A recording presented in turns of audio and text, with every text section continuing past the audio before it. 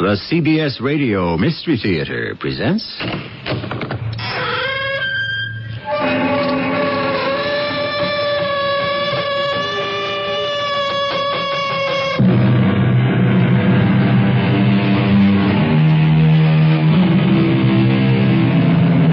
Come in.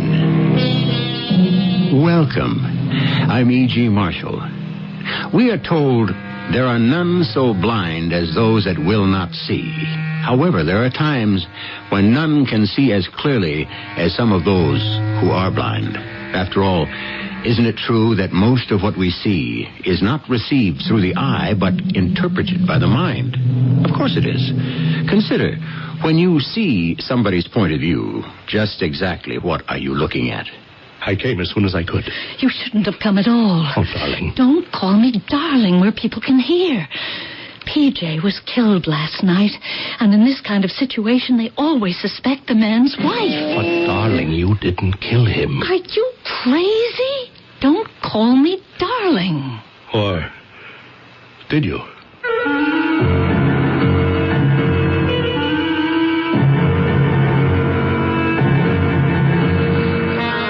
Mystery drama, Second Sight, was written especially for the Mystery Theater by Sam Dan and stars Fred Gwynne. I'll be back shortly with Act One.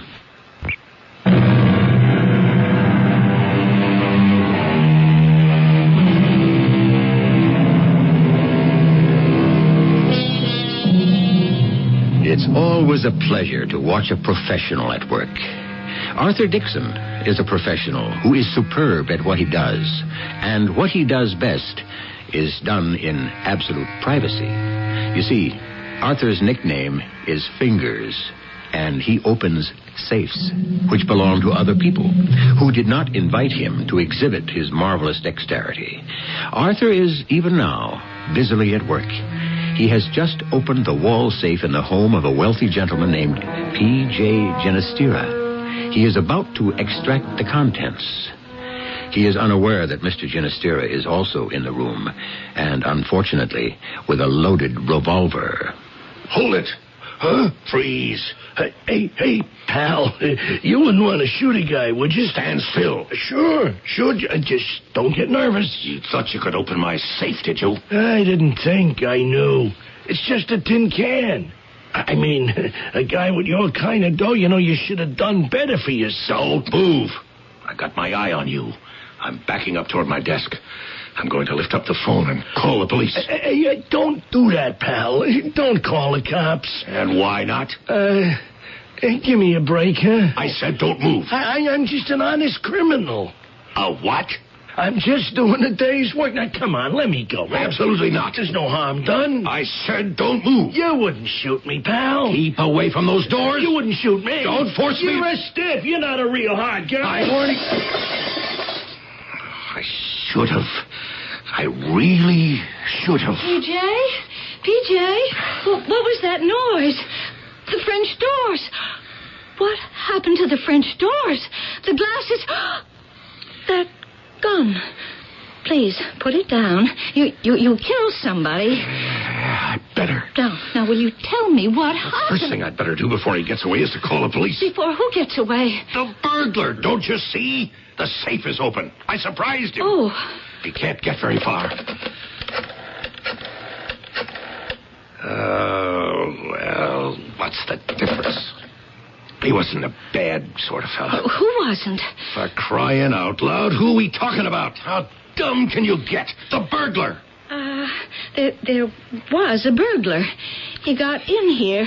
He had opened the safe. Yes, that's what I said. And then he just broke through the French doors out onto the patio, and he got away. I see it finally sunk in. Let's go to bed.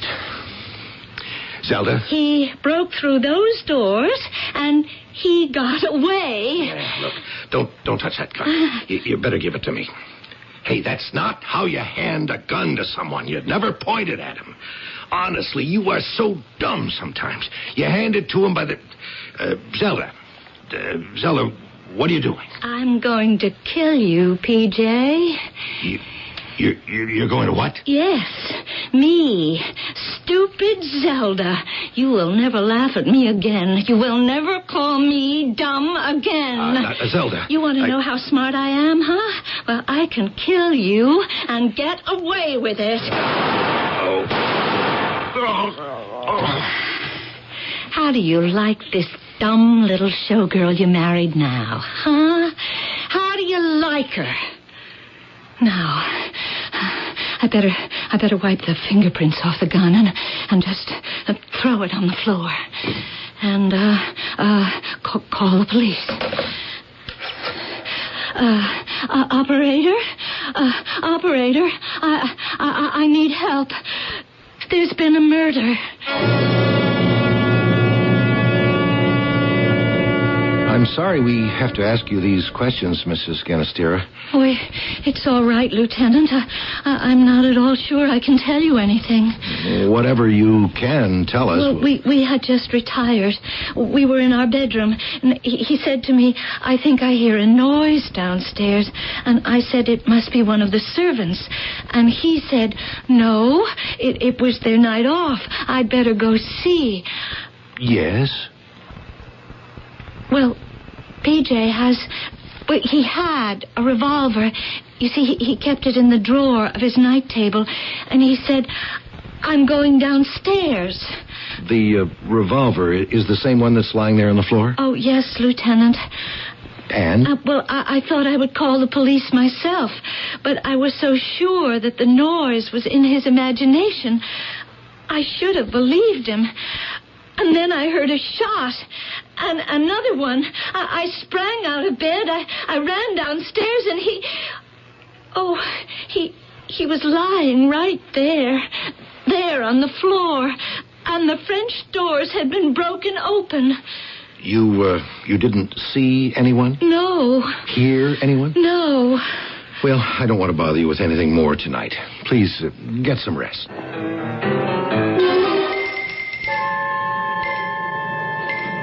Yeah, that's him.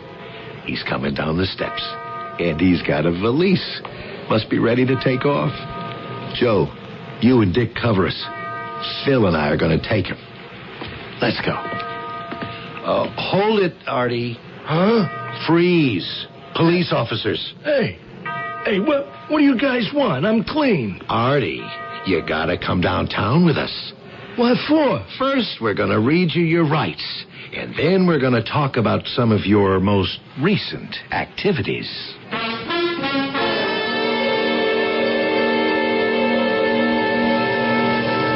You guys are crazy.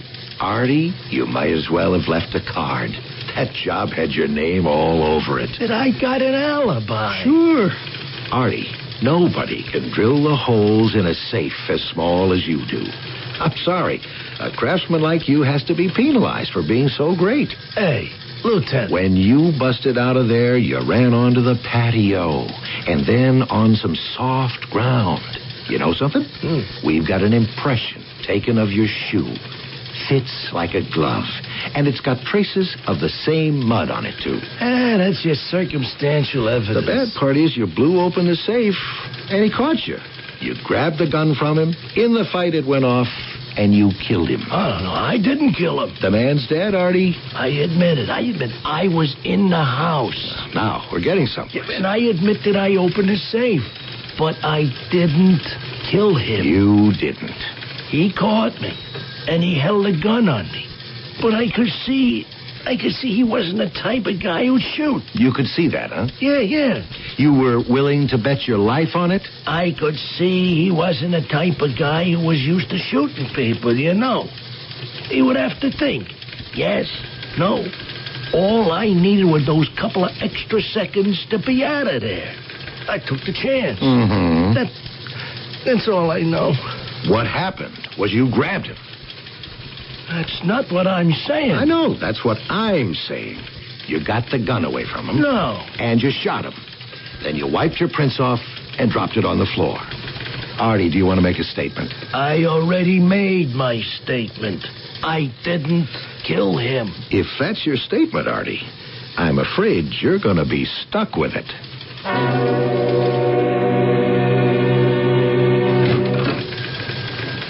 Hello, Ben. Jim, come on in. Okay. You get along all right, Jim? My pal here takes first-rate care of me. He's a terrific-looking dog, Jim. And he's smarter than I am, too.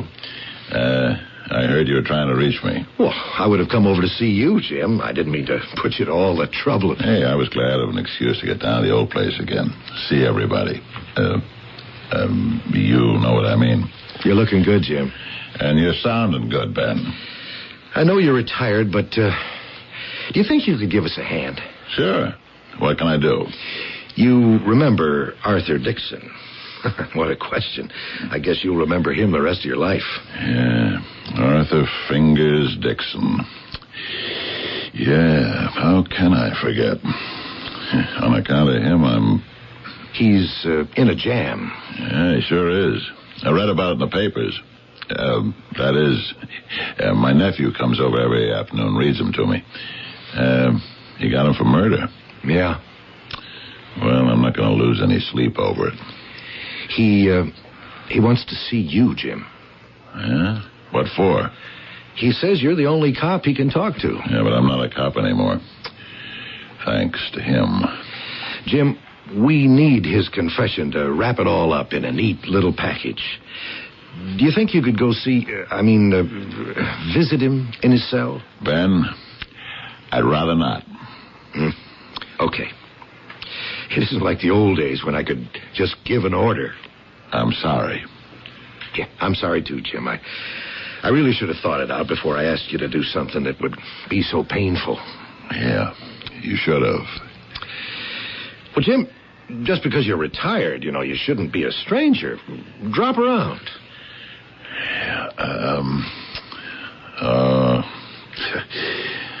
All right, Ben, all right. You want me to see him? I'll go see him.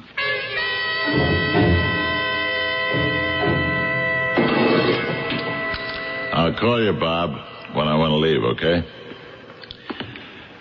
Hey, that's a great-looking dog. He's...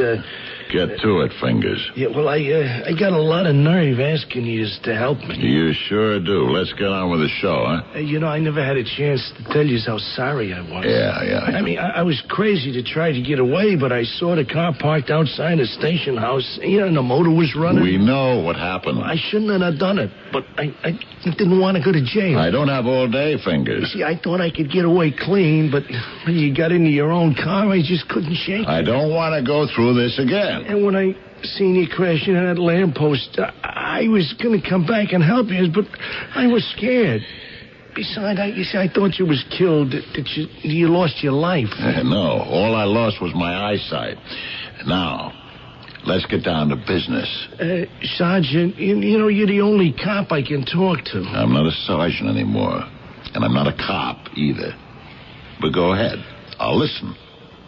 Tell me how you killed him. No, I didn't kill him. Fingers, don't waste my time. If you don't want me to come here... I want you to help me. Are you out of your mind? I know you're sore at me. What kind of a chump do you take me for? Well, look, I'm sorry about the accident, but just know I didn't mean it. And besides, you and me, well, we used to like each other. What are you talking about? Look, I was the best safe cracker in the city, and you was the smartest detective on the force. You was out to get me, and I was out to beat you. But there was nothing personal in it, huh? Each one of us was only doing his thing. Hey, man, that's why you gotta get me out of this. Why should I? Because I didn't kill him.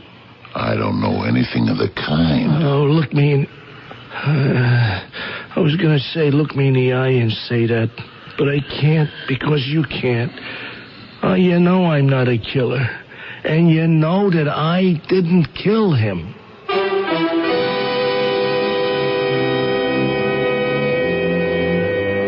Yes? How does Sergeant Greenwood know? We know, but that's because we were there. But how would former Detective Sergeant James Greenwood know? And even if somehow he does know, would he be inclined to save Arthur? We have some problems to overcome in Act 2.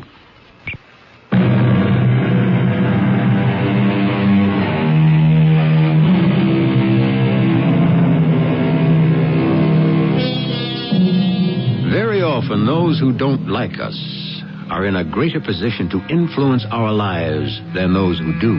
Here we have poor Arthur Fingers Dixon, a safecracker, and his only hope seems to rest with former Detective Sergeant James Greenwood, who has every just cause to wish him ill. You know I didn't kill him, Sergeant. How do I know? You know. I don't care if you confess or not. They got you nailed to the wall. You were there. Yeah, well, I admit it. The guy surprised you, didn't he? Yeah. So? You pulled a gun and killed him? No, it was his gun. I don't carry a gun. You know that. I don't know anything of the sort. But it was his gun. So it was his gun. You didn't want to get sent up. That's why you grabbed it out of his hand. No. You had to kill him. That ain't what happened. Yeah, well, let me give you the benefit of the doubt. It went off while you were struggling for it. Twice? Like I say, Fingers. I wasn't there. Oh, you didn't have to be there. You know how I operate. Who knows better than you? No gun, no knife, no violence. Now, look, if I'm caught, I'm caught. But by the time we plea bargain, I wind up with 3 to 5. And with good behavior, well, you know, I'm back in the street in maybe a year and a half. That's because, and only because, I don't lift a finger. Yeah, well, there's a first time for everything. Sarge, please, help me. Why? Because it's the right thing to do. The right thing to do. Yeah, look, I understand your angle, and I don't blame you. Yeah, this is the best revenge you could hope to get. Revenge? Yeah. Well, what else is it? You know that I didn't kill him. You know I couldn't. I want to tell you something, and you don't have to believe it. But you've got your revenge anyhow. Let's say, by a miracle, I licked this rap, huh? Okay? I'm finished. I've been finished ever since you lost... Well, anyhow, it did something to me. I lost my edge. I'm not as good as I used to be. The lieutenant says the job was as sweet and as neat as ever. Oh, yeah. Oh, no. I can still do it. Yeah, but with this difference. You see, now I make some noise. Now, when did I ever make a sound before, huh? Why did the guy come downstairs? Because he heard me. When did anybody ever hear me when I was working, huh? Yours is a very sad story. But this is a world that's full of heartbreak. See you around, Fingers.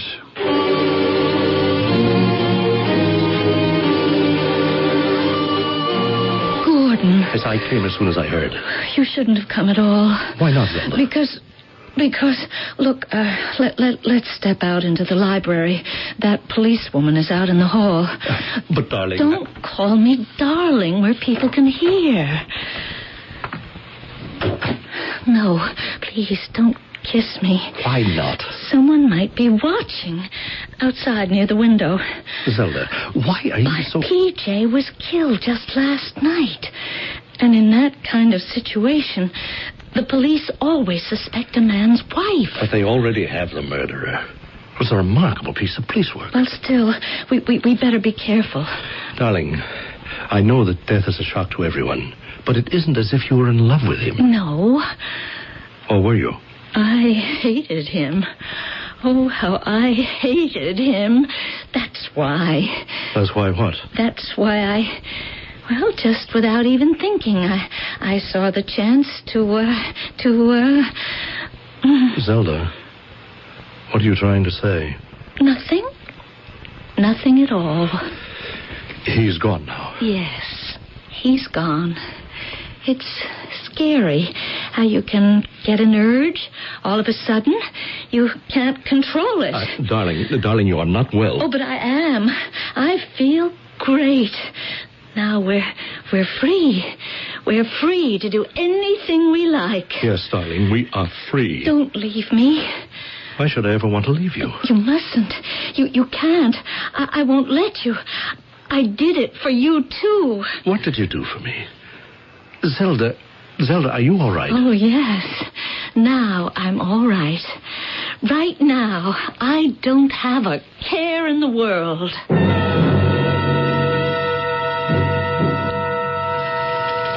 Back so soon, Jim? Yeah. That was quick. Is he willing to make a statement? Ben, I want to ask you something. Let's say Fingers didn't kill P.J. Ginastera. What do you mean, let's say he didn't kill him? He was there. Yeah, but for the sake of argument, let's say he didn't do it. Where are we? Where are we? We're at ground zero, square one. Let's say Arthur's clean as far as the killing is concerned. No, Jim, we've got him nailed. I'm happy, the chief inspector's happy, the DA's happy. Yeah, but I'm not happy. Yeah, I know. I'm just a broken-down old detective and blind into the bargain. And my happiness doesn't mean a thing to anybody. Don't say that, Jim. But you started it. You called me into this thing. And so this morning, in effect, I was back in the department doing a detective's job. And if you send me out to do a job, I have to do it all the way. All right, Jim. See, I know Fingers like I know myself. He doesn't fight. But he was caught red-handed. So what? Hey, how long would he sit in jail? He's combat-wise. He knows how to pick a lawyer. No, he didn't do it. A man can't go against the habits of a lifetime. All right, maybe he had a partner. The partner gets away. But we still have Fingers as an accomplice. But now we can give him a chance to make a deal for himself. No good. Fingers never used a partner in his life.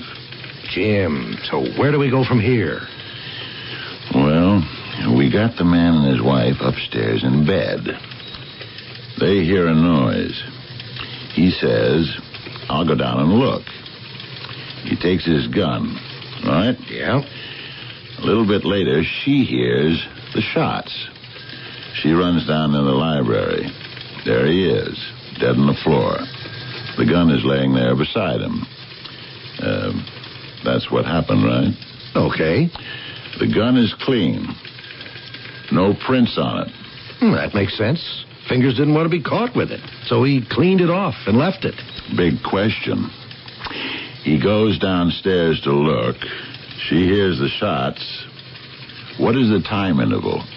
In other words, how long is he gone? According to my notes when I questioned her, she couldn't be sure exactly. Yeah, but she had to give you a ballpark figure. Yeah, just about a couple of minutes. That, Jim, is why I insist, regardless of how you figure it, Fingers had to do it. Why? Well, if he didn't, we'd have to be talking about the greatest coincidence in the world. Somebody who wants to kill P.J. Ginastera just happens along after Fingers runs away and plugs him. How about Mrs. Ginastera? Are you crazy? Well, nobody else was around. Jim, I want to go along, but I just can't. Let's say P.J. was found shot. The safe wasn't open, and the French doors weren't smashed. There was no sign of a break in entry. Oh, but you're talking about another case. Probe into Mrs. Ginastera's background. See if maybe there wasn't anything doing there on the side. You haven't done that yet, have you? Jim, there's absolutely no need for that. We've got our man. I don't think so. Are you saying she killed her husband? Why? How? Well, say Fingers is telling the truth. He breaks away. She comes down, just like she says. She sees the whole thing. She takes his gun and shoots him because she knows she's in the clear. She's got a fall guy. But, Jim, why should she want to kill her husband? Isn't that why we're here? I don't know if I can get the inspector to buy it. Do you buy it, Ben? You know, Jim, I'm sorry I ever called you into this. No, you're not. All we have to do is wrap this up neatly, and the chief will grab it. Listen, tell me something. When you got there, where was she? In the library. Uh-huh. Did you ask her if she'd left the room at any time after she found the body? She said she hadn't. What was she wearing? What do you mean? What do you think I mean? Well, she was wearing a nightgown. Uh-huh. And what else? Well, she had a kind of a robe over it and slippers. Uh-huh. So, she hears the shots and she runs downstairs. But first, she puts on her robe and slippers. Well, those could be reflex actions, Jim. Sure. What color was the robe? It was kind of a light red. Why? What color was the nightgown? Oh, come on, Jim. A lightish blue. Now, what do you know that we didn't know before? Ben, let's do a background on her. Check out her friends. See if there might be an angle. Jim, our investigation is officially closed. I'd have to justify the assignment of manpower to the inspector. Play along with me, huh? Oh, I want to, Jim, but I have to have something. Isn't it enough that we know Fingers isn't a killer? Now that I say it, I can see that it isn't enough. If only there was something, just one little angle to go on. Well, maybe it is there. Listen, could I go out and, look? Meanwhile, let's get a head start. Who's the cop that's been stationed out there? A policewoman named Wilcox. Yeah, well, could you arrange to ask her if Zelda Ginastera has had any interesting visitors?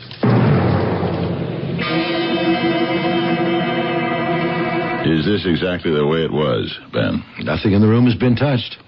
Would you just describe the place for me?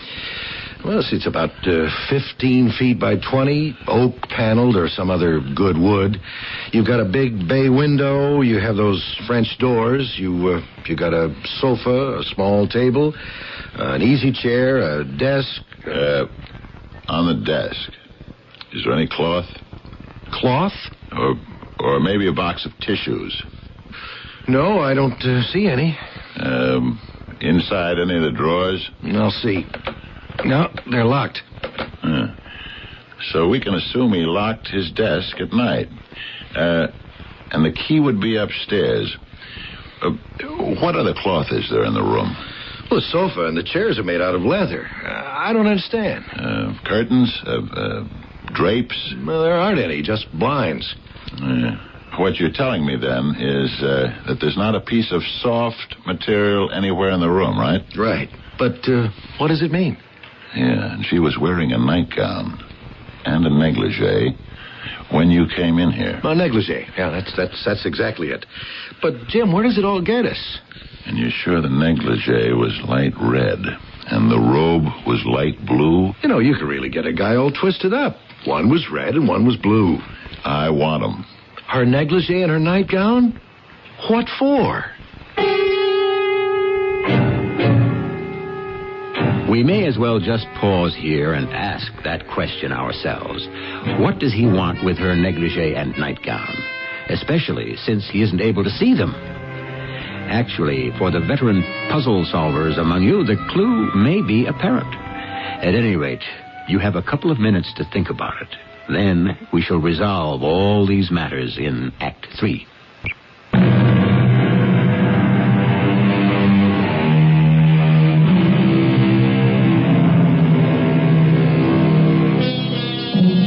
It is a characteristic of wisdom not to do desperate things, said Mr. Thoreau. And yet our entire society is constantly being buffeted by acts of desperation, which proves that wisdom must surely be in short supply among us. However, we're about to witness an act of wisdom by a former detective sergeant who has been placed in a position where he must see things differently. Lieutenant Cates. Yeah, Officer Wilcox, I wanted to be in touch with you. Tell me, while you were on duty, did Mrs. Ginastera have any visitors? Uh-huh. And what would his name be? Oh, okay. That's fine. Thank you. It was Officer Wilcox. The answer to your interesting visitor question is yes. Who? A guy by the name of Gordon Slater. Good-looking, 30-ish. Whereas her husband was 60. The interesting bit of conversation Officer Wilcox overheard is this. He called her darling, and she said, "Don't call me darling where people can hear." Does that call for a closer look at Mr. Gordon Slater? Why not? Now, there's a housekeeper, you say? Yeah. Could I talk to her? I told you already, she wasn't here. She has nothing to say to us. Well, let's have a little chat anyhow. Okay.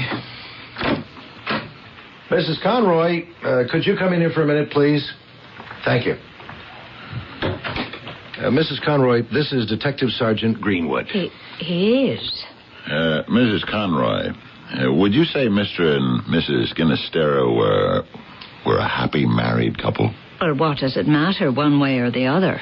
The burglar is the guilty one. Could you answer my question? Well, personally, I could never see the logic of it. Yes? Well, she was half his age. He was a gentleman of, a more or less culture, you know. She was a dancer in the chorus line. He met her because he happened to invest in a show she was in. Mm-hmm. Did they quarrel? Well, it was one of those things that just didn't work out. They had nothing in common. I mean, he was always calling her stupid, and she was always sulking about it. I see.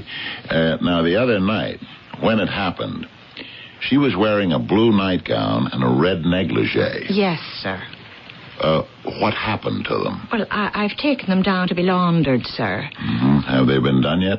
No, sir. Ordinarily they would have, but there's been all this trouble in the house. Do you suppose you could bring them here before you do them? Oh, well, yes, sir.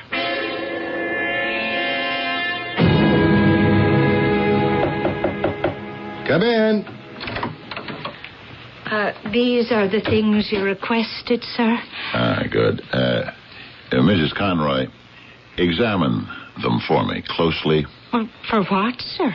For dirt. Well, they're never really dirty. I do them every day. Wait a minute, Mrs. Conroy. Down at the bottom of the nightgown, there are some very dark smudges. Ben, are you sure? Well, look, I mean, yes. Well, now, how did they get there? Well, I can't imagine. Well, what could it possibly be? It's just on the nightgown, Ben? I don't see any on the negligee. I knew it. What did you know, Ben? Mrs. Conroy, I'm afraid we'll have to borrow this nightgown for a few hours. Ben, you suppose you could take it down to the lab while I chat with Mrs. Conroy about Mr. Gordon Slater?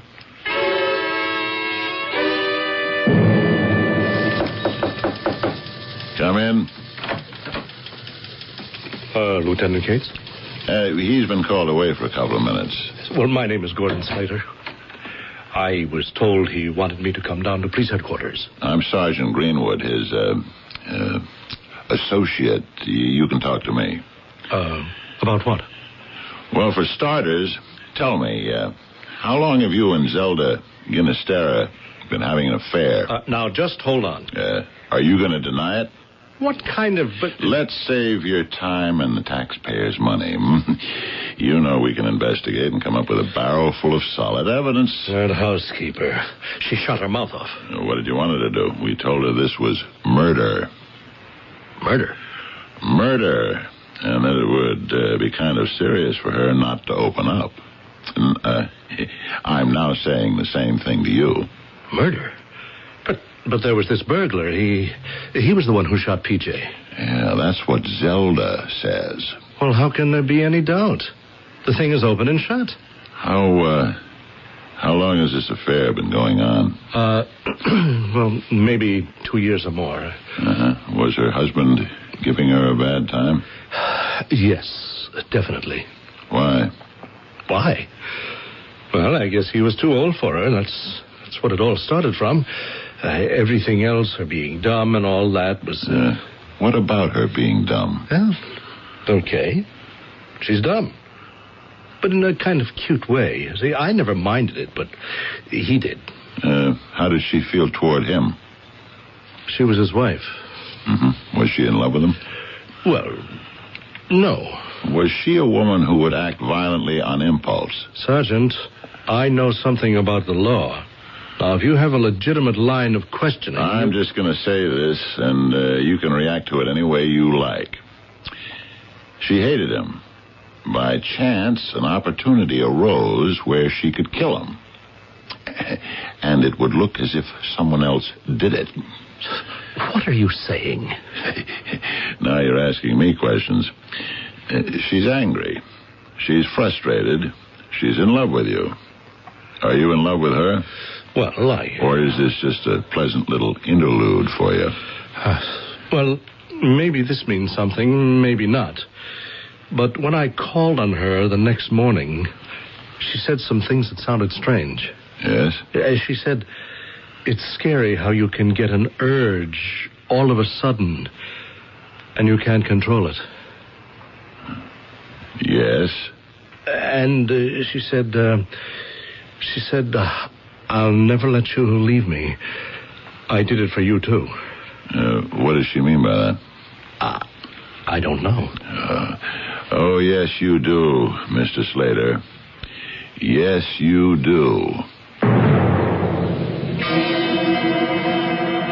But, Jim, we have no evidence. I say all we have to do is accuse her, and she'll fall apart, Ben. And what if she doesn't? What if she denies everything? Cole's a lawyer. How do we justify the accusation? She won't. But this whole idea of yours that she's guilty, it's all a theory. Yeah, but it's a good psychological theory. Excuse me. Lieutenant Cates. Yeah. Oh, it's for you, Jim. The lab. Yeah, this is Greenwood. Uh-huh. Okay, thanks. Ben, I think we can make a move. Let's pick her up. What have you got? Report from the lab. It'll prove she's the killer.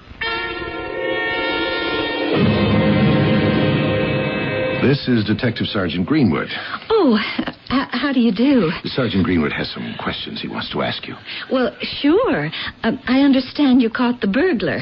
We did. Oh, well, that was just great. How did you fellas manage to do it? And so fast. Mrs. Ginastera, every crook has a modus operandi, a method for operating. When you see a familiar one, you know who your perpetrator is. You'd think those fellas would try to change their routines. Yes, but they can't. All of us, I guess, are slaves to our own conventions. Yeah. Well, did the burglar confess? No. Why should he confess? The burglar didn't kill your husband. He didn't? No, of course not. Well, then, who did? You. Oh, that's a gag, isn't it? I mean, that's not in good taste. Murder never is. You can't prove it. I can. Lieutenant, what are you cops trying to pull off here? Who is this guy with his seeing-eyed dog? Why are you trying to pass him off as a detective? I am a detective. I'm going to call my lawyer. You have every right to do that. Where do you come off saying I killed my husband? Do you want to hear how it happened? What you told Lieutenant Cates was true. Up to a point. Your husband heard a noise and went down with his gun to investigate. But you didn't hear any shots. And when you joined him down the library, the burglar had already escaped. Now, you were angry with your husband, and you saw a chance to kill him and get away with it. You picked up the gun and shot him. Twice. No. Then, let me tell you what you did with the gun. It's a lie. You had to work quickly. Someone may have heard the shots. You had to get the call into the police, and you were nervous. You don't go around shooting people every day. You knew you had to wipe off the fingerprints. What could you use? There was nothing in the room. Absolutely nothing. You know what you did? You used the only piece of cloth that was available. A part of your nightgown. You can't prove it. Your nightgown is at the police lab. There were some dark smudges on it. You know what they are? A mixture of oil and fouling from gunpowder particles. Very characteristic. Now, the question you'll have to answer is this. How did this material, which can only have been rubbed off a recently fired revolver, get on your nightgown. Come on, Zelda, it isn't murder one. It wasn't premeditated. You might even get temporary insanity. Why did you do it? I should never have married him. But I said, he's a millionaire. You'd think I'd know better. You don't get nothing for nothing in this world. He used to enjoy himself, showing me how dumb I was. He'd introduce me as his little dumb Dora. I'd get so mad I could kill him. And so you saw your chance. It was a nice setup. No, that didn't happen till after. All I saw was the gun. He asked me to hand it to him, but he had to call me dumb in that icy, nasty voice of his. And before I knew what I was doing, I knew I was going to kill him. You see, it was only after I did it that I realized it would look like the burglar was guilty and I'd get away with it. It's funny, Jim. I was here when she was wearing the nightgown, and I didn't notice the smudge on it. Yeah, well, that's because you didn't know that you had to look for it. And you knew it was there, Jim, without ever being able to see it. It's no consolation to you, Zelda, but you know what you should have had, and you'd have been home free?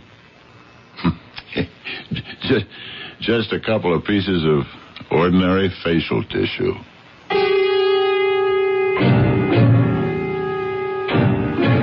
For want of a nail, that's the old story. For want of some ordinary, everyday item, the life, liberty, and the pursuit of happiness of Zelda Ginastera will now be severely curtailed, for at least the foreseeable future. I shall return in just a very few minutes.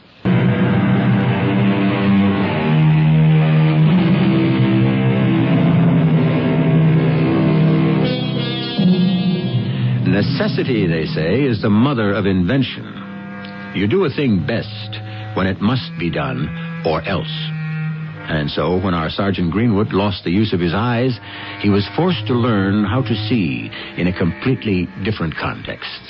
When he could no longer see what men and women perform with their hands, he taught himself to see what they perform inside their minds, which is always the deepest and truest vision of all. Our cast included Fred Gwynne, Carol Teitel, Earl Hammond, and Robert Maxwell. The entire production was under the direction of Hyman Brown. And now, a preview of our next tale. It was my idea. All mine. She had nothing to do with it.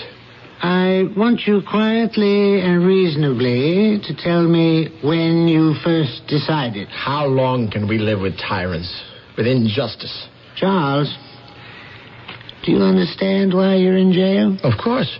I planned it that way. Finley, I've changed my mind. I don't need a lawyer. It's only a matter of time. Maybe minutes before they'll come for me. Who? Why, General Sherman and General Grant and the people. Once everybody hears what I've done, they'll rise up and acclaim me. Don't you understand? Not quite, Charles. I have rid the United States of America of its greatest enemy. This is E.G. Marshall inviting you to return to our Mystery Theater for another adventure in the macabre. Until next time, pleasant dreams.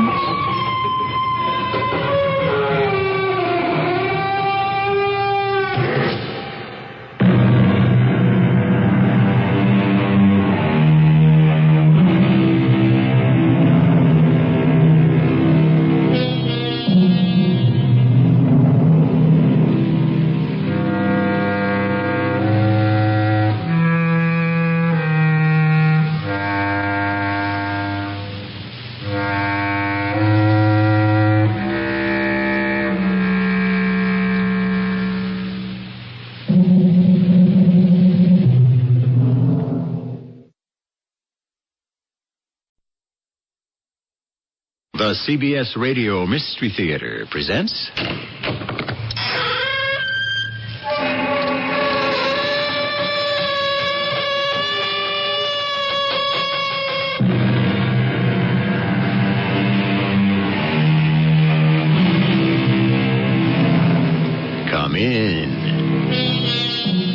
welcome. I'm E.G. Marshall. There is a distinction between assassination and murder, though both end in the victim's death.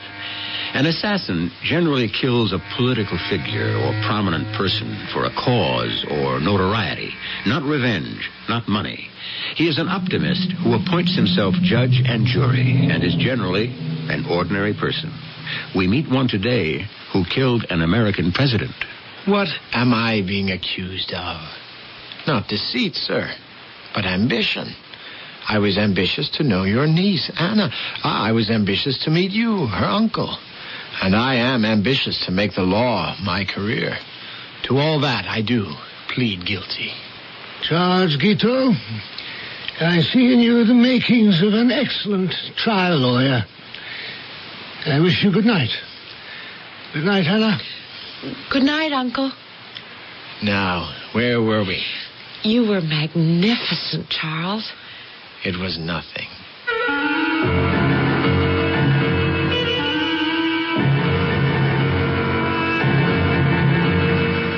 Our mystery drama, Portrait of an Assassin, was written especially for the Mystery Theater by James Agate, Jr.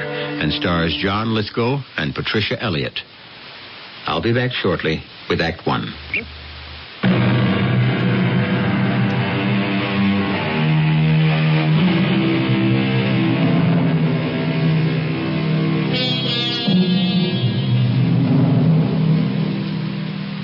Some said he was a visionary. Some said he had delusions, but that there was value in his beliefs. But the means he used to benefit his country proved he was a misfit. Put a man on the scales. If he is in balance, the world gains. But if his purpose outweighs judgment, he is not a man, but a beast. How does such a man become what he is?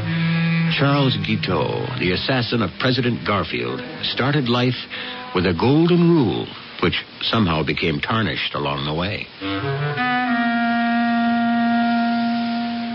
Last night, I had the first good night's sleep since I'd made up my mind to kill him.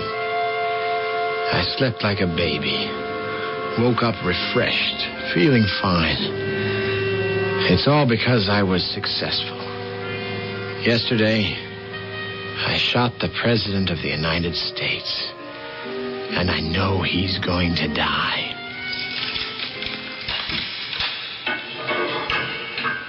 Charles? Yes? Who is it?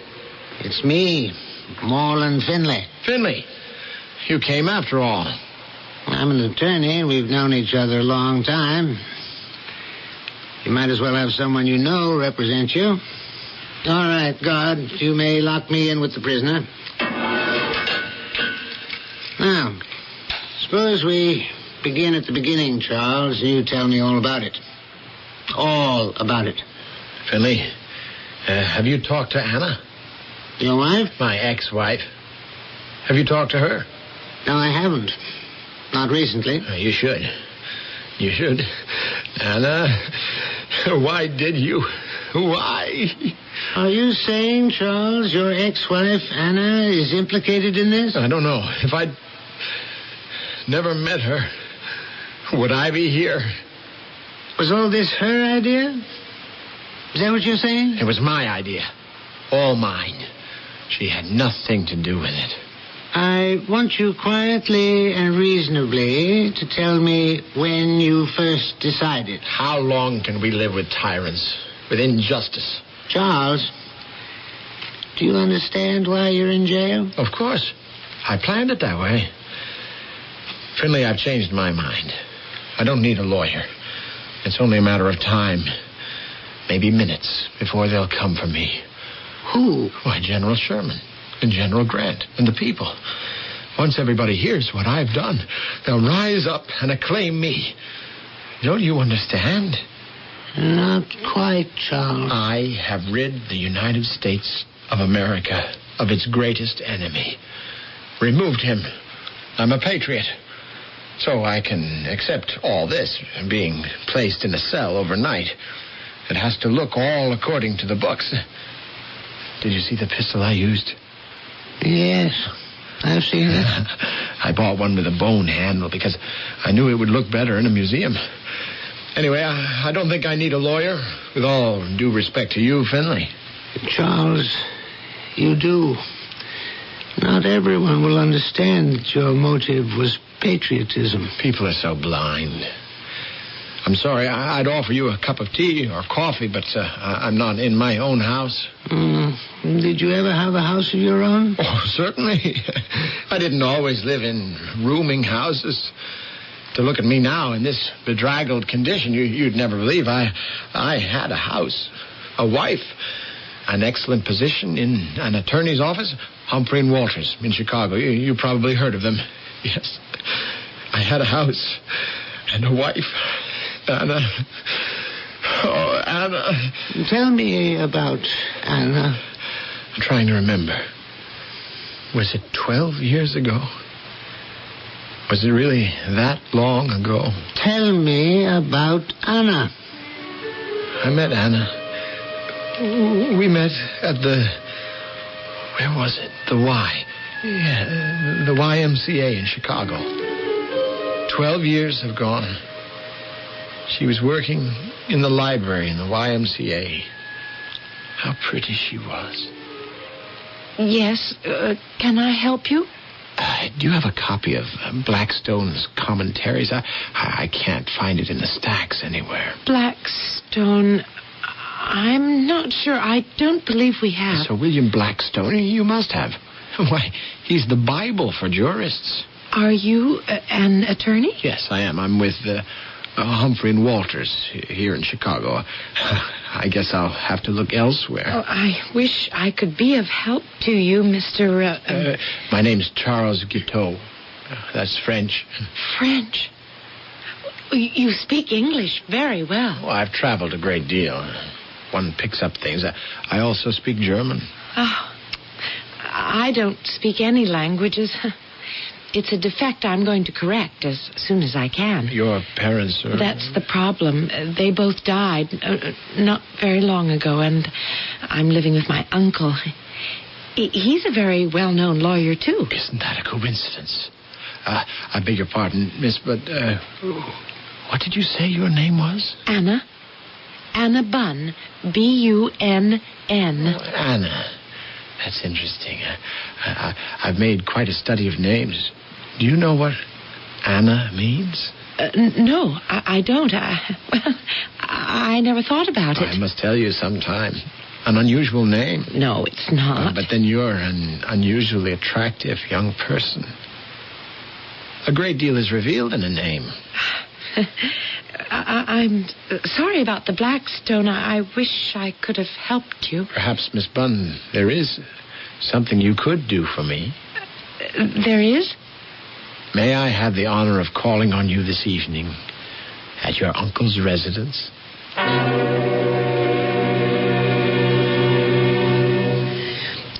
Uncle Ted, I met the most peculiar man today in the library. I mean peculiar nice. He's coming to call on me this evening. What? Tonight? Here? Call on you? Who is he? You just met this man in the YMCA? He's an attorney with Humphrey & Walters. Oh, that's one aspect in his favor. Well, what time is he coming? He said he'd be here at 8. Uncle, you're not angry with me. He'd like to meet you. He really would. No, child, I'm not angry. I realize you're becoming a woman, and it's, I suppose, quite normal to... Uncle Ted, do you know what my name means? Your name, Anna? What Anna means? He said it was something nice, but I thought maybe you'd know. There's a great deal an attorney is required to know, but the meaning of people's names is not one of them. That must be him. And it's 8 o'clock. Punctuality. An excellent virtue. What is the gentleman's name? Charles Guiteau. Anna, you let him in. I have some briefs to prepare. I shall join the both of you in an hour.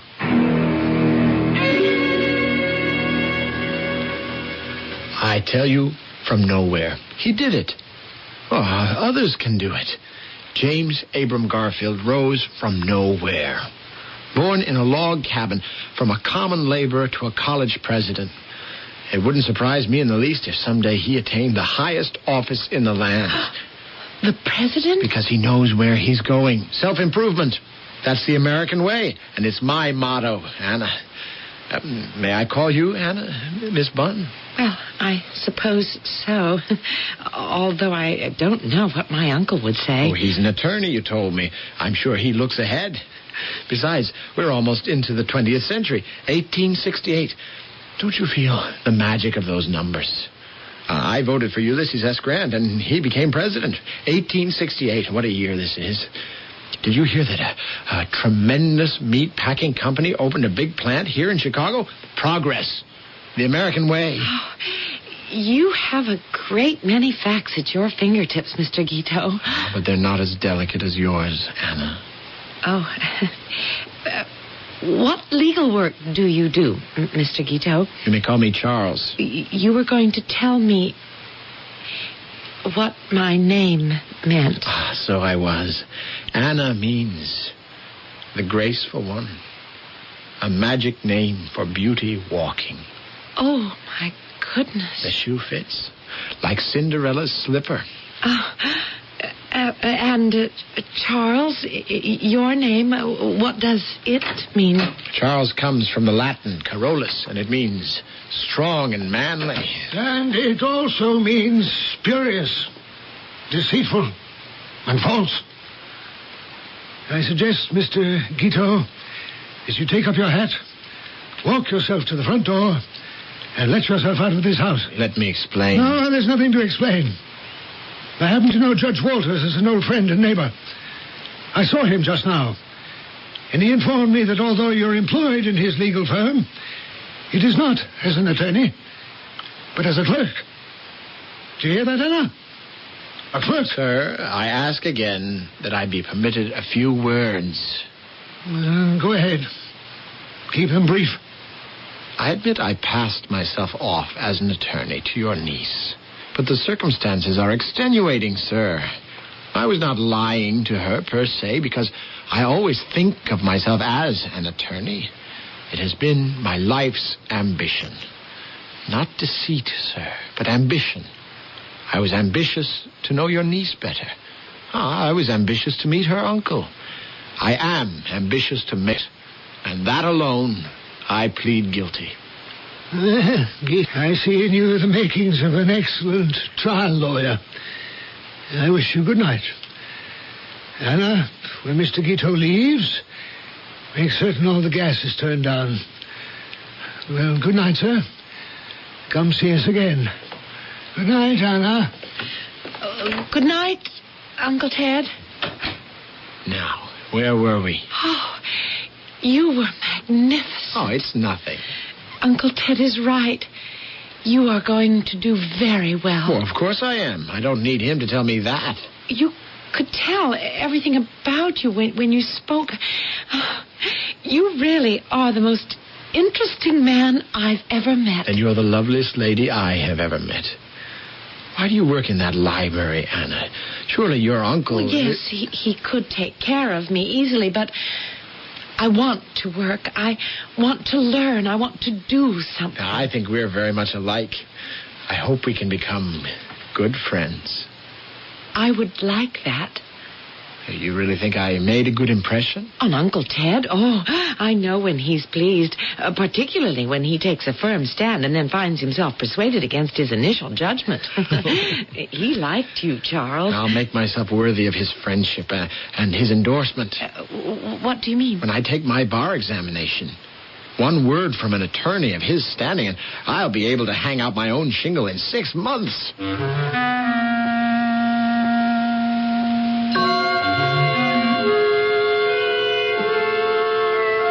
Like the pieces of a puzzle, those making up the portrait of Charles Guiteau are beginning to fit together.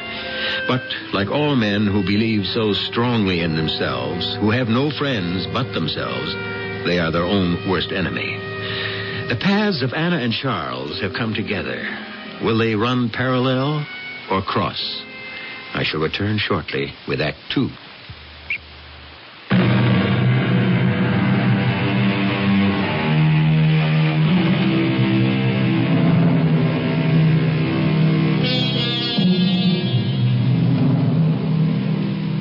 Charles Guiteau, 39 years old, sits in Washington's District of Columbia jail. The morning after he has fired 2 bullets into the back of President James Garfield. His attorney, Moreland Finley, is questioning Guiteau, trying to put together a case for the defense. And did your wife's uncle intercede with the bar examiner on your behalf? Of course he did. And I became a lawyer. Not that I wouldn't have anyway. It didn't occur to you that having your wife's uncle put in a word for you was not exactly the proper way to pass an examination? It was my character he endorsed, not my ability. Finley, wake up. That's the way things are done. This is America. You scratch my back, I'll scratch yours.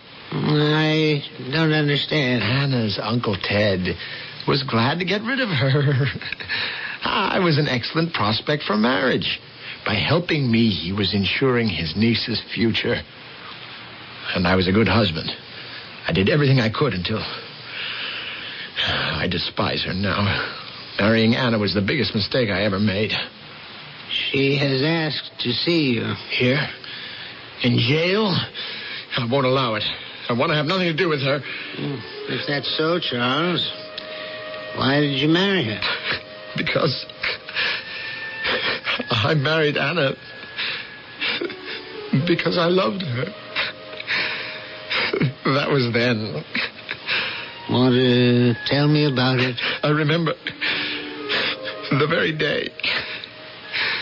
It was a year after we'd married. Anna?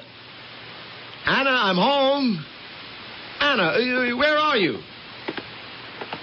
Anna, what are you doing lying on the bed in your bathrobe? We're supposed to be going out tonight to celebrate. We are? Celebrate what? Anna, what's the matter with you? It's our first anniversary. We've been married a whole year. Well, you know that. Come on now, honey. Get dressed. I've got a table reserved for us at the Wisteria. Charles, Mr. Tupper, the landlord was here. What, again? I told him last week I'd start paying him back what we owed him and not to worry about it. Charles, he says if he doesn't get the past 6 months' rent by Friday, he's going to evict us. Oh, just let him try. After all, I'm a lawyer. I know the law. Wait till I show you the snazzy suit I bought in your honor to celebrate our anniversary. I told the salesman, never mind the box. I'll be wearing this suit in half an hour. Feel that material, honey. The latest thing, Cheviot. Now, you get dressed. How did you pay for it? I charged it. How are you going to pay for the dinner? Just put my John Hancock on the check. They know me at the Wisteria. They're thinking of hiring me as their attorney. I'm sorry, I don't feel well, Charles, and I don't want to go there. We mustn't run up any more bills. All right, then. I'll go get a bottle of wine. Put it in the icebox, and we'll celebrate here. Tell you what, you order what you want, and I'll make dinner for us. I'll cook it. On what? On our stove, of course. Anna, what's the matter with you? Don't you think I can cook? Charles, they came today, and they took the stove away. Who did? Bradford's, where we bought it, and they took the icebox away, too. Oh, Charles, how long is this going to go on? I'm having a little hard time getting established. Be patient. But you spent everything we saved. Everything Uncle Ted gave me when we married. New suits, dinners out. Oh, Charles, we have to be careful. You've given me an idea. Your uncle, when he gets back from his vacation, I'll ask him to advance us something. I've never asked him for a penny. Your uncle owes you something. Well, he owes me something, too. I took you off his hands. So the least he could do... What did you say? Well, a couple of $100 is the very least he could do. And he won't even feel it. You took me off his hands? A figure of speech, more or less. No, I won't. Anna, don't make me angry. I'll tell him about the account I'll have, the Wisteria restaurant. Just a couple of $100.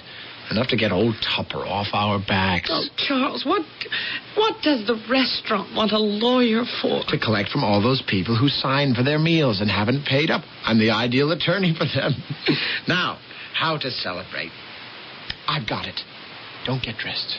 Stay as you are. Your hair in a mess, just the way it is. Go downstairs and knock on Tupper's door.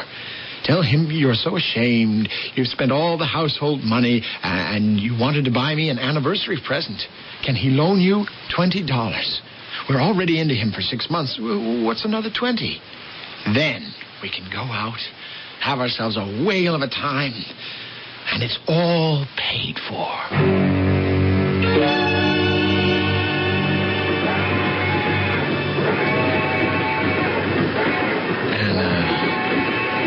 You'd stop crying. I'm so ashamed. Having to leave Chicago like this and not telling anyone. We didn't have to leave. I decided New York City would be a better opportunity. To be locked out of our rooms, Charles, it was so shameful. Old Tupper didn't reckon with me, did he? There he is, having dinner, and I'm up in our rooms right under his nose, quietly taking away all our own things and hauling it off in that hired express wagon. Charles, when we get to New York, where are we going to stay? The best hotel we can find. You have to look prosperous in New York. Success must be written all over you. Nobody looks twice at failure. You know, Charles, I think you should try politics. You'd be very good at it. You think so? I agree. Politics. Attach myself to a meteor, and as he blazes through the sky, so shall I. But how will you know who to follow? Well, there's a presidential election coming up. There's a man running on the Democratic and Liberal ticket, Horace Greeley. Horace, from the Latin, Horatius, light of the sun. That's my man. I want to stand in that light. Work for Greeley. That's the road to success. Charles, you mustn't fail now. I won't. Why now? Well, because, Charles, we're going to have a baby. We? A baby? Anna, darling, you're going to have a baby. I'm going to have a baby. It's a dream come true. Did that ever happen to you, darling? All of a sudden, a dream come true? No, never. Just the opposite in my life. Until now. So, you see, things change. Now we'll have a baby. It would be wonderful. It will be wonderful. If I don't get dealt another hand from the bottom of the deck. Oh, don't be so pessimistic, silly. You're right, Anna. Go on, Mr. Engineer. Blow your train whistle for New York. Success and our baby.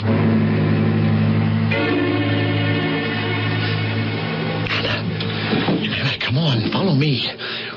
We climb out this window and walk down the fire escape to the street. I can't. I'm afraid it's so high. What are you talking about? The whole hotel is only 5 stories high, and we're on the 3rd floor. I can't go out there, Charles. I can't. So what do? Wait till morning, till they take everything away from us? Anna, are you going to stand in the way of my becoming an important politician in New York? Now, come on. You, an important politician. Nobody knows you exist. It's the same old story. We run up bills, we can't pay the rent, and have no money because you have no job. No, I don't have a mere job. I have a position with the Republican Party. I speak at rallies for Horace Greeley. But you never told me that. Well, now I have. If anyone in the party finds out we had to take a moonlight flit, I can kiss my future goodbye. Now, just step over the windowsill. I've got the bag. I can't. Anna! Oh! You hit me. I'm sorry I slapped you. You try the patience of a saint. Now do it. Just follow me down one step at a time. All right. I'm coming.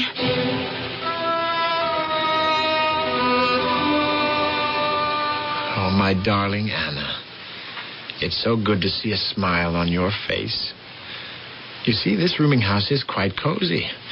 I hope they've fixed the loose step. I told them again, but I'm careful. I step over it. I don't mind, and neither does he. You mean our son? Oh, I'm sure it'll be a boy. Oh, he kicks so hard. Oh, I was telling Mr. Greeley about the baby today. I said to him, Mr. Greeley, I'm working as hard as I can for you to get elected because I want my son to be kissed by the President of the United States.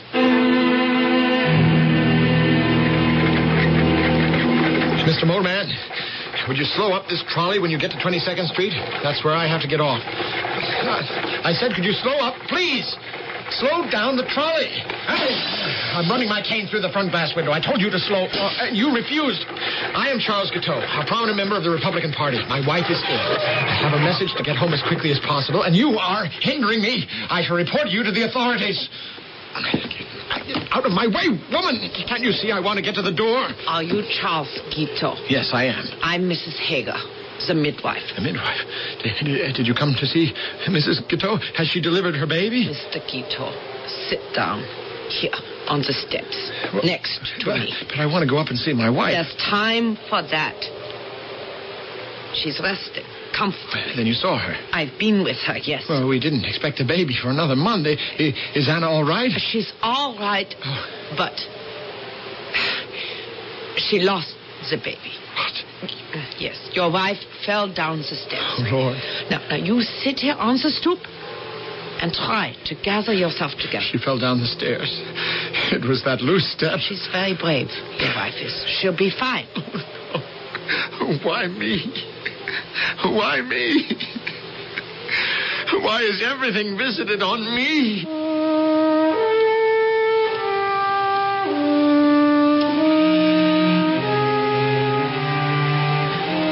You ask yourself, Anna, what does it all mean?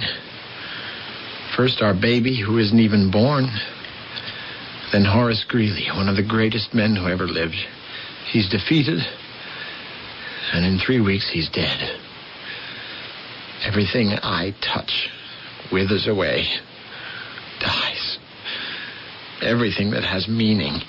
Charles, one must go on. You've been dragging yourself around for weeks now.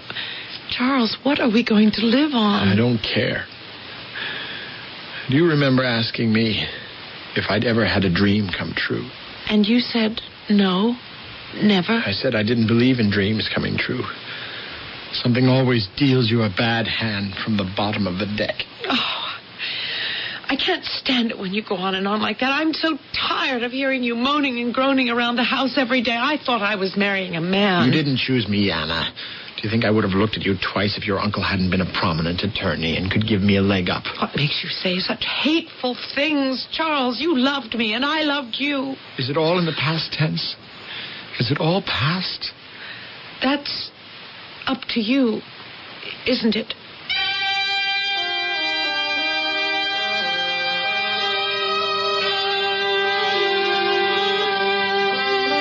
If one could look deeply behind the mask that hides our suffering, we might have an inkling of what compels certain inexplicable actions.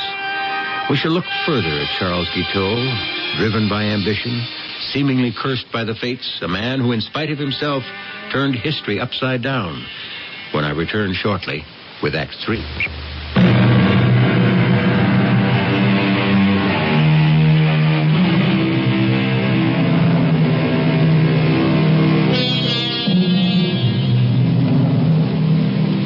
The records show that from this time on, Charles' wife, Anna, began to fear for her life. She was afraid her husband was losing his mind, that he had little control over his actions. Each day brought new delusions and new terrors. Anna, did you kill our baby? Charles. I'm not mad, you know, nor am I blind.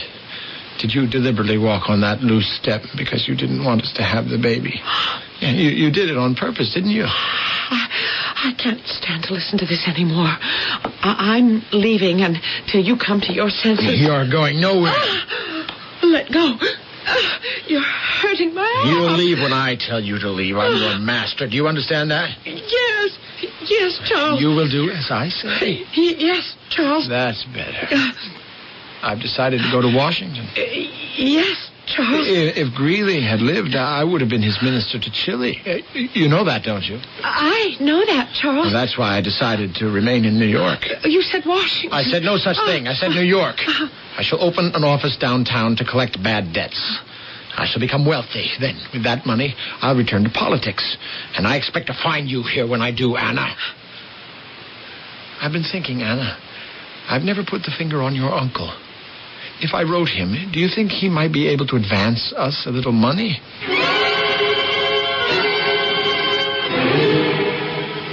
I'm sorry, Mr. Finley. My husband isn't home, but I expect him pretty soon, if you'd like to wait.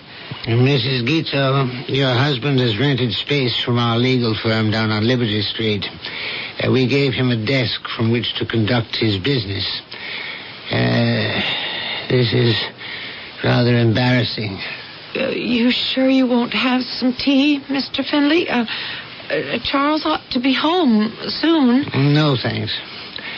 Since you and I have never met, my card, Morland Finley, attorney.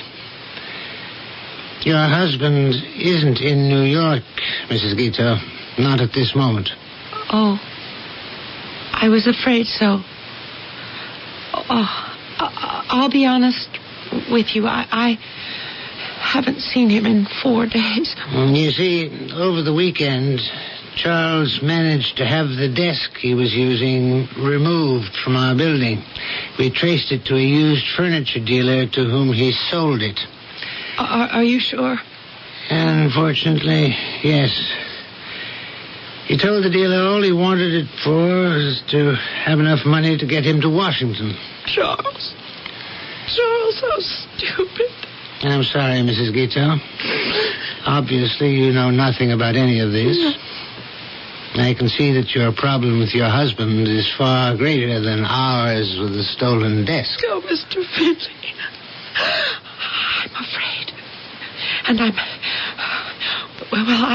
I'm alone, really. I had an uncle, but he just died. I just found out today. I don't know whom to turn. Well, let me help. Sooner or later, your husband will come back to New York, and I'll have a talk with him. Something's happened to him. In just the past year, I don't know him anymore. He acts as though the whole world owes him a living. More than that he should be recognized and famous. Perhaps Charles isn't well. I don't know. You will forgive me, Mrs. Guiteau, for a personal observation. Are those bruises on your arms and on your face? Yes. I think it's you who needs to be protected. And when I see Charles, I'm going to tell him so.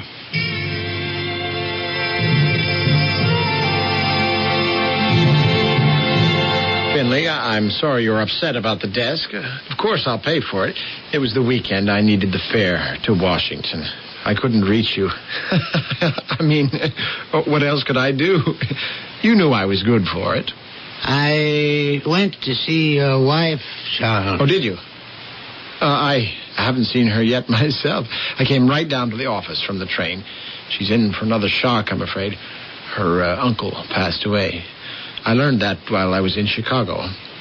I thought you said you went to Washington. By way of Chicago. I wanted to see Uncle Ted first. I was too late. Not a dime. What do you mean? He didn't leave us a dime. Not anyone. He didn't have a dime. An illness took everything. Now, Finley, if you can wait just a few days, I will pay you for the desk. In the meantime, do you have another one I could use? I don't know that we ought to do that. But all my stationery is printed giving 96 Liberty as my address. I have to run. I've been gone a week, and Anna will be worried. But she'll be happy when I tell her I've got excellent prospects for a political career. Someday, Finley, you'll boast that you rented office space to the Minister of France, Charles Jules Guiteau. Charles, Anna isn't at the apartment. She isn't? I advised her to move out, and she has. What is all this? Where is she? I'm sorry, but I can't tell you. Finley, I will institute proceedings against you, accusing you of kidnapping my wife. I warn you. Right now, at this instant, you believe you'll file suit, Charles. But you won't carry it through. You may strike a woman, but in a man's world, you're not a man of your word. You're not even a man. You think so? You don't know me. I wish I knew what to advise you. You appear to live in a world that doesn't exist. Does that mean I can't have a desk here?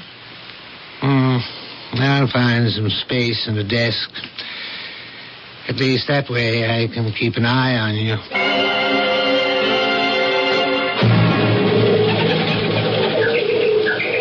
Hello, Charles.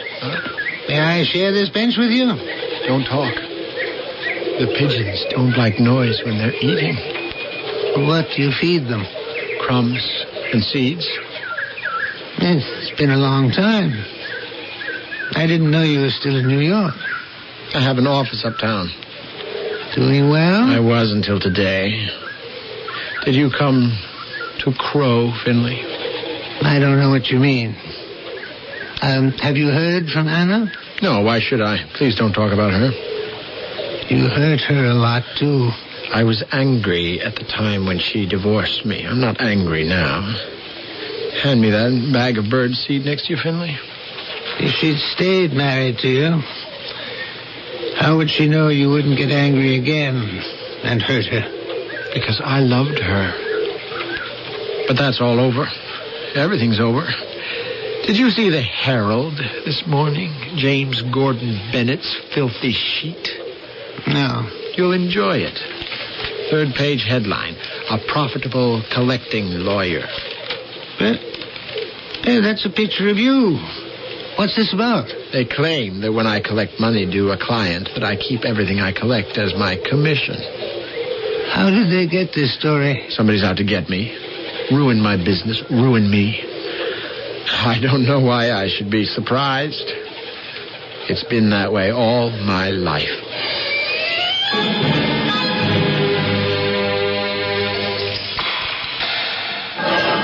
Guard, may I have another 10 minutes with Mr. Guiteau? I'll be finished talking to him then, and you can let me out. That was the last time we met, Charles, in the park in New York when you were feeding the pigeons. Until... People are so selfish. Somebody has to take care of those birds. Until this morning here in Washington. Finley, old friend, do you think you could handle my defense? It depends on what I can prove. There's no question but that you shot President Garfield yesterday morning at the Baltimore and Potomac Railroad Station. It was the only way to save the country. How did you come to decide that? When Greeley lost, I wanted Garfield to be elected, so I worked for him. I wrote pamphlets, cornered politicians, did everything I could. I put in to be a consul or minister to France or Austria. My languages. Garfield owed it to me. I got him elected. I didn't know you spoke those languages. I deserved that. Most of those appointments go to friends who couldn't find those countries on the map. So every day I'd go to the White House and leave a message to remind the president I wanted one of those jobs. Did he know you? Of course he knew me.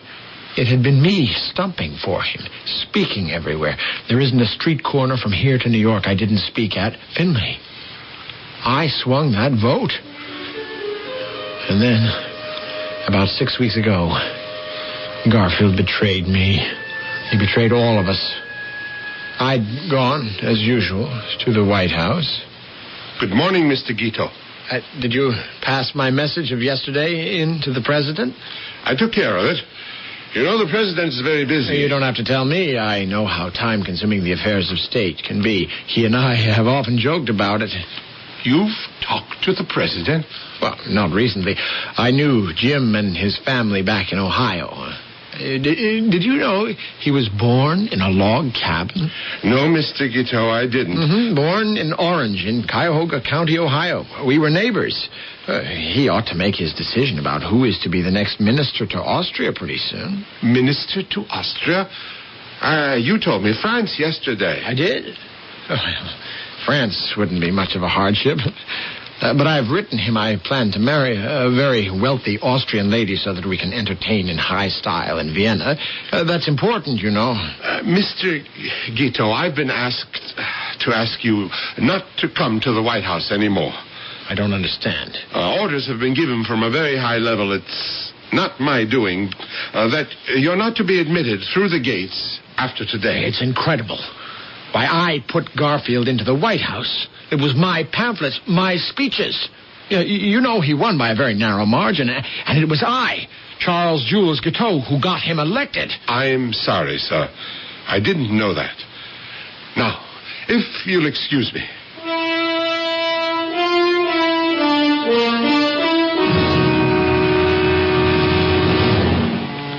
I left the White House and went to my rooms. What should I do? That night, for the first time, I heard a voice. Kill Garfield. Kill Garfield. Kill him. Kill him. It was the only answer. Rid the country of that man. Remove him permanently from office. Now I knew. After 39 years of wondering why I'd been placed on this earth, I knew why. I suddenly had a meaning. I, Charles Jules Guiteau, had but one purpose in life, and that was to save the Republic.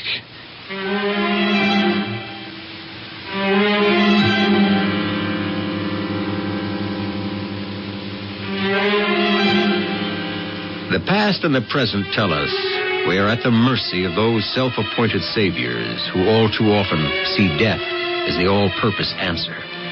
Charles Guiteau, the assassin, had a vision to heal the blind. It was he who was blind. I shall return shortly.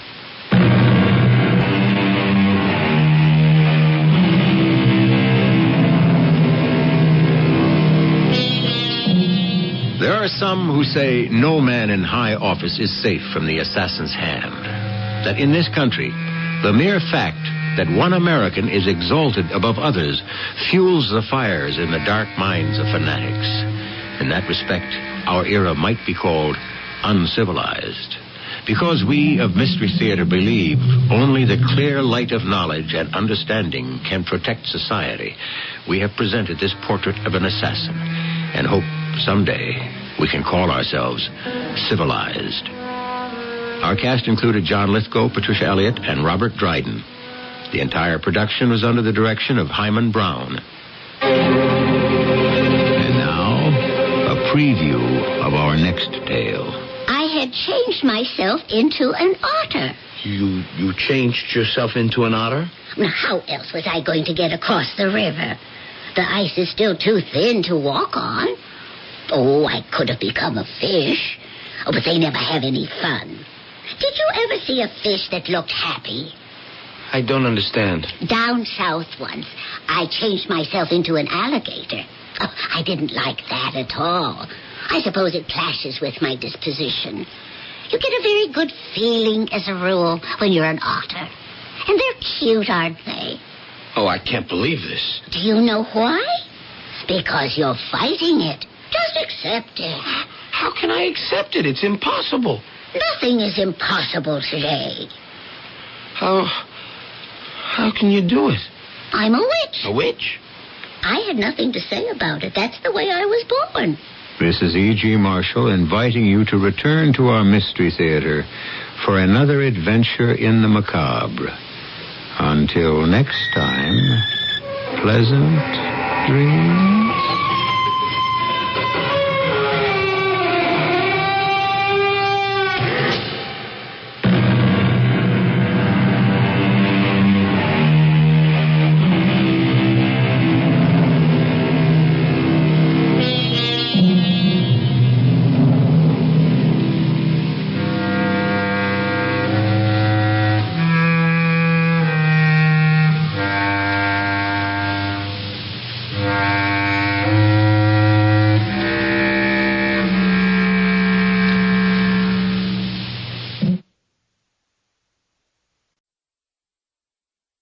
CBS Radio Mystery Theater presents...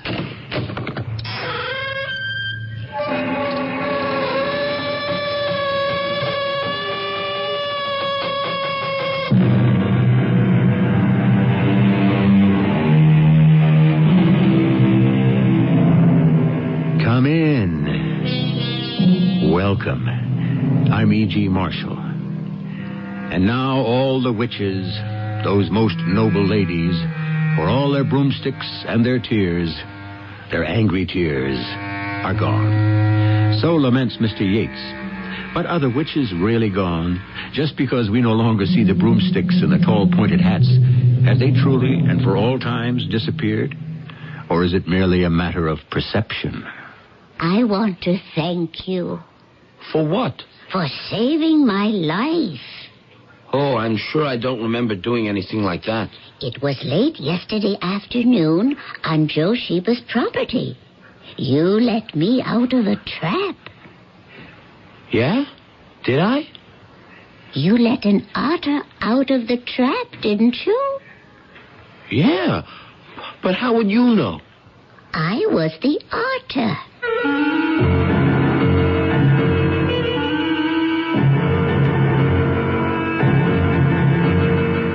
Our mystery drama, Napoleon and the Queen of Sheba, was written especially for the Mystery Theater by Sam Dan and stars Christopher Tabori. I'll be back shortly with Act One.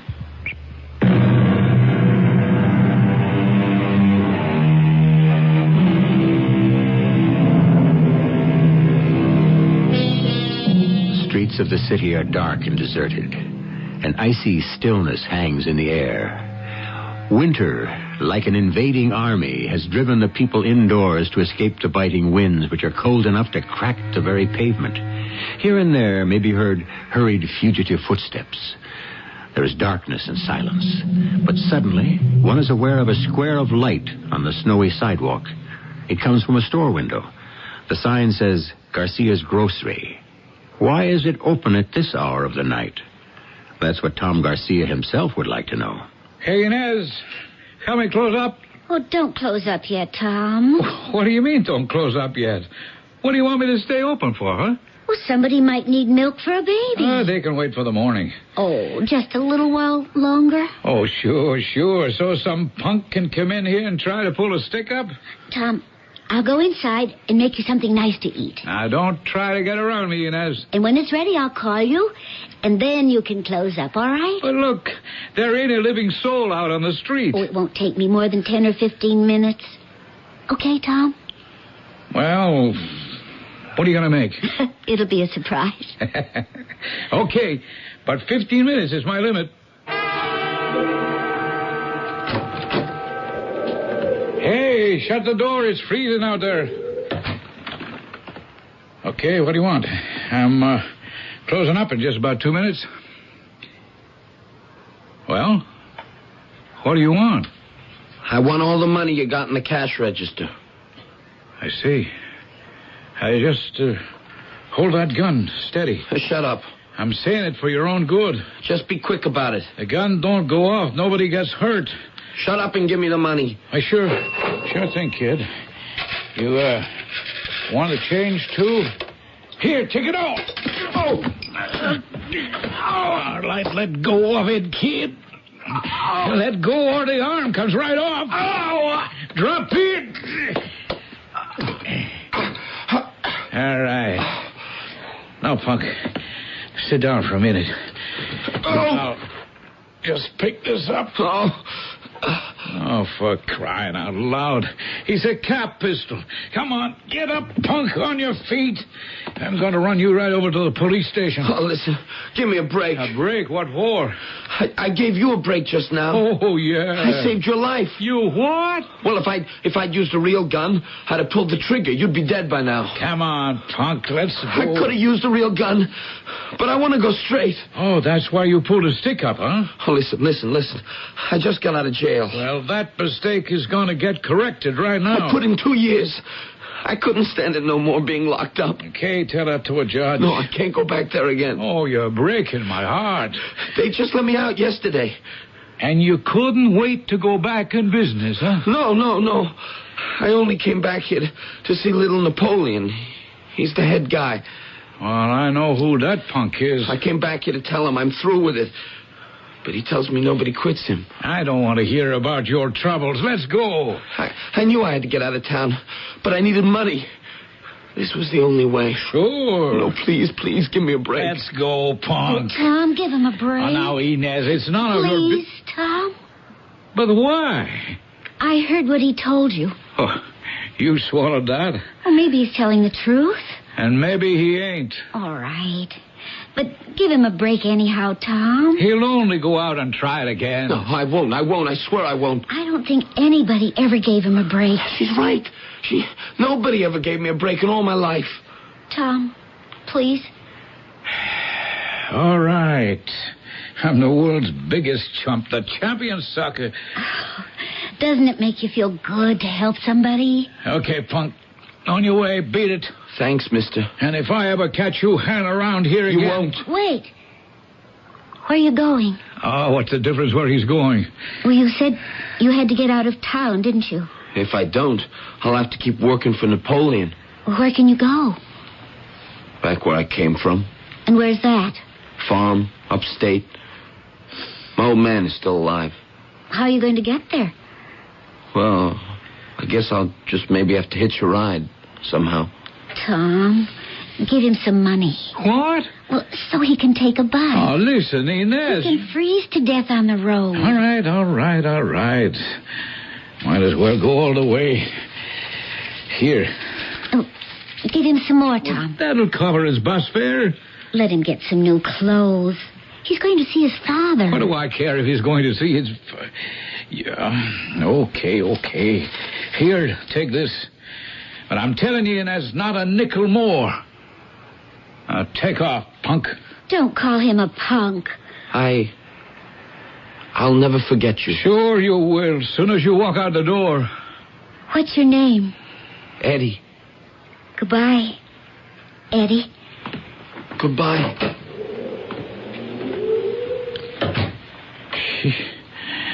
What'd you make me give him all that dough for? It's very important that he go free. Why? Why is it so important? I just feel it. That's all. Oh, now, don't start that stuff, that weird stuff. I swear between you and Mama... He must be free to go. To go far from here. Inez, he's not going no place. Don't say that, Tom. He's going to get just about as far as Billy's saloon up the street. No. He's going far away. He must, Tom. He must.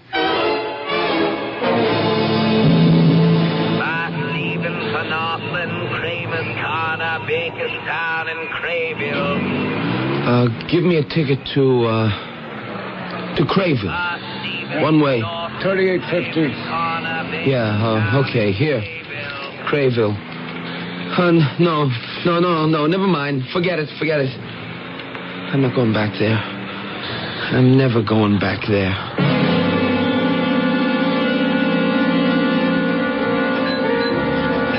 Good evening, Eddie. Oh, little Napoleon. Billy, another round for my friend here. I saw you a bit earlier, Eduardo. Oh, yeah? Of all places, at the bus terminal. Oh, you were contemplating running out. Were you not, Edward? No, And then I noticed you suddenly changed your mind. Well, you thought it over. The farming life is not for you, is it? You saved yourself, and in the proverbial nick of time. I told you no one ever resigns from my employ. Nap, give me a break. I have. You're alive. Had you tried to board that bus, the word terminal would have aptly described your condition. Whatever it is you got in mind for me. Sooner or later, I'll have to get caught. Only if you're careless. If I have to go to jail again, I think I'll kill myself first. Oh, very melodramatic, aren't you, Edward? Report to my office in the morning. I'm sure you're eager to get back to work.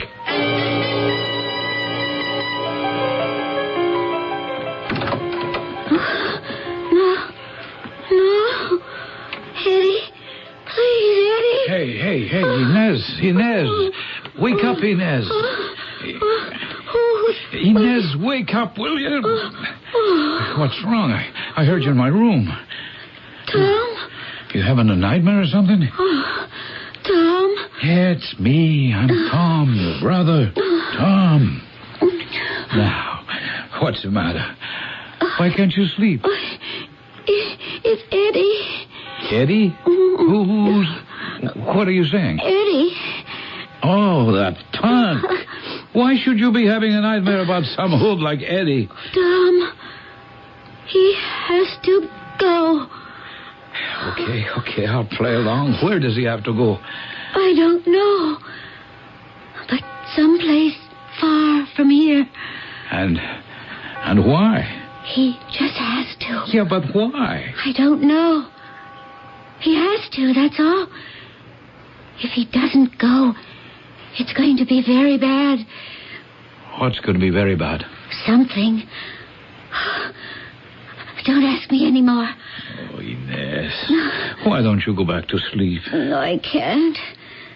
Not until I'm sure he's going. Listen to me, Inez. You said he's not going no place. He's gonna get just about as far as Billy's saloon up the street. Those were your exact words. Sure, so? Tom, why did you say those words? Why? I don't know. Could you be right? Is it possible he won't go any further than Billy's saloon? Inez. Just answer me. Is it possible? That's not why we let him go. That's not why we gave him the money. Tom, just to make sure, run over to Billy's. What? And if he's there, you just tell him he simply must go away. Far away. Inez, do you know what you're talking about? Yes, I do. Oh, please, do it for me. Don't ask me any more questions. Just do it.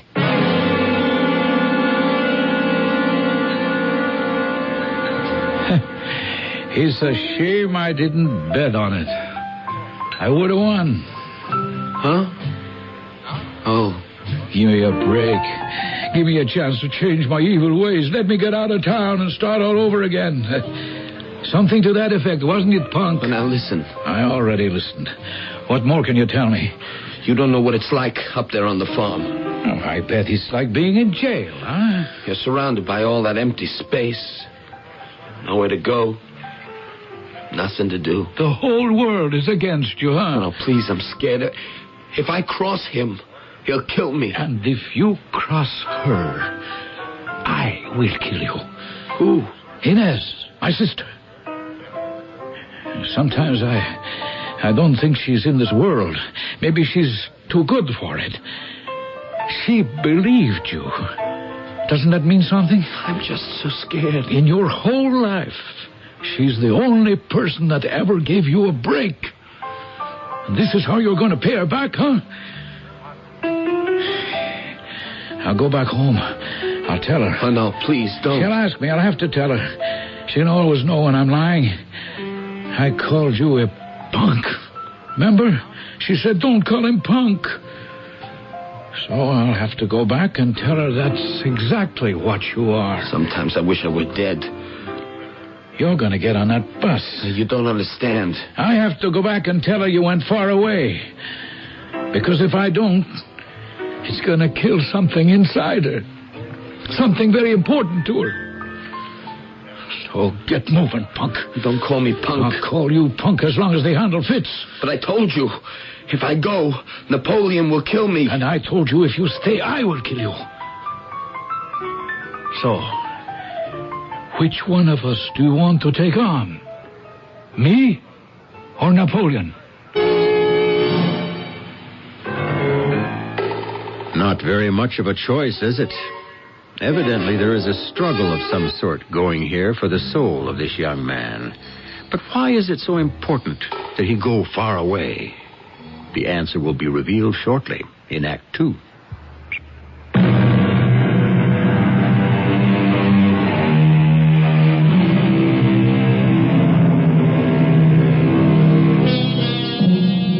Throughout history, a rather large number of people have told us, in a host of variations, that the greatest fear we face is that of fear itself. It should come as no surprise.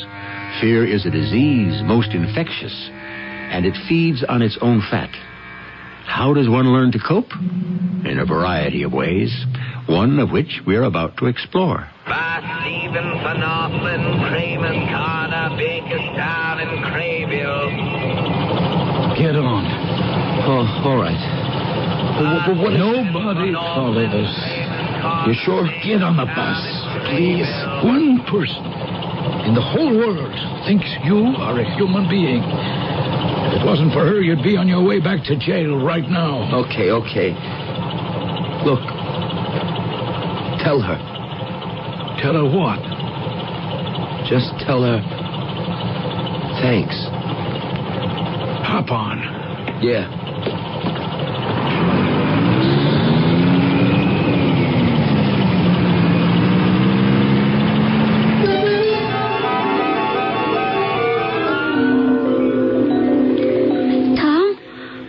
Yeah? Was he? Yeah, he was in Billy's. Oh. I convinced him he'd be better on the road. And? He's gone. The punk. No. There's some good in him. He did go. Only because I told him I'd kill him. Oh, poor Eddie. Afraid to stay and afraid to go. Yeah, let's forget the whole stupid business. Get some sleep. Thanks, Tom. Inez, why is it so important for this punk to go somewhere? I don't know. But soon, very soon, I may know the answer.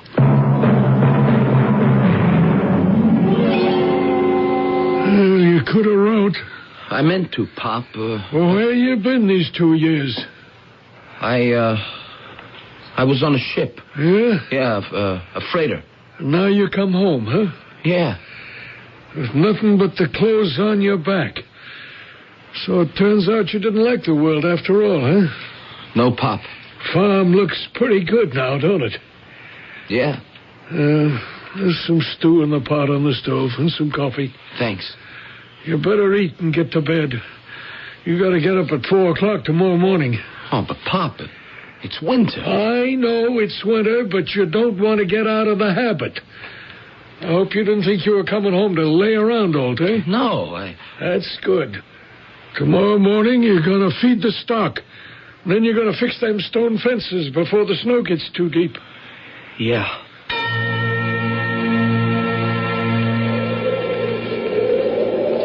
Bring me some flat rocks from that pile. Oh, it's cold, Pop. This is nothing. Wait till it Hey, gets... what's that? That's what? Look, it's coming from over there. Yeah? Sounds like an animal. Sounds like it's hurt. It must be caught in a trap. Hey, where are you going? I want to see. Just a second. That's Joe Sheba's land. Yeah, I know. You come back here. You should know. We don't go on Sheba property, and he don't go on ours. Hey, Pop, look. I'm telling you. Joe just as soon as take a shot at you. I know I'd shoot him if I caught him on... Hey, Pop. What is it? Look. All right. I'm coming. Oh, for crying out loud, it's an otter. You never seen an otter before? They come up from the river. Oh, his leg's caught in the trap. Oh, look, he's so scared. He can hardly make a sound. All right, let's get out of here. Can't we free him? You crazy? Trespassing on another man's property? Interfering with his traps? What kind of a son did I raise? Oh, but the thing's scared stiff. Joe will be along and kill it soon enough. Pop, you don't know what it's like to be trapped. Well, why should I? I'm not an animal. Human beings can be trapped, too. I know. Let's get out of here. You mind your own business, huh? Oh, Pop, but this poor little animal... That's the trouble with the world. Nobody wants to mind their own business.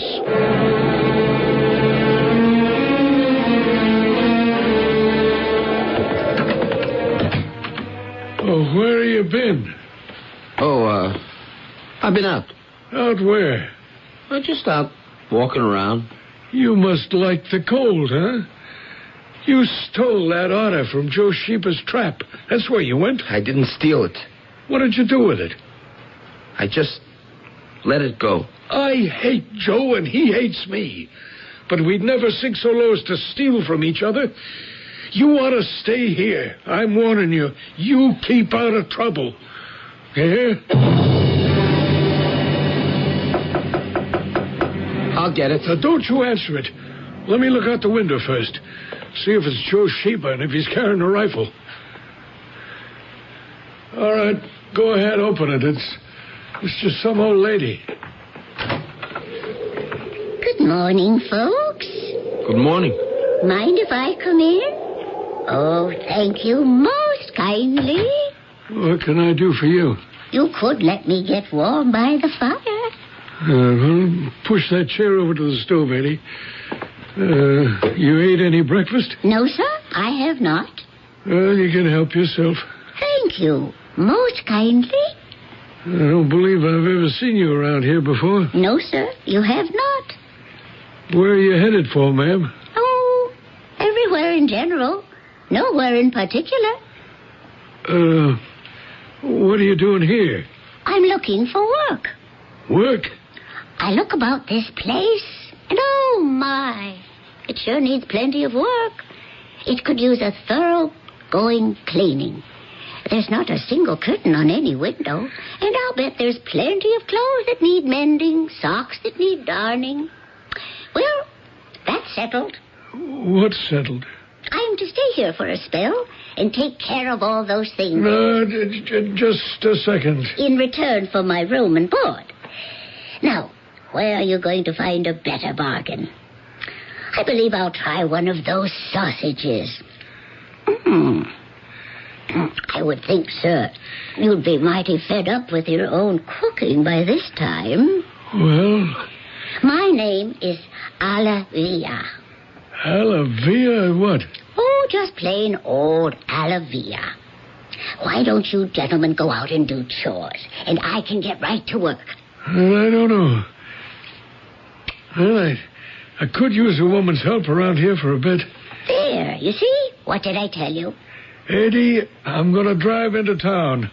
I'll be back in a couple of hours. Make sure you get started now. Oh, he will. Well, I'll see you later. You'll see me, too. Yeah, you too. I never thought he'd do it. Do what? Let you stay. Why not? I guess he just don't like having people around here. Ever since Mom died, he's been very hard to live with. I want to thank you. Thank me? For what? For saving my life. Saving your life? Oh, yes. I don't remember doing anything like that. How could you forget? I can't even imagine how. It was late yesterday afternoon. Oh, you're making a mistake. Oh, no, I never make mistakes. Wait, that isn't true. I did make a mistake. I let myself get caught in that trap. What trap? The trap on Joe Sheba's property. How would you know about the trap? Only Pop and I were there. And me. I was in the trap. No, an otter was in the trap. I was the otter. What did you say? You heard what I said. I was the otter. Well, but how could you be the otter? I had changed myself into an otter. You changed yourself into an otter? Now, how else was I going to get across the river? The ice is still too thin to walk on. Oh, I could have become a fish. Oh, but they never have any fun. Did you ever see a fish that looked happy?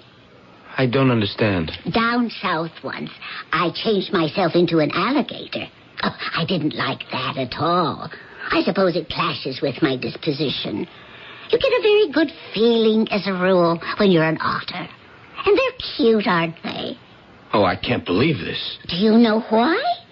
Because you're fighting it. Just accept it. How can I accept it? It's impossible. Nothing is impossible today. How can you do it? I'm a witch. A witch? I had nothing to say about it. That's the way I was born.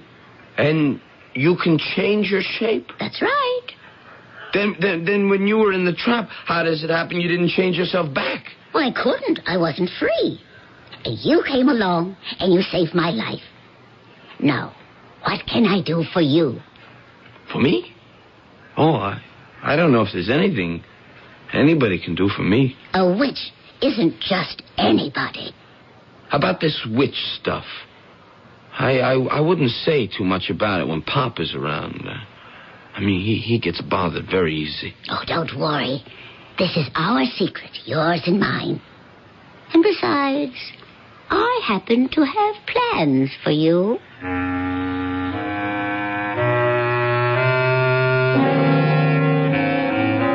Plans, eh? A witch's plans, no less. Wait, who says she's a witch? She does. Can we believe her? Are there such things as witches? This is an argument that's almost as old as the human race. Why don't we just accept it for now and see how it works out in Act 3?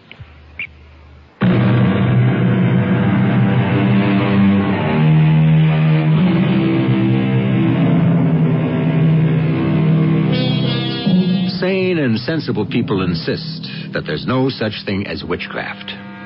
That's during broad daylight, in the midst of a crowd.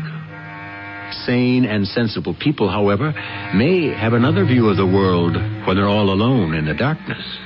Then, of course, there's the matter of confrontation. The fact is, we really don't know, do we? You're a witch, huh? Guilty as charged. Although I should say innocent as charged. There's no disgrace in being a witch. Like everything else, it depends on what you do with it. But I still don't get it. You say you changed yourself into an otter. I told you to cross the river. So when you got caught in the trap, couldn't you change yourself back? I told you I wasn't free. I was a prisoner. A prisoner has absolutely no power.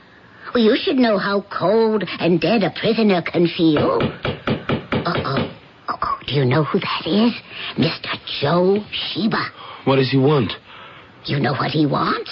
Hide yourself. What? Into the other room, quickly. Well, hurry. Do as I tell you.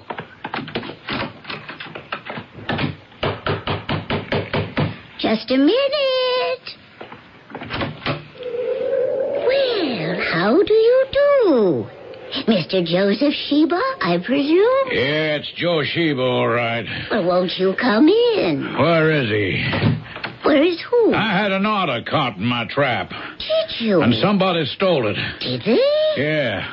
At first I says to myself, it's old Pop, but then I said, bad as he is, he ain't a thief. It must have been that no-good jailbird son of his. How do you know he's a jailbird? Everybody knows, everybody except the old man. He don't want to know. Isn't it entirely possible you're making a mistake? No, it ain't. I know there was an otter in that trap. I could tell by the hair that was still on the jaws of the trap. Perhaps you saw what you wanted to see. Somebody opened that trap. Why are you so sure? Hey.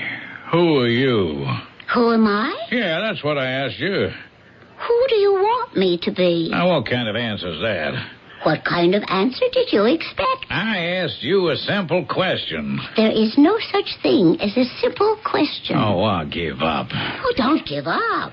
Life is too full, too rich, too beautiful. All as I know is somebody stole my animal, and I'm going to get satisfaction for it. Is that the only kind of satisfaction you want out of life? Now, listen here. I asked you a question. Who did you want me to be? Oh, come on, huh? You knocked on the door. A woman opened it. You looked at me, and I saw the disappointment on your face. You had wanted me to be somebody else. Who? I don't know what you're talking about. I'll keep your secret. Who? Who? Well, tell me who. Why, the Queen of Sheba. Well, why not? Wait. Is this a racial memory? Almost 3,000 years ago, were you a great prince of Sheba? Is that why your name is Sheba? Were you the king of Sheba? Were you her husband before she married Solomon? You know you're crazy. And you still want to see her? Well, I'm listening to you. I must be crazy. You are still in love with the Queen of Sheba. Yeah, we're both crazy. How many lifetimes have you lived since then? And you still cannot forget this dazzling beauty who played with the hearts of kings. She's still buried deep in your psyche. Why, you're nutty on me. Do you want to see the Queen of Sheba? Before you answer, think. Think? Well, surely you remember. She's as cruel as she is beautiful. Imperious, intolerant, dangerous. Do you still want to see her? What is all this? What's happening to me? Do you want to see the Queen of Sheba? Do you want to hold her in your arms again? Oh, yeah, sure. Then it's done.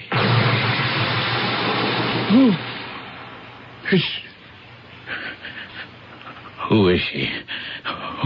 Who is that standing there? Can't you see? It's the Queen of Sheba. Is she as beautiful as you remember? Well, she's looking at me, smiling at me. Yes. She's saying something, but I can't hear her. Well, why can't I hear her? She is saying, is this the latest captive stranger who has been sent here to please me? Oh, is that what she's saying? And now she's saying, come forward, embrace me. Is that what she's saying? She's saying that? To me? Do you need another invitation? Take her in your arms. Whoa. What's she saying now? She's saying, I shall keep this one and make him king of Sheba for as long as he shall please me. Keep me? Why is she going to keep me? In ancient Sheba or Saba, a forgotten land in the Arabian desert. Oh, I don't want to go live in no desert. I'm afraid you don't have any choice. She's ordering her guards to seize him and hold him until I decide to take my pleasure. Hey, no, wait. You got it. Now, wait. Let go of me now. Let go. My dear man, the thing is inevitable. Relax and enjoy it.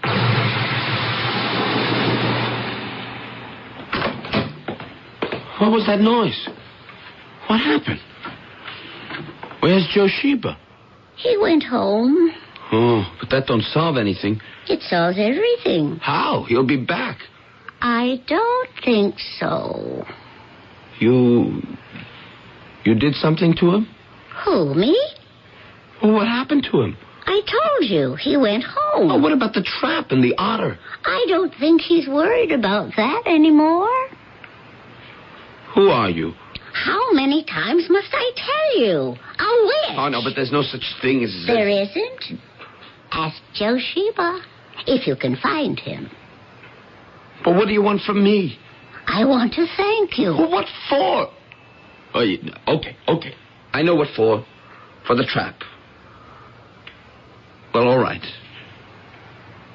You fixed it with Joe Sheba, didn't you? I should think so. Well, then we're square. No, I must do more. More? You're not really a bad boy, Eddie. What you need is a nice little wife, and then you'll settle down. And I've got just the girl for you. You got a girl for me? Of course. Inez. Who's Inez? Oh, Eddie, you've forgotten her already. Inez, the girl in the grocery store. Oh, Inez. And I thought you fell in love with her. I did. But how do you know Inez? She's my daughter. Inez is your daughter? Of course. Why do you think she wouldn't let her brother take you to the police station? I don't know. Oh, Eddie, you still haven't figured it out. Inez knew I'd be caught in a trap, and she knew somebody would have to come up here to set me free. Are you telling me the truth? Oh, no, it's impossible. It doesn't matter. You don't have to be smart, Eddie. You'll have a clever wife. Wait, but how did she know I'd let you out of the trap? Because she could see that you really have a good heart. And that's all that really matters. I can't afford to get married. Well, Tom will give you a job in the grocery store. You mean I'm going to have to work in a grocery store? It's honest work, isn't it? I guess so. Would you rather work here, on a farm? No. And after a while, Eddie, with Inez's help, you'll open up another store, and another. Soon you'll become a great tycoon. Not because you're smart, but because you have a big heart. That will be the name of the company, the Big Hearted Store. That sounds great. When can we go? Anytime you're ready. Oh, what are we talking about? I couldn't go back there ever again. Why not? A little Napoleon. Yes? Don't you understand? He'll kill me. I don't think so. You don't know little Napoleon. He doesn't know me either. I'm not going back there. I'm scared. Oh, then I suppose I'll just have to find another husband for Inez. Oh, you don't understand. Nobody ever crosses little Napoleon and lives. And you'll stay here, getting up at 4 a.m. to feed the animals and do all the plowing and milking. Oh, please. Oh, let me take you away from all this, Eddie. But little Napoleon. Let me worry about little Napoleon.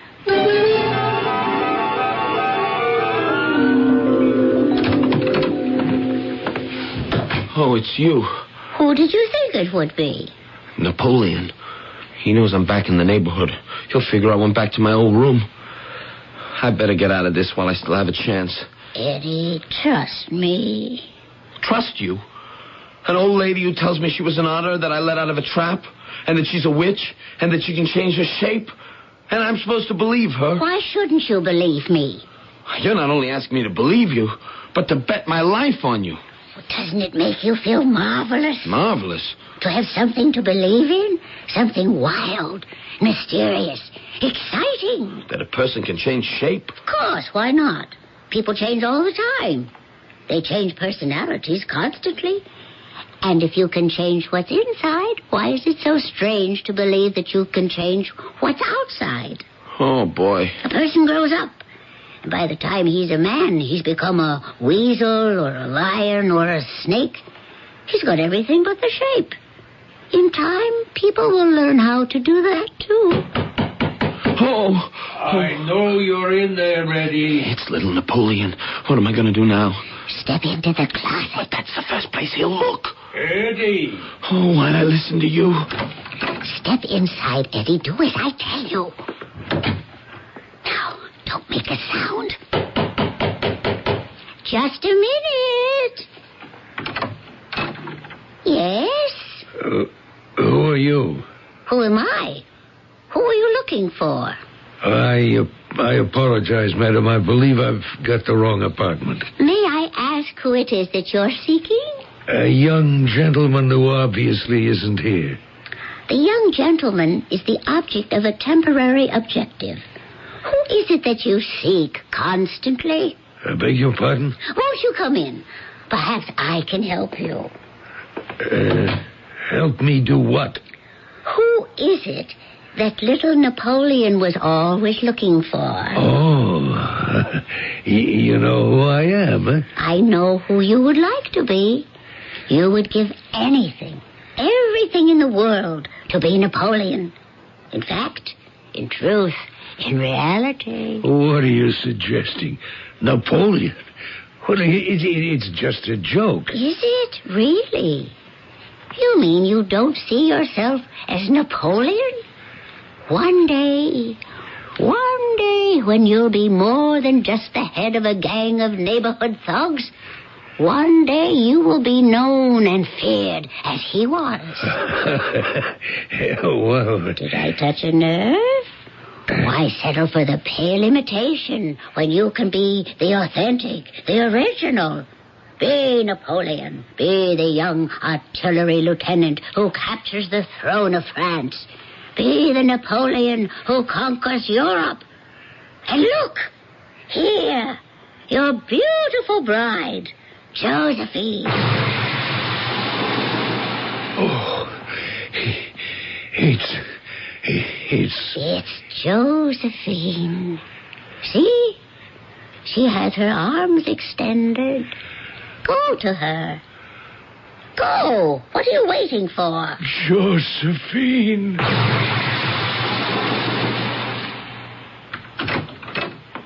He's gone. Where did he go? Oh, he left some time ago. What do you mean, some time ago? I think it's been 2 days. 2 days? But it was just a couple of minutes ago that I stepped No, you were very tired. You just slept all this time. Oh, now, look, don't try to tell me something that I know... Look in the mirror. You see? That's at least 2 days' growth of beard, isn't it? Oh. But don't you want to go over to the store and talk to Inez? Well, what about Napoleon? How can I be sure that he... Here, the morning paper. Read. Local mobster becomes insane. Robert Fruber, who called himself Little Napoleon, was found running about the street dressed as Napoleon. What's this? Read on. Intimates claim he kept the Napoleon costume hidden in his room, but this is the first time he ever wore it in public. Psychiatrists who examined him say that he will probably spend the rest of his life in an institution. Do you believe me now? Oh, yes, but... Now, you shall go to the store and propose marriage to Inez. Marriage? I thought you would like that. Of course, if you don't want to marry Inez, I can think of something else for you to do. No, please. Inez, absolutely. I love her. I'm crazy about her. Don't be hasty. There's nothing in this world I'd rather do than marry Inez. Good. In that case, do it now. And he did. Now he's married into a family which has 2 witches. And you'll notice the techniques both the ladies employ. They never do anything. They charm, they cajole, they convince you to do it yourself. And I'm convinced that I will return shortly.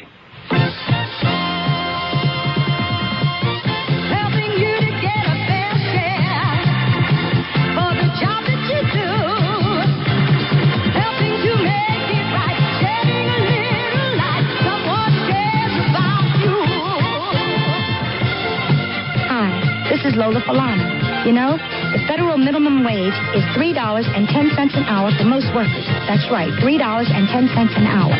If you're not being paid the $3.10 and you think you should be, call the nearest wage and hour office today. Helping you to get a fair share for the job that you do. Helping to make it right, shedding a little light. Someone cares about you. This message from the U.S. Department of Labor, this station, and me, Lola Falana.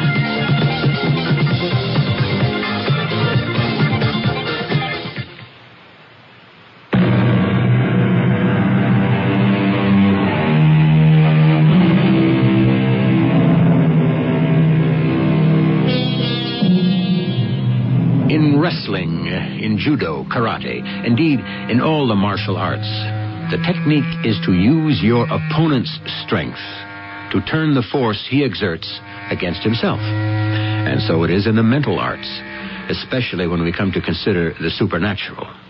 When we are confronted with the unexplained, it is our own beliefs that drive us to accept the inexplicable.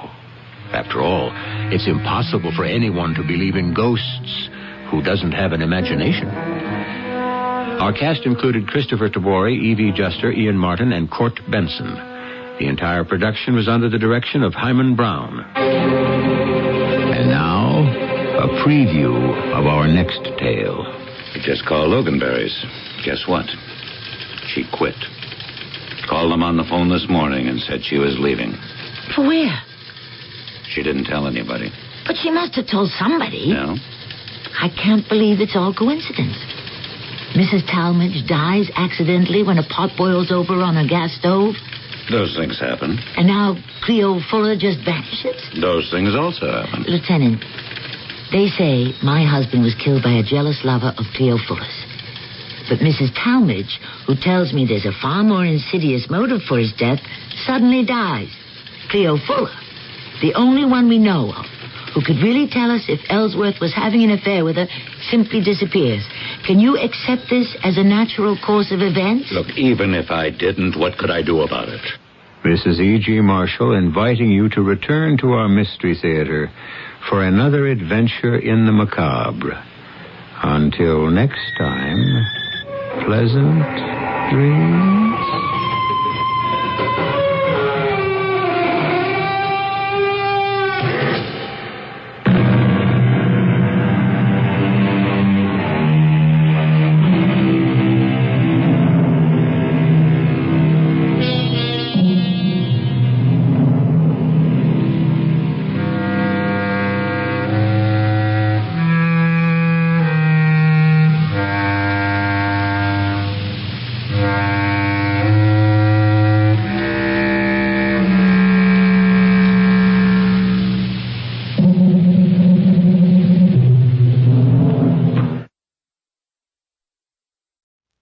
The CBS Radio Mystery Theater presents...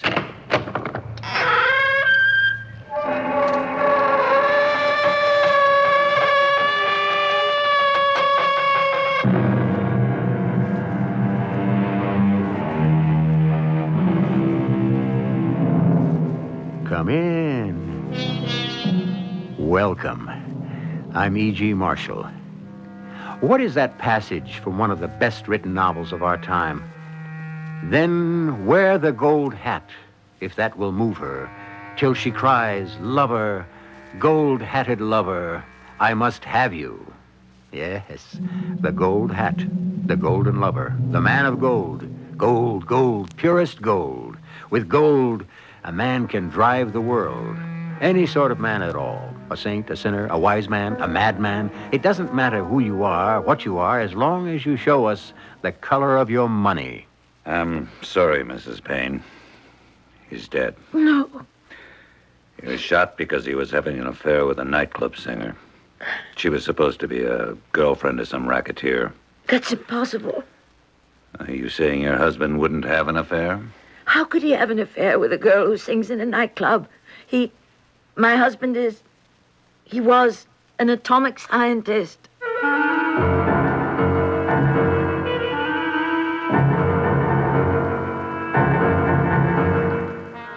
Our mystery drama, The Bright Golden Murders, was written especially for the Mystery Theater by Sam Dan and stars Tammy Grimes.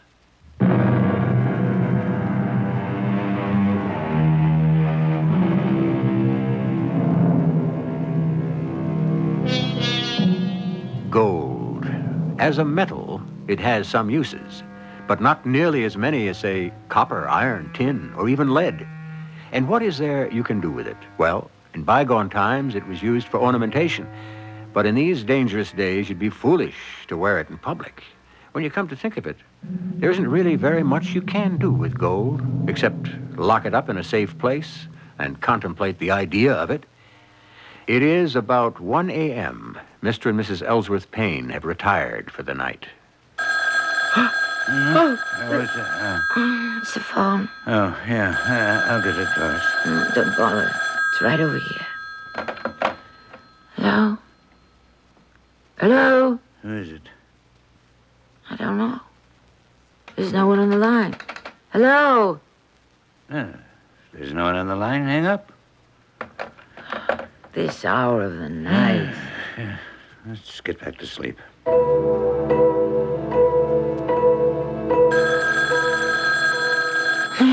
Now what? All right.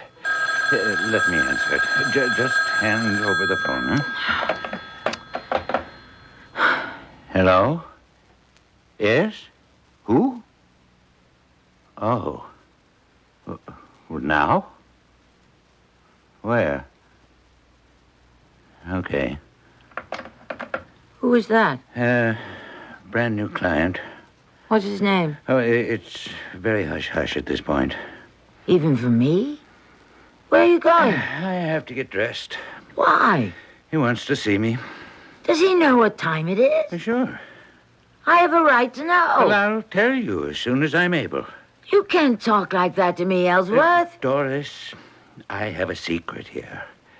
If it were mine, it would be yours. But it also belongs to somebody else. And just this minute, he hasn't given me the liberty to divulge it to anyone. Why didn't you admit you got a girlfriend? Oh, come now, Doris. She phones, and if I answer, she hangs up. She calls again, you answer. She says, darling, I must see you at once. So you feed me this line about a client. You don't believe that now, do you? Where else can you be going after midnight? Unless it's to see some woman. I hardly have time to see you. What with the new acquisition and the refinancing of the company, when do I have a minute with you? Maybe that's why you have to have somebody new and exciting. Have a little faith in me.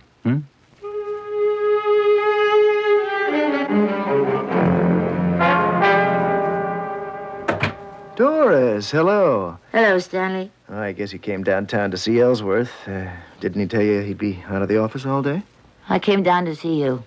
Me? Take me to lunch. Sure thing.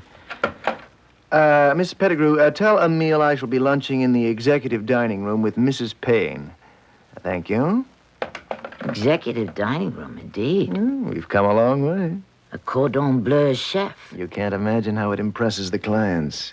Payne and Platt, nuclear techniques. Yes, indeed, we have definitely arrived. The question is, where? We're up there, Doris. We're consulted by all of them. Government, the big corporations. I wanted to talk to you, Stanley. Well, it sounds serious. You want to do it now or at lunch? Now. Why risk ruining a gourmet meal? It's going to be that kind of talk. Does this new client also call you at home after midnight, Stanley? Which new client? I guess I got my answer. Let's go to lunch. No, you started this thing. Ellsworth's been getting late-at-night phone calls. From whom? Summoning him to late-at-night meetings. Where? I thought you might be able to tell me. Well, I'm afraid not.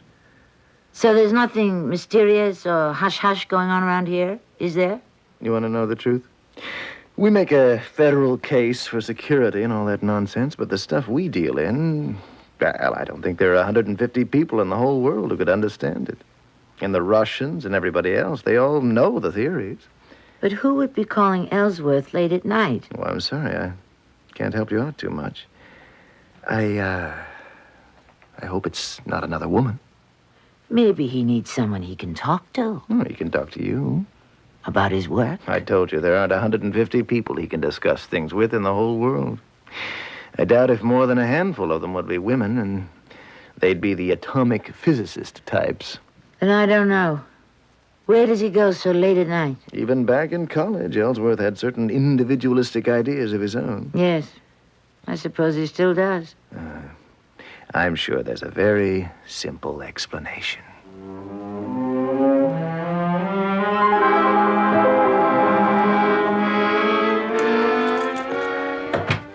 Ellsworth? Doris? Oh, you didn't have to wait up. I know. Why aren't you in bed? If I wanted to spend all my time alone in bed, I wouldn't have gotten married. Sorry I'm so late. It's all right.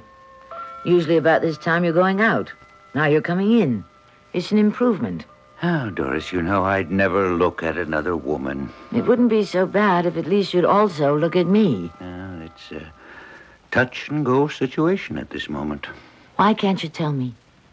Because I don't want you to know. Why? It could be dangerous. If it's dangerous? It's something we just can't talk about, and that's all there is to it. Remarkable. How quickly I've become a second-class citizen around here. You'll know everything. When? At the right time.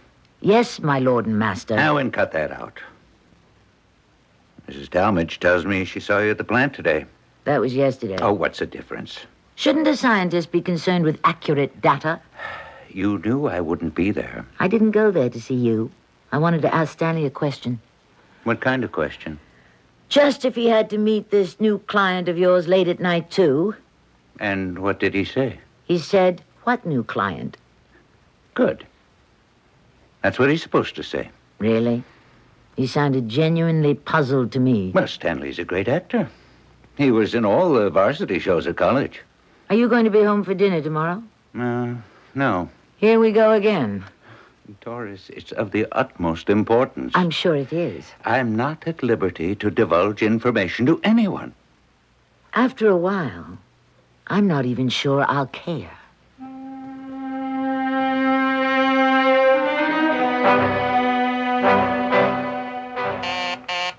Huh? Oh, all right. I'm coming. Stanley. Hello, Doris. Come in. Yes, thank you. Stanley, something's wrong.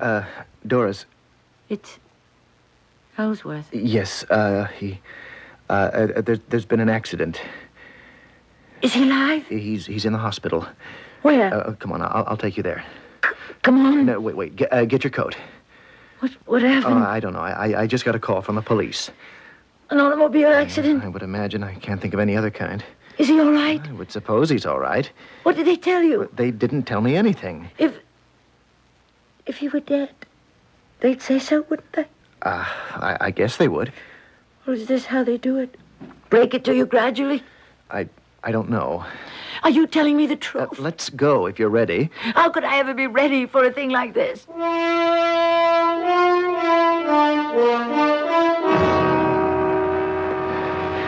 It's, down here.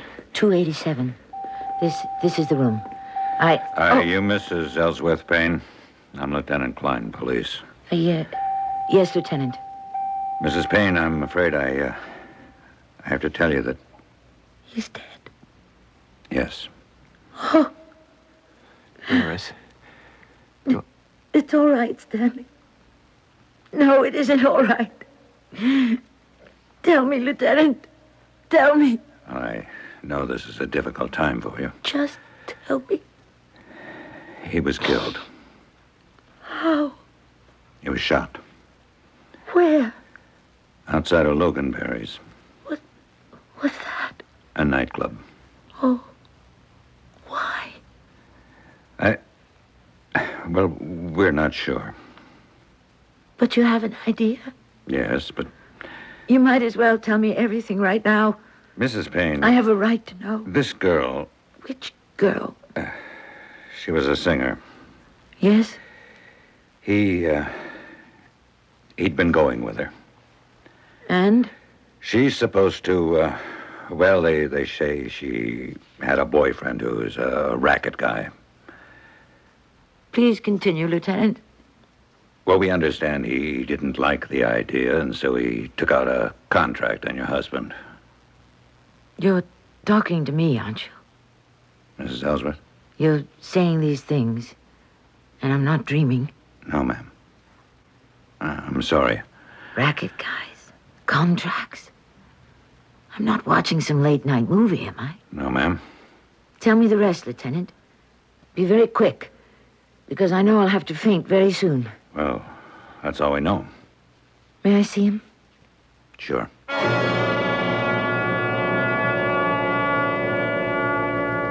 At least you're a very wealthy widow, Doris. Yes, I suppose. And I'm glad to see you're up and around finally. You can't sit home and hide from the world forever. That's true. You're still young. You should get married again. I came here to get some things from his office. I figured you'd want to do that, so it hasn't been touched since that night. I kept you from your work long enough. Anytime, Doris. Now, you go right through this door. Thank you, Stanley. You've been a true friend. Just as he left it. Just as he left it. Mrs. Payne. Oh, I'm sorry I startled you. how are you, Mrs. Talmadge? All right for an old lady. You're not so old. Time I retired. What with Mr. Payne gone, I don't want to break in a new boss. Yes. Mrs. Payne, I have to talk to you. What is it? He was a wonderful man, your husband. Yes. But he shouldn't go to his grave with a lie told about him. A lie? And you shouldn't bear the hurt and agony of it either. That was a terrible thing in the media about him and that nightclub singer with the jealous racketeer boyfriend.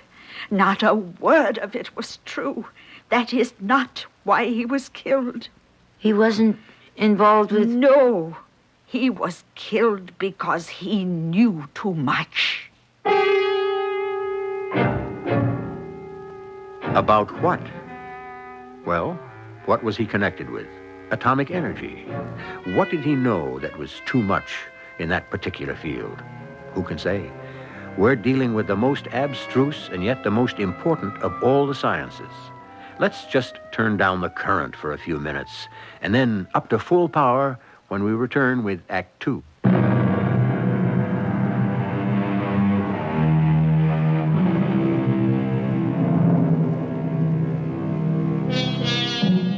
Drama will pop up in the most unexpected places.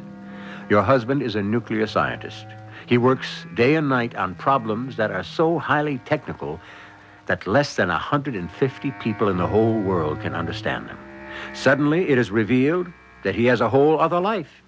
He was the lover of a nightclub singer and is assassinated by her jealous gangster boyfriend. Then you're told that the story is just a blind. The real story is something else entirely.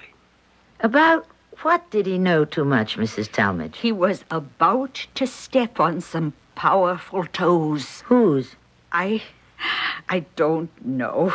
Then what are you trying to tell me? Oh, just believe me. I was aware of things going on. I knew that he had done something so revolutionary. I mean, well, it was incredible. But what was it? You're not going to believe it, but it's true. I was able to piece it together from random bits of conversation that he'd be having with various mysterious people on the telephone. He received mysterious telephone calls? Oh, yes, all the time, just before he died. It had to do with what he was working on. He had found a way to turn base metals into gold. What did you say? Yes, he could turn lead into gold, iron into gold, any cheap, plentiful metal into gold. Oh, no. No. Oh, you think I'm crazy? That's the old fable about the alchemists. My dear Mrs. Payne, scientifically they were right. They didn't have the technology to do it. But now you can transmute one metal into another. What do you think happens when you have an atomic explosion? But how did... Theoretically, no one denies it's impossible anymore. Just fabulously expensive. He was perfecting a way to do it cheaply. That's why he was killed. By whom? By powerful interests. He would destroy the value of gold. Yes, well, it's been good talking to you, Mrs. Talmadge. Please, don't dismiss me as a senile old crank. I know what I'm talking about. I loved your husband. He was such a wonderful man. I don't want him to be remembered as someone who was murdered because of a tawdry affair. Believe me, he was working on this. He was practically there. They had to kill him. They? There's a they, a mysterious they, and they run the world. Believe me, they killed him.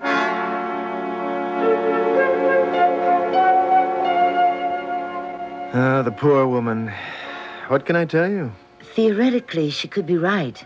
It's possible. Oh, of course, but to make gold that way would cost thousands of dollars an ounce. She said he had just about completed a technique to do it cheaply. Doris, she had a terrible crush on him.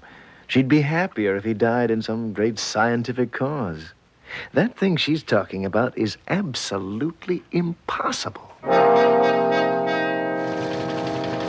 Mrs. Payne, I know nothing at all about physics and such. But she seems so sincere, Lieutenant. And she insists that the gangster jealousy thing is just a cover-up. If she's right, it would be a police matter. Would you ask her some questions? No. What sort of questions? I don't know. That's why I need your help. You have experience in asking the right ones.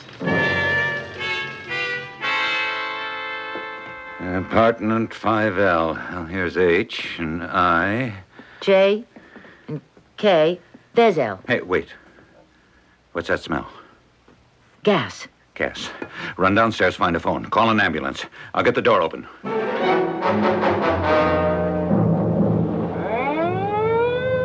Lieutenant. She's dead. Oh, no. There's nothing I could do. She died before we got here. How? It happens with old people. You put a pot of water up to boil, fall asleep, boils over, drowns out the flame, and the gas just keeps coming. That's funny. Now that she's dead, I believe her. Yeah. But if there's anything to her story, it all dies with her. Maybe not. Perhaps I can tackle this from another angle, Lieutenant.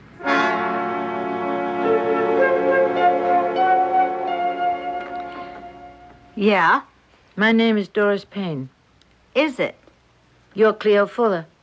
I was Ellsworth Payne's wife. May I come in? Sure. Why not? Will you, answer a question for me? Depends on the question. Were you having an affair with my husband?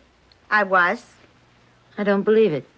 So, don't believe it. It can't be true. You mean you don't want it to be true? Please, tell me. Look, sister, you got your pride. That's what you're fighting for, isn't it? No. If you don't want to believe he was having a thing with me, don't believe it. Forget it. Besides, it doesn't matter anymore. He's gone. And when a guy's gone, move along to the next one. There's something here that's more important than my vanity. I wonder what that could be. Please, tell me the truth. I told you the truth. He went for me in a big way. He was going to ditch you and move in with me. What do you think of that? It isn't true. Please, tell me the truth. Look, you're a nice woman. Take my advice. Go home. Forget it. I have to know. You don't have to know anything. The less you know, the better off you are. Now get out of here. Don't get into it any deeper. Into what? Just take off, will ya? She was terrified. I wish I knew what to tell you, Doris. There's something there, Stanley. I know it. I could see it in her eyes. There was terror. Oh, maybe she just wanted to do something nice for you. Nice? She saw how shaky you are. She said to herself, why not give you a break? Imply that maybe your husband may have died of a worthier type of death. I'm sorry I had to put it that way. I just wish I knew what to believe. Is it so hard to believe the obvious? Maybe you're right. Maybe I'll just have to accept reality, whether I like it or not.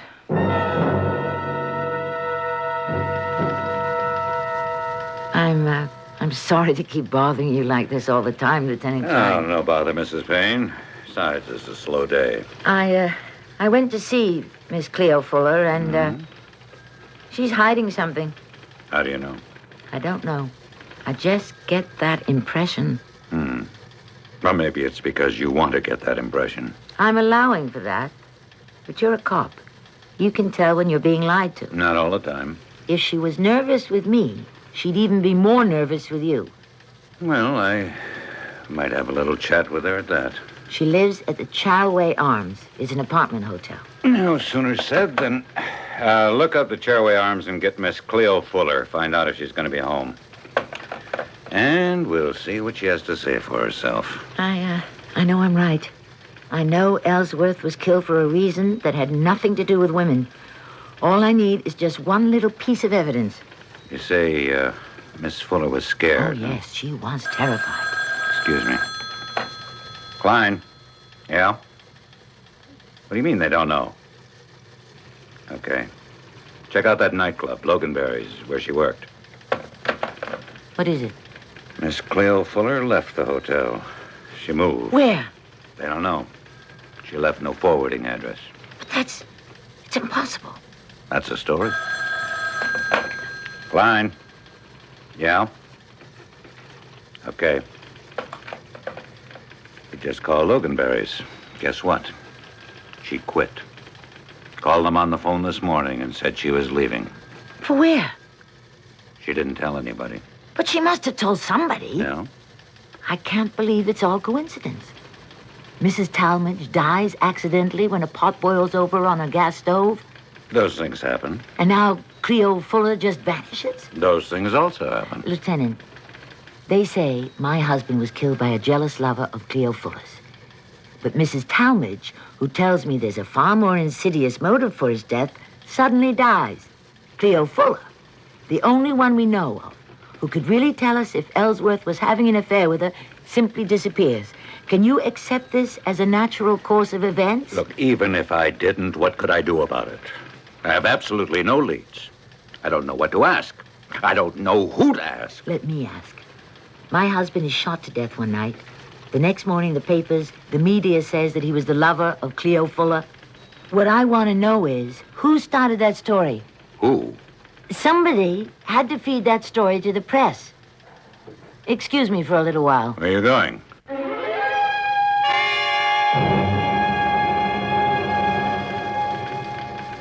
I'm back, Lieutenant. What you got there? I went to the library. I had copies made of the news stories that appeared the morning after Ellsworth was killed. They all say the same thing. Well, that's probably because it's the same story for all of them. Here it is. Scientist slain. Ellsworth Payne, noted physicist and partner in the important nuclear research firm of Payne and Platt, was shot to death early this morning in front of Loganberry's, an East Side nightclub.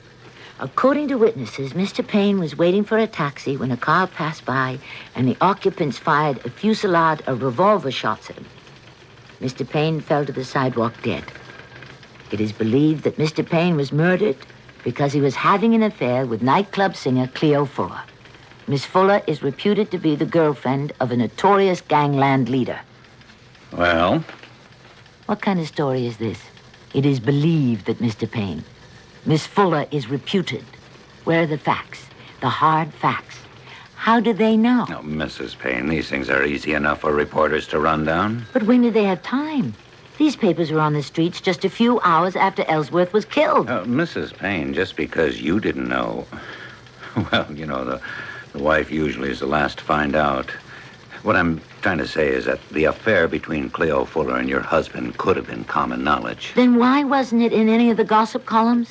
I can assure you, Lieutenant, that if this thing has been, as you say, common knowledge, I have some very good friends who would have felt it their duty to let me know.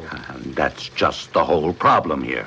We're dealing with hunches and theories. We don't have anything to go on. Why are we up against a stone wall everywhere we turn? Why are we constantly being checkmated? You are implying that somebody's deliberately plotting against you, Mrs. Payne. Don't put it that way. That's how you talk to people who are not in their right minds.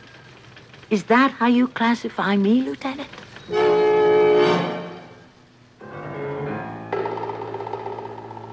Why don't we give him a few moments to think about the answer? And we might use the time to think about it ourselves. It's possible to say a great deal for either side. But that's exactly the position we try to be in as we wait unfolding of Act 3.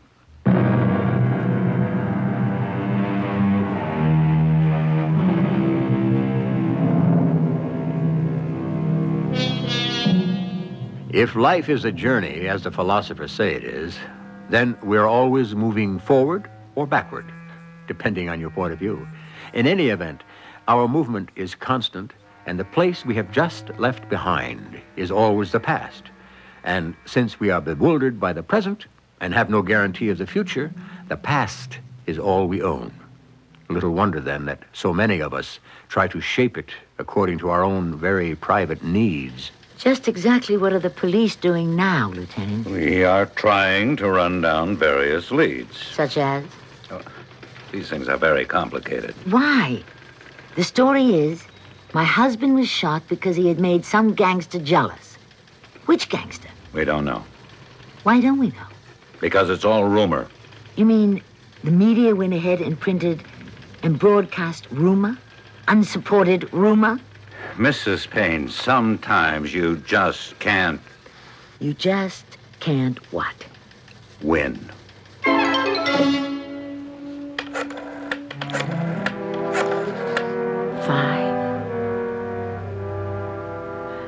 Hello? I would like to talk to the editor, please. My name is Doris Payne, the wife of the late Ellsworth Payne. Yes. He's in a meeting? Please have him call me. My number is 555-2908.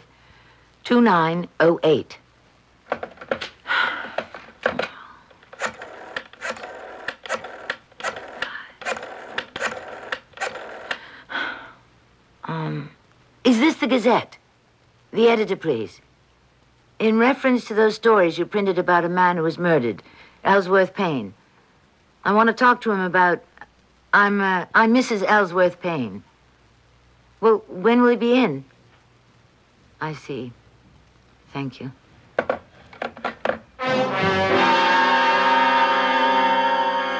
Stanley, you have to help me. If I can. It's about Ellsworth's murder. What can I do? I can't get anywhere with anybody. I'm against a stone wall. It's a barrier of silence. Well, Doris, I believe Ellsworth found a way to turn lead, base metals, into gold. I know what it sounds like, but don't fight me. I won't. And don't patronize me either. He had incurred some very powerful enemies. Are you following this? All right. They found out Ellsworth had perfected this process. Mm-hmm. How was he able to... The facilities are in this plant. The know-how was in his brain. What he created could revolutionize the economy of the world. Unbelievably powerful forces felt they had to stop him. So they got this nightclub singer to say she was having an affair with him. Oh, Doris. Killers were hired. Stories were planted with the media. Do you actually believe this? Yes. Please help me. I'm nobody, and I can't find out anything but you're Stanley Platt, Chief Operating Officer of Payne and Platt. You have friends, contacts in the highest places. Nobody pushes you around. Get this thing moving for me. Doris, People won't be tied up in meetings when you call. Please, Stanley, do it for me.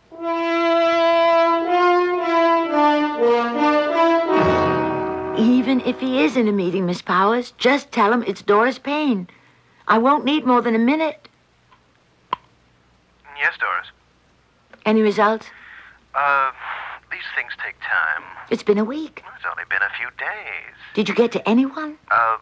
Yes. Who? Various people. What did they say? It will be, looked into.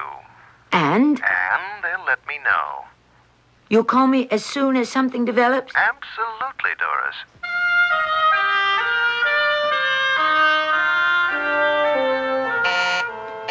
Just a minute. Hello, Mrs. Payne. Lieutenant Klein, please come in. Do you have any news for me, I hope? No, I'm afraid I don't have any news at all. Oh. I'm sorry. I was just in the neighborhood. I thought I'd drop in to check up on you. Check up on me? Well, yeah. Just what does that mean, check up on me? You know, see how you're getting along? Then why didn't you say that? Why did you say check up? Well, Check up on what? well, I only said that What am I supposed to be doing that you're to check up on me? Mrs. Payne. Who told you to check up on me? Are you part of it, too? Part of what? Whatever it is. It's big enough. It can take in everybody, even the police. Hey, Mrs. Payne, look. Why didn't I see it before? The first time I met you was at the hospital. You were the officer who told me Ellsworth was dead. You didn't know him. Isn't that right? Yes. Had you ever heard of him? No. He'd only been killed an hour before. Yet you knew he was supposed to be going with Cleo Fuller and a jealous boyfriend. Whoever he is was the one who shot him. How did you know all this? Well, I heard it on the radio in the car, coming down. I don't believe you. And now you want to check up on me? I don't care if you are a police officer. Get out. Get out of my house.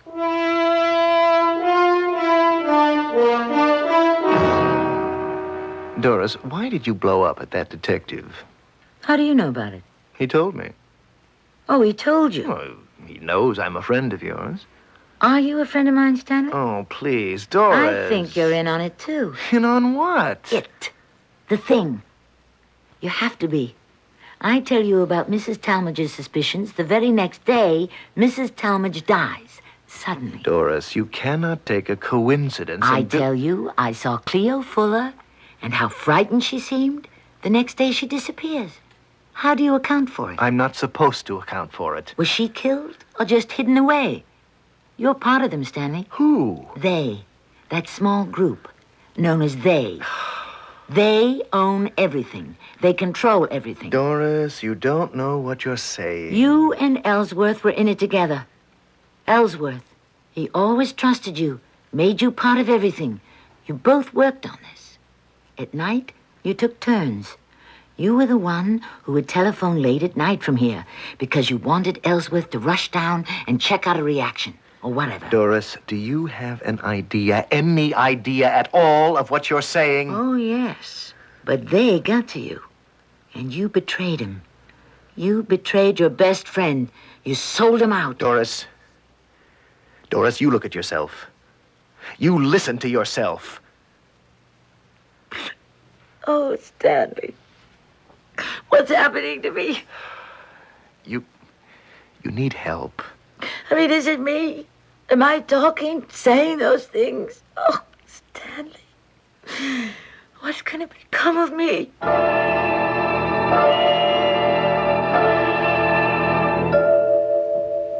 Dr. Cole, I don't know what to think anymore. Mrs. Payne, obviously, a battle is taking place inside you. Now, what are the stakes? Is it possible that I refuse to accept the idea that Ellsworth was unfaithful to me? Does my pride revolt against it? Does it? Have I constructed this elaborate fiction to save my self-esteem? Well, have you? I'm trying to think. She started it, Mrs. Talmadge. But she worshipped him. She was senile. But that's just a nice way of saying she was crazy. She was, you know. But he wouldn't let them fire her. Yes? She could have let the pot boil over. It happens every day, doesn't it? It could happen. And a nightclub singer disappears? Why is it a cause for intrigue? Perhaps her boyfriend was unwilling to forgive her. Perhaps. And a nightclub singer would be just the person to call him late at night. It would be the only time they could meet. During the day, he was working. And in the evening, she'd be working. So if she wanted him, she'd call him after midnight, when her act would be over. It sounds logical. Mrs. Payne, had he ever been unfaithful to you before? Yes. But it didn't mean anything. Besides, why am I making this kind of tempest? Now that I must face myself, clinically, I'm not sure I was even that much in love with him anymore. Now then, this mysterious cabal, this secret omnipotent group that can buy out the whole world and everyone in it, do you believe it still exists? It may exist for all I know, or even care. As far as I'm concerned, it's irrelevant. It had nothing to do with my husband's death. He was killed because he took liberties with the wrong man's woman. Now, I feel so much better.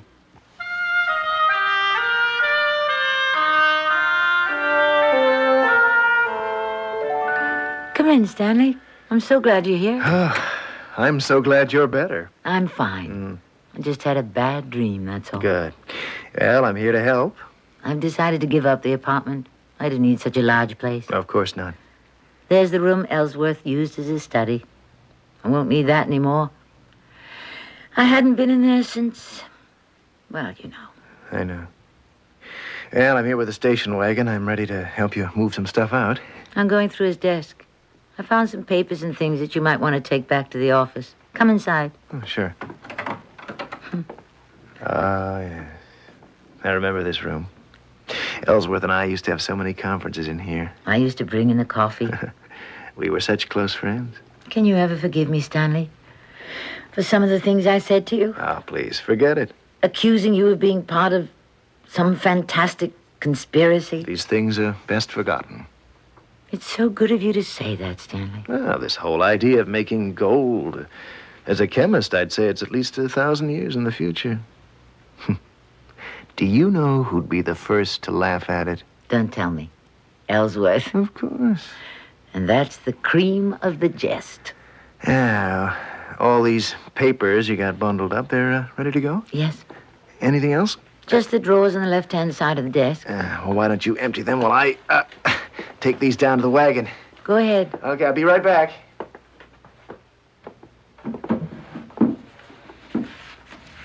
Well, these don't look too important. Now, what's in this envelope? It seems to be... It looks like... Wyatt. A piece of... What does the note say? Stanley, we're on the right track. It works. As you can see by the sample, I finally put it all together. Now, let's keep it quiet. Al.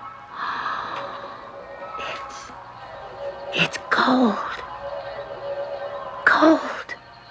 He did it. He made gold. There very much more, Doris? Just a minute. I'm looking.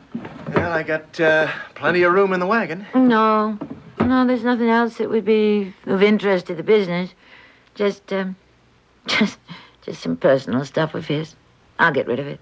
Doris, are you all right? Why? Why shouldn't I be all right? Well, you appear to be a little flushed. Well, it's warm in here.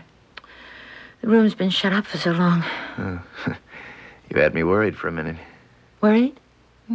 Lately, until just recently, you hadn't been behaving in a rational way. I was afraid. No, Stanley, don't be afraid. I'm over it. Absolutely and completely over it.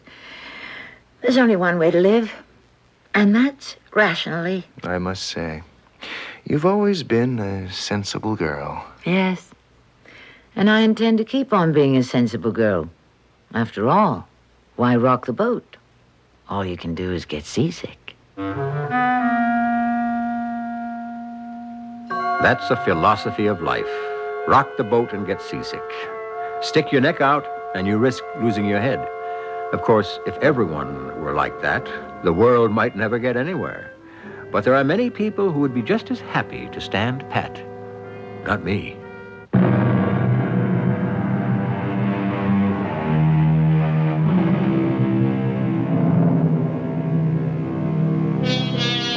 It is rumored that the world is controlled by powerful forces, nameless theys, who make all the crucial decisions. Whether we know it or not, like it or not, they call all the tunes. Is it true? If it is, it's not a new theory. After all, our ancestors believed in a pantheon of jealous gods who arbitrarily decided everyone's fate. Today, those gods have become unknown theys. But instead of being immortal, they're human beings like ourselves. Does this make them better than the ancient gods? Worse? About the same? Our cast included Tammy Grimes, Russell Horton, Martha Greenhouse, and Ray Owens. The entire production was under the direction of Hyman Brown. This is E.G. Marshall inviting you to return to our Mystery Theater for another adventure in the macabre. Until next time, pleasant dreams.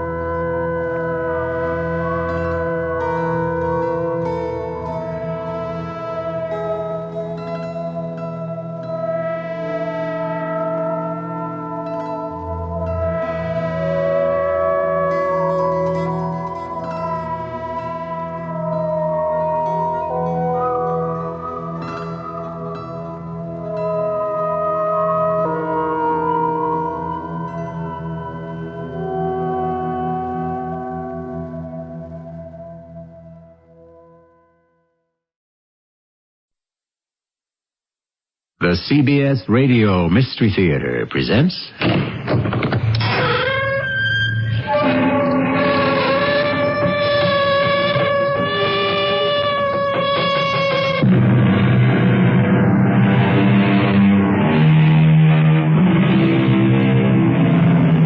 Come in. Welcome. I'm E.G. Marshall. To err is human, to forgive is divine. A noble sentiment indeed. However, we who must make do on this less than perfect planet learn early on that the world is not run by noble sentiment. And while one may find error everywhere at hand, one must travel far and long in search of forgiveness. But why do you want to kill me? Now, pal, don't put it that way. I don't want to kill you. Then why are you going to do it? I gotta do it. It's my job, that's all. But you're making a mistake. I never make a mistake. What'll you do later on when you find out you made a mistake this time? I'm not making a mistake. What'll you do?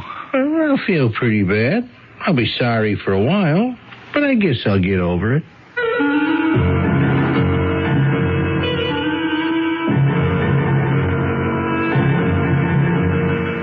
Our mystery drama, Honest Mistake, was written especially for the Mystery Theater by Sam Dan and stars Earl Hammond.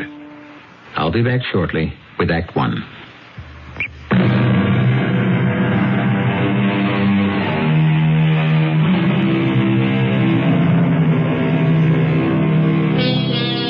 We're told that man must earn his living by the sweat of his brow. Therefore, we must assume that all respectable people are gainfully employed. Eddie Pond would not fit your definition of a respectable person, or even mine, but he tries to be unobtrusive, and he succeeds. Eddie is what is known as a hitman. Eddie never liked that title. All he knows is that he does a job that needs doing.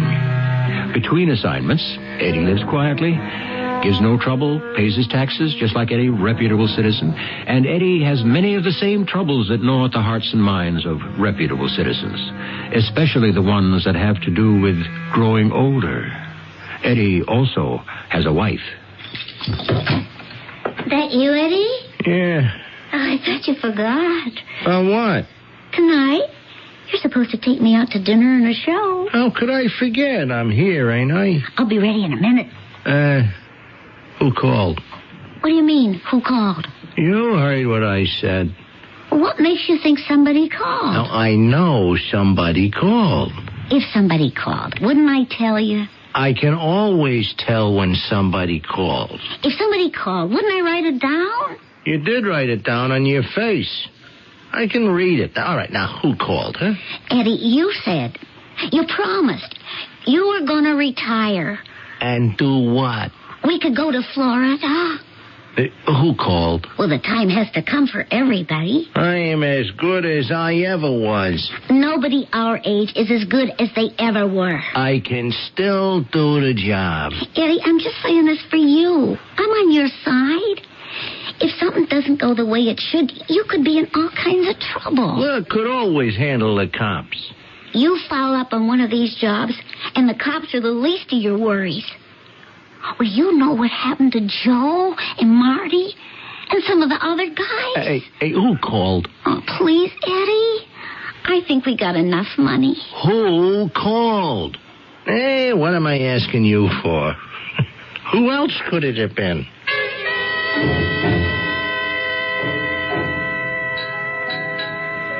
Yes, Eddie.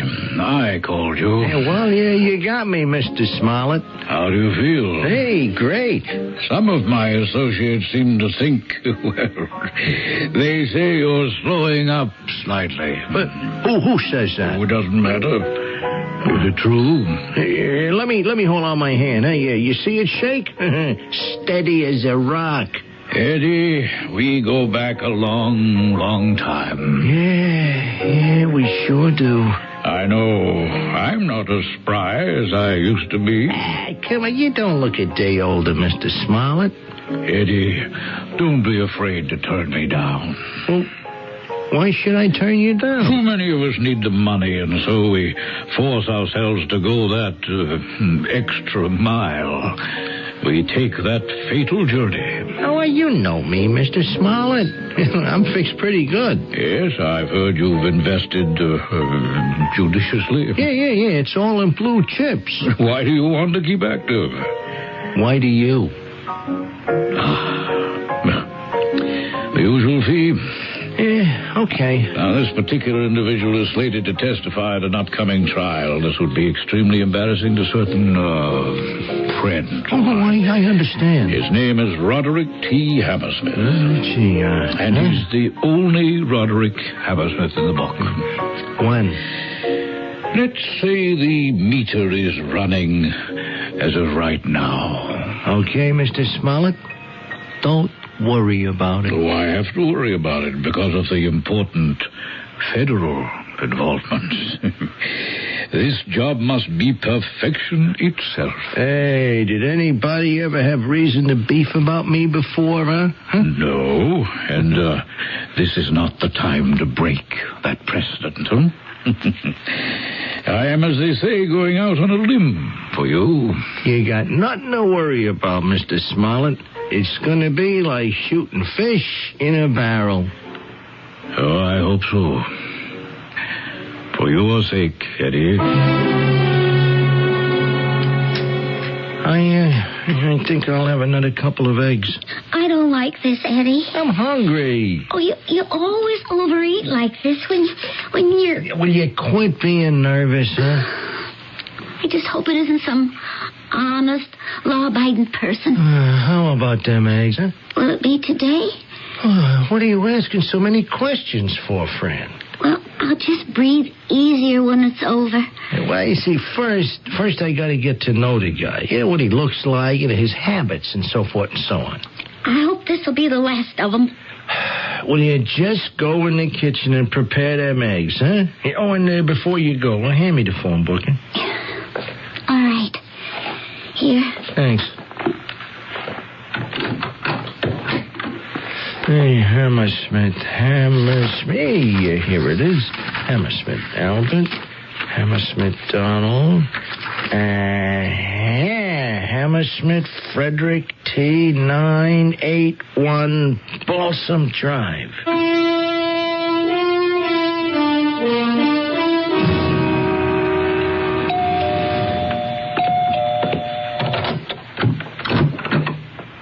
Yeah? Are you Mr. Frederick T. Hammersmith? Oh, yeah. Yeah, well, I'm from the Public Utilities Department. I'm here to check out your water meter. Oh, Yeah, we got to make sure the water company ain't giving you a fast count. Where's the meter, sir? The meter... Oh, I believe it's downstairs. Oh, good. You want to lead the way? Well, do you have any identification? I mean, I'm sorry to have to ask. Oh, no. You're doing the right thing there, Mr. Hammersmith. You know, I wouldn't leave you come into my house neither without any documents. Sure. Here's my badge. Yeah, you see? Public Utilities Inspector. Well, I suppose that's in order. Good as gold. Well, this way, please, Inspector. Who is it, Frederick? This gentleman's an inspector for the water department, Martha. Oh, I thought it might be the Morrises. They're the only ones who aren't here yet. You might call them when you get a chance. Yes, dear. This way, Inspector. It's right down this flight of stairs. Now, why would she want to invite the Morrises? Excuse me? Does your wife like to give parties? No. You're a most fortunate man. I've always got a house full of people. Oh, yeah? You have no idea how provoking it can be sometimes. Well, why don't you put your foot down? Well, it makes her happy. Don't you like to make your wife happy, Inspector? You know, Mr. Hammersmith, I found out the best way to make my wife happy is to have her make me happy. Here's the meter. Oh, hey, just let me have a look at how the polarity is with the autoclave. Frederick? Oh, what is it, dear? Frederick, we're out of pretzels. Oh, I'm sorry, dear. But Sadie Morris just adores those pretzels. Yes, dear. Inspector, you finished here? Huh? Oh, yeah. She's okay. Well, after you. You know what I got to do right now? drive a whole mile to a little supermarket just because that silly woman adores pretzels. Oh, please hurry, darling. They'll be here any moment. Is this man through here? Oh, yeah, lady. I did what I had to do. Oh, thank you, Inspector. It's what I get paid for. I better hurry and get those pretzels. Where'd you say that store was? I mean, in case I'm in the neighborhood again. Oh, you just go right out the driveway, and instead of turning left toward town, you head right. Oh, just a mile down, huh? Yeah, okay, I'll remember.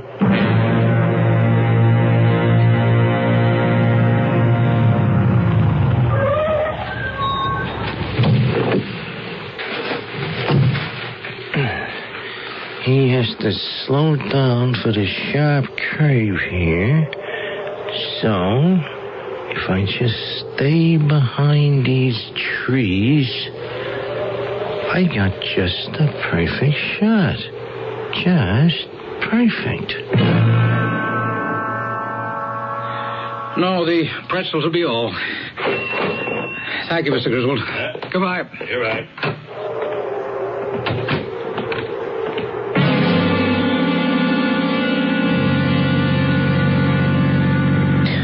Honestly, they ought to straighten out this curve. It's a disgrace. What was that? I better get out of here. Fred, you are going to ruin the party. Martha, I'm telling you, somebody fired a shot at me. You know that is impossible. But, Martha, Now the house will be full of policemen. What will people think? About what? They believe we did something wrong. But we didn't. It doesn't matter. Oh, do they have to make so much noise? Fred, run outside. I'll have to get back to my guests, and please, don't let them come into the house.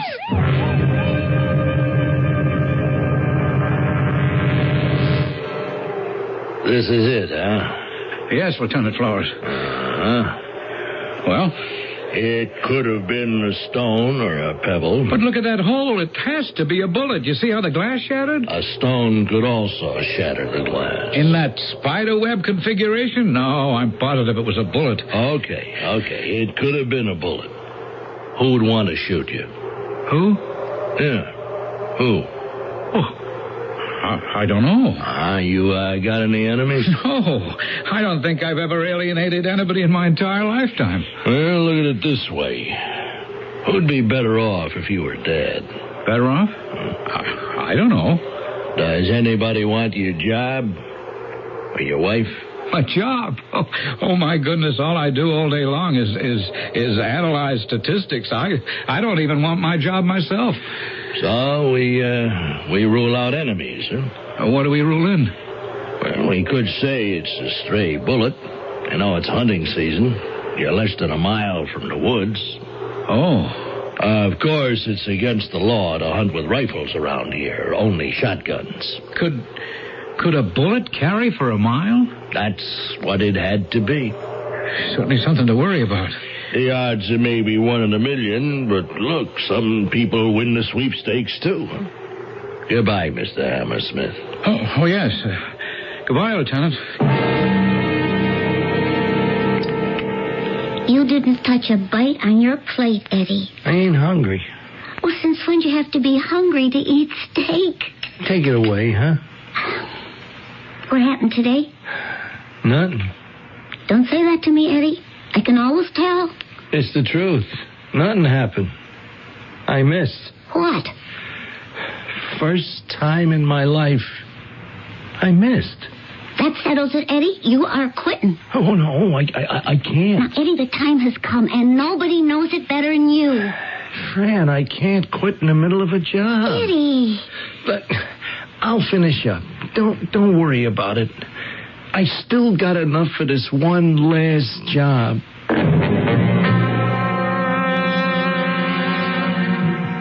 This is the world we live in. Everything is now a craft, a profession. And all the craftsmen have the same problems, the same fears. And their wives are the same as wives everywhere, who accept what their men do as the more or less normal state of affairs. What does your husband do for a living, Mrs. Pond? Oh, he's a hitman for the mob. Perhaps we're not quite there yet, but in this mad world of ours, everything happens sooner or later, including Act 2.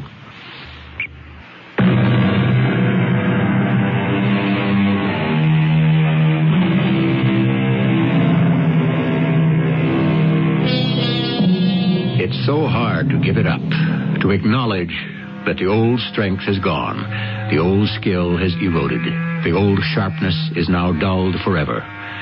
The only thing so few know how to do is to grow old gracefully. And it's a condition that is prevalent among all sorts of people in every walk of life. What are you doing out here? Fred. I thought I'd smoke a cigarette. In this weather?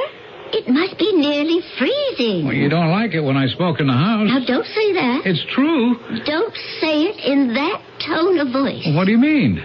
If anyone were listening, they'd think you were hag-ridden. But you're perfectly welcome to smoke in the house. You don't have to freeze out here on the patio. Oh, what was that? It was a shot. Get down. What? What are you doing? Be quiet. You knocked me to the ground. We are being shot at. Are you insane? Didn't you hear it? Oh, it must have been a backfire from a car. The glass in the patio door is broken. Was that from a backfire, too? Oh, Fred. Call the police. No, don't get up. Crawl backward until you get into the house. We were standing on the terrace. Just standing. I was never so terrified in all my life. Lieutenant, I don't think this was a stray bullet from some hunter's gun. No, I guess not. Lieutenant Flowers, you must do something. You were standing on the terrace. And there was a shot. I could hear something whine past my ear. And it smashed through the patio door. Well, then the bullet must have come into this room. Did you look for it? Look for it? Whoever thought Frankly, Lieutenant, we were too frightened. No. Martha, what is it? My brand new leather couch. There's a hole. Hey, that's where the bullet must have gone. Lieutenant, put away that knife. I just want to get the bullet out of there, Mrs. Hammersmith. Ruined. Absolutely ruined. You're lucky, ma'am. Lucky? Sure. If it hit the brick wall of the fireplace, or even the plaster wall, or gone into the wood, it would have been smashed out of shape. But here it was stopped by a soft mass, you see? And it's perfect. Maybe we can trace it. Yeah. You folks are sure lucky. Lucky? A $4,000 couch is ruined.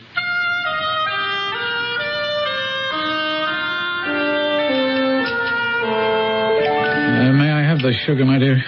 How much longer shall this go on? How much longer shall what go on, Martha? What do you think I'm talking about? All this shooting. Oh, I don't know. Besides, there have only been 2 incidents. There shouldn't have been one. I'm sure I can't account for it.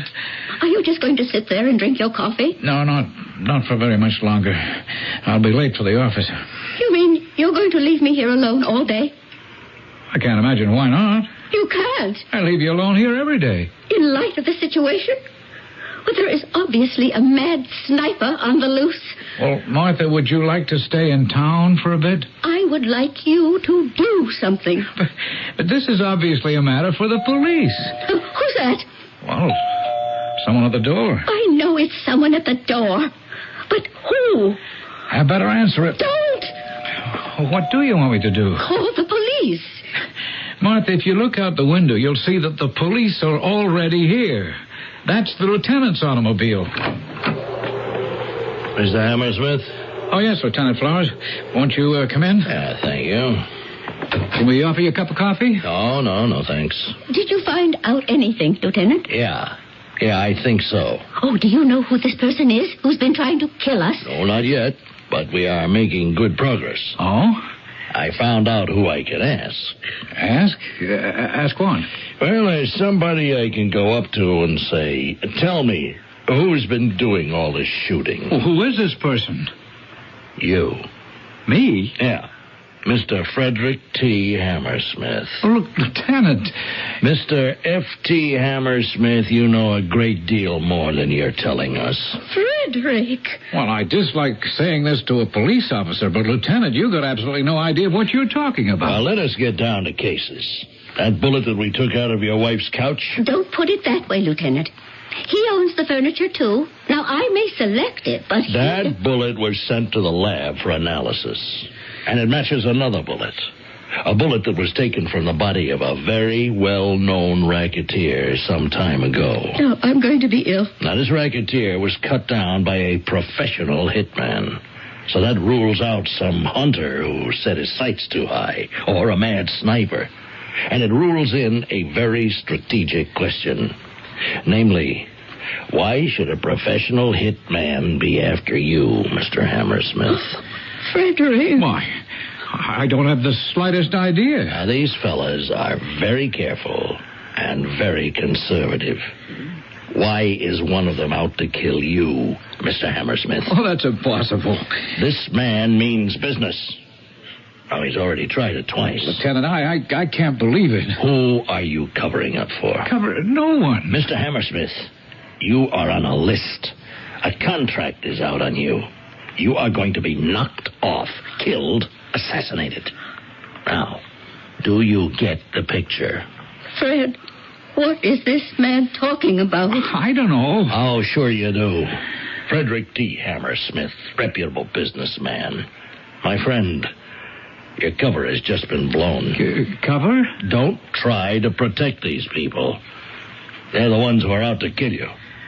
Don't be afraid. Lieutenant, what are you talking about? Mr. Hammersmith, let's quit stalling, huh? Fred, tell him what he wants to know. Martha, I'm telling the truth. Mrs. Hammersmith, will you make him see reason? Why is it so difficult for you to believe that Frederick, it's time you and I had a long, private conversation. Now, there's going to be a man stationed near the house at all times. I don't want people to know that we have police. Well, we'll try to keep it quiet. But, of course, if Mr. Hammersmith should be killed... Lieutenant, I'll make him see reason. Okay. I'll be back. And listen, Mr. Hammersmith, we can't protect you forever. So the sooner you come clean with us... Please, Lieutenant, leave everything to me. Yes, ma'am. Well, Frederick, tell me. Tell you what, for goodness sake? My husband, the man I've been married to for 15 years, he's a stranger. He leads a double life. Martha, will you listen to me? Here, I am under the impression that I am married to a respectable, law-abiding accountant. I am a respectable, law-abiding accountant. Who are your clients? You know who my clients are. Your real clients. The ones nobody is supposed to know about. Your disreputable underworld clients. Oh, that's not true. Did you double-cross any of these fine gentlemen? Martha, you don't know what you're talking about. Is there more to the story? Oh. Do you also have a woman? Oh, now, that's one thing that Why not?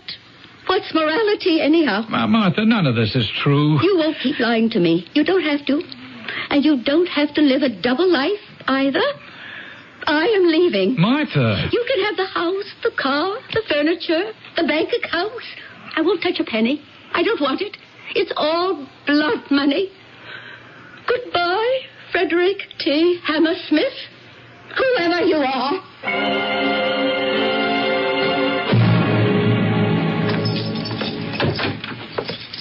Is that you, Eddie? Yeah, I think I'll go to sleep. You want something to eat? No. Oh, Eddie, give it up. Give what up? The job. It's gone bad. I can tell. You can't get to this guy. Yeah, well, the cops can't watch him for the rest of his life. He can't duck me forever. But you don't have forever. They're going to get impatient. Well, nobody said a word to me yet. This Mr. Smollett. What do you know about Mr. Smollett? You talk about him all the time. I never said a word to you about... Hey, wait. You mean I talk in my sleep? No. You talk in the shower. Sometimes a job don't go exactly the way you plan it. This one didn't. But you gotta stay with it. Eddie, you reach a certain point. Yeah, I know. But I didn't get there yet. Eddie, get out of it. You say to this Mr. Smollett, this thing I can't handle. Hey, I never had to say that to him in my life, and I won't start now. If you knew enough to quit while you were ahead, you wouldn't have to. Now, please, Eddie, don't get mad at me. But you know yourself. It's gone. The old confidence. Hey, that's not true. Lie to me, Eddie. But not to yourself. No, wait, there's one thing that you don't understand. In this racket, you don't beg off. Look, I can't go to Mr. Smollett and say this thing ain't for me. You'd be better off with a new guy. Eddie, let's get out of here. And go where? What's the difference? Florida, California. It's a big world. No, it ain't. You'd be surprised what a small world it is when a guy like Mr. Smollett is looking for you.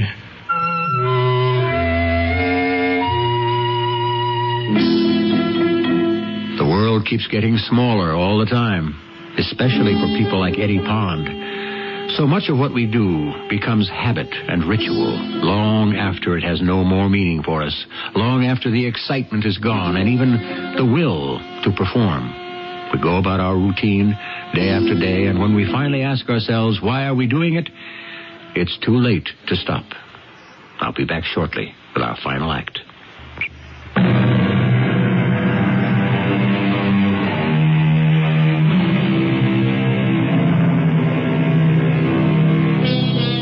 Better one's own duty, though imperfect, than another's duty well performed. This bit of wisdom comes to us from the Sanskrit.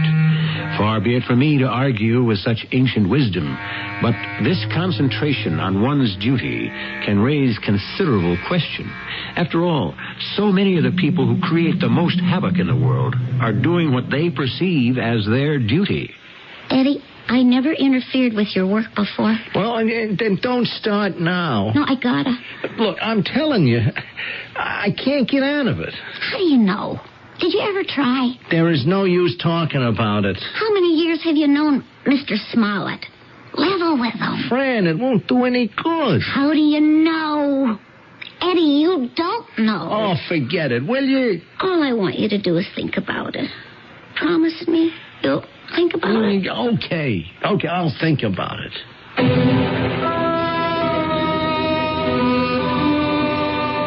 I don't understand you, Mr. Hammersmith. Your life isn't worth 15 cents. Your only hope is to cooperate with us. Look, I'm willing to cooperate. I just don't know how. It's quite simple. Just tell us about these people. Which people? This sense of loyalty. Now, believe me, it's a perverted sense to begin with. There's no honor among thieves. Now, I've been a cop for 25 years. Now, you're determined not to believe me. Look, I am Frederick T. Hammersmith, a certified public accountant. We know who you are. We've investigated you inside out. That's the life you lead on the surface. That's the tip of the iceberg. The real thing is underneath. Lieutenant, I don't know what I have to do to convince you that Place yourself in my position, huh? That shouldn't be hard. You're a man who deals in facts and figures just like I do. You're a detective. You're called into a case where a man is obviously marked for assassination. What's the point in all this? Now, we know the assassin is a high-powered professional hitman who has been employed in some of the most sensational killings in underworld history. Now, he must command a fabulous fee. He's not wasted on small fry. Well, Mr. Hammersmith? Well, what? Well, wouldn't you suspect an underworld connection? Come on, be fair. Be impersonal. Yeah, but it has... No buts. I'm telling you, it's a mistake. These people don't make mistakes. Why not? They're human, aren't they? No, I don't think so. Now, you want these guys to get away with it, Mr. Hammersmith?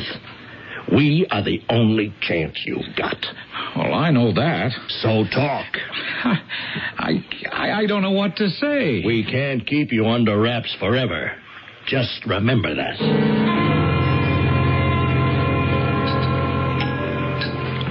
Hello, Eddie. Hey, Mr. Smollett. Yeah. How's the job coming along? It's moving. That's good.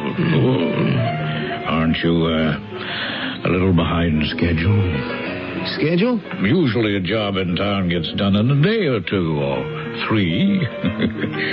This one's been over a week. Well, I don't have what you might call a schedule. Oh, you don't? No. It's just each job, you know. It kind of moves along at its own pace, you know. Well, I can understand that. The only thing, it would be better all around if this one could be resolved as soon as possible. Oh, yeah. Sure. Now, understand, I'm not trying to rush you. That would be telling you how to run your business, which would be wrong. Are you encountering any particular problems on this job, Eddie? Problems? Oh, of course not. I shouldn't even have brought it up. That's why we hire you. We know there'll be absolutely no problems. Sure.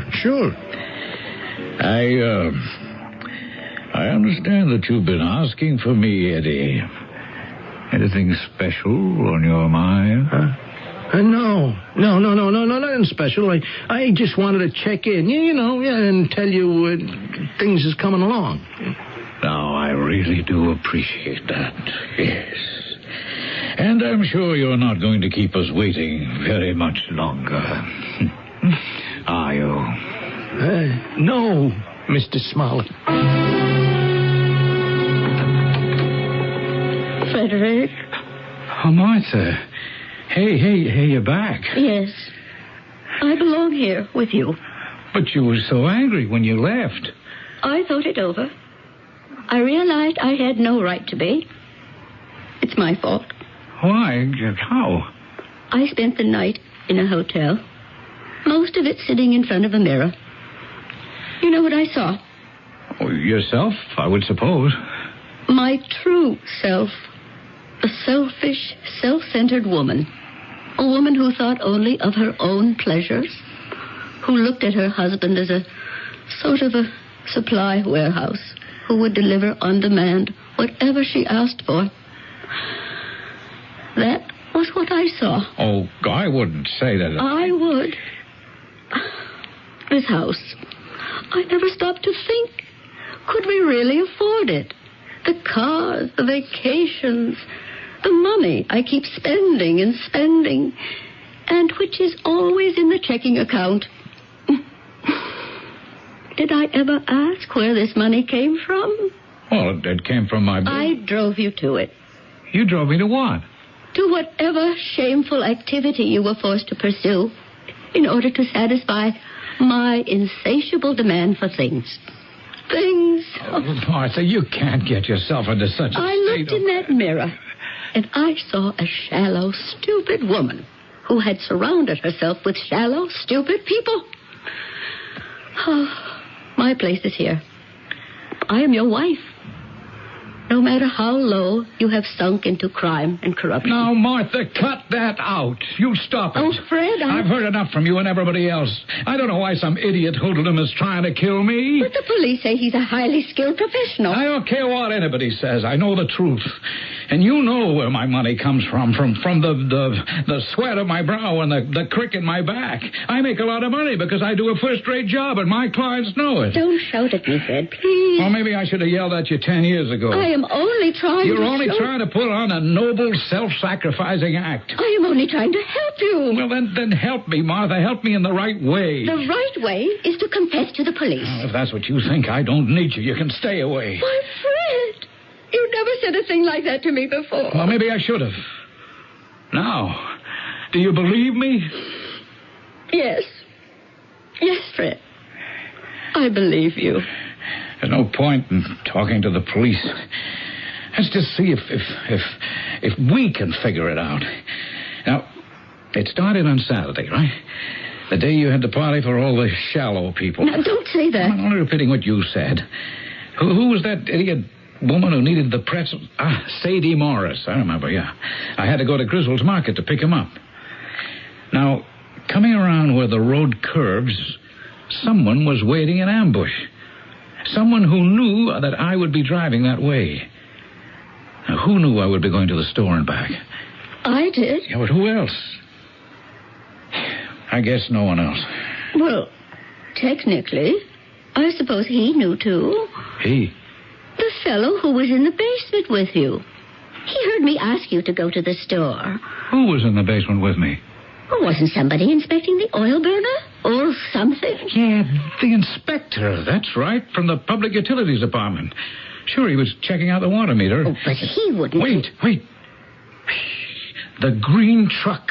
What green truck? It was a van. He drove a green van. Yes, but what does that indicate? Well, as I slowed down to take that curve, I'm sure I saw that green van.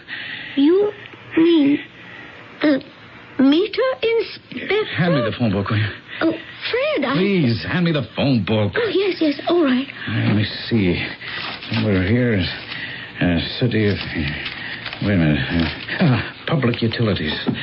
Here it is.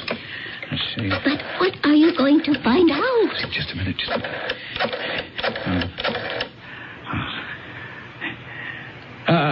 Hello? Could you tell me if you sent a man out to inspect a water meter at 981 Balsam Drive last Saturday? No, I didn't. What's that? Oh, I see. Well, thank you very much. Well? She said they never send anyone out to check the meter unless you make a complaint. Oh. What is it, Mother? The green truck. I mean, van. I saw it. Where? Down the road, near the entrance to the state highway. I saw him there yesterday when I left. And he's there now, too. He's afraid to come any closer to the house. Then we should tell the lieutenant. No, that wouldn't do any good. Why? If they arrest him and find the gun on him, they could put him away. But that won't do me any good. Why not? Because the people who hired him will only hire someone else. Well, what can you do? Well, I'll just have to tell him he's making a mistake. You what? I'll wait until it gets dark, and then I'll... You'll what? I'll think of something.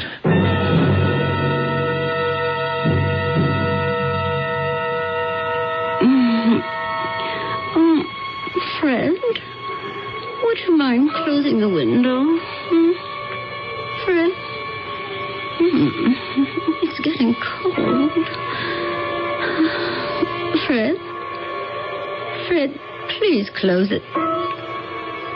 Fred?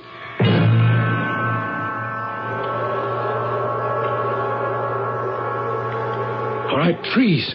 It's the police. What? You're surrounded. Throw your gun out of the window right into those bushes. Okay. Just take it easy. Okay, that's it. Now, step out of that van. Very slow. Step out backwards. Now, keep your hands up. Now, turn around. You ain't a cop. Yeah, and you're not any water meter inspector. Don't move. I got your gun now. You should know if it's loaded or not. Hey, no, listen, there's nothing personal in this. It's just a job. All right, but why? Do I know why? Look, all they say to me is to go get a guy named Roderick T. Hammersmith, so I go get him. Who? Who do you go get? You. The guy they got the contract on, Roderick T. Hammersmith. But I'm not Roderick T. Hammersmith. Hey, what are you trying to tell me? I'm Frederick T. Hammersmith. That's what I said, Roderick. Frederick? Hey, wait a minute. He said... What did he say? Were you supposed to get Roderick or Frederick? You know, to tell you the honest truth, now I don't know. Well, it couldn't be me. I can't imagine why. Listen, do me a favor. Aren't you supposed to testify at a trial next month? Absolutely not. So it's gotta be Frederick. I'm Frederick. I mean, then it's Roderick. Well, I'm glad we straightened it out. So nobody's really after me. No, not anymore. That's a relief. Yeah, well, I guess I better be going, huh? I guess so. Well, so long, pal. Look, anytime you want to have anybody read your meter, don't call me. Hey, wait a minute. Huh? Where do you think you're going? Yeah, I gotta go about my business. Which would be to shoot Roderick T. Hammersmith. Yeah, well, you know, I'm overdue. Oh, I can't let you do that. Don't move. Don't take another step toward that van. What'll you do, huh? I'll shoot. Oh, come on. No, you won't. You're not the type. You gotta have it in you. I'm warning you. Come on. Save your breath, Roderick. Yeah, but my name is Frederick. Well, goodbye, Roderick. This is your last chance. What did you say? I said it's your last chance. You know something? You could be right. Well, I guess you better call the cops. Franny's right. I'm no good at this anymore. And they won't let me quit. They'll never believe me. Oh, I'm in a real jam. Don't feel so bad, please. Would you believe it? The only place I'll be safe is in jail. Are you sure? Oh, it goes out of you. You just lose it. Hey, what business did I have missing you twice in a row? No, I gotta retire. I'll let the cops pick me up. I'll beat the big rap with the kind of lawyers I can get. I'll sit in jail a couple of years till it blows over and new guys come in. Oh, I'll keep my mouth shut. Nobody'll really be sore at me. I'm just gonna wind up real good. Hey, listen, here come the cops. Yeah, I'm sure Martha woke up and noticed I was gone. Okay, now, I'll stand here with my hands up. Now, you point the gun at me. That really isn't necessary. Why not? You're gonna be a hero, Roderick. Oh, Frederick. All of which goes to prove that heroes are made and not born. And so, perhaps, we were able to give you a happy ending. Mr. and Mrs. Frederick T. Hammersmith rejoice in their newfound understanding. Mr. and Mrs. Eddie Pond rejoice in his newfound safety. Lieutenant Flowers rejoices in an important arrest. Mr. Roderick T. Hammersmith may not be aware of it, but he, too, has reason for rejoicing. Mr. Smollett may be unhappy, but we couldn't care less. And I shall return shortly, still rejoicing.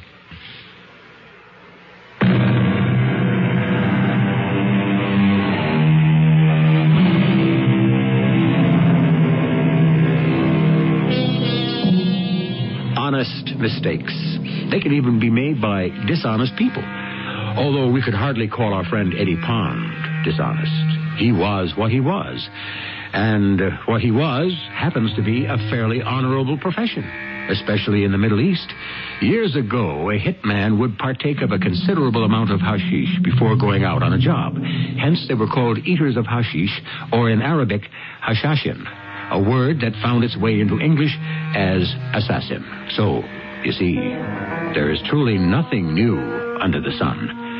Our cast included Earl Hammond, E.V. Juster, and Ian Martin. The entire production was under the direction of Hyman Brown. And now, a preview of our next tale. Ooh, look at the time. It's midnight.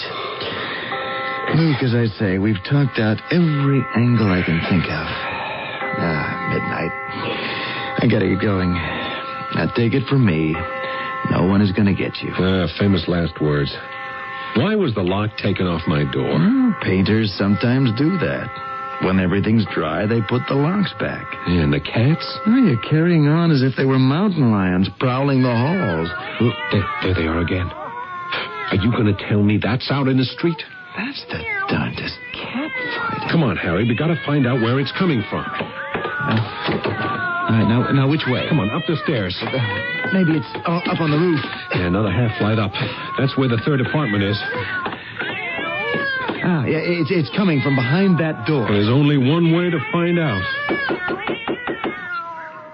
This is E.G. Marshall inviting you to return to our Mystery Theater for another adventure in the macabre. Until next time, pleasant dreams.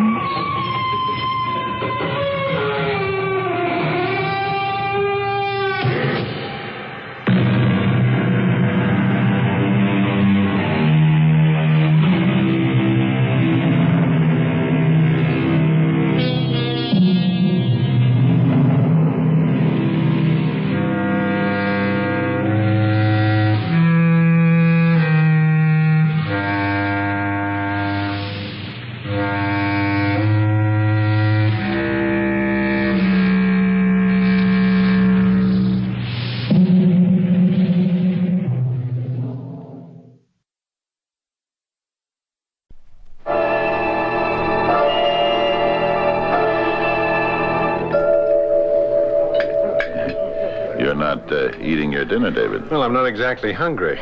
The events of this afternoon hit me harder than I thought, Edgar. Yeah. Well, it doesn't seem to have affected John Guest's appetite. I see him over there at that table by the window? Yeah, well, that's him and I'm me. David, I don't like you being angry with me. I was so looking forward to our being here together. As I told you in New York, we've been too long apart. Yeah. Oh, I suppose I am behaving naively. After all, $250,000 is a lot of money, and who knows how I would have reacted. Well, turn the other cheek, probably. Now, your friend Guest over there is getting to his feet. See that? Hey, there's a young girl coming to his table. Yeah, that's the girl whose name I don't know. The girl who played the pipe organ in the church? Are you interested in that girl? Well... You're not.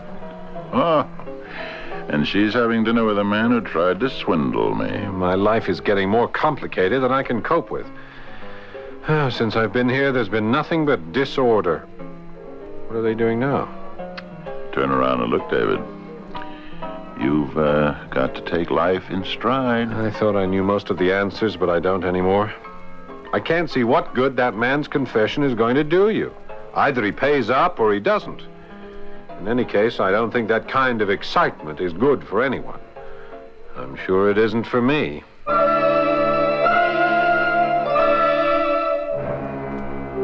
How people reveal themselves by their belief.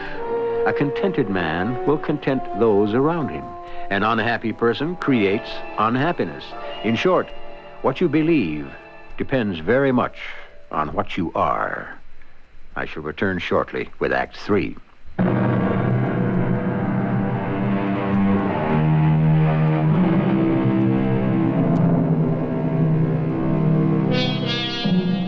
David Saville, in an effort to restore his stepbrother's failing health, finds himself embroiled in high finance and revenge. However, the bad guy is not all bad, nor is the good guy all good. And to thicken the plot, there is a girl. But the problem that pursues the young architect is, what does he do now? Good morning, David. Out of bed? It's a beautiful day. The sun is out. Do you want to know what time it is? No, not particularly. You been up long, Edgar? It's 11 o'clock. I've been to the mineral baths. I've been hosed. I've been pummeled, bathed. I've drunk what tasted like sulfur. I've had breakfast, and I've talked to the manager. 11 o'clock? Hey, I'd better get moving. The big local news of the day is that John Guest checked out. Took an early train to New York, and his little lady friend is staying on at the inn. What's your schedule? Well, I'd like to get in a little tennis, but might be better to wait till the sun dries everything off. Maybe I'll go for a short walk. Would you mind if I don't come with you? I've got some letters to write. Oh, go ahead. I'll see you in the dining room for lunch. David. Yeah? Try to understand it the way I see it. I've been investing for years, but I've never had my own investment advisor knowingly sell me a phony deal.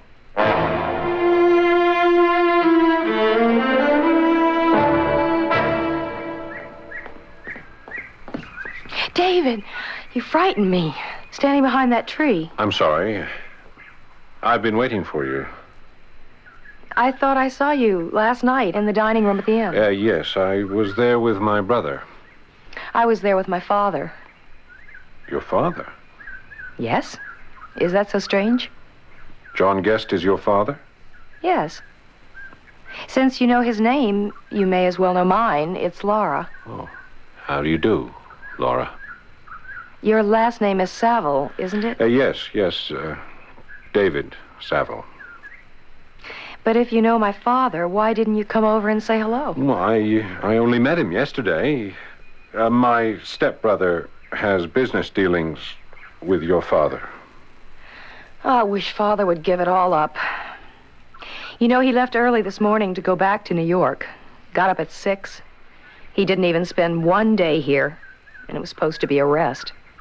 He's never taken a day off since Mother died. You're the only child? Yes. If you've just met Father, you don't know him. He's a happy man by nature. But yesterday at dinner, I was shocked. I can't bear to see him embittered and unhappy in his world of finance. What's it worth if it destroys you? Yes, Yes, you're right. He ought to have a hobby. I dream of the time we can go abroad. I'll study music seriously, and he can... I don't know what. Sit by the window in a small hotel watching the Thames and the Seine and the Rhine. Something like that. I've never asked you, what do you do? Oh, I'm an architect, and I also do interior design. For corporations? And no, mostly for people who are tired of traveling, who have seen enough places, and who want to settle down in a house of their own. I think I've just said the wrong thing. Mr. Saville! Mr. Saville, come quickly! Oh, it must be Edgar. Something's wrong, I know it.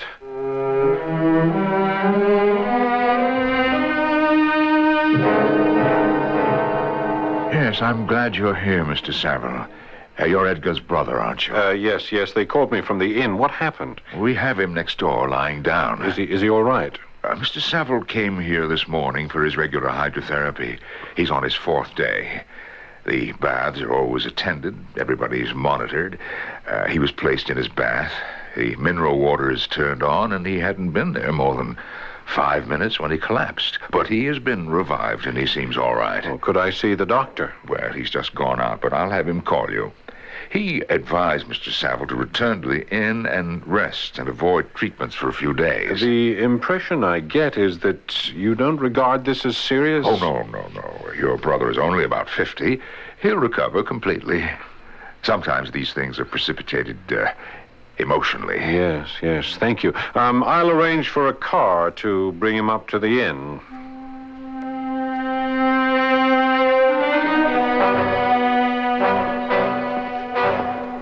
David, may I sit down? Laura, will you have breakfast with me? I haven't ordered yet. How is your stepbrother? Oh, you heard. Yes, one of the maids was talking. Yes, he collapsed at the baths yesterday. I'm keeping him in bed. He doesn't look too well, so I'm really not sure what to do. What have you heard from your father? Anything? Yeah, I letter from him this morning, the poor man. Bad news? Just that he had to raise cash, had to sell our house, but not my piano. He feels his luck has run out. Laura, I'm doing quite well, and I have some cash which I haven't yet invested. Now, if you call your father, would you tell him that you've met someone or know someone who would be happy to place a sizable funds at his disposal immediately, if it would help? I can't tell him that. He wouldn't accept it. Are you sure? I wouldn't let him. I couldn't. Why do you make such an offer? You hardly know me, and you don't know Father at all. Because I love you. I've loved you since I first heard you in that church. That's the first time that's been said to me at breakfast. Yes. Well, it's the first time I've ever said it anywhere. To anyone.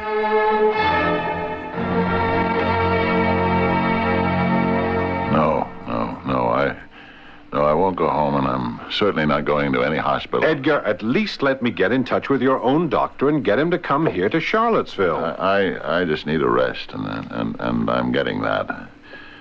Besides, I had good news, and that's perked me up. See this letter? It's from my lawyer. The day before yesterday, Guest paid him $75,000. Do you think if I hadn't put the heat on Guest, it would have happened? Oh, look, he's a man of conscience. He's probably ruined himself to do it. Did you return that paper he signed, or are you waiting till he gets back here? Return Guest's confession? Why should I? You're going to keep it? I certainly am. How else could I keep punishing him? But he's paid back what you asked for. David, don't you see? What I've got in writing just may stop him from ever trying that trick again on someone else. You're letting him go through life with the threat of exposure hanging over his head? That's the penalty.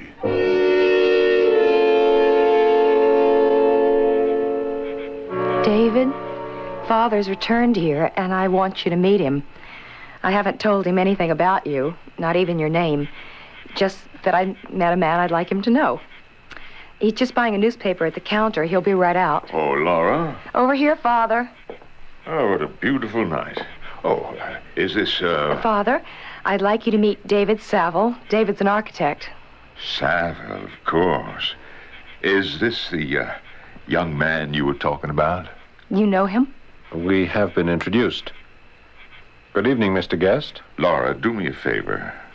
Forget this man. You're really not that hard up for friendship, are you? Father, you never talked to me like that before. I'm going to say something else to you I've never said before. Laura, please leave us.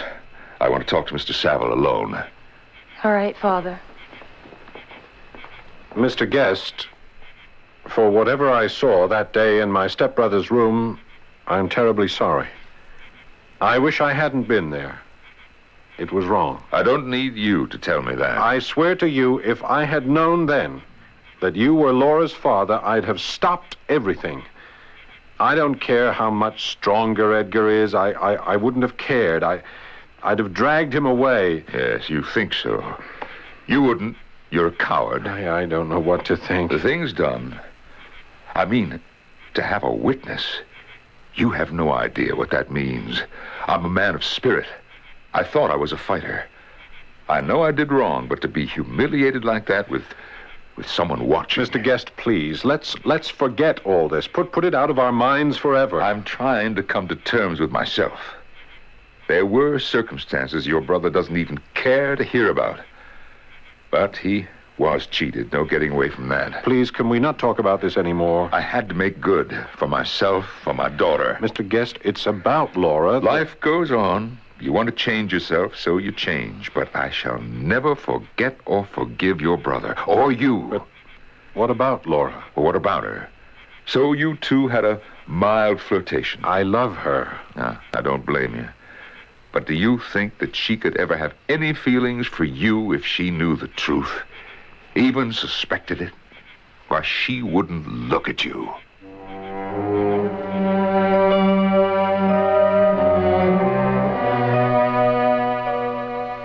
Who knows what omniscient hand regulates these things? Is there a higher order that punishes? The next morning, I went into Edgar's room. He had passed away during the night. I arranged to have the remains shipped home and took all his effects into my room. That left just one thing to be done. You wanted to see me, David. I hadn't much time. Mr. Guest, now that my stepbrother's dead, can't we close the books? I am not dead. And Laura is not dead. It's too late. I don't want you near Laura. Perhaps this envelope will change your mind. You recognize the stationery. And you recognize your handwriting. Yes, give it to me. I found this among Edgar's papers. It belongs to me now. It's been paid for. Yes, but it's in my hands. Now, don't you think you and I could come to some kind of an understanding? So Laura need never know? Laura, come in. David, what are you doing? This piece of paper is a wall between your father and me. What is it? I think you know, Laura. There we are, all torn up. Now, we put the scraps in this ashtray, take a match, and watch what's left go up in smoke. There we are. That's the end of it. He says that's the end of it, Laura. What do you say? Goodbye, David. What do you mean, goodbye? I'm my father's daughter first, David. That's all I want to say. You told her? Yes. It's not good to have secrets from your own family. Goodbye, David.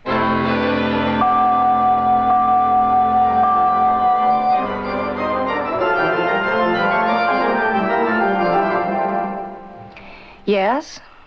What is it you want, David? I couldn't believe what you said just now. Don't you want to go on seeing me? Not really. At least, I didn't get to know you very well, so not seeing you won't make much difference. I seem to have run into a world of people who can't forgive. All right, Laura. I leave you to your music. See that you do something with it. You could if you wanted to. Goodbye. David, come back here. You're doing it again. Why? When my father was subjected to humiliation by your stepbrother, you just took it. Did very little. Now the same story, all over again. Well, you told me to leave. David, you fool. You might at least have given me an argument. Yes, you're right. I suppose I should have. All right. All right, I'm not making the same mistake another time. Laura, we're going for a walk. And then I'll get permission from the church for you to practice here every day. Are you taking me in hand, David? Why not? Somebody better had.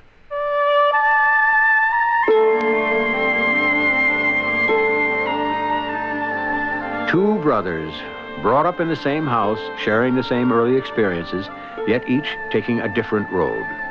Had they remained closer as they grew older, perhaps each could have helped the other, and their future could have been life for both.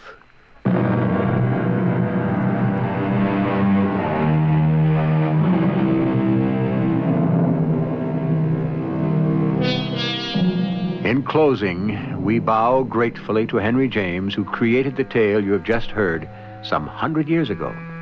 We end with his own words.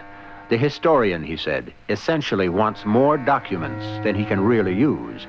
The dramatist wants only more liberties than he can really take. Mr. James, we hope our liberties with the confession have been few and satisfactory. Our cast included Paul Hecht, Norman Rose, Fred Gwynn, and Belika Gray. The entire production was under the direction of Hyman Brown. This is E.G. Marshall inviting you to return to our Mystery Theater for another adventure in the macabre. Until next time, pleasant dreams.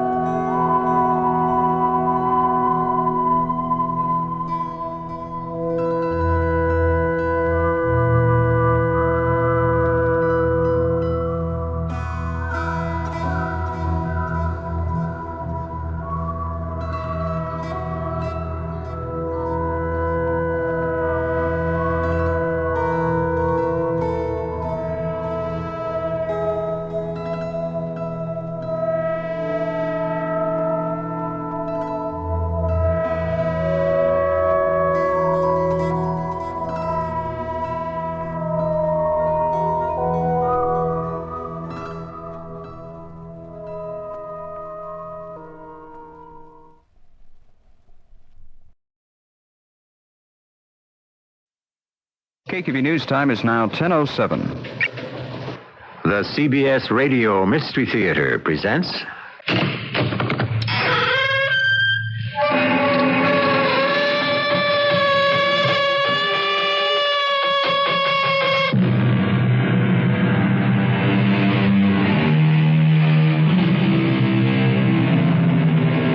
Come in. Welcome. I'm E.G. Marshall.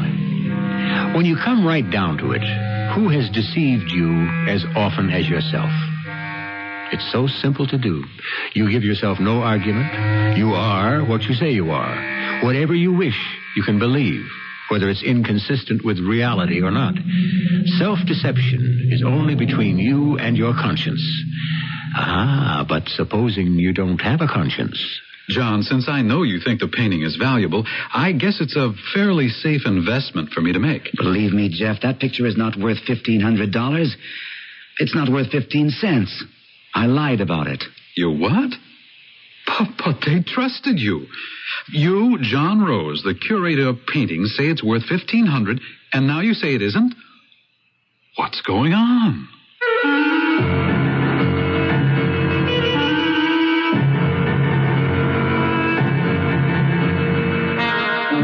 Our drama, The Gilbert Stuart, based on a story by Edith Wharton, was written especially for the Mystery Theater by James Agate Jr. and stars Gordon Gould. It is sponsored in part by True Value Hardware Stores. I'll be back shortly with Act One. Hi, this is Gregory Harrison, Dr. Gonzo Gates on Trapper John, M.D. Make the rounds with me on CBS Sunday night. We'll stop by and see Alice and the gang at Mel's Diner, but let me give you a free word of medical advice. Don't eat the chili. Next, we'll look in on the Jeffersons, where the laughs are catching. Then it's Trapper John, M.D., starring Pernell Roberts and me. It's all on CBS television Sunday night, starting at 9, 8 Central and Mountain. It'll make you feel good. You and CBS, sure looking good. Anything else, Bill? Got something for hemorrhoid symptoms, Mr. Baxter? Pain, itch? Try this. Preparation H. In many cases, Preparation H gives prompt, temporary relief of occasional pain and itching of hemorrhoidal tissues. Great. Actually helps shrink swelling of tissues caused by inflammation. I'll try it. Hi, Bill. How are you today? Fine, thanks to your good advice. Doctor-tested Preparation H helps shrink hemorrhoidal swelling as it relieves pain and itch. Use only as directed.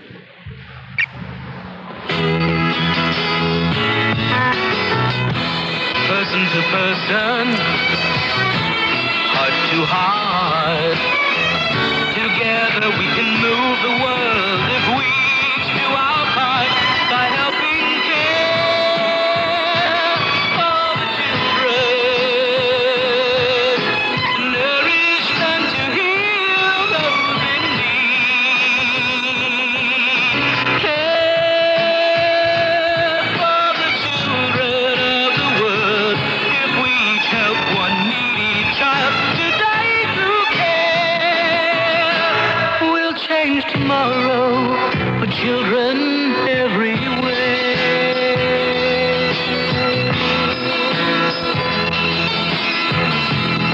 Please send your check or money order to CARE, Box 576, New York 10156, or local care office.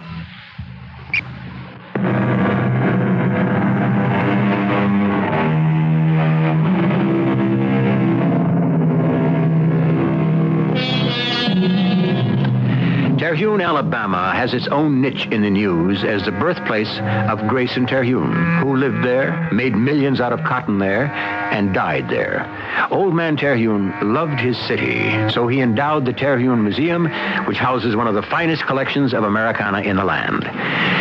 It is from its front door that curator John Rose rushes one morning and climbs into a waiting car. You're late, John. You're lucky I'm here at all, Eleanor. This happens to be one of my busiest days. Cousin John, fasten your safety belt, and I'll tell you why I've kidnapped you. I think I found a work of art which every single museum, north, south, east, and west of us would give anything to own. Oh, not again. Does the name Mrs. Henry Fontaine mean anything to you? Cecily Fontaine? Yes, old Grayson Terhune's sister. Didn't she die a couple of years ago, right after her husband did? No, she didn't. She just disappeared from society. Cecily Fontaine is as alive as you or I. She lives all by herself on River Street, and that's where we're going. River Street? What happened to the Lakeside Manor? Her brother, Grayson, thinking Henry Fontaine was well fixed, didn't leave Cecily any money. And Henry lost all his in the crash. So the dear lady has been living at a cheaper address all these years. It's pathetic. And now she wants to sell some valuable American decorative art. Or a Winslow Homer, or a Paul Revere teapot, or a Benjamin West etching. Am I close? Oh, you're horrible. Why are you so negative? Because I've gone through all this with you, Eleanor, many times.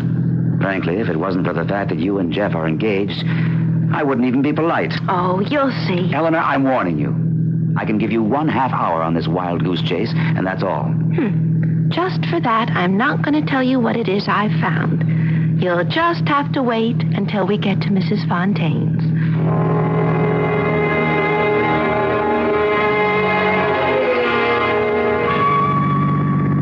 Don't tell me Mrs. Henry Fontaine lives in that house. It's enough to make you cry when you think for years she was the leader of Terhune society. Her husband left her nothing? Nothing but what you're going to see upstairs. So shabby. The end of an era. All right, let's get it over with. Maybe I should tell you what you're about to see. It'll put you in a better frame of mind. Cousin John, it's a Gilbert Stuart. A portrait of George Washington as a young man. Now, what do you think of that? As a young man? And the reason I think it might be for sale is that Mrs. Fontaine told me, in confidence, she may have to leave this rundown place this month. Of course, no one wants to take advantage, but what can you do? I'll lead the way. She's expecting us.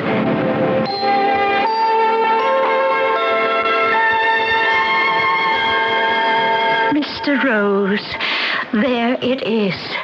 Gilbert Stuart. What did I tell you?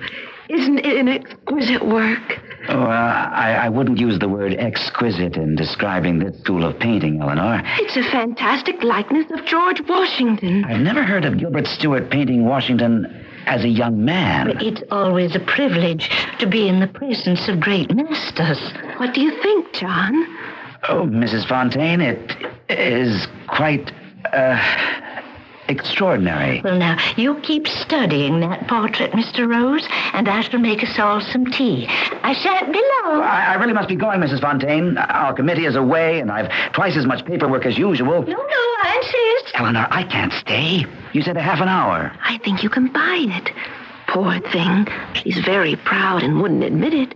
But she's down to practically nothing. I mean, look at this place. It's shameful. I've seen the painting now. It's a fine painting of its period, certainly American. Now, what else do you want me to do? I told you, buy it for the museum.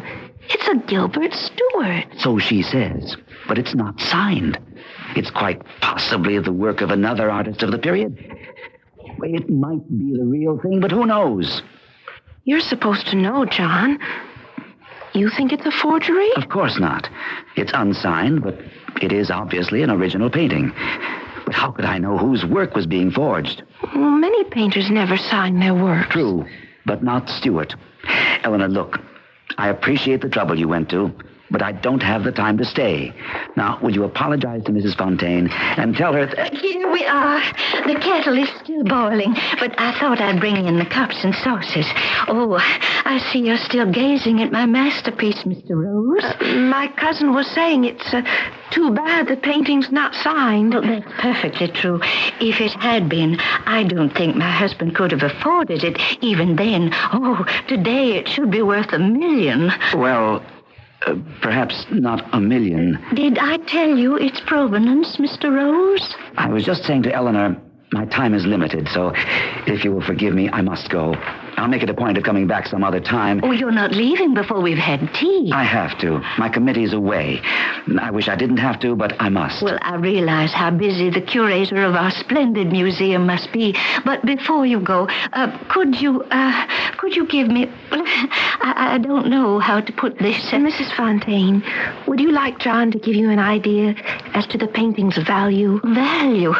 Oh, no one could know its value quite as well as I who live with it. Of course, I agree. But it might be interesting to hear, as a mere matter of curiosity. Now, what estimate would you put on it? John, what would you say this Gilbert Stuart is worth? A rough estimate. Well, the picture would, of course, be worth much more if it were signed. Oh, I think we can agree to that. Museums are reluctant to purchase the unsigned. But just as a matter of interest, what value would I place upon it? Well, As it is, a conservative estimate of somewhere in the neighborhood, give or take, I would say $1,500. I could never, under any circumstances, consider even for a moment the possibility of parting with the painting at such a price. I can understand. $1,500. My husband, Henry, purchased this Gilbert Stuart for me when we were on our honeymoon. What makes it so priceless to me personally is that Henry himself looked exactly like George Washington as a young man.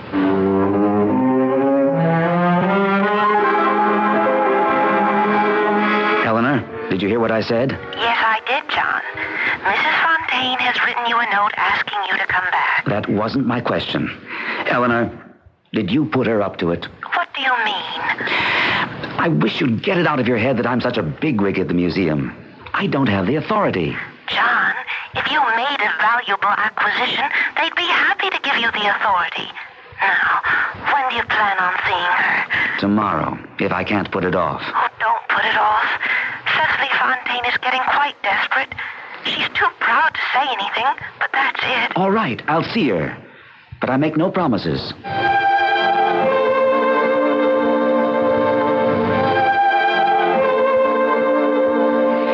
This time, I've already prepared the tea, Mr. Rose. Oh, I see you're looking around. It is a bit more bare. I'm trying to get rid of my things, so for a little while I shall have to do without drapes or carpets or the sofa. But we all can manage if we have to. Oh, why did you wish to see me? I must travel for my health. The doctors are scolding me. It's too hot in Alabama, and they recommend the Northeast. I have many friends in Boston and Philadelphia, so reluctantly, to avoid the expense of storage and insurance, I will accept your offer for the Gilbert Stuart. Mrs. Fontaine, I have no authority to make purchases without the approval of the committee. Oh, but I understood. Eleanor tells me that you practically decide such matters for the committee. My cousin is given to generalizations. My opinion may have some weight with the committee. Well, then. For that very reason, I cannot buy the picture. But I don't understand. I remember your saying you understood museums do not purchase unsigned paintings. Oh, well, not for what they're worth. Everyone knows that. But I understood.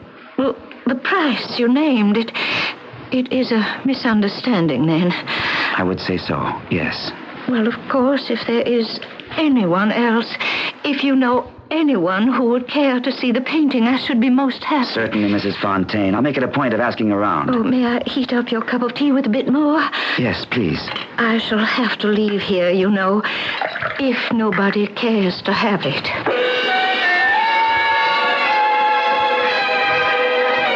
I'm in such a state, Jeff, I don't know what to do. Well, you won't feel that way, darling, when we're married. Be serious. Well, I am serious. Your brother John is making life very difficult for me. But what's he done now? I found the most exquisite painting for him. A portrait of George Washington as a young man by Gilbert Stuart. The Gilbert Stuart. He made an offer and then backed down, saying he wouldn't buy it for the museum without the okay of the committee. And there, all the way. And frankly, Jeff, darling, I don't think Mrs. Fontaine can wait. Mrs. Henry Fontaine? That's the one.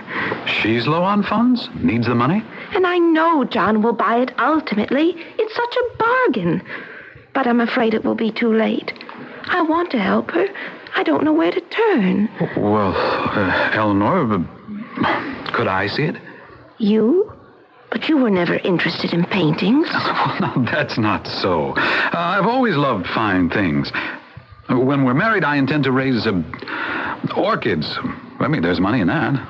That's going to be your career, Jeff? Raising orchids? Or could be. I just bought a book on it.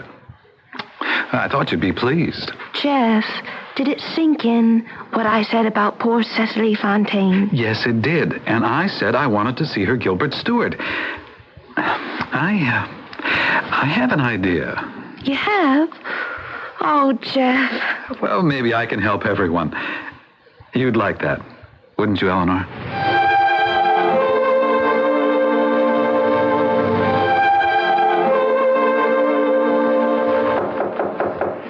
Come in. Good afternoon, John. Have you got a moment? Oh, come in, Jeff. Why not? I'm surprised to see you. Museums aren't exactly your beat. John, I want to talk to you about Mrs. Fontaine's Gilbert Stuart. What did you say?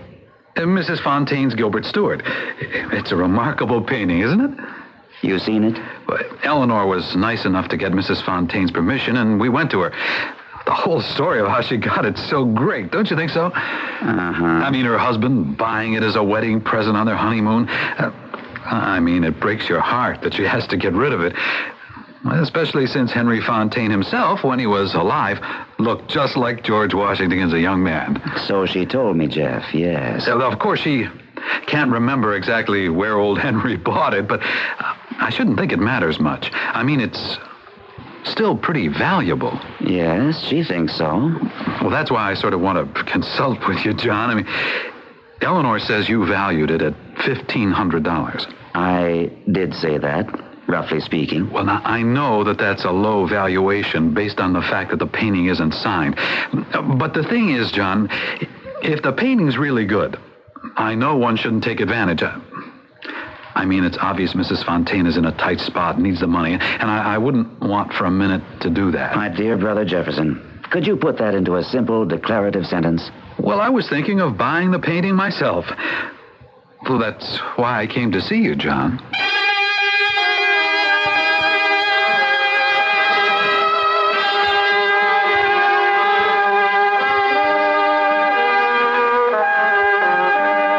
The authenticity of paintings and their value is a problem that has plagued the art world for centuries.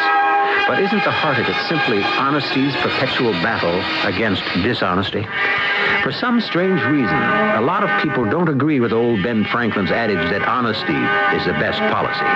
On the other hand, if everyone were on the up and up, what stories would we have to tell you on Mystery Theater? I'll return shortly with Act Two. If you were one of the millions of readers who fell in love with Evergreen, you've been waiting for a wonderful new family saga like The Four Winds of Heaven. St. Petersburg, capital of the Russian Empire, 1910. A fairy tale world of palaces and grand balls for the Dagensbergs, the foremost Jewish family in Russia, proudly pinning their hopes and dreams on their radiant young daughter, Sonia. I agree, my friend. A man might commit murder for a beautiful woman, but for Sonia, he would give his life. Sonia, the next dance. Suddenly, heartlessly, the dancing is over, and war and revolution scattered the Dagensbergs to the four winds of heaven. And Sonia is forced to choose between her heritage and her deepest desires. A magnificent novel about the passions that tear families apart, but also sustain them. The Four Winds of Heaven by Monique Raphael High, a New Dell paperback bestseller.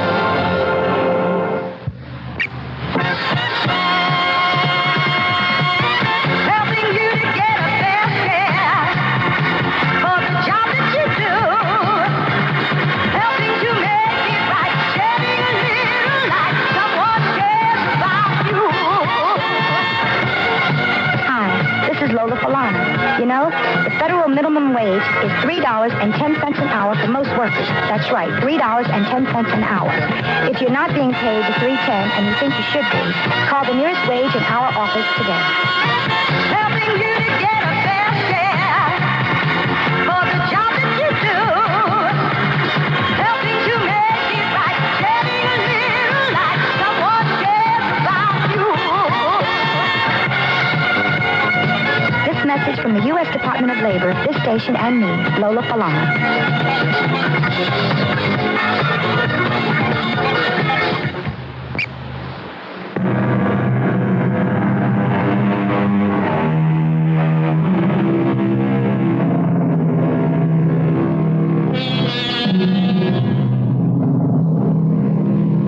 Small museums endowed privately by one person, open to the public, are everywhere in the world.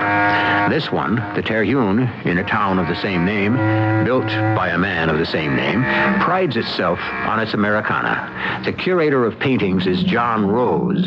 His younger brother, Jefferson, is about to make the biggest mistake of his life. Am I right about that, John? Yes, that's what I thought at the time. Jeff really hadn't got a start in life.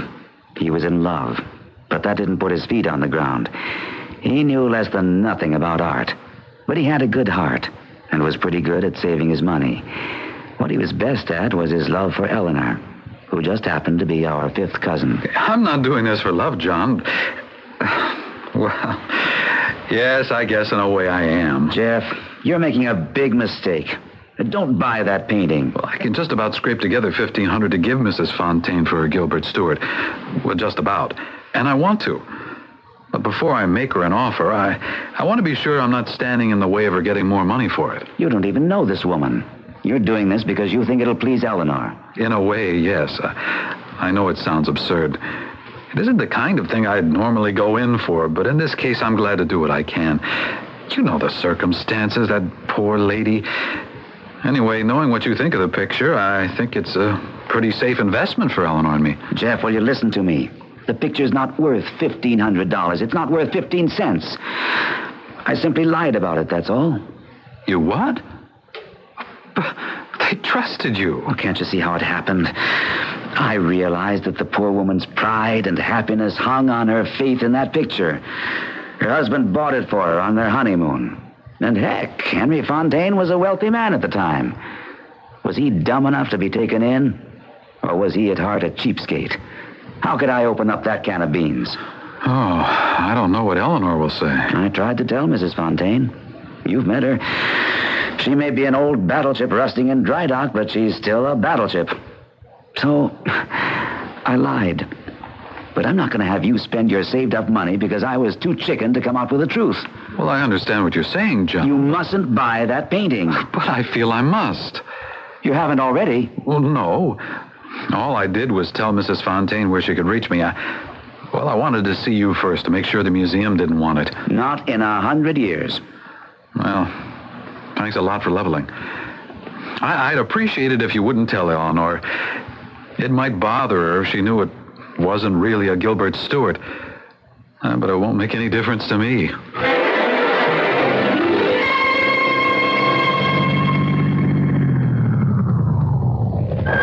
Gabby, wait for me here, will you? I'm on the trail of a painting for the museum, and we'll be leaving here to go back the moment I get it, okay? Yeah, sure, Mac. I'll wait.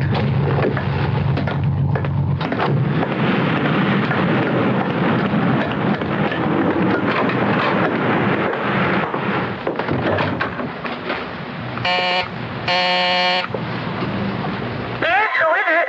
This is John Rose. Is this Mrs. Fontaine's apartment? Yes, it is, John. Is that you? Who's that? It's Eleanor. Come on up.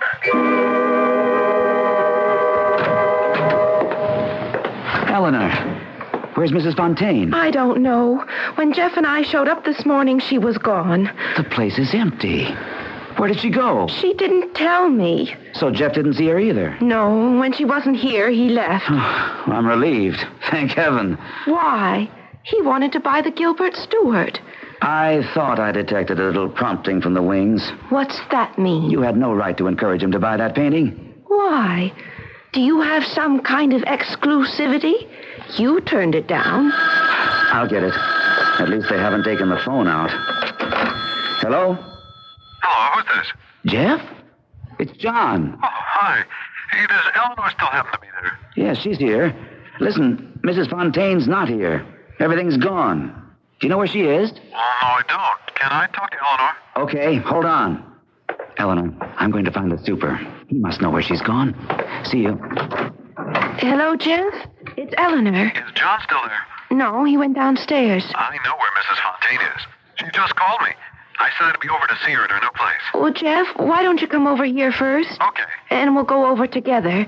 Now, let me have where she's moved to. I'll write it down.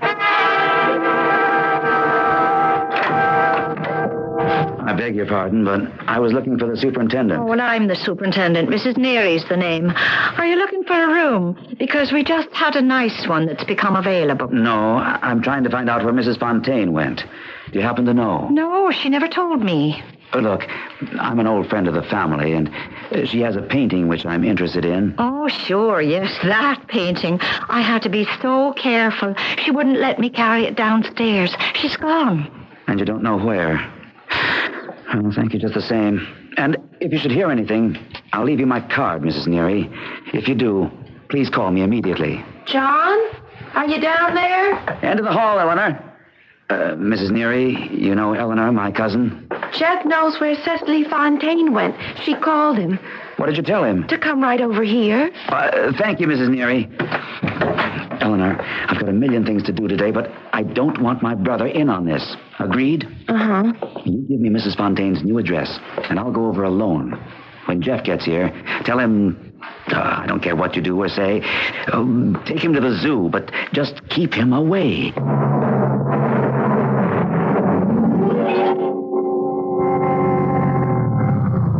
This is the place, driver. For your own information, I think we're closing in on that painting. Wait for me here again, okay? Then as soon as I've got the prize, we'll head back for the museum. Okay, Mac, I'll wait.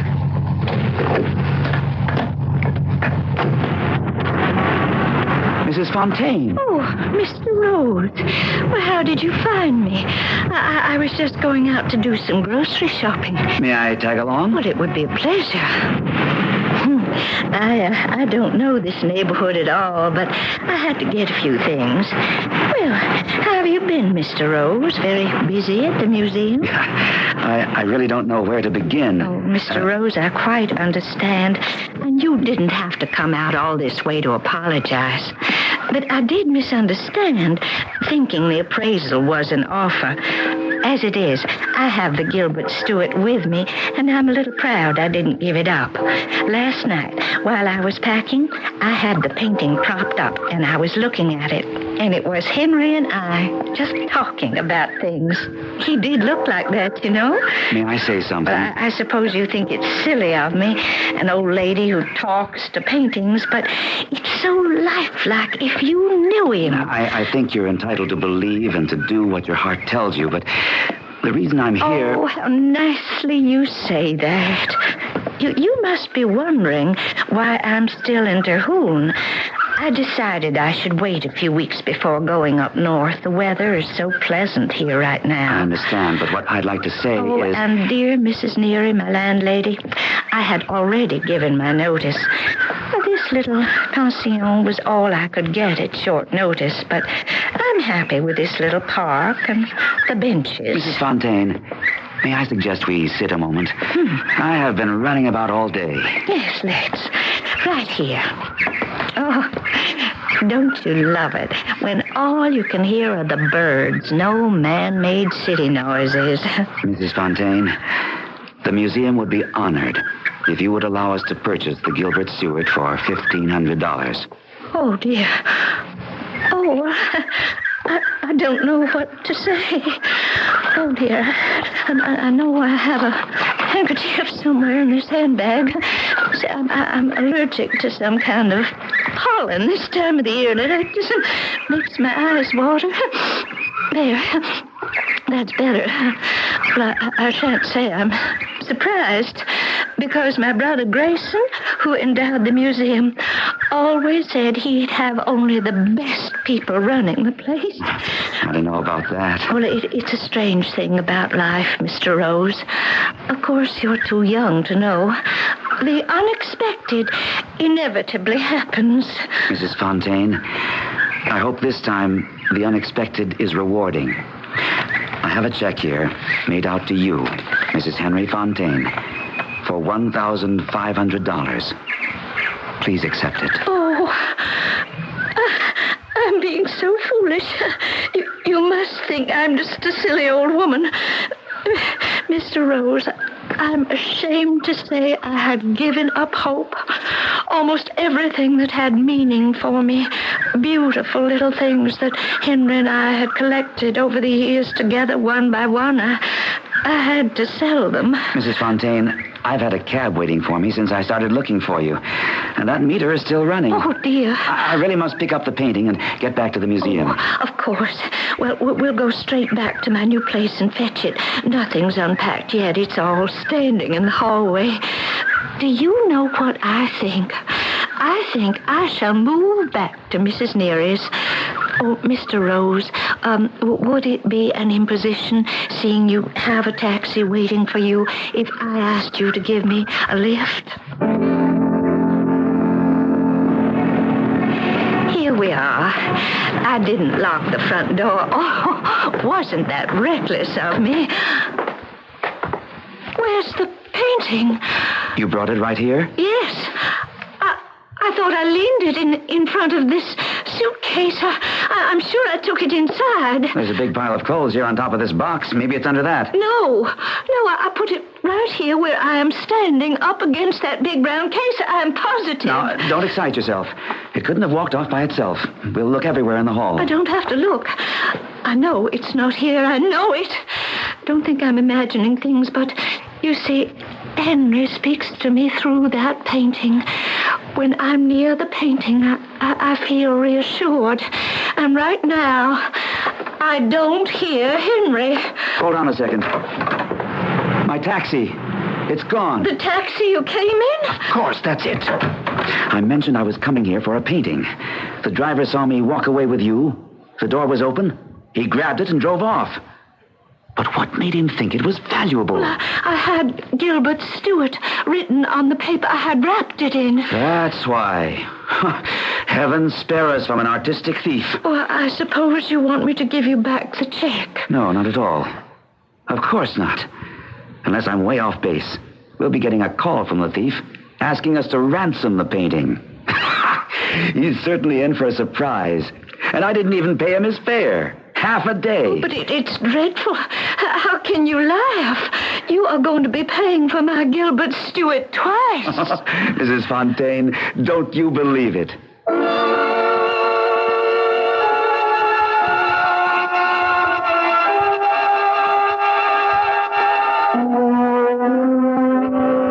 What an interesting trick of fate it is that an unwanted object purchased in charity should be stolen.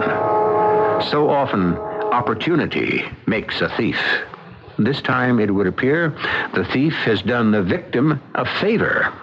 I shall return shortly with Act 3. You can make light work of sweeping even heavy dirt with the help of an Empire outdoor push broom from True Value Hardware Stores. Hi, Pat Summerall to tell you their heavy-duty 18-inch outdoor push broom features sturdy Palmyra bristles designed to easily sweep wet or dry leaves, metal or wood shavings, mud, rubbish, or even light snow from your patio, driveway, or other rough surface. The bristles rinse clean and dry quickly after use. The super block won't rot, warp, or crack, and the two-position handle helps provide more even bristle wear. Right now, this Empire 18-inch outdoor push broom from True Value Hardware Stores is specially priced at just $3.99, and it's just part of the wide selection of quality Empire brushes and brooms you'll find available at participating True Value Hardware Stores and home centers. And save gas. You won't have to drive far for your hardware and houseware needs. If you're looking for values, service, and selection, you'll find them nearby at any one of the more than 5,000 True Value Hardware Stores and home centers nationwide. Winston Churchill, Albert Einstein, Nelson Rockefeller, Bruce Jenner, Thomas Edison, Leonardo da Vinci. These people, and many other brilliant, talented, creative people, overcame a form of learning disability. This is Pat Collins for the Foundation for Children with Learning Disabilities. There are over 10 million children in this country who are learning disabled, and they can be helped to overcome their learning differences. We owe it to them and to ourselves. Some of these children can be our country's future doctors, lawyers, artists, scientists, and politicians. You can help children with learning disabilities. Please send a contribution to FCLD, 99 Park Avenue, New York, New York, 10016. That's FCLD, 99 Park Avenue, New York, New York, 10016.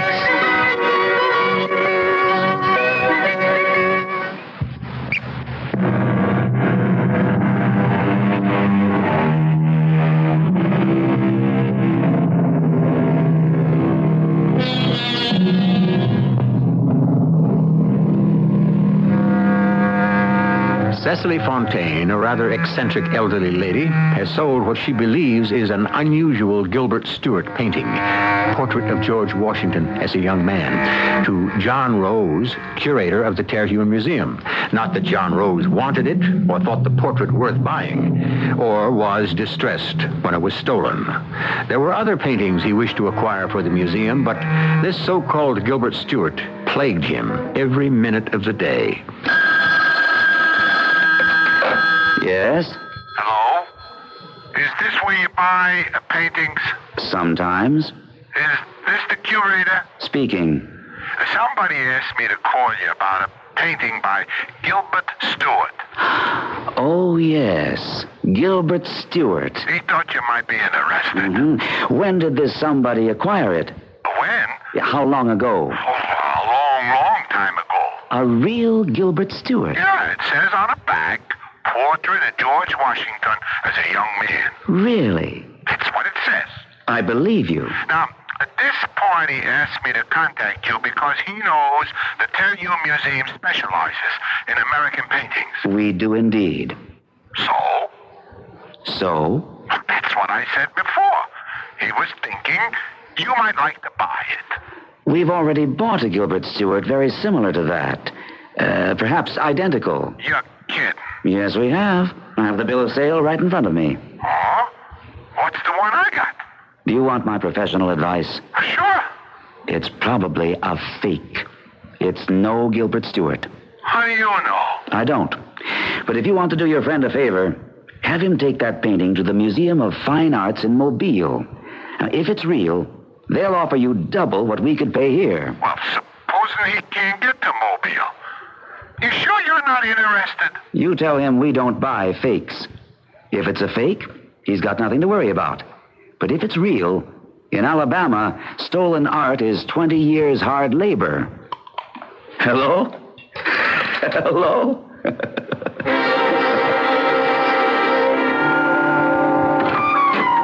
John, I've got the most wonderful news. Eleanor, I'm really not up to wonderful news. Would you mind very much just going away right now? John Rose, I can't believe my own cousin would talk to me Eleanor, like I'm expecting a very important phone call. I'm in the middle of some delicate negotiations. Oh, tell me. I've got to know. If I tell you, will you go away? Yes, I will. I'm working on a surprise for Alfred Crozier, chairman of the Acquisitions Committee. He'll be back in a few days. Now, I've got the inside track to a genuine Bartley Reynolds. The owner is a Reynolds. And yesterday, I made them an offer. If they accept it today, we're in. If that phone rings and it's a yes, I'm out of here and nothing flat, down to the attorney's office to sign the agreement. So please, Eleanor, be good to me and leave. It'll make up for all the trouble I went through with Mrs. Fontaine. Well, that's why I'm here. And so is Cecily Fontaine. She's here? I said I'd go in first. You know how shy she is. That woman's here? Mrs. Fontaine, he'll see you now. Oh, Mr. Rose, how splendid to see you again. I brought you a surprise right here in this package. It's the Gilbert Stuart. I went back to that house to ask if perhaps someone living there has seen the painting, picked it up perhaps. And when I walked into the downstairs hall, there it was, just as if it had never disappeared. Oh, Mrs. Fontaine, would you... yes, hello, John Rose here. Yes, Mr. Reynolds. Just a moment, please. Ladies, would you mind very much going outside? Eleanor, it's that call I told you about. I'm going to unwrap the Gilbert Stuart, Mr. Rose, for just one last look at our first president as a young man. No, please, Mrs. Fontaine. I have a very important call, and I'm not able to hear... Mr. Reynolds, I'll be right with you. Mrs. Fontaine, please. Well, I know you're as anxious as I am. Mr. Reynolds, would you mind repeating that? Mr. Rose, Henry will be happy here, won't he? Eleanor, if you don't take Mrs. Fontaine out of this office immediately, I'm not going to be responsible. Mrs. Fontaine, John is delighted to have the portrait back, but I think we ought to go. Hello, Mr. Reynolds. Oh, great heavens almighty. He hung up. All's well that ends well. My offer was accepted. The Bartley Reynolds was ours. Chalk a plus up for me so far as Crozier was concerned.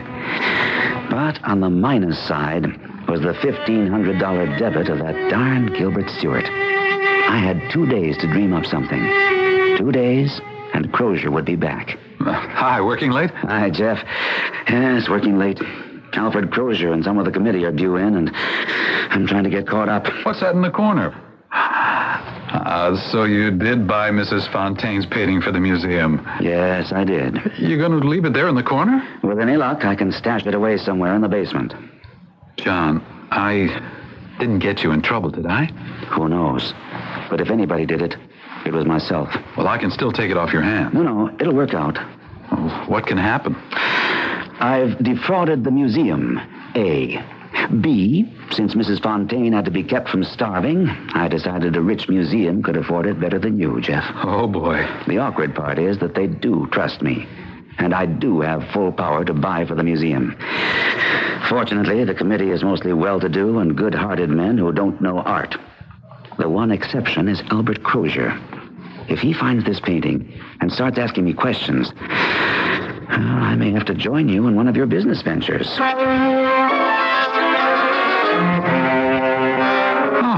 Good to see you, John. Mr. Crozier, we've missed you. When did you get here? Last Saturday. Oh, a good trip? Oh, not bad. I did France and Italy, found a few items which I'd like to talk over with you. I see you've picked up a painting or two since I left. Well, the Bartley Reynolds seemed too good an opportunity to pass up, especially since the French government was after it. I think we got a bargain. I congratulate you. Now, tell me about the other painting, the Gilbert Stuart. I never said it was a Gilbert Stuart. No, of course not. There is Gilbert Stuart written on the frame, but I saw on the back you'd modified it too. American portraiture, 18th, 19th century. Well, now, what about it? Where did you pick it up? I paid very little for it. $1,500, I think. Have you seen it? Oh, yes, I have. And I thought if you had a moment, we could go down to the basement together and have another look. You know, if I hadn't heard about it from another source, I never would have found it. Well, this is the first time I've seen you since you're back. We don't generally keep new paintings in the basement. If I didn't know better, I'd say that you'd been hiding it down here. Why hasn't it been hung, by the way? I'm waiting to have it cleaned. What do you think of it? Well, the Gilbert Stuart. Well, just what you do. It isn't a Gilbert Stuart. How silly of me. You did say that, and who is the subject supposed to be? George Washington as a young man. Oh, is Stuart supposed to have painted it from life? I don't think it's possible. The Athenaeum studies of Washington, Gilbert Stuart painted in 1796, when the general was 64 years old. This portrait, in similar style, shows a young man about 18. Now, why would Gilbert Stuart want to paint a young Virginian whose only fame at 18 was as surveyor for Culpeper County? But you call it a painting of the same period? I'm not even certain as to the period. What are you certain of? That it's a darned bad picture. Exactly. Well, that's all we wanted to know. We? The committee? Yes, the committee. You see, John, if you hadn't been certain it was a darn bad picture, our position would have been a little awkward. Our curator of paintings not being able to distinguish good from bad and so on. I must be particularly obtuse today, but I can't understand what you're getting at. Oh, you will, John. I ran into your cousin Eleanor on Sunday. I shouldn't say ran into her. She came up to the house and insisted on seeing me. Seems she located a silver chafing dish, 18th century, she thinks we ought to buy. And she told me, John, under what conditions this painting was purchased. Eleanor doesn't know anything about the conditions. She wasn't there at the transaction, nor does she know my opinion of the picture. Are you quite sure she doesn't? I don't know exactly what she knows. As soon as I saw it down here in the basement Saturday, I knew that it required some explanation, this pseudo-Stuart. You might have come to me. I was home all Sunday. I was going to speak to you first thing Monday morning, but as I say, your cousin came to the house and she knew all about it. All? In fact, it was giving her sleepless nights. I'm glad to hear that. But I slept like a baby. After all, we can't forget Mrs. Fontaine is the sister of Grayson Terhune, who founded and endowed our museum. That her husband should have lost everything and passed away is unfortunate. However... Mr. Crozier, what are you getting at? Not so fast, John. All in good time. There's a little head of Il Fiammingos I picked up in Parma that I want you to see. Face like a McIntyre eagle. We'll go have a look at it. In the meantime, John, I've been charged by the committee to commend you for your promptness in securing the Bartley Reynolds for our collection. If you hadn't been wide awake, we'd probably have lost it. Mr. Crozier, I don't see how that alters the case of my using museum funds as I did. The case? I bought Mrs. Fontaine's Gilbert Stuart because I thought her situation was desperate. And I couldn't raise $1,500 overnight myself. What I did was indefensible. And I assure you the money will be refunded. The money's already been refunded. The fact is, the museum has sold Mrs. Fontaine's Gilbert Stuart. Sold it? To whom? Why, to the committee. As I said, how can we forget Cicely Fontaine is the sister of the man responsible for the museum being here and our being here? That she should have fallen on hard times, we can't overlook that. She's our responsibility and will continue to be so. Your cousin Eleanor tells me she was actually turned into the street the day you gave her the $1,500. I acted on impulse. I wish I could have said I spent the museum's money on her because she was a Terhune, but I didn't. And it's impulse that has enabled the committee, a number of well-to-do gentlemen, to perform a charitable act at very small individual expense. They chipped in, and they purchased the painting. At your instigation? Somebody had to do something. Like you, when there's a need, one has to act. It is very charitable, especially from those who love art. What in heaven's name are they going to do with that fake? Just look at it. Well, and in slight recognition for securing the Bartley Reynolds at a much lower figure than we would have spent, we beg you, the committee begs you, to accept the gift from all of us of Mrs. Fontaine's Gilbert Stuart. We've all had a look at it, and we agree, John. The portrait of George Washington as a young man looks a great deal like you.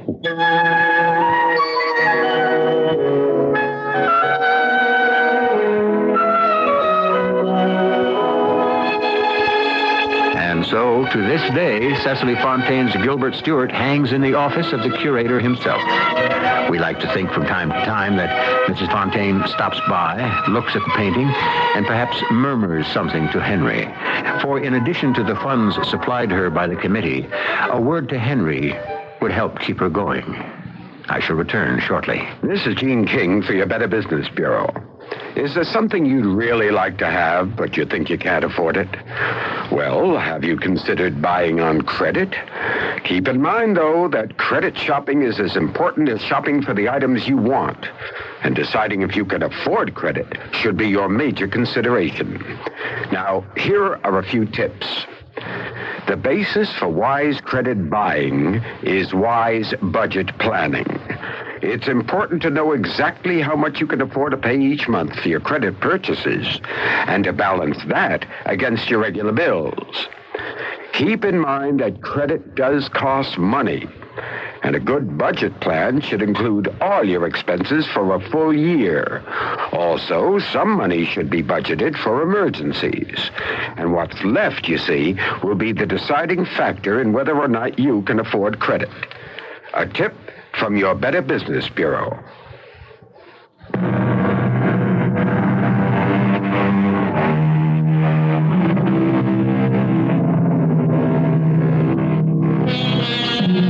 I'm going to apologize before proceeding. When the curtain was about to rise on today's Mystery Theater presentation, I steered you wrong. I said this story would be about self-deception. It wasn't. It was all about hope. Of course, we must remember that some say hope is a more gentle name for fear. Our cast included Gordon Gould, Carol Teitel, Tracy Ellis, and Lloyd Batista. The entire production was under the direction of Hyman Brown. And now, a preview of our next tale. The king is not to be disturbed. Not for his son? Those are my orders. Sentry, if you wish to preserve your life, you'd better show me the way to the king's tent. I'll show you with my sword.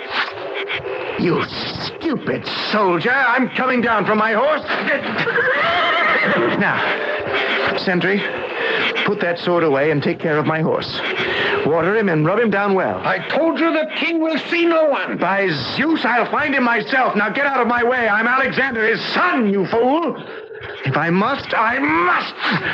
There's no other way. I'll have to kill one of my father's sentries. Have that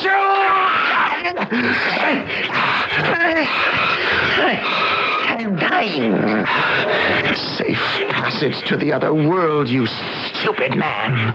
This is E.G. Marshall inviting you to return to our Mystery Theater for another adventure in the macabre. Until next time, pleasant dreams.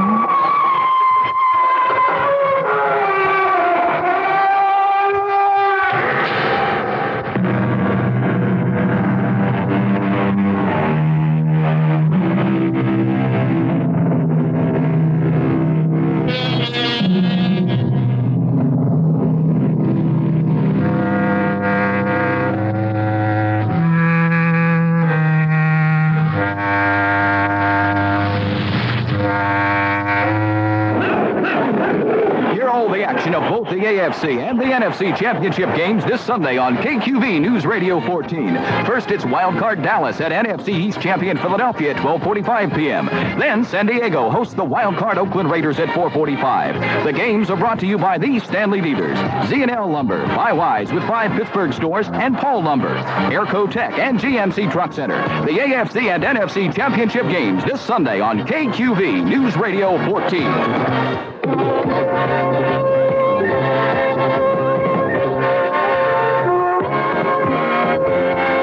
Hi, this is Larry King inviting you to join me tonight for Mutual's All Night Live Coast to Coast Larry King Show. My special guest is Diana McClellan of the Washington Star. She writes the extraordinary gossip column called The Ear. The Ear hears all, the Ear knows all, the Ear tells all. Behind the scenes in Washington tonight on the Larry King Show on this Mutual radio station. It's Larry King tonight at midnight on KQB Pittsburgh. It's 11 o'clock. CBS News. Another congressman has been found guilty in one of the Abscam trials. This is Doug Poling reporting on the CBS radio network. A federal court jury in New York tonight returned the verdict against Pennsylvania Democrat Richard Lederer. A late report from the federal courthouse in Brooklyn, and Chris Kelly. Congressman Lederer sat ashen-faced in his seat as the jury foreman intoned 4 times, guilty on all counts. And for being found guilty, the Philadelphia congressman could get up to 15 years in prison. The jury clearly accepted the damaging videotape shown in the trial, where Lederer is seen taking $50,000 from an FBI undercover agent.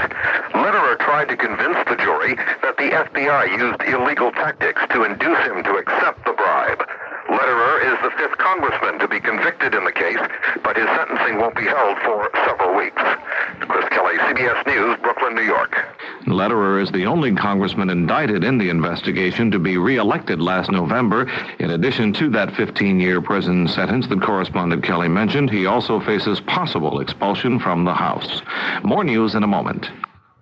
If you've been reading about wise money management in your favorite publications, you've undoubtedly heard about Dreyfus Liquid Assets, one of the world's largest money market funds, and about the big yields you can get on your money right now. Start with as little as $2,500. Make added investments as low as $100. With Dreyfus Liquid Assets, your money is yours whenever you need it. Phone for it, have it sent to your bank, or write a redemption check for cash or to pay your larger bills. You keep right on earning that high yield, compounded daily until your check clears. No penalties on interest, no sales charge, no charge for the checks. It's so simple, sensible, convenient. But find out for yourself. Call toll-free 800-228-5000 for free information and a prospectus, including management fee, charges, and expenses. Read the prospectus carefully before investing or sending money. Discover how Dreyfus Liquid Assets can help you get the lion's share of today's high money market rates. 800-228-5000. Toll-free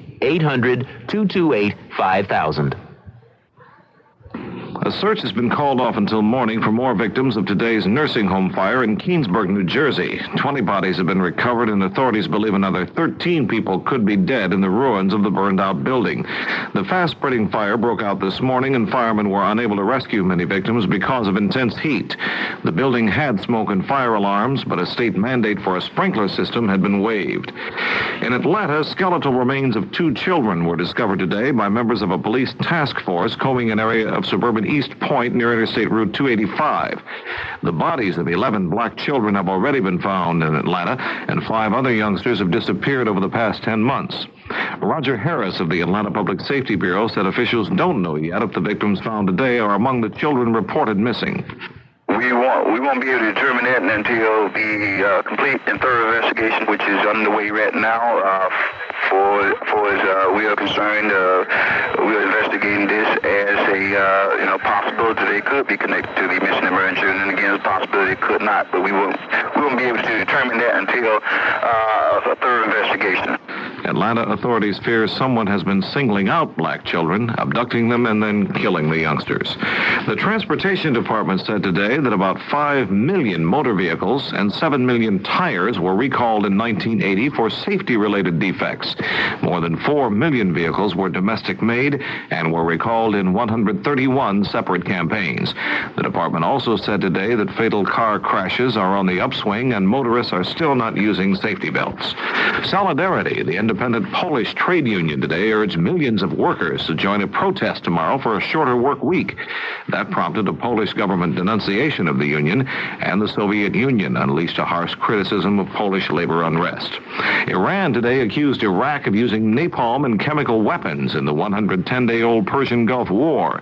The Iranians claim the Iraqis used the chemicals during an artillery bombardment of civilian targets. At the UN today, it was announced that Special Envoy Olof Palme will visit Baghdad and Tehran next week to resume his peace efforts. Now this.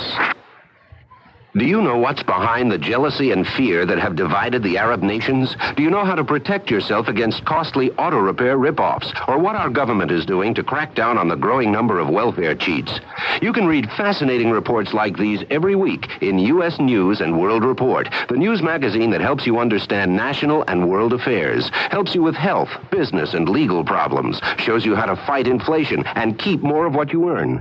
No other news magazine covers the news that affects your world as completely as U.S. News. But find out for yourself. Right now, call 1-800-331-1005 and save 20% off the regular subscription price with a 25-week trial subscription for only $9.87, just about 40 cents a copy. Send no money, but call now. 1-800-331-1005. Tell the operator you want 25 weeks of U.S. News for only $9.87. 1-800-331-1005. Toll free.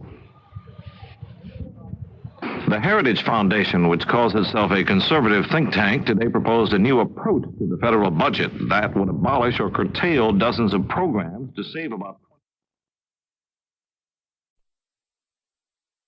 CBS Radio Mystery Theater presents...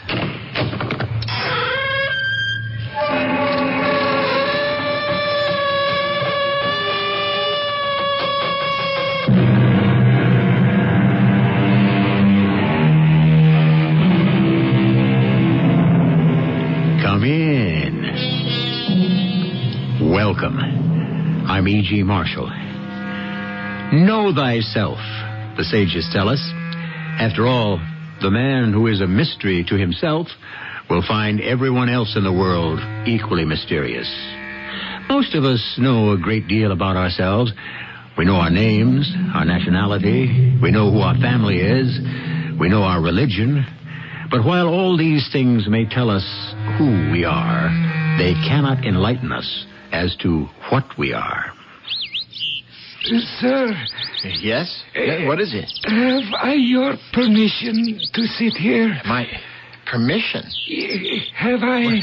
This is a public park, and the bench belongs to the city. You don't need my permission. Without your permission, no one may do anything. Are you feeling all right? Oh, you are the master. Hey, what are you trying to pull here? Speak. You have only to command.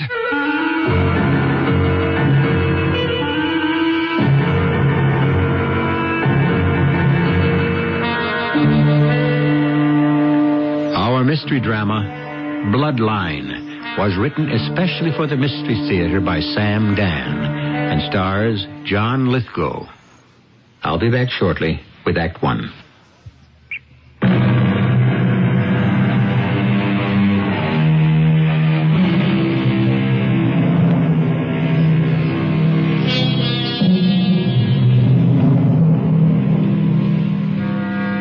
say blood will tell. They say the apple will not fall far from the tree. Therefore, according to what they say, it would appear that we are blessed or cursed, as the case might be, to follow in the footsteps of our fathers. But is the proposition true? I'm not sure. You can't really answer that type of question, but it's always good for a story. Our story begins in jail. Well, Lewis, I can't afford a lawyer, Kevin. You're entitled to a lawyer. It's the law. I can't afford a lawyer like you. Don't worry about the bill. The court will assign me somebody. I can't forget everything you've done for me, Lou. All that was long ago, in another life. I think I'm going to sit in jail for a long time. All you did was embezzle some money. It was close to $2 million. Well, we can arrange for restitution. It's gone, Kevin. Gone? $2 million? How can $2 million be gone? It went. Where? Lewis, you did have a lot of money of your own. I went through it all. Why, no, for a fact, when your mother died, she left you a large amount. I went through that, too. How? Did you ever hear of the stock market? Everybody had you pegged as one of the smartest young guys on the street. What happened? Did you ever hear of the pitcher that went to the well too often? What's wrong, Lou? You know what's wrong. I stole $2 million from my employer. Now, that's a symptom. It isn't a cause. Very well put. Quit fencing with me, Lou. Tell me the truth. Why don't you let me alone, Kevin? $2 million. I think it began when your mother died. Yes. Right after your mother died. Am I right, Lou? I don't want to talk about it. Am I right, Lou? Look, I know that losing her was a shock. I said I don't want to talk about it. But there was more to it. Tell me, Lou. Come on. You can tell me. How many times do I have to tell you? I don't want to talk. That day, that morning, we were playing golf at the club. JR, my boss, and myself, and that new client of mine. Oh, yeah, I remember him. Jim, Honeyman? Jim Silman. Oh, yeah. He thought you were the sly fox of Wall Street. You were the reason his account was coming to J.R. Witherspoon. He wanted you to supervise it personally. It should have been the greatest day of my life. My game was working that day, too. I was walking toward the 5th green with J.R. What a morning. What a glorious morning. Oh, great shot, Lewis. I think you've left yourself a 4-foot putt there. You want me to blow it? Whatever for. Well, Jim Silman might feel better. He and his partner are still trying to get out of the rough. Should we be beating them so badly? Absolutely. This one is strictly on merit. You got the account because Silman is convinced you have the smartest head in the business. And so do I. Thank you, J.R. No, I'm going to thank you in a very practical way. But we'll talk it over at lunch in a day or two. Mr. Lewis Olcott. What? Mr. Lewis Olcott. Hey, is that for me? Mr. Lewis Olcott. Oh, it has to be something serious for them to page you on the course. Mr. Olcott, please pick up the nearest telephone. My mother. She's in the hospital. Now, Lewis, be calm. The phone. Where's the phone? In the shack at the 9th tee. It was my mother. She had suddenly, and for no apparent reason, taken a turn for the worse. When I arrived at the hospital, I was nervous and scared. She wasn't in her room. Was I too late? Nurse! Yes, sir. Mrs. Olcott. Where's Mrs. Olcott? She's been transferred to 812. Just over to your left. Thank you. Mother. Oh, Lewis. Don't talk, Mother. I must. Save your strength. For what? I'm dying. Oh, now, don't say that. I can face it. And so must you. This has been torturing me for so many years. Yes, Mother? For so many years. But you have a right to know. Please, Mother, you mustn't excite yourself. Everyone has a right to know. Everyone has a right to know what, Mother? What am I trying to tell you? Oh, everyone has a right to know who they are. Oh, I know who I am, Mother. No. No? You don't know who you are. What are you trying to tell me? We should have told you years ago, but your father, he was afraid you would leave us and try to find your real parents. What are you saying, Mother? I said to him, We are your real parents in everything but blood. And that shouldn't matter, should it? Tell me, Lewis, haven't we been your real parents? Edmund Alcott and I. Could any other parents have loved you more than we did? Could they? You're telling me now that I'm... I wanted to tell you from the beginning. But is it right to tell you now? Is it? But if I don't, you'll never know. And you should, because you have that right. Lewis, please, promise you'll never tell your father. Promise. It will be our secret, yours and mine. Yours and mine. Yours and mine. Lou. Yes, Kevin. That's what she told me. On her deathbed. You never knew. What a time. What a place. What a way that was to find out. Is it really true? It's what she told me. Well, she said, don't tell your father, but your father had already died 3 years before. Well, at that point, she wasn't thinking too clearly. And so she could have been wrong. About what? Well, about your being adopted. Well, she would know better than anyone. Oh, it must have been a shock. But you were always a pretty tough character. You could face up to it. Yes, I could have. It's just that I had come to believe that being Edmund Alcott's son had endowed me with a certain mystique. But you were his son. Well, didn't your mother say in everything but blood? Yes, but in this particular situation, it was the blood that meant everything. But why? Why? Old J.R. laid it out for me in no uncertain terms. Do you remember when he made me a partner in the firm? Yes, it was just a few weeks after you lost your mother. I'll never forget that day. Never. We were having lunch in the partners' dining room. I believe that'll be all, Pierre. Unless, Louis? No. I'm fine, thank you. Well, now, congratulations, Louis. Thank you again, J.R. Do you know why I made you a partner? Because I'm a bright young man. Oh, the street's full of bright young men. You've got something in addition. You know what it is? Breeding. Breeding? Your father was one of the smartest men on the street. Your grandfather predicted the disaster in 1929. Your great-grandfather slugged it out with the big fellas back at the turn of the century. Oh, but you know all that. Oh, I do, sir. This market savvy, this sixth sense of when to buy and sell, I believe it's something that's bred into the Alcotts. It must be in the blood, right? Well, don't be so modest. I wish I had something like that to brag about. That's why we made you a partner. Oh, you've got that indefinable something. I guess you just have to be born with it.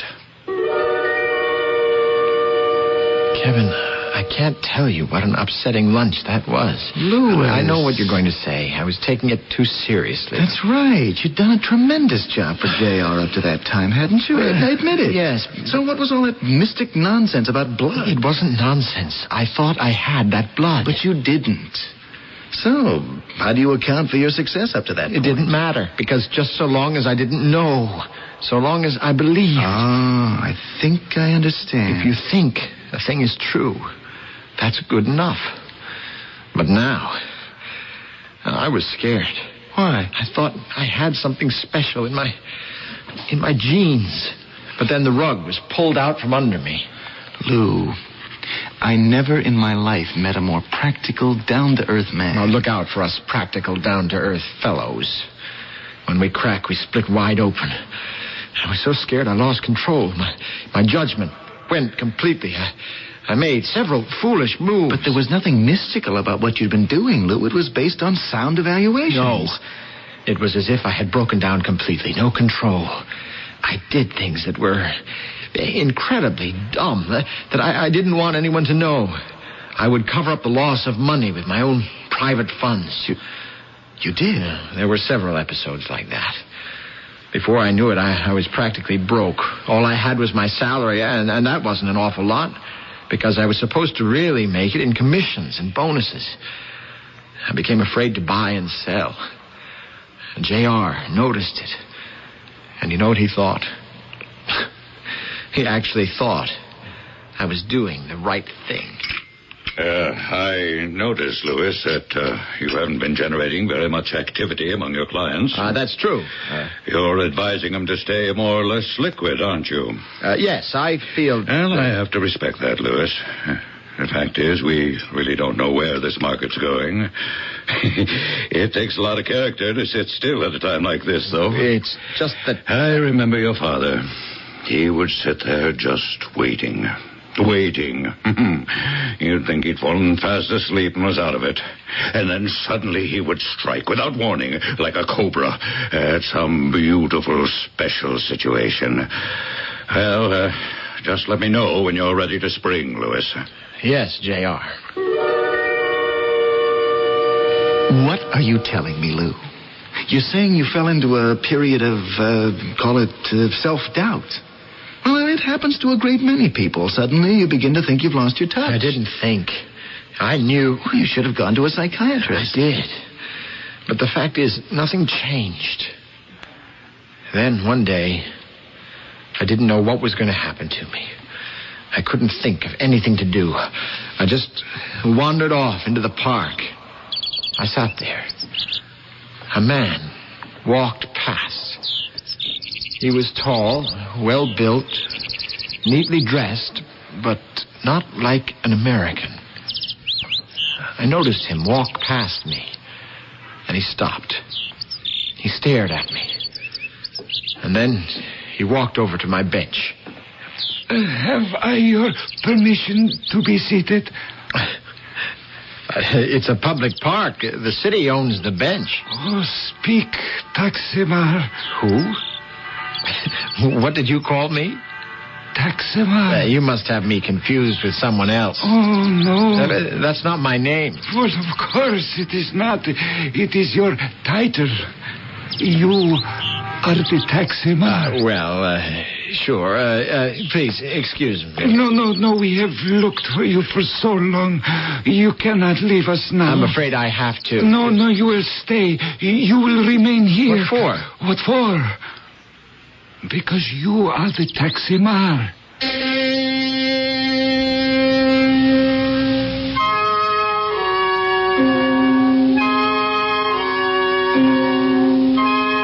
Whatever that is. And so, here's our friend, seated on a park bench on a lovely day, absorbed by his own problems, when suddenly he is told by a complete stranger that he is a Taximar. Does he think he has troubles now? There's always the second act.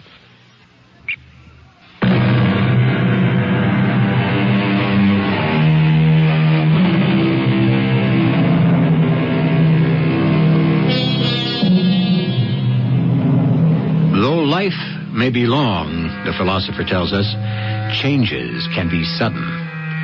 Without warning, we hear a single word and the world becomes a different place. It can never be the same again. The familiar landmarks disappear, and what we thought was solid rock is only soft and yielding clay. Look here, sir. Just what is this thing supposed to be? Well, my name is Ruick, Joseph Ruick. Oh, it is most remarkable. I saw you sitting on this bench. Suddenly, a voice within me spoke. It is the Taximar. What's your racket? Racket? Well, this is a hustle of some kind, isn't it? A trick. A trick? A trick with what objective? You would know that better than I would. Taximar, will you return? Return? Where? To the homeland. Homeland? For your information, sir, this is my homeland. Is it? How do you know? How do I know? And how do you know that you are not the Taximar? Sir, there's absolutely no way I could be whatever it is you're calling me. Why do you say that? You claim you are not the Taximar. Very well, then. Who are you? Whatever this is, it isn't going to work. You're wasting your time. You're wasting my time. Good day. Wait. For what? Before you go, ask yourself, who am I? And soon the answer shall be revealed. It will be made clear to you that you are the Taxamar. He would meet me on that bench every day. Why did you go there? Well, it didn't matter. Wherever I went, he'd be lying in ambush. So I figured I might just as well go to the park. Well, why didn't you turn the thing over to the police? I was about to. What stopped you? I began to wonder. I didn't begin. I'd been wondering since the day she died. Who was I? Oh. I can't tell you what it means not to know who you are. I suppose if it's something that's been going on for a while, you manage to adjust to it somehow. But it was all very new to me, very disturbing. I was used to seeing him every day and going through that Taxamar nonsense. And one day, he wasn't there. I figured he realized that he couldn't promote me for this racket of his, whatever it was, and had gone off in search of greener pastures. And a girl sat down on the bench. She was slender, very pretty, dark hair and black eyes. Taxamar, my name is Rojika. Now, what's this? My father, Joseph Ruick is ill. Oh, nothing serious, I hope. No, it is the illness of the heart. You mean he has a heart condition? It is the pain of the heart. When the body is far from the homeland, from the warmer sun, the softer rains, the sweeter soil of the homeland. Well, I hope he gets over it. No, but until we are able to return... Wait. In any event, he sent you here to work on me. Have you no desire, Taxamar, to return with us? It is your homeland also. And where is this homeland supposed to be? In the great forests of Marmor. Marmor? Well, that's a little 2x4 country somewhere in Europe, in the Balkans. It is our homeland, and you are the Taxamar. You keep telling me I'm that, but what is a Taxamar? He is the first chieftain of all the elders of the clans. And what does he do, this chieftain of the elders? He is the oracle. The what? Everyone comes to him to ask, to learn. When should crops be planted? Should this one sell his property? Is that one making a wise marriage? And he tells them what to do? Oh, yes. And they listen to him? Of course. But why? He is the Taxamar. How did he get to be the Taxamar? Oh, it is in the blood. What? Yes. The son succeeds the father. How did I get to be the Taxamar? Are you not the son of your father? Yeah, if I only knew who he was. But he was the Taxamar. Why do you insist that I'm his son? One need only to look at you. No, all right. For the sake of argument, I am the son of the Taxamar in Marnor, somewhere deep in the Balkans, okay? Yes. So, why am I still not there? How did I wind up here? Just a few days after you were born, you were stolen from the cradle. Oh? By whom? By whom? Marmor was filled with gypsies and other wandering peoples. Taxamar, is something wrong? Excuse me. Are you ill? No, I have to leave. I have to see somebody. Excuse me, I'm not being rude, but please, excuse me. I remembered Kevin. Well, I always knew, but I never thought anything of it. That I wasn't born in the United States. You weren't? No. I was born in Greece. Greece? I didn't know that. Mother and Dad were on a trip. Mother was supposed to be pregnant. They cooked up a story about her having given birth prematurely. Oh. So they took me to the American Embassy in Athens to register me. Marnor borders on Greece. Now I know exactly what happened. Exactly? The Alcuts wanted a child, but they wanted everyone to think it was their own. Somebody must have said they could get a baby more easily in that part of the world. So Mother told people she was pregnant, and they traveled to Greece. But you don't know that for a fact. Oh, but I do. I checked it out with Dr. Heron, our family physician. He's still alive. He's still in practice. I called at his office. How are you, Louis? You look a bit peaked. Are you doing enough healthy things? Dr. Heron, I'd like to ask you a question. Go right ahead. Was my mother pregnant when she left on that trip to Greece with my father? Oh, why do you ask? Just curious. Well, she must have been pregnant. After all, as soon as she arrived overseas, she gave birth to you, didn't she? Did she? Well, you're here, aren't you? That proves it. You haven't answered my question, Doctor. I can't imagine why you'd be asking it. What's the point, Louis? Well, maybe I'll have better luck with this question. My mother was in her 30s, late 30s, when I was born. Yeah, I believe she was. Had she been trying to have a baby for a while? Oh, yes. For how long a while, would you say, Doctor? For a great many years, as I recall. With no luck. It's no luck at all. And then suddenly, when she's almost 40, she goes abroad and has a baby. You know how it is sometimes, Louis. Change of scene can work miracles. She told me I was adopted, Doctor. Oh? Did she? Louis, does it really make that much difference? It sure does. In this case, it surely does. It makes all the difference in the world. Good day to you, Taksimar. Please sit down, Rojika. Oh, yes. Now, this is crazy. It has to be crazy, but... But what? For the sake of argument, I'm going to quit fighting you. Just tell me about this whole business. Well, there was a legend. We start with that, huh? A legend that the only son of a Taksimar would be stolen from us. Yes? He would be taken to a strange land far across the seas. And the ruling Taksimar would die. Now, for many years, the people would have no oracle. And things would not go well for the people. They have not gone well. I'm sorry to hear that. The legend says further that the people would look for him everywhere. And one day, one of them would find him. Find him? How? He would see the Taksimar and know him. Just like that? And it came true. My father saw you and knew you. I see you now, and I know you.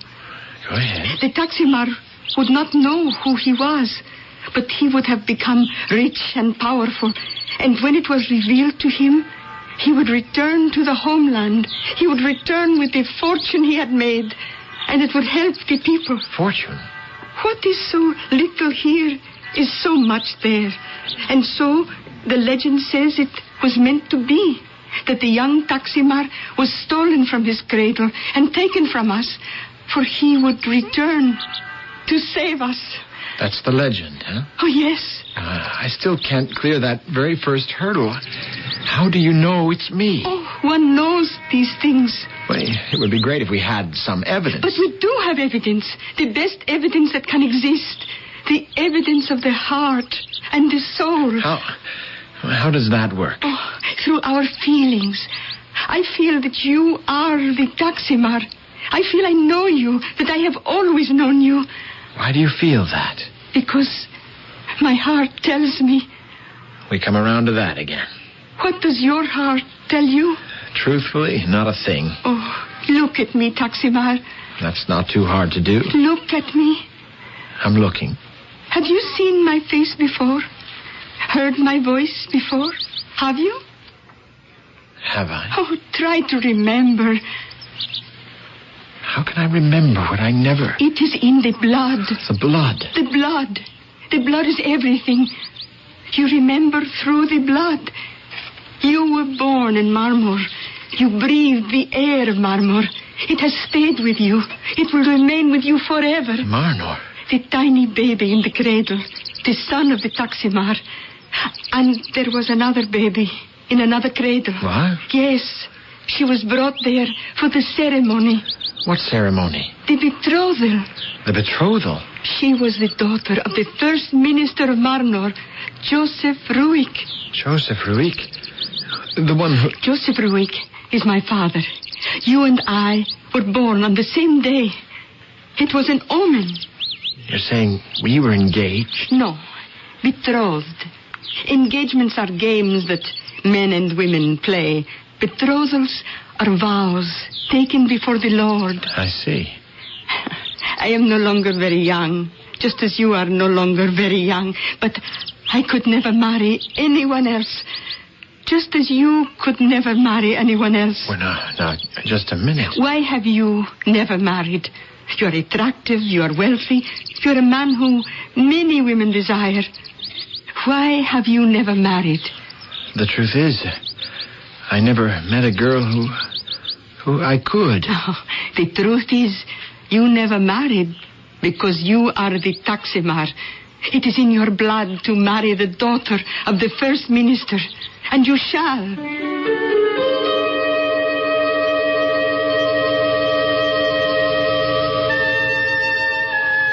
Is that a proposal? There seems to be a ring of inevitability that's being drawn closer, ever closer around our leading man.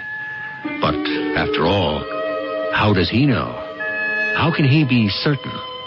To be perfectly fair, can any of us be absolutely certain of anything? At least, we can be certain there's going to be a third act.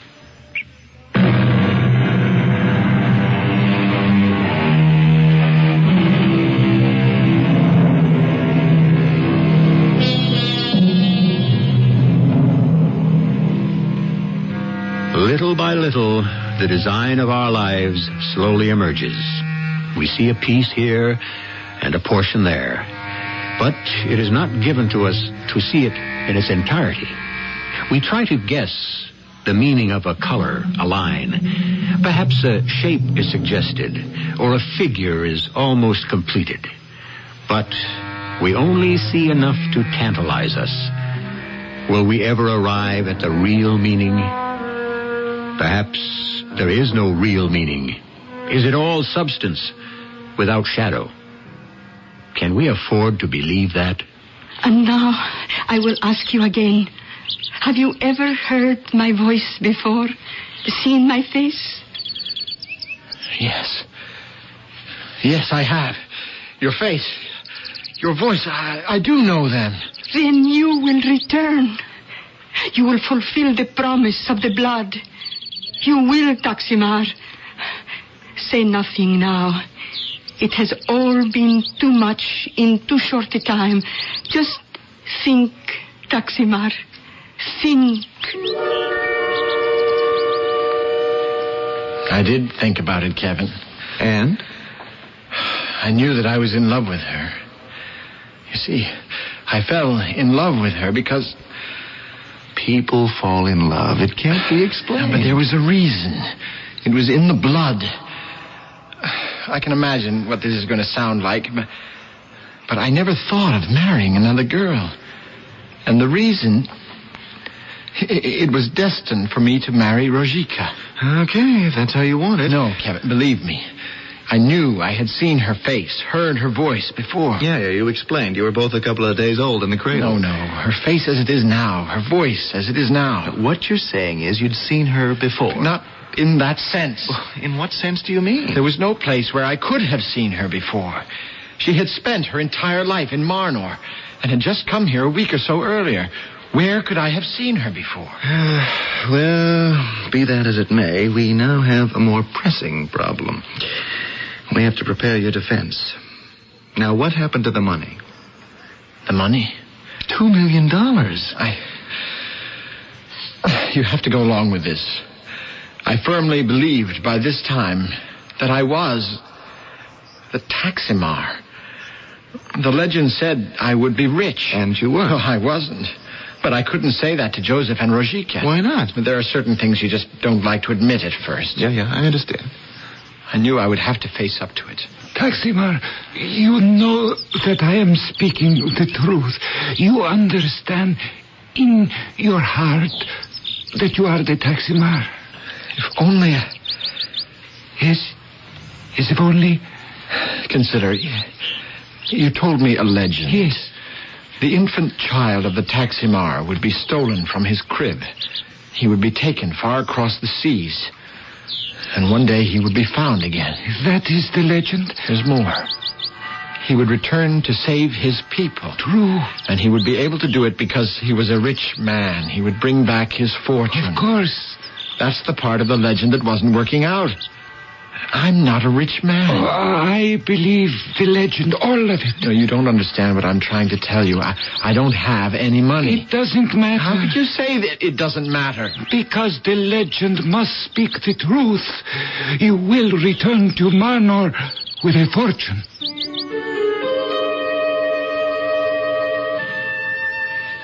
You are very sad, my loved one. I don't know what to think. I'm a civilized, rational person. And here I'm getting involved in all this stuff about blood. Oh, civilized, rational people also have blood, do they not? Yes, but... Listen to the Council of the Elders of Marmor. Blood speaks to every member of the human race. There are those who listen and those who do not. Please, Rojika. What is this blood that flows through the veins? Is it not the accumulated wisdom of humanity? In you, there is the blood of all who came here before you. Rojika. Return. Become the Taximar. Fulfill the prophecy. I can't. Why not? Because I have no fortune. You will have a fortune. Will I? Oh. There's no way I can ever hope to make any money. Whatever I had is gone. I don't have the touch anymore. You will have a fortune. You don't know what I'm saying. I only know the prophecy. I'll never make another dollar in the market. Beloved, let the anger be gone from your voice. Let there be peace in your heart. And let love return. Sit with me. Sit quietly, and we shall dream of love and Marnor. Pour you some more coffee, my boy? Thank you, J.R. Lewis, I'm getting a bit of flack from the board about you. Fellas want to know what has the sharp fox of Wall Street been doing. The answer is you haven't been doing anything. That's true, isn't it? Yes, sir, in many ways. Well, quite frankly, it isn't just the board. The customers, too. Old Jim Silverman said to me just the other day at the club he didn't bring his account in here so that we could sit on his money. Might just as well hide it under his mattress at home. Lewis, what's been going on? It's just that I don't see too many opportunities at the moment. Oh, come on, Lewis. Digital advances shot up 15 points in the last 2 weeks. Delphic Consolidated doubled. Now, these were the situations you used to get us into. What is it, Lewis? Have you lost your touch? Was I wrong about you? J.R., I'm trying. Well, you have to try harder. And better. Otherwise, I'll have to conclude that I made a mistake. Kevin, I was terrified. I knew I'd be fired. But you had a great education. You were knowledgeable, experienced. All that couldn't just disappear. It did. And what did I have left? Marnor. Marnor? I believed in it, Kevin. Marnor. And I would become the Taximar. And so, that very day, I met with Rojika. A most beautiful day, beloved. A day to remember. Because today, all doubt is gone. I believe in the prophecy. Oh, we must leave at once. Tonight. Yes, there's a plane for Athens every night. And from there, we can drive to the border and cross into Marnor. Father and I will meet you at the airport at 8 o'clock. We will have the tickets. Rojika. Yes, beloved. I will return without a fortune. You will return with a fortune. I believe in the prophecy. And then suddenly I believed in it, too. That's when you went back to the office and you stole $2 million worth of negotiable bonds. I didn't think I was stealing. Any way you want to put it. As Taximar, I sincerely thought I could make improvements and earn enough to pay back J.R. and Company. Weren't you afraid they'd come after you? How would they know where to look for me? Besides, I checked it out. The U.S. has no extradition treaty with Marnor. And then... Yes? Then it happened. So quickly. Before I knew, it was all over. I went to the airport, I met Rojika and Joseph. Here we are, beloved. Here. Welcome, Daximar. This is Marnor's night of destiny. This is the night the prophecy shall be fulfilled. All of it. All of it? Yes, all of it. In this briefcase, I have the fortune. I knew. My beloved, there seems to be a problem. What sort of problem? With the tickets. Neither Joseph nor I could speak with the person. Could you adjust the situation? Of course. Just wait right here. Do I have to tell you the rest of it? No. The people at the ticket counter knew nothing of any such reservations. I went back to where I had left Rojika and Joseph, and they were gone. With the briefcase and with the securities. At least I've got your defense.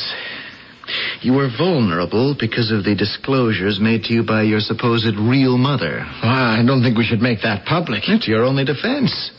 You were victimized. Lou, there won't be a dry eye on that jury. And so, ladies and gentlemen, I cannot ask you to close your eyes to what this man has done.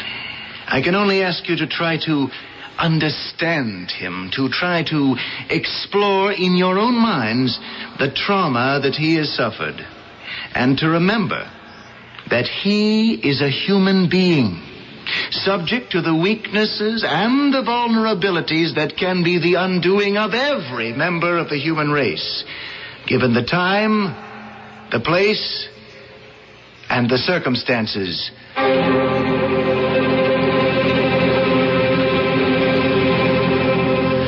Thank you, Kevin. 7 to 12 years isn't really bad at all. I know. It could have been much worse. With time off for good behavior, you can be out in 3 years. And you're still young. You did a sensational job. I was afraid of one thing, the loose end in the defense. Oh, sure, you were victimized by a couple of confidence operators, but how did they know about your parental situation? Wait. I see it now. When I told Rojika, or whoever she is, that I'd seen her face and heard her voice before, it was true. Yes, you see, when I arrived at the hospital that last day, before my mother died, there was a nurse, a dark-haired nurse. She told me Mrs. Alcott is now in room 812. And you're saying she could have somehow overheard the conversation and decided on the hustle? Absolutely. I'm convinced of it. There's no other explanation. There could be. We could say that there was no hustle.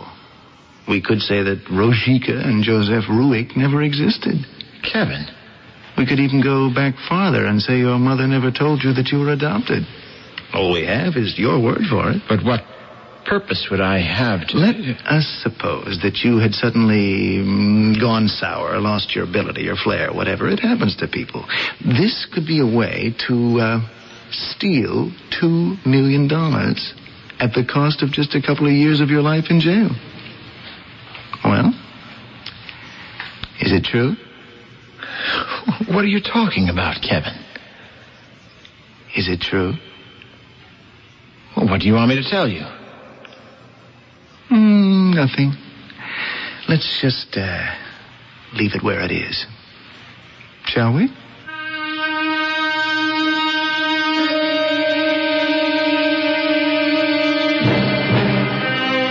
And why not? Either way, he goes to jail. If we were to know the truth, we would lose a most delightful opportunity to speculate. You can make out a good case for either conclusion.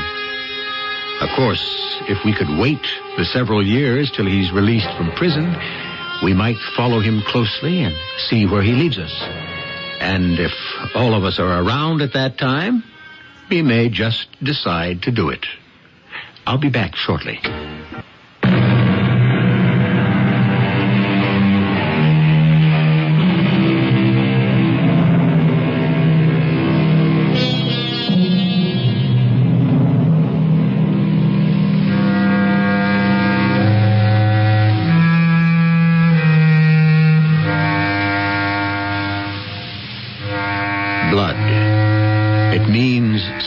things.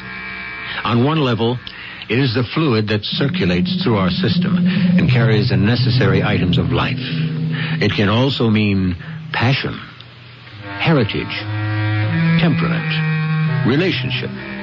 It is not only the basic stuff of the body, it is also the essence of the soul. Blood. It is shadow and it is substance.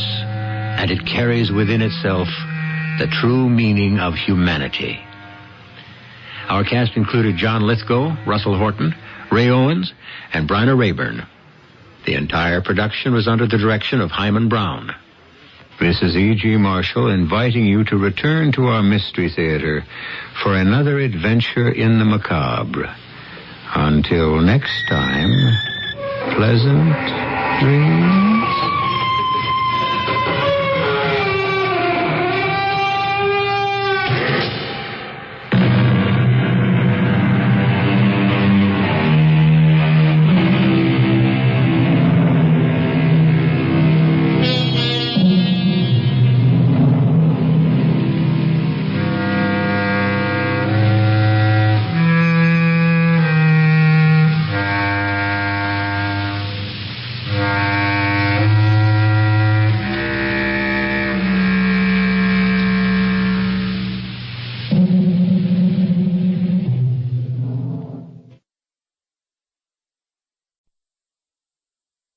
The CBS Radio Mystery Theater presents...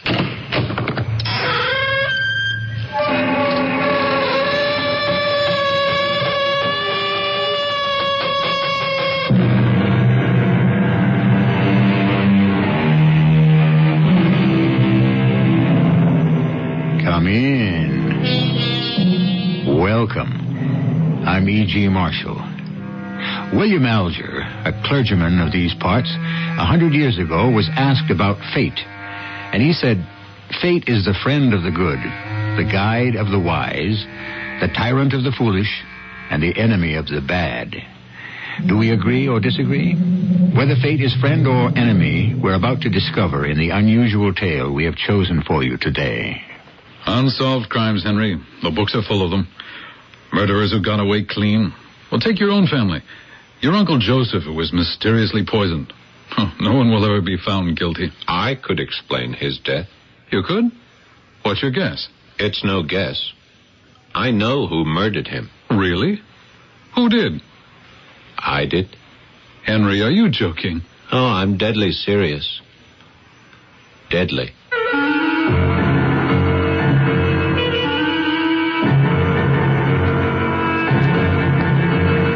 Our mystery drama, Guilty, adapted from a story by Edith Wharton, was written especially for the Mystery Theater by G. Frederick Lewis and stars Paul Hecht.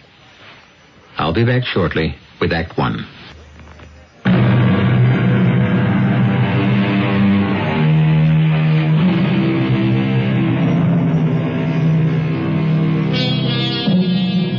I don't know how it is where you live, but in the big cities in the USA, success is measured by address. So when attorney Peter Ashton welcomes a client into his Park Avenue office, you can be sure Peter is successful in the legal profession. As for his client, Henry Graham, how successful is he? I don't think I can answer that. Henry, I haven't seen you in a long time. Everything going well? Oh, Peter, not bad, but not so good either. Isn't that what you lawyers would call an equivocal answer? What can I do for you? Peter, we've known each other for quite a few years, and... well, this is going to be harder for me to say than I thought it would. But take your time. I've always felt that you were more than just my lawyer. Not that you've gotten very rich representing me, but I've always thought of you as a friend. Well, so have I. And I'm not only a friend, but a fan. I've said to you many times, you get one of your plays on Broadway, and I'll sell enough tickets to my clients to keep you open for months. It's not going to happen. Oh, don't tell me you're going to Hollywood. I wish. No, I'm not going to make it. In 10 years, I've had one play off Broadway and 6 rejections. 6 plays that never got off a desk in a producer's office. Well, I've read your plays, not all of them, Henry, and Well, I think you're off your head to give up now. Why now, Henry? You know what they tell me? Producers, directors, agents? I lack imagination. My work doesn't ring true. People don't talk like that. Then a month ago it came to me. What was wrong? But I can't face it alone. That's why I had to see you. Well, I'm sorry it couldn't have been sooner, but I've been up to my ears with Mrs. Leslie Ashgrove. You've read about her. Handling her estate. So you've met the famous and now rich Mrs. Ashgrove. What's your opinion? Well, about the death of her husband? Yeah. My opinion, Henry, is that nothing will ever be known about who poisoned him. Whoever did it will never be discovered. An unsolved crime. Another unsolved crime. The books are full of them. Well, come to think of it, take your own family. Your Uncle Joseph, who also died mysteriously. Poisoned, wasn't it? No one will ever be found guilty, person or persons unknown. I could explain his death. I know who murdered him. Really? Who did? I did. Well, there's a playwright for you. I'm serious. I'm deadly serious. Sure, so am I. Well, so you murdered your uncle 10 years ago. To inherit his money, right? That wasn't the main reason. You never knew my sister, Kathleen. She was older than I was, a lovely girl in so many ways. No, you didn't know her. She died before you and I met. Yes, it was partly for money I killed him. I needed it for her. Henry, is this some kind of dramatic scene you're trying out to see if it'll play? It's no drama, it's truth. It happened. That's why I've turned out to be what I am, Peter. Because I killed Uncle Joseph. It's always there. Whatever I'm writing, my characters won't say what I want them to say. My words are fake, unbelievable. My life, all of it is a constant cover-up of hatred and guilt. You can't have reservations when you write. You can't fake people's emotions. You have to feel them yourself, and I can't.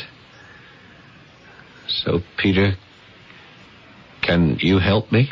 Well, I can listen, Henry. 10 years ago, I had everything going for me. Was that when your first off-Broadway play opened? Yes, my first and only play. My sister, Kathleen, stayed home.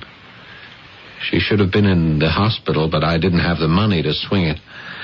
I was hoping the play would be a hit. I'd make some money and I could take good care of her. Opening night, I was standing in a corner by the door as the play ended.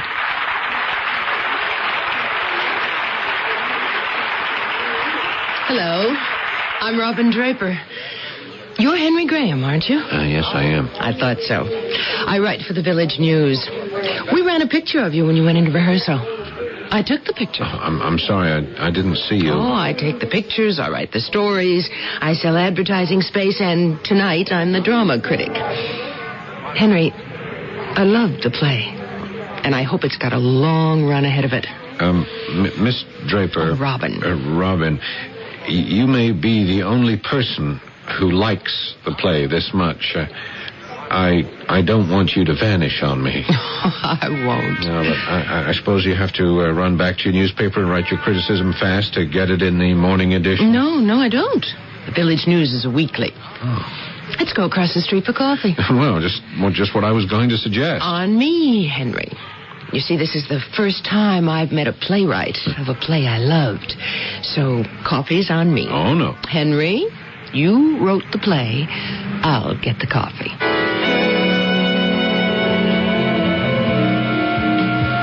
So you see, Robin, I'm the only one there is to take care of my sister. TB isn't getting any better. Well, if I become famous and that helps pay for her special treatments, that's okay.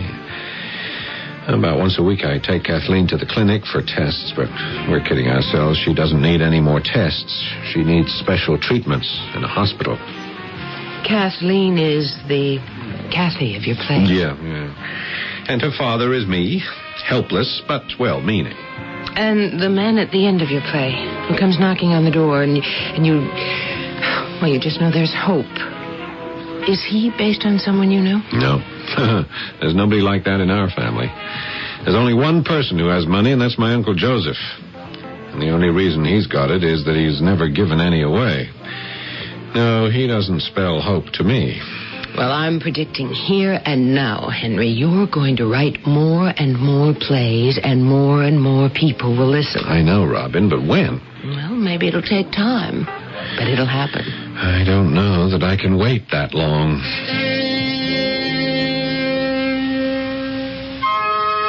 Sure, they liked my one and only play, but they said it was too special to move uptown to Broadway, and next time I ought to write something more commercial. Henry. Kathleen, my sister. How could I write at home? The doctors at the clinic just shook their heads. Henry. They said that if Kathleen didn't get the right treatment soon, they didn't know how long she could hang on. These treatments were very expensive. Henry, what are you doing staring out the window? I've just decided something. What? I'm going up to Renfield and see Uncle Joseph. I know he's tight, but he's getting along in years. He's our only relative. You can't ask him for money just like that. Why not? I need it now, not when he's gone.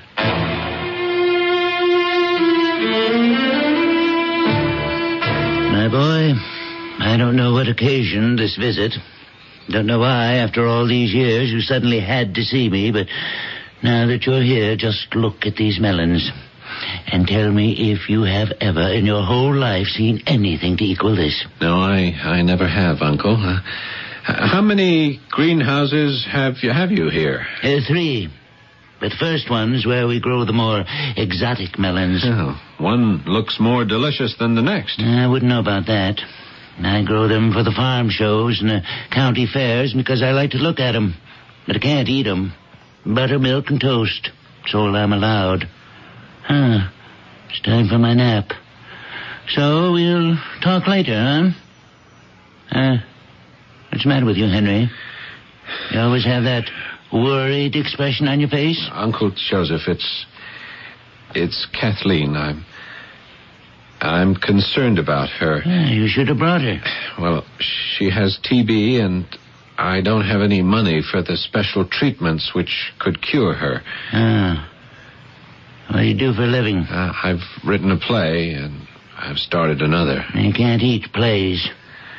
How do you eat? Oh, I'm a waiter in a coffee house in the village. Your sister, how old is she? 20, 30? No, she's 35. Never married? Always been sickly. I've been taking care of her. Well, my advice to you, Henry, is don't worry. Be cheerful.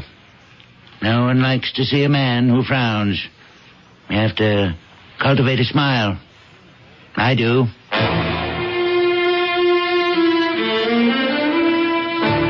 I stayed on a few days, trying everything I could to make this ugly Croesus understand that Kathleen's health was worth at least as much as the care of half a dozen of those acres of melons with their thermometers and humidity controls and all the gadgets and gardeners that went with his expensive hobby. But Uncle Joseph was so self-centered, I knew it was useless. I went to say goodbye to him. He was in his pet greenhouse. When I got there, the glass door was open from the inside, and the head gardener ran out, slamming it shut behind me. And, Mario, don't you dare ever show your face in here again, or I'll have the police after you. Well, what is it, Uncle? What happened? Just look at it. Did you ever see such a beauty? Do you know what that Mario did? This was my prize cassava. I told him to pick it for the county fair tomorrow. Do you see what that idiot did? Dropped his trowel right on the melon. Look at that gash. Oh, it cost me a blue ribbon. Well, I'm sorry, Uncle, but I'm afraid I can't stay here any longer. I'm worried about Kathleen. All right, to Washington. He's probably here illegally. Oh, I'll make him pay. Will you look at that melon? It's a crime. Uncle, will you listen to me? You're right, Henry. You're right. I should calm myself. bad for the heart. Please, I've tried to ask you before. Can't you possibly give me a loan? I'll leave the amount to you. I think it's your niece, Kathleen. It's not her fault she has this condition. Henry, you're getting all red in the face. Just a little money. You wouldn't even feel it, and it could help cure her. I guarantee on my word to pay you back. I've a half-written play, a wonderful play. I'd give that to you as security. A half-written play as security? All this excitement is too much for me. I can feel my heart pounding. I'm going to my room to lie down. It was then I decided this horrible and selfish old man didn't deserve to live, and it was up to me to kill him. The fact that I would inherit some of his money when he died didn't matter nearly as much as stopping his breath forever. But how to do it? How to murder without getting caught?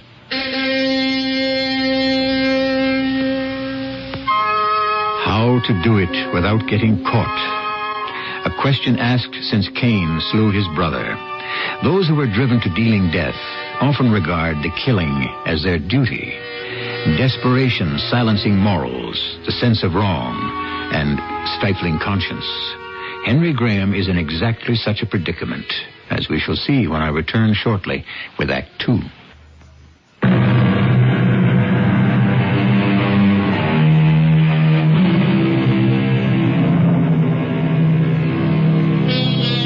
Exodus of the good book, we read, eye for eye, tooth for tooth, hand for hand, burning for burning, wound for wound, life for life. It was this that fired Henry Graham to action. And it is these events leading to the murder of his uncle he now tells to his lawyer. So that was 10 years ago, Henry? Yes, Peter. Almost to the month.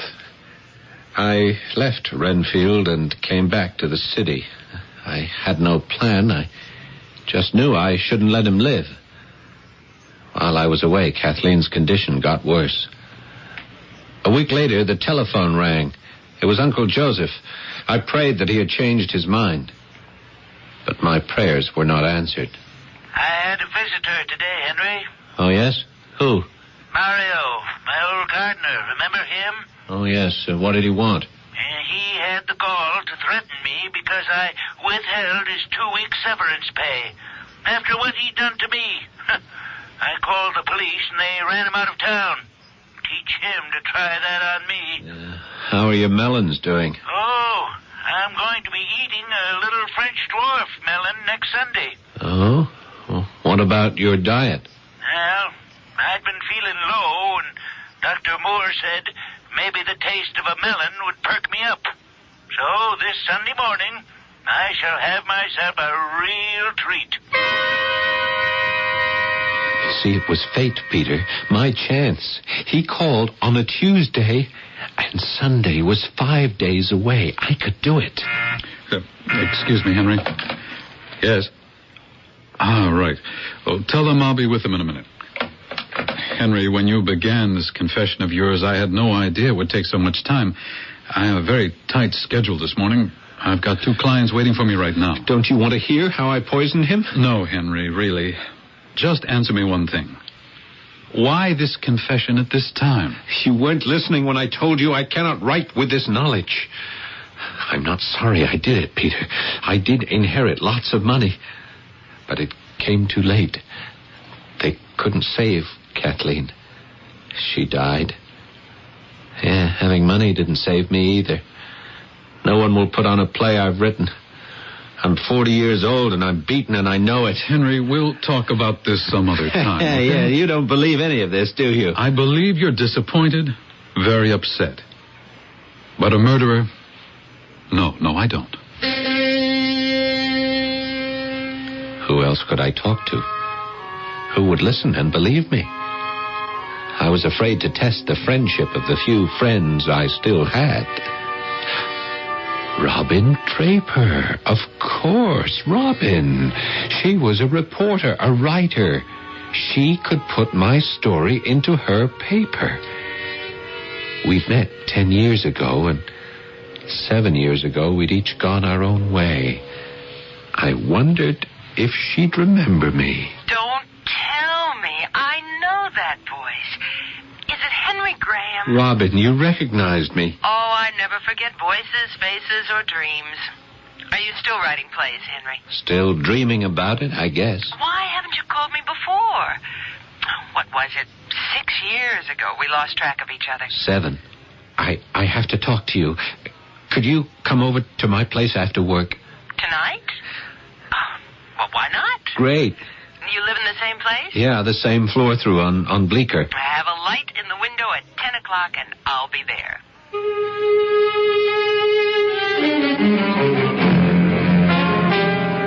So you see, Robin, I can't go on keeping all this to myself.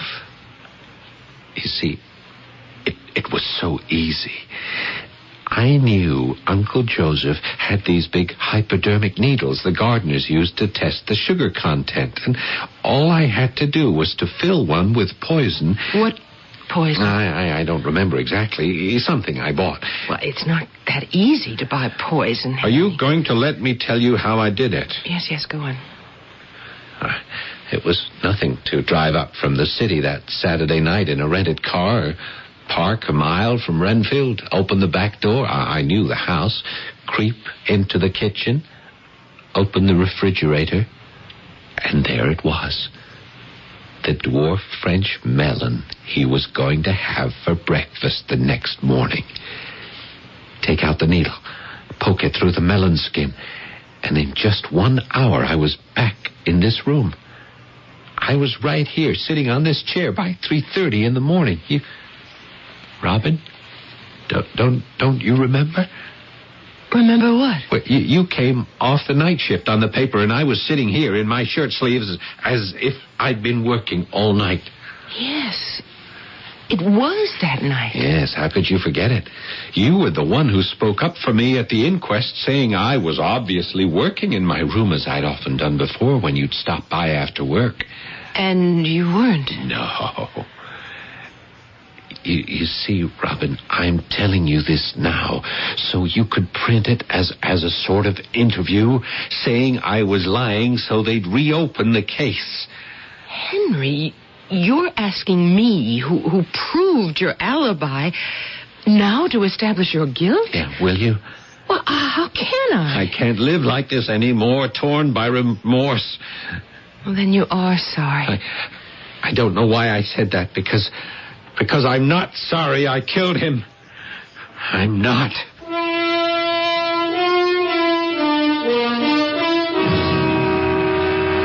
Robin wasn't going to help.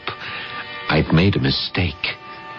But fortunately, Peter, my lawyer, arranged for me to see someone who could be objective. Charles Green, the assistant district attorney. I'll be honest with you, Graham.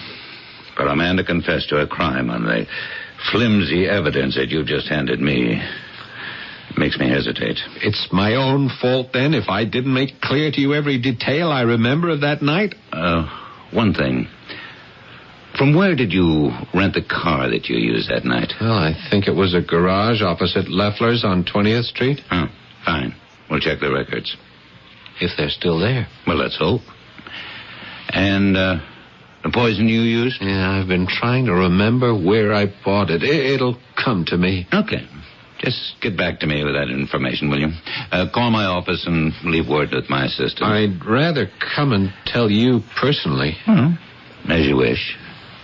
Well, goodbye, Mr. Graham. Yeah, I'll get you the information. I'll be in touch very soon. Fine.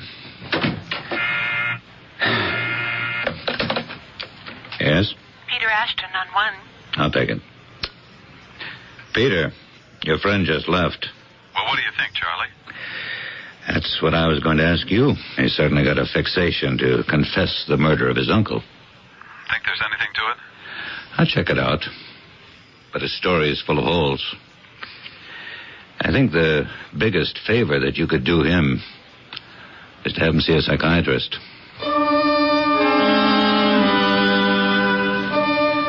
I called Robin a few times. She was too busy to see me.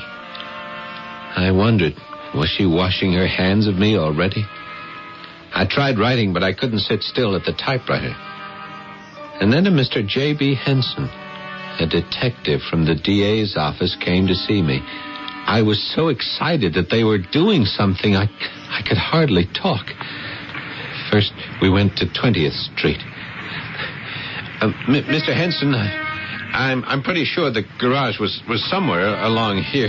The number will come to me. Well, there's no car rental garage on this block. Well, let's keep walking then. You told the assistant district attorney it was number 204 East. Yeah, opposite Leffler's department store. Now, let's see, I rented the car on a Tuesday. And then what? Well, for a week I began making practice runs at night from where I was living up to Renfield.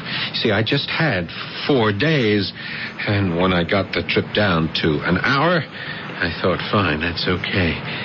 You see, I wanted to get up there at about 1 or 2 and be back home by 3. This looks sort of familiar. No, but not the building.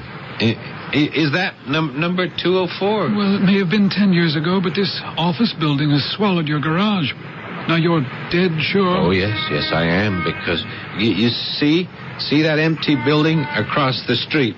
That was Leffler's department store. Well, we'll check it. And it was a Mr. Flood you rented the car from, right? You didn't get his first name? No, just Flood. Well, that brings us to the poison. The DA said you were going to try to remember where you got it. Yes, I do remember, Mr. Henson. I got it from an old college teacher of mine, Jim Dawes. He lived at number 20 Stuyvesant Square. He was a chemist. He made it up for me, no questions asked. He made the poison up for you? Absolutely. I'm sure he'll tell you. You just ask him. You've seen him recently? No, not in 10 years, but you ask him. I will, Mr. Graham, and I'll be in touch with you.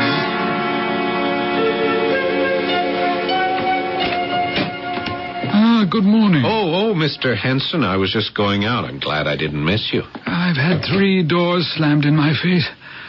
You see, there's no record of a car rental serviced anywhere on 20th Street, east to west, 10 years ago. There's no record of a man named Flood ever having a license from the city to rent vehicles. And number 20 Stuyvesant Square is now a boarding house.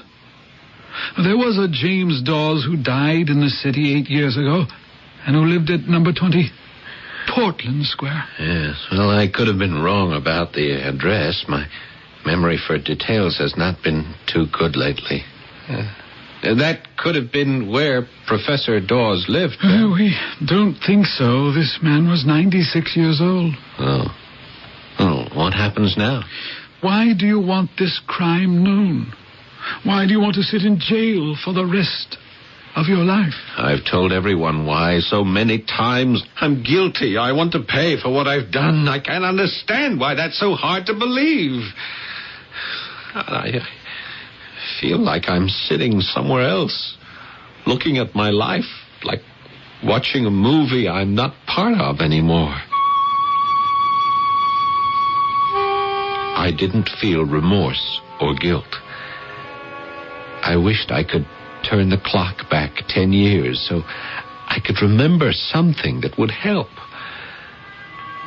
I went downtown to the off-Broadway theater where my first play had been done, getting a seat right at the back so I could get out into the lobby before the crush started. Hello, Henry. Robin. How did you like the play? It was good. Robin, I've left word at your office. I don't know how many times. Well, we've been very busy. Our neighborhood paper is getting very popular. Are you still in charge of everything? No, just editorial and art critic. Do you remember this theater? Yeah, my first and only triumph. Gosh, it's really strange running across you here. It's as if 10 years ago is happening all over again. I've been thinking about you, Henry. I'm sorry I didn't believe you. Because I wanted to. Yes, I'm glad. I can't get over it, meeting you like this here in this theater. Robin. What is it? That man there with a mustache who just came into the lobby. You see him? Yes, I do. Why? Do you know him? Why is he here? What's he doing? Why shouldn't he be? He probably came to see the play. No, he's from the DA's office. He's following me. Before we begin to analyze whether Henry Graham is as sane as he believes he is, or is on the verge of a mental breakdown, or suffers from an imbalance for which there is little cure, let us suppose he is stricken only with a conscience, that his illness is his conscience. If so, it is beyond the practice of all the physicians in the world. I shall return shortly with Act 3.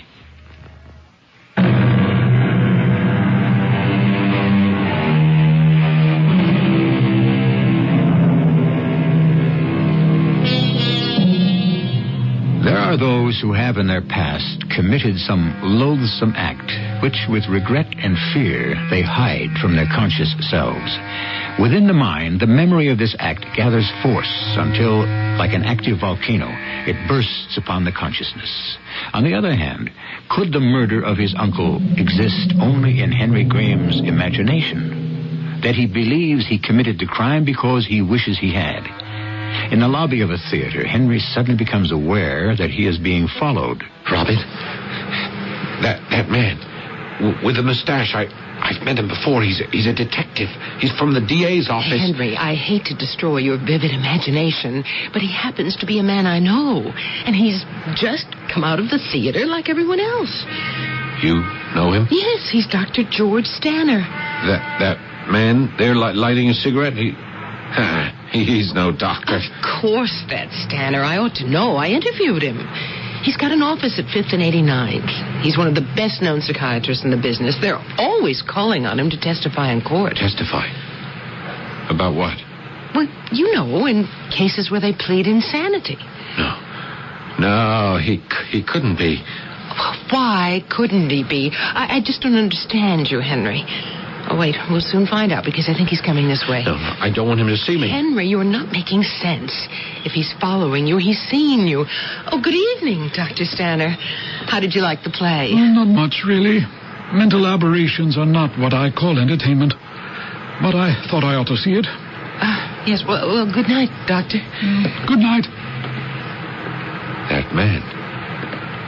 Henson could be his twin. Henry, shall I walk you home? You seem a little shaky. No, I don't think I want to go home yet. Well, good. Then why don't you invite me to have coffee? You would? Really? Oh, I'll not only accept your invitation for a cup of coffee, Henry, but this time I'll let you pay for it.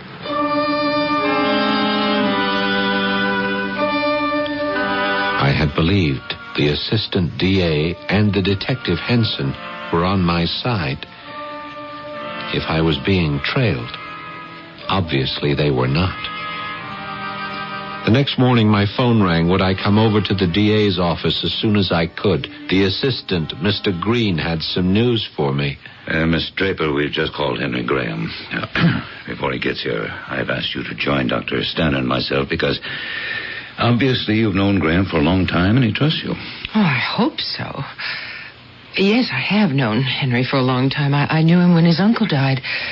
Offhand, I'd say he has a fantastic imagination, but he's no criminal.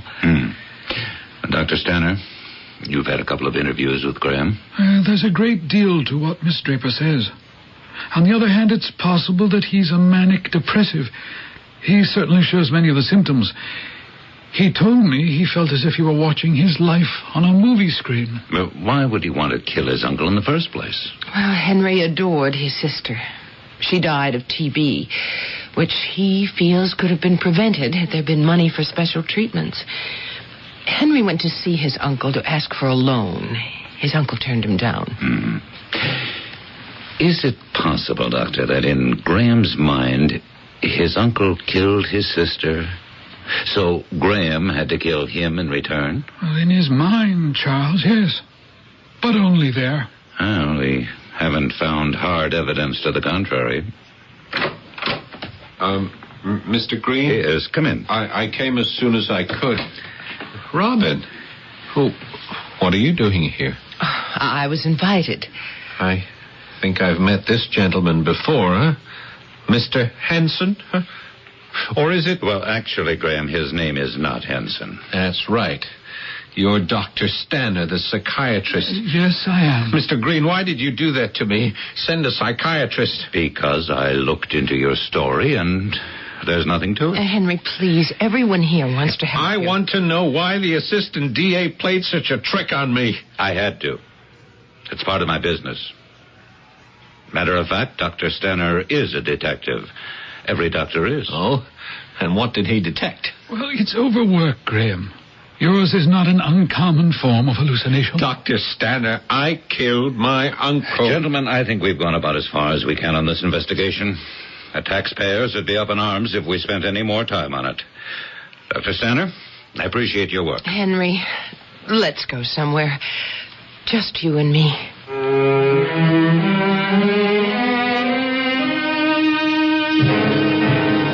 Henry, I'm going to cook us a little supper. Now, you put your feet up and look at the papers. There's a whole pile. Read one of them and tell me what you think.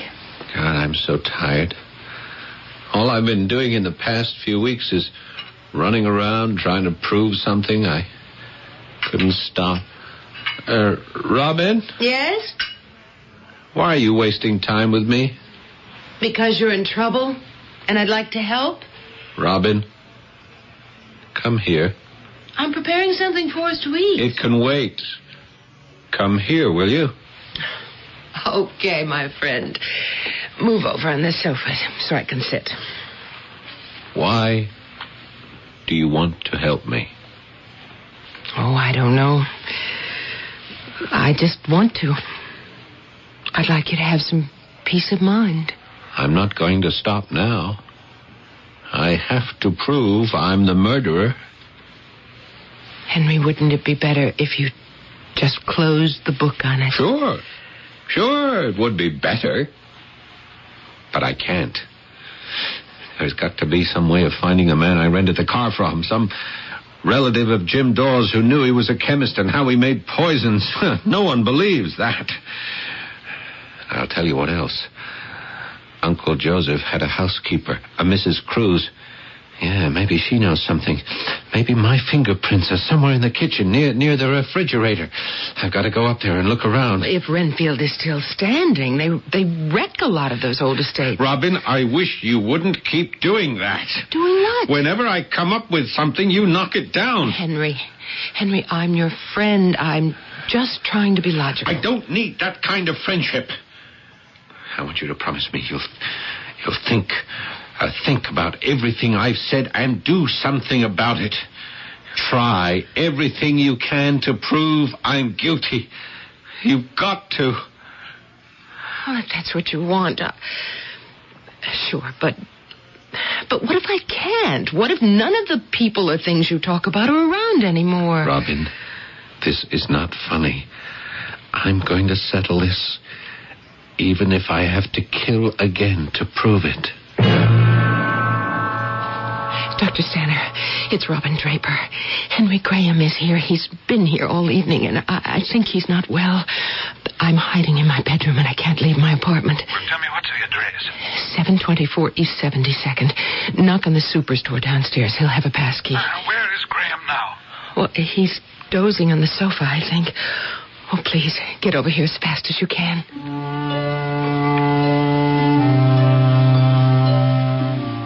I don't know what happened then.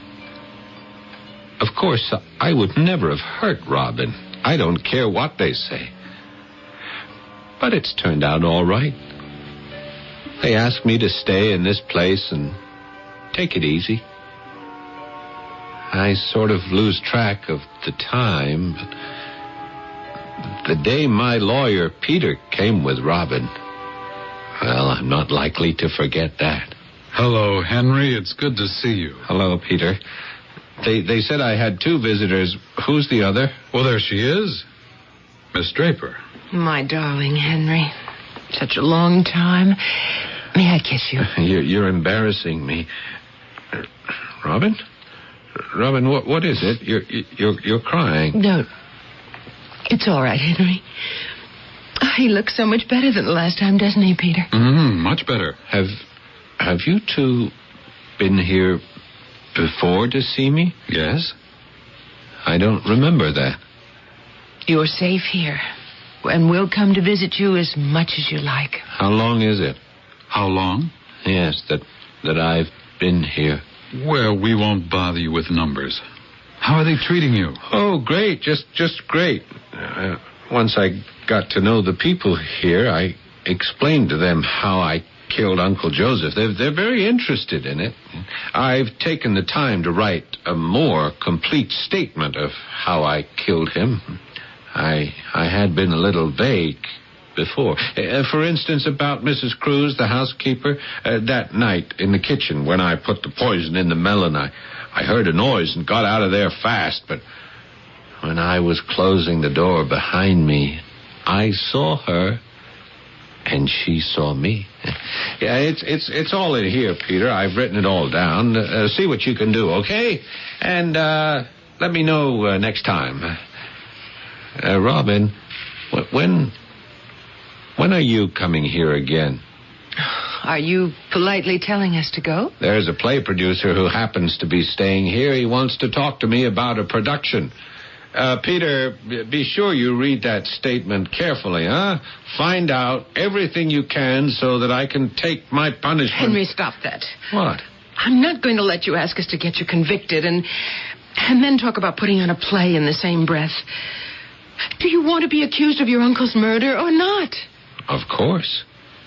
Think of the publicity value. Author of this season's Broadway smash hit awaits his final curtain in death row.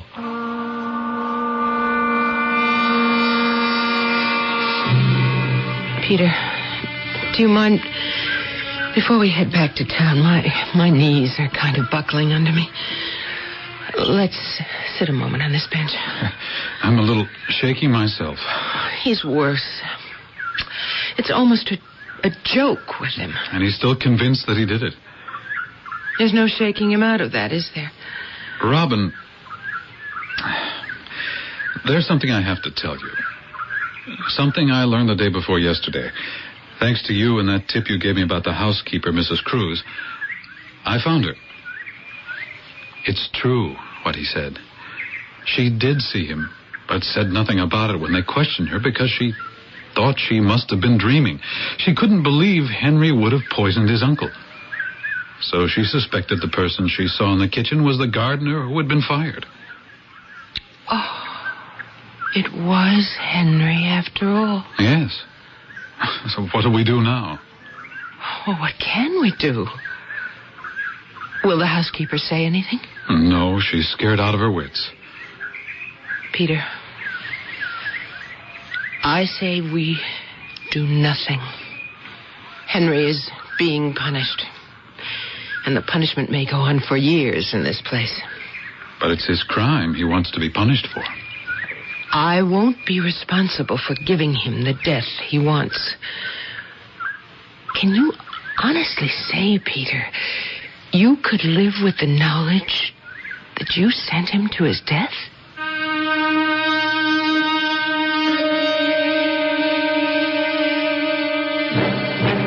It's been said that a neurotic is a man who builds a castle in the air. A psychotic is the man who lives in it. And a psychiatrist is the man who collects the rent. In the case of Henry Graham, we hope the landlord will effect the cure. I shall return shortly.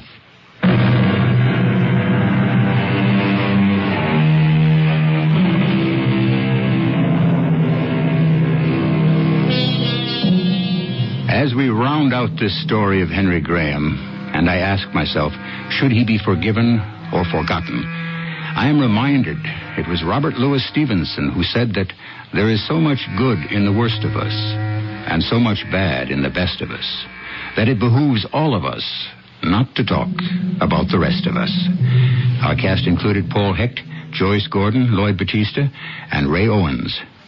The entire production was under the direction of Hyman Brown. And now, a preview of our next tale. Going into a spin. Why, Elizabeth? Why are you diving? You know, Justin, don't you? Say it. Say it, Elizabeth. Because I don't wish to live without you. I don't want any substitute. Final mind and power and order and what is best for mankind. I don't want any of that. I don't care about that. Let mankind take care of itself. Do you wish to be with me, Elizabeth, in my dimension? A universe of rays, of light, of knowledge. I want to be with you, Justin. I do. Even if it means extinction? Justin, save me from myself. Can you come back? Are you sure you wish to die, Elizabeth? This is E.G. Marshall inviting you to return to our Mystery Theater for another adventure in the macabre. Until next time, pleasant dreams.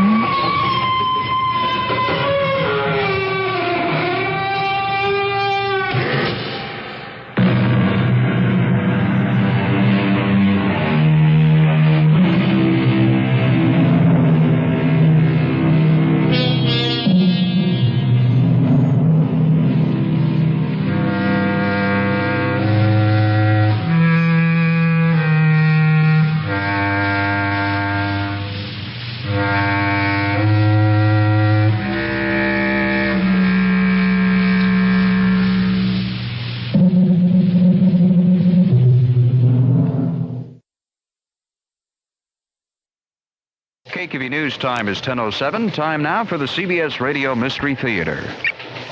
The CBS Radio Mystery Theater presents...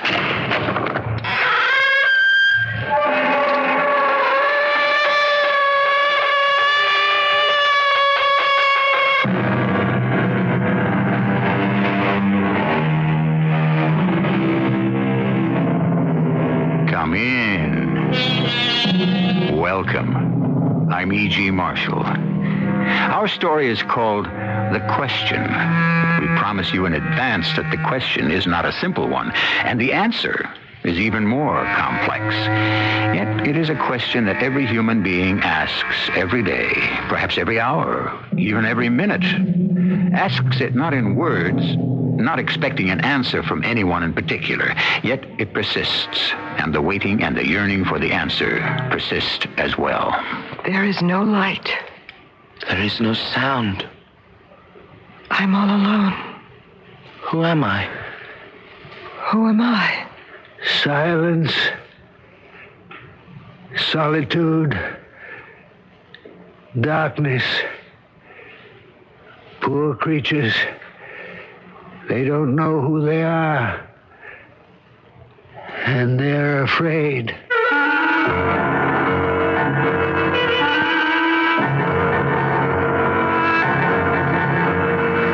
Our mystery drama, The Question, was written especially for the Mystery Theater by Elspeth Eric and stars Christopher Tabori. I'll be back shortly with Act One. Spread and watch gets out what America gets into. It's fall, Mom. Are you ready for it? Football's here, the yells and cheers. Grass and mud and dirt. Taking hikes and fixing bikes. And grease on your good shirt. Pies to bake, leaves to rake, and county fairs to see. Fires to build, cocoa spills, jeans with muddy knees. Am I ready, spray and wash? You bet I am. Spray and wash gets out what America gets into. Hi, I'm Susan Anton. Fitness that feels good by day needs firmness that feels good by night. That's why you'll love the Certa-Perfect Sleeper. Luxurious soft comfort plus deep inner support. You get both with every perfect sleeper. So remember, be a perfect sleeper. Buy a perfect sleeper, perfect sleeper.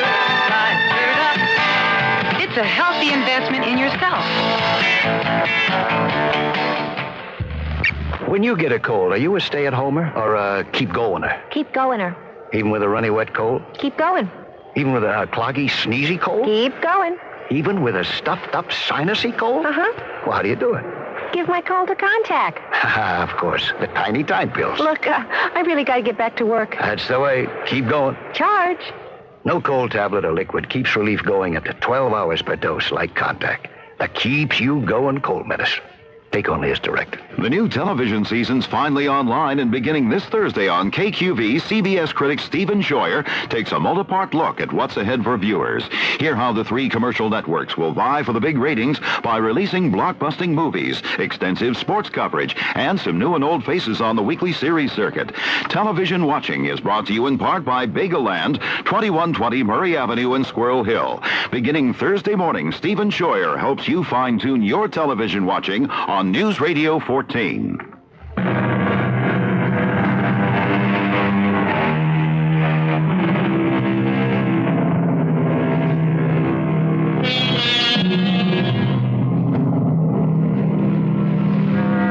Yes, the question each of us asks, birth to death, is, who am I? It's all very well if you can answer, I'm rich, or I'm beautiful, or I'm famous, or I'm successful.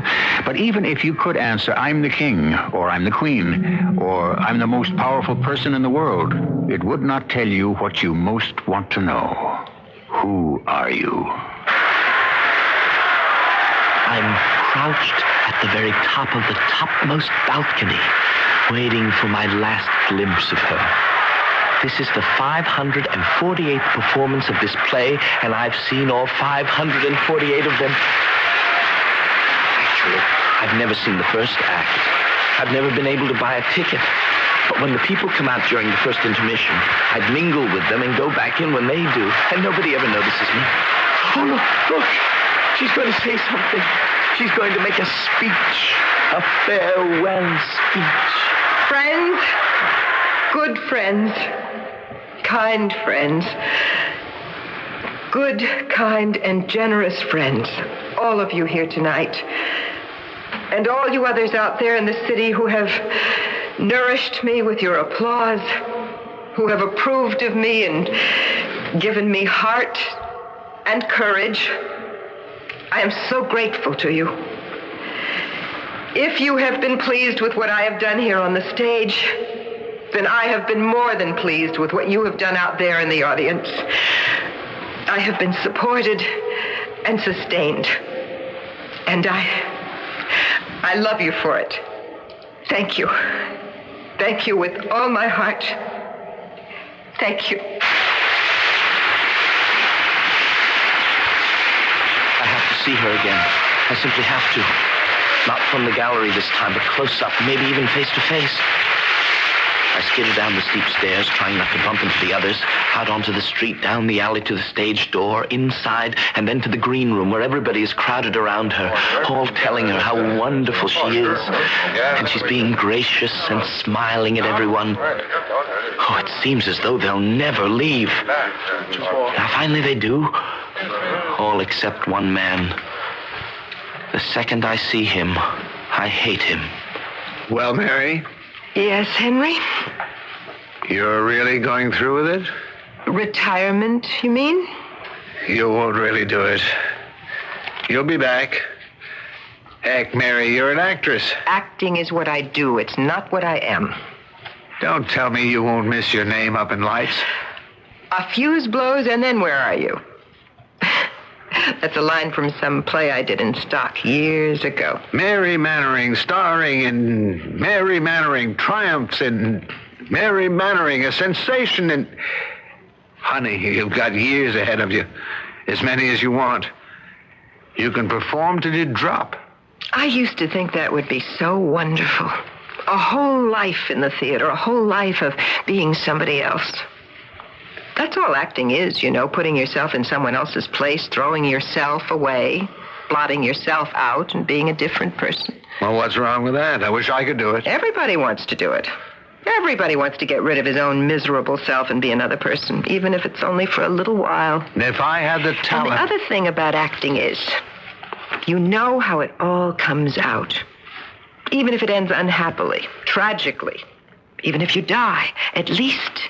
you know what the ending is going to be. You don't have to live in a world that's full of shock and surprise and uncertainty. Oh, yes, I thought it would be wonderful to live a life like that. Wasn't it? For a while. Yes, a long while. There was so little of me to throw away, so much for me to become. It was very exhilarating. What happened to make you change? Did you know that young, untrained homing pigeons do just as well as the old, trained ones? What? It's born in them, you see.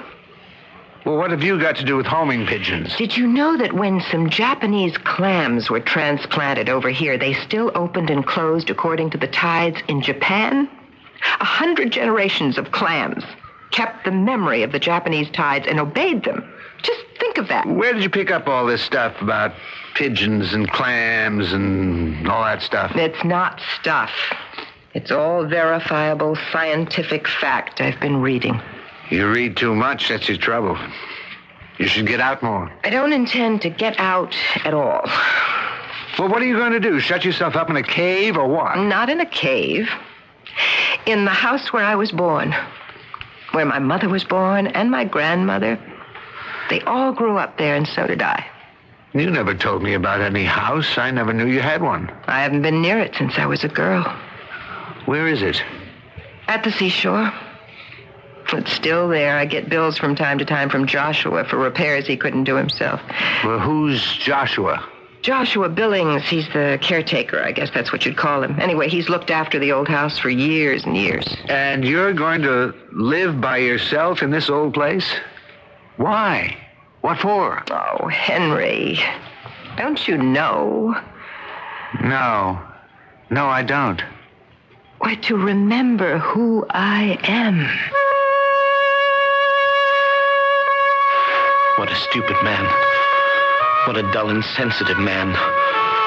What can she see in him? Why does she let him hang around her like that, asking her all sorts of impertinent questions, making fun of her, sneering at her wonderful ideas? He doesn't understand her. He doesn't understand her at all. But I do. I understand everything about her. My heart aches with love, and I press even closer to the door beyond which she stands. With him. Look here, Mary. How are you going to get to this crazy old house? By train, by bus, and by sand taxi. Why don't I pick you up in the morning and drive you out there in my car? I'm going tonight. You're not. But I am. I've planned it for months. At midnight by yourself to a place you hardly know? I won't hear of it. I won't let you. You won't let me? I tell you what. My car's in the parking lot down the block. I'll go get it. Come back here and park in the alley. You get your makeup off, I'll pick you up and drive you to the shore. If you still insist on going. Oh, I'm going. Well, then let me drive you. What'll your wife say? You had to bring that up, didn't you? Well, it seemed the obvious thing to bring up. My wife is probably out on the town having a time for herself. She won't even know I'm not home. Or give a hoot where I am. You don't know that. Not for sure. I do know it. And I know it for sure. Henry, I am a very old-fashioned lady. I don't like the idea of running off in the dead of night with a married man. Well, then I'll just take you to the door and leave you, okay? Well, okay. All right. I'll get the car and come right back. I press myself up tight against the wall as the man comes out. He doesn't notice me. Then it dawns on me. I'm just a few feet away from the woman I worship and adore. I can meet her, go in, introduce myself, and talk to her, tell her everything. But I have a better idea. I sneak past the doorman, who never even looks up. I go out the stage door and stand in the alley, waiting.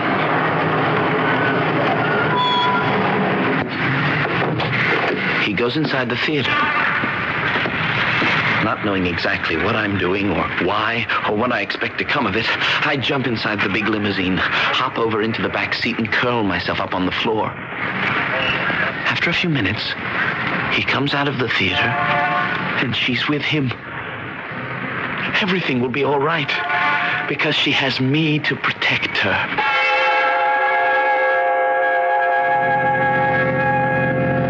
You're insane to stay way out here. Maybe I am. All by yourself? You could be... Oh, there's the house. That old thing? Oh, I wasn't sure I'd remember it, but I do. Oh, I do. That's the house I was born in. That's where I grew up. Stop the car. This is crazy. How do you know you can get in? The door's never locked.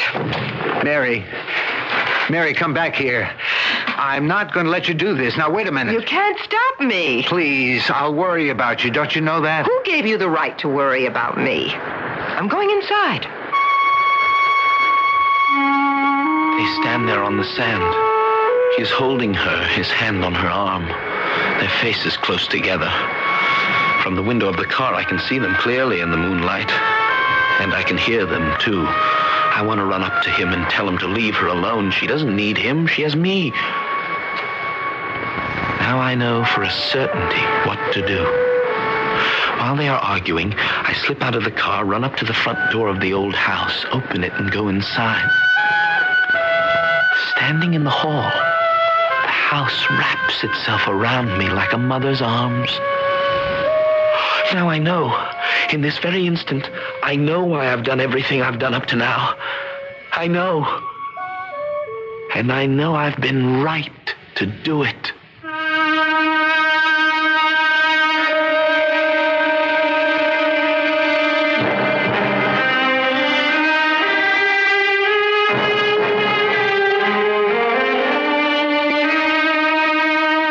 Know thyself.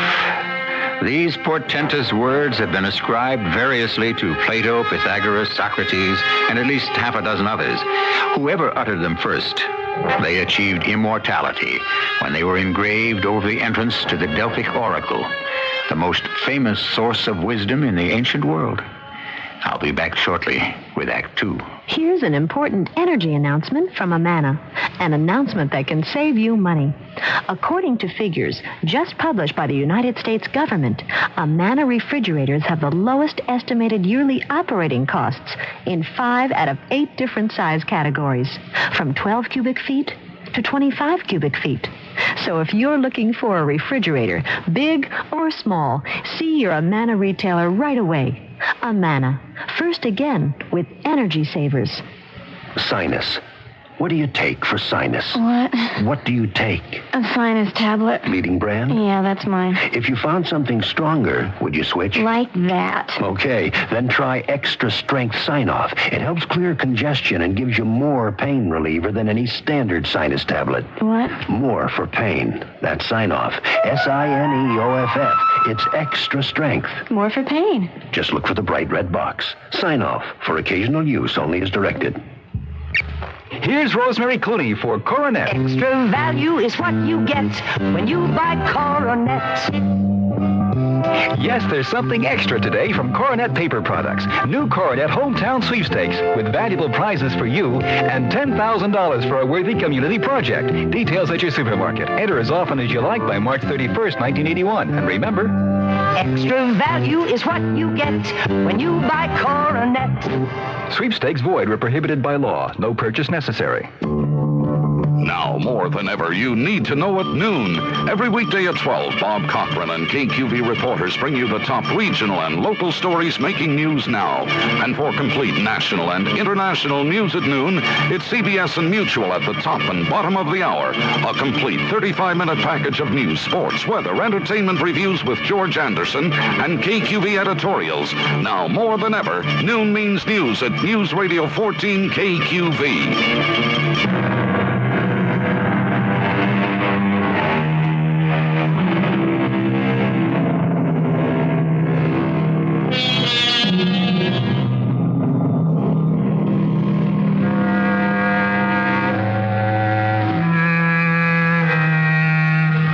Precept, know thyself, is centuries old, and its message persists to this day, as each of us tries, however clumsily, to follow its counsel.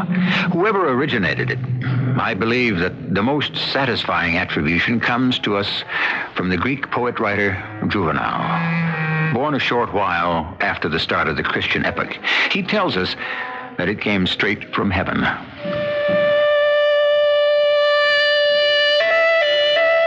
solitude, silence, darkness. And I am filled with fear, standing in the front hall of the old house. Why did I insist on coming here? Why didn't I listen to Henry? Why did I send him back and enter this unfamiliar place alone? Yet, is it really so unfamiliar? I was born here. I lived here as a child. I sense that it's more familiar to me than my own self. My own self, which I feel on the verge of losing. This is the most wonderful thing that's ever happened to me. What did you say? I said, this is the most wonderful thing. What is the most wonderful thing? Meeting you, Miss Mannering. I've seen you in every performance of your play, from the back of the second balcony. How did you manage to get here? I came in the car, the big limousine that belongs to that man. I was in the back seat the whole way. I listened to your conversation. Oh, at least I overheard it. I couldn't help overhearing it. I suppose you couldn't. I heard you and him talking backstage before that. That man's in love with you, Miss Mannering. Are you in love with him? He's married, you know. I suppose you overheard that, too. Yes, I did. And I know he didn't want you to come out here to this house. That's true. This is such a wonderful place. Oh, you think so? Don't you? I hope it'll turn out to be. Oh, it will. I know it will. And it will be wonderful for me, too. You're planning on staying? I have to. You can understand that, can't you? This is the place I've been looking for. And with you here, I wouldn't bother you, you know. Just being here is enough. This house, and you, and the ocean, and there'll be other things, too. I know there will. And I'll find out what I want to know. And what's that? What is it you want to know? Who I am. That's what you want to know, isn't it? Actually, it is. But don't you think... Shh. Don't talk. What's the matter? Oh, nothing's the matter. Just be quiet. I knew it. I knew it. Knew what? Don't talk. You do hear it, don't you? I hear something. Of course you do. Listen. Faster and faster and faster. Go! Go! Go! Go! Oh, it broke. It fell over and broke. What fell over? What broke? Don't talk. Just listen. Oh, now I'm going to be punished. No, you're not. You heard him, didn't you? On the stairs? I heard something. He's going to punish me for breaking my rocking horse. Standing there in the dark hall, I wonder what I've got myself into by my impetuous move to this old house. But I heard the frantic creaking of the rocking horse. I heard the crash, the splintering of wood. I heard the heavy footsteps on the stairs. Well, that's that. Oh, what? What did you say? It's over. I broke my rocking horse, and I got punished, and that's that. Over. Finished and done with. But you seem so upset. I was, but I'm not now. I think I'd like to go to sleep. Well, all right. Where do you want to sleep? I don't quite know. Anywhere. I'll just wander around and flop down someplace. Well, all right. I think I'll go to bed. Will I see you in the morning? Of course. I told you I'd stay and protect you. Oh, if you hear someone moving around early in the morning, that's the caretaker. His name is Joshua Billings. He stops by here every day. Miss Mannering? Yes? Would you... Oh, I know it's a lot to ask. It's such a tremendous favor. I don't even know if I should bring it up. You've been so kind to me so far. And What is it? What is this tremendous favor? Would you let me paint your portrait? What? Is that all? Oh, but it's a lot. It would mean so much to me. Do you mind? Why, no, I don't mind. I don't know that there are any brushes or paints in the house or canvas or anything. Well, I could just do a sketch. That'd be enough. In charcoal or pen and ink, anything. I'll ask Joshua in the morning if there's anything you could use. Then you'll let me? I'm flattered that you want to. Good night. Good night, Miss Mannering. It's all becoming more and more confusing. Confusing, but for some reason not really unsettling. Everything this odd young man has said has seemed reasonable, quite to be expected. And I haven't the heart to refuse him anything. I mount the stairs. The old wood of the banister feels warm to my hand. Familiar. Like an old love returned after 30 years. I'm back. Here is my home. Here is my refuge. Here I was welcomed and cherished and, yes, loved. And I'm back. I enter the big back bedroom and almost immediately my foot touches something. I reach over and pick it up, take it to the window. There in the moonlight, holding it in my hand, I stare at it. I'm not even surprised when I see that it's an ear. The ear of a horse. The wooden ear of a rocking horse. Well, Miss Mannering, good morning. Joshua, I should have let you know I was coming, but with no telephone and there wasn't time to write, I made up my mind so suddenly. It's been 30 years or more since you've been here. I'm surprised you recognized me, Joshua. No, you haven't changed that much. Joshua, there's something I have to explain to you, if I can. Yes, Miss Mannering? There's a young man staying in the house. He's a fan of mine. Actually, I didn't even know of his existence till I came into the house and found him standing in the front hall. Must have been a shock. As a matter of fact, it wasn't. No? Not after the first second or two. He explained how he got here and why he came. Why did he come? On account of you? Oh, partly, I guess. But then he said, when I asked him that very question, he said to find out what he wanted to know. And what could that be? I asked him, and he said who I am. Uh-huh. Don't you think that's an amazing thing to say? No, especially. It's what everybody wants to know. Joshua, he wants to paint my picture, or at least make a sketch. Are there some materials in the house by any chance? Oh, yes, Miss Mannering. There's some charcoal and some good charcoal paper with a rough laid finish down the cellar. Mm-hmm. I did some sketching for a while, until I took up photography. I didn't know you took pictures. Have you had any luck? I don't know. Haven't had any developed. Too hard to get into town. Maybe when you go back, you'll take them and have them printed up? Of course I will. When I go back. I'd like to take a snap of that young man, if he's around. Oh, he'll be around. He'll be doing a sketch of me, and you can take a picture of both of us.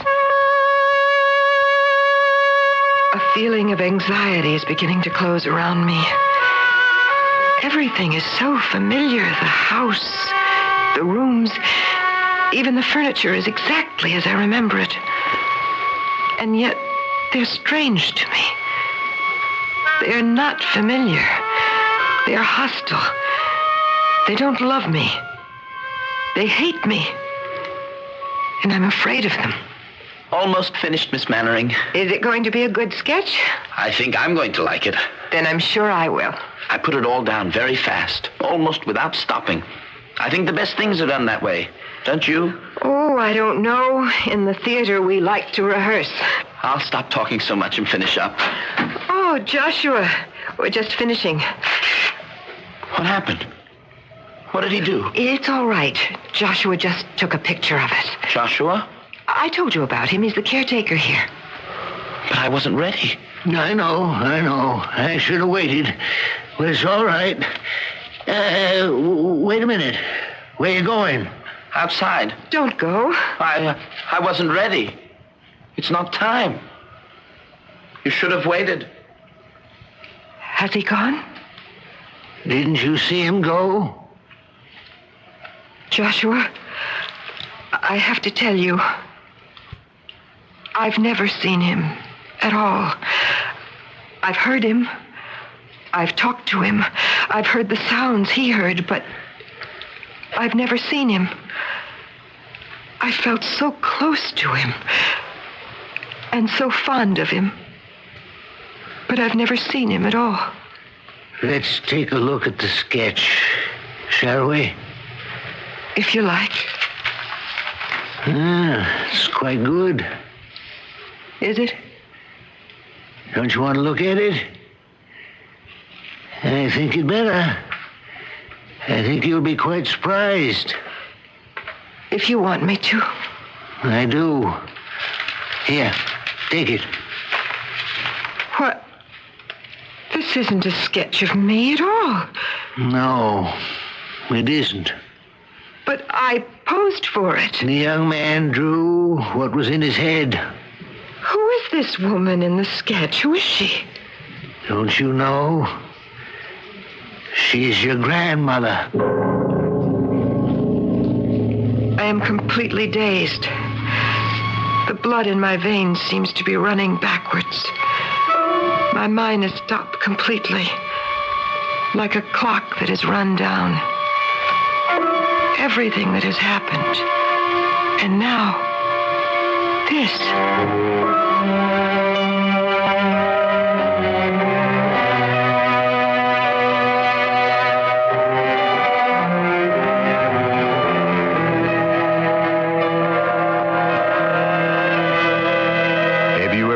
To someone you could not see? Perhaps you called it talking out loud to yourself. I think it is likely that you were not simply talking to yourself, that in the recesses of your mind, there was someone who was listening to you. But did that someone ever answer you? I'll be back shortly with Act 3. Della Reese here. You know, lunchtime's Campbell's tomato soup time. They always eat better when you remember the soup. Know why Campbell's tomato soup is an all-time delicious favorite? Because every spoonful is brimming with good, rich, robust tomatoey goodness. Plus, it's a nice warm source of vitamin C. What a beautiful soup. They always eat better when you remember the soup. And it's right on your shelf, remember? I pledge allegiance to the flag. They were nice, clean-cut American kids who grew up to be Soviet spies. The Falcon and the Snowman. They masterminded a spy network that stretched from the CIA to the KGB to one of America's most powerful corporations. The Falcon and the Snowman is the true story of two kids who had everything going for them and sold it all to the Russians. The Falcon and the Snowman, a thriller, now from Pocketbooks. The latest consumer price reports gave fresh evidence that inflation continues to plague the economy. Have a pencil ready for an important offer, because every business day, the Wall Street Journal reports to you what's happening and how it can affect you and your business. The Wall Street Journal recently took a penetrating look at high labor costs in the U.S. and how rising rents are threatening small businesses. You would have read about the simple solutions to declining productivity in America, why homes will cost more in months ahead, but mortgage rates may go down, and why energy managers are big businesses' most sought-after executives. The Wall Street Journal. It's all the business news you need when you need it. Right now, you can get 52 weeks of the Journal, one for every business day of the year, for just $63. That's over $25 off the newsstand price. So if you're serious about business, in the continental U.S., call toll-free 800-331-1000. That's 800-331-1000. Except in Oklahoma. You'll be billed later.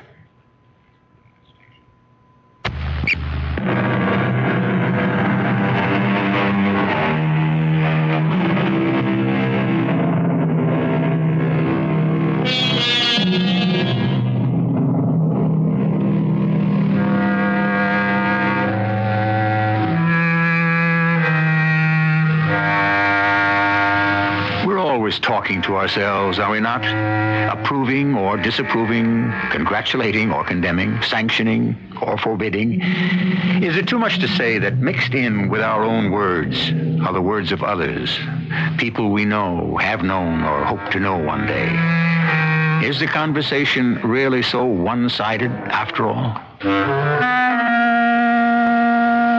Poor little lady. So confused, so bewildered, so unsure of herself. I feel sorry for her. And I know it's my duty to try and set her straight. But how to do this? How explain to someone who has lived a life of diversion and distraction? How make her understand? But I must do it. I'm the only one who can. Joshua, help me. I'll do my best. Am I going mad? Oh, no, Miss Mannering. You're not going mad, and you mustn't think that you are. What else can I think? I have been talking to a man I couldn't see. I posed for a sketch that turned out to be of someone else. I heard the sound of a rocking horse, footsteps on the stairs. All this in the house where I was born and raised. The house I thought would welcome me, nourish me, be kind to me. Instead, it's driving me mad. It wouldn't have happened anyplace else. It wouldn't have happened if he hadn't been here. He did this to me. You mean Jamie? Jamie? Who is Jamie? Your grandmother's boy. You mean you knew him? No, but I recognized him the minute I saw him. You say you saw him? Then why didn't I see him? Why is he just a voice to me? Is he a ghost? Is that what he is? Have I been talking to a ghost? I talk to them often. They're all through the house. And do they talk to you? Well, sometimes they do, sometimes not. They're apt to be moody. But that doesn't bother me. There are always others. Even in books. I have a lot of books. And when I'm reading late at night, I see the ghosts of the authors running and skipping between the lines on the pages. It's all so strange, so new. You'll get used to it. But not right away. If I were you, Miss Mannering, I'd go back to your life in the city for a while. That's what I wanted to get away from. I wanted to be alone. What's that? What's that sound? Sounded like a machine gun, didn't it? Jamie? Let's go outside, shall we?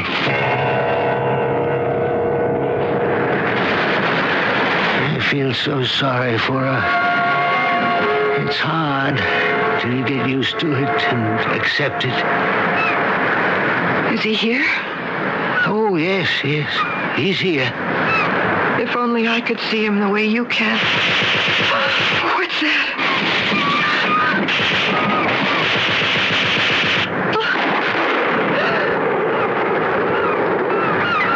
So, that's it. I heard him. He said... Hush now. Quiet. That's the way it happened. Now I know. What does it mean? Why did he say, now I know? Now he knows how he died. He was shot? In the war. The first big war. When he was 18. Sit down here on the sand, Miss Mannering, and I'll try to tell you about those who die suddenly and violently. Joshua, how do you know so much about Jamie? Who he was, how he died? Why, you see, after he was shot down, your grandmother had only a mother left at home. So she came to the orphanage where I'd been placed. I was about 10 years old then. Nobody seemed to want me. But she did? She adopted you? No, she never went that far. But she gave me a home and was kind. And she talked a lot about Jamie.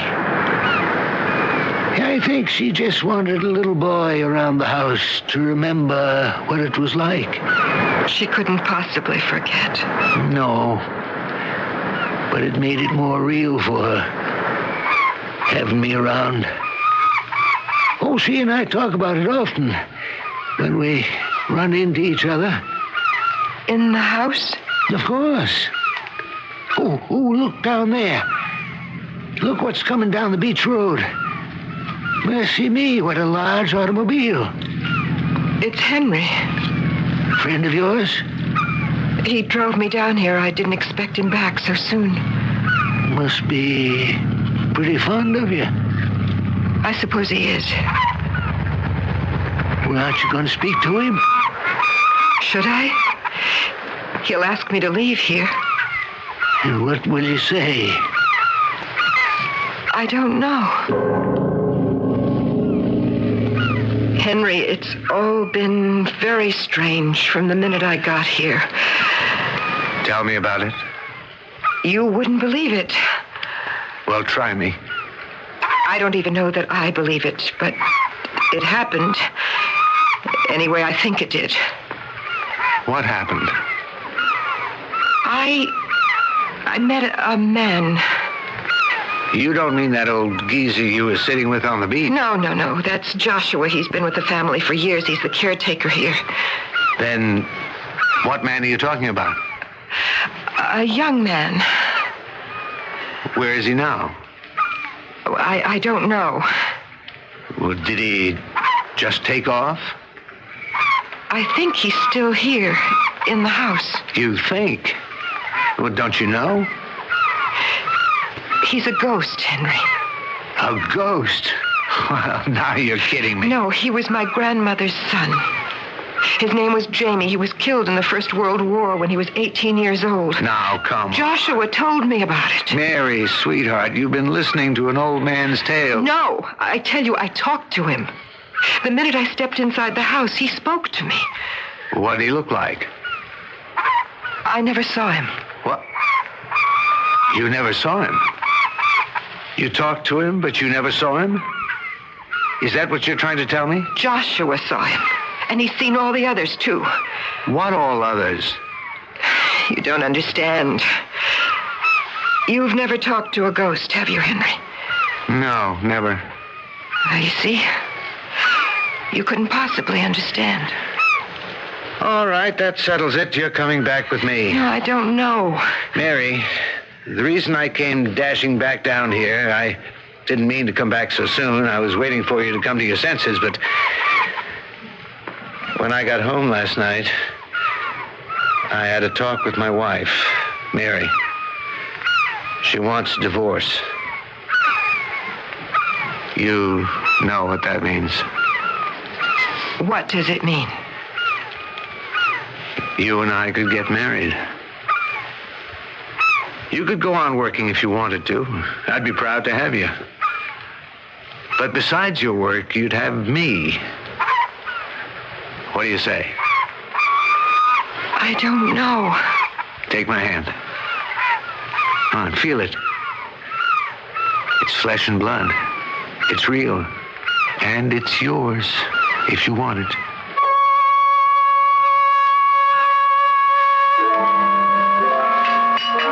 I'm making myself a cup of tea. I feel sort of unsettled. I was looking forward to Miss Mannering staying on here for a while. Little by little, I'd introduce her to all my ghosts, and her ghosts, and she'd get to know them. They'd get to know her. Maybe they'd be friends, and maybe not. But they'd know one another and come to some kind of understanding, maybe. That's what I'd hoped for. Now, I sit here in the kitchen wondering if I'll spend the rest of my days alone with my ghosts till I become a ghost myself. Joshua? Oh, Miss Mannering. Care for a cup of tea? Thank you. Talked to your friend, did you? Yes, we talked. I tried to tell him, about Jamie and other things. Things you told me. He didn't believe you. No, he didn't. Well, some people got the ability. Some haven't. He thought it was all in my head. Could be he's right. What? After all you've said, you even said you'd seen the ghosts here in the house. You told me. Things in your head are just as real as things you can touch and see and smell and taste and hear. Joshua, I'm going back to the city with him. Uh-huh. I thought maybe you would. I'm a little shaken by everything that's happened here. Not quite ready for it yet, are you? I need to go back to what I know. What I'm used to. I can understand that. But I'll be back. One day soon. I will come back, I promise you. Takes a lot of courage to face up to your ghosts. I guess I haven't got it. Not yet. Not sure I have it myself. You? But you told me you see them. You talk to them. Not quite all of them. Almost. Not quite, though. But I'm still trying. And when you've seen them all, and talked to them all, then what? Why, then I'll know who I am. I can't tell if the little lady understands a word of what I'm trying to tell her. She just stares at me as though there must be a meaning in what I'm saying, but she can't quite make out what it is. Well, you can't blame her. I don't know for an absolute certainty that I understand it myself. I just know it. There's his car starting up. She must have slipped out of the kitchen without me even noticing. Yeah, she's in the car with him. They're ready to go. Oh, my. Oh, I clean forgot to give her those rolls of film to have developed. The picture I took of all the ghosts that live in this house. Oh, well, now, isn't that too bad? I was looking forward to seeing how they come out. Especially one of them.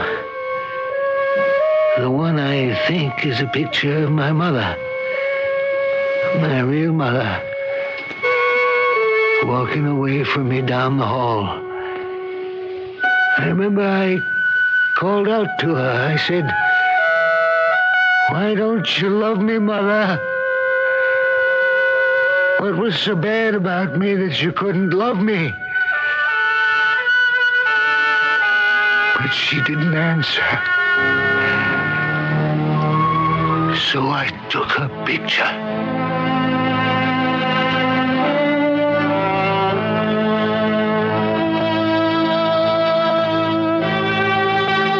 We're all haunted by the past and the people who lived in it. All the things we never said. All the questions we never asked. All the answers we never gave. The things we did and the things we didn't do. The love we gave and the love we withheld. The feelings we expressed and the ones we didn't even know we had. We thought there would always be time for all that. We thought we would live forever. And there would always be time, because we would never die. I'll be back shortly. The boy next door's a doctor, and he's single. My daughter, what a girl. She's single, too. I'll invite him for some donuts and my coffee. Maxwell House, I'm leaving it up to you. Maxwell House is... Good moment. Maxwell House is... Good coffee. Good to the last drop. Maxwell House. Get together with the great taste of Maxwell House coffee. Coffee you can count on. Good to the last drop. Maxwell House. I run a supermarket, and people always ask my advice. Nick, what should I buy for this? What should I buy for that? Well, I can't steer them wrong, or they won't come back. So when someone asks, well, what should I buy to clean my bathroom? I always say, fantastic. They say, fantastic is my kitchen cleaner. Look, I tell them, as fast and easy as fantastic cleans your kitchen, it'll clean your bath. Well, they must like it. They keep coming back for more. Fantastic. What it does for your kitchen, it'll do for your bath. If you've never baked anything at all, and you feel kind of jealous of your friends who bake pies all through the holidays, try this. Go to your grocer's freezer. Pick up some Pet Ritz pie shells. Take them home and fill a shell with fruit, slip it in the oven, and you've got yourself a delicious homemade pie. You'll surprise your friends, your family, and probably yourself. Make a pie soon with Pet Ritz pie shells. All you do is fill and bake with Pet Ritz frozen pie shells. Over Cincinnati this morning, there is a Cincinnati WKRP. Where the good doctor's got the medicine to clean up those blues every day, right after. The Morning Hog Report with me, the award-winning Les Nessman, yours. Hold it, Les. We're out of time. Why is there's never enough time for hogs? Oh, we'll have lots of time Saturday night, right, Mr. Carlson? Oh, sure. When? 8 o'clock, 7 Central. On WKRP in Cincinnati. That's on CBS television. Which network is that?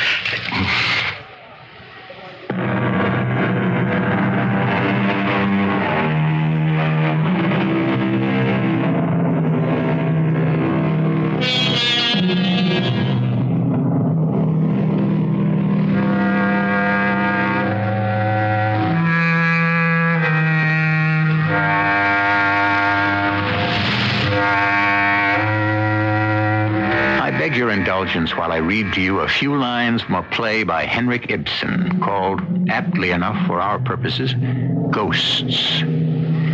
It is not only what we have inherited that exists again in us, but all sorts of old dead ideas and beliefs.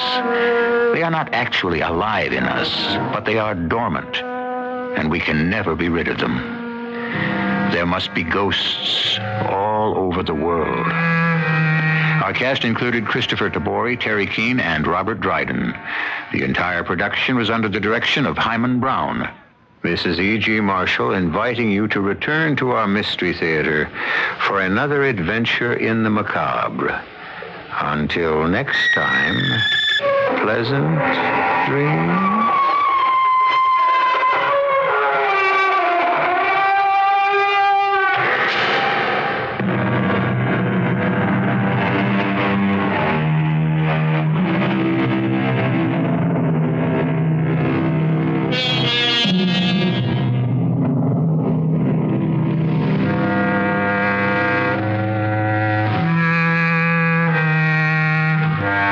If you've never baked anything at all, and you feel kind of jealous of your friends who bake pies all through the holidays, try this. Go to your grocer's freezer. Pick up some Pet Ritz pie shells. Take them home and fill a shell with fruit, slip it in the oven, and you've got yourself a delicious homemade pie. You'll surprise your friends, your family, and probably yourself. Make a pie soon with Pet Ritz pie shells. All you do is fill and bake with Pet Ritz frozen pie shells. If you'd like to meet 6 fascinating women, come to the Posh Supper Club where they work. And are they happy in their work? Let's ask them. Lois, the young mother. It's a living. Jan, the college student. It's a living. Dot, the aspiring actress. It's a living. Cassie, who's dated everybody once. It's a living. Vicky, the virtuous. It's a living. And Nancy, the demanding but understanding lady boss. It's a living. For them, it's a living. For you, it's one terrific new comedy. It's a Living. All part of ABC Television's great new season. Every Thursday night at 9:30, 8:30 Central. This is KQB Pittsburgh. CBS News is next. It's 11 o'clock. CBS CBS News, President-elect Ronald Reagan says he will cooperate with the Carter administration in efforts to win the release of the American hostages in Iran. This is Doug Poling reporting on the CBS radio network. One leading political figure in Iran was quoted today as saying the election of Ronald Reagan as President of the United States will complicate the release of the hostages. But Iran's prime minister said it won't make any difference. President-elect Reagan said he'll cooperate with the outgoing administration, as did Mr. Reagan's chief of staff, Ed Meese. We will work out a way in which to cooperate in any fashion that might help our national interest and help in getting the hostages home. Precisely how that relationship will be affected, we don't know at this time. Mr. Reagan will hold a news conference in California tomorrow to announce members of his team that will guide the transition of administrations. More news in a moment. 7 years old, I had a crush on this teacher. A real crush. Her name was Miss Collins? Yes, Lucas. May I? Can I buy you a mop after? Oh, Lucas. If you were 20 years older, I'd do it in a minute. And Lucas, it's may I. So when I found out I was going back to visit my hometown, I thought about Miss Collins. You know, I wondered if she'd really remember me after 20 years. So I got on the phone and I called her. I said, Miss Collins? Yes? This is Lucas Wade. Lucas Wade? Room 103, about 20 years ago. Oh, Lucas Wade, what a nice surprise. How are you? I'm fine. Look, I'm going to be in town next week. Could we have dinner together? Oh, I wish I were 20 years younger. Of course I will, Lucas. Thank you. Great. Reach out and touch someone. The Bell system. Reach out. Republicans were gleeful not only with the outcome of the presidential race, but with the final results of the congressional voting. This afternoon, it became evident the GOP had not only gained control of the U.S. Senate, but also picked up 33 seats in the House. But the House will remain under the control of the Democrats. Wall Street responded to the Republican victory with a 16-point gain in the Dow Jones Industrials, with record one-day trading of 84 million shares. Richard Lesher, the president of the U.S. Chamber of Commerce, told how he interprets the election results. The American public is giving the message to the Congress and to the new administration that we need to turn back the tide of that economic liberalism and go back to the basic principles on which this country is founded. Lesher said the GOP win represents the coming of a new conservative age. Several hundred people turned out today for an anti-Reagan rally at the University of California at Berkeley. They took over an administration building to protest the draft and ROTC. Iran's leader, the Ayatollah Khomeini, today rejected a new peace offer from Iraq, and the war continued. Iran said heavy fighting went on around the vital oil refining center at Abadan. The Iraqi version of what happened there, reported by Alan Pizzey in Baghdad. The Iraqi High Command claims to have hit Iranian economic and military targets over the entire length of the war front. The latest list of attacks includes destruction of an oil pipeline near the now Iraqi-occupied Iranian town of Qasr Shireen and a microwave station at the oil refinery center of Abadan. No mention was made in the latest military communique about Iraqi progress in its effort to besiege Abadan. The city is an essential target in Iraq's effort to seize control of the strategic Shatt al-Arab waterway. Iraq accused Iran of bombing civilian targets at Sulaymaniyah, northeast of Baghdad. The military communique alleged that Iraqi artillery had killed or wounded at least 100 Iranian troops. 5 Iraqi soldiers were reported killed. Alan Pizzey, CBS News, Baghdad. The FBI today provided 2 agents to assist in the investigation of the killings of 11 black children in the Atlanta area. In addition, 4 other black youths have disappeared during the past 16 months. In Atlanta, the local office of the FBI said the 2 agents assigned there have special skills that will be... The CBS Radio Mystery Theater presents...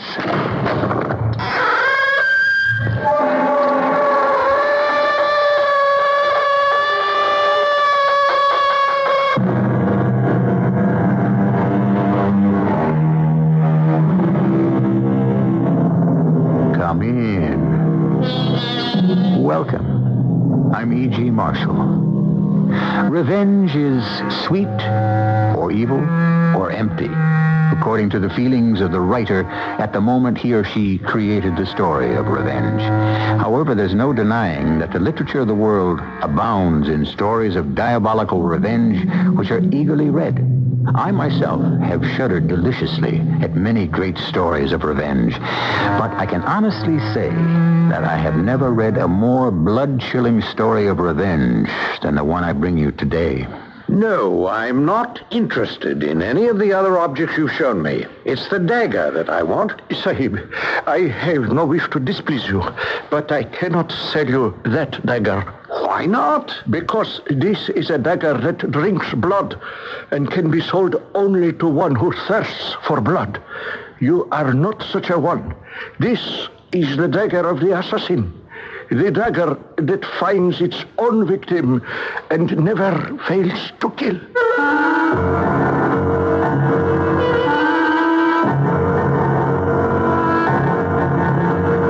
Our mystery drama, The Dagger of Almohades, was adapted from the Arthur Conan Doyle classic, especially for the Mystery Theater by Murray Burnett, and stars John Lithgow and Patricia Elliott. I'll be back shortly with Act One. Now, one of the last great mysteries of World War II is revealed. What took place in Hitler's bunker? On Tuesday, CBS Television presents a startling look at the final days of Eva Braun and Adolf Hitler. I will defeat them all. I will defy the entire world. Anthony Hopkins and Susan Blakely star in The Bunker, Tuesday at 8, 7 Central and Mountain on CBS Television.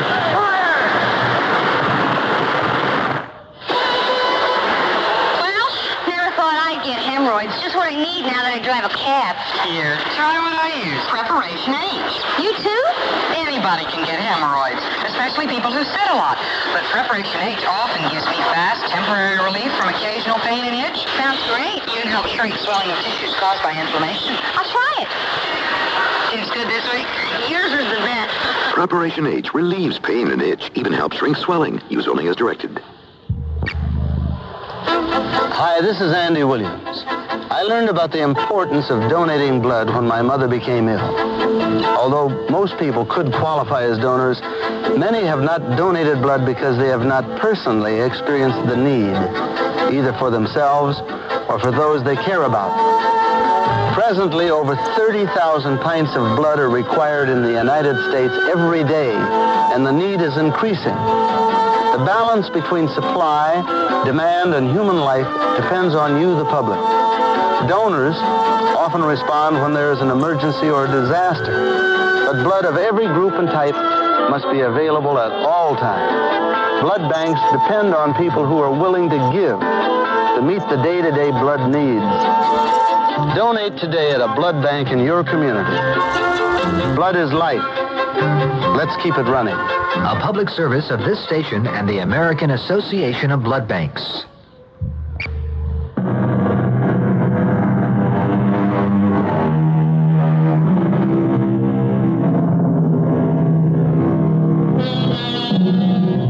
Today I bring you a story of hatred deeper than the ocean depths. A story that started in India and finished in England. History records many assassination cults. One of the lesser known flourished in Turkey. Its members used a ritual dagger as their weapon, a fearsome blade known as the Dagger of Almohades.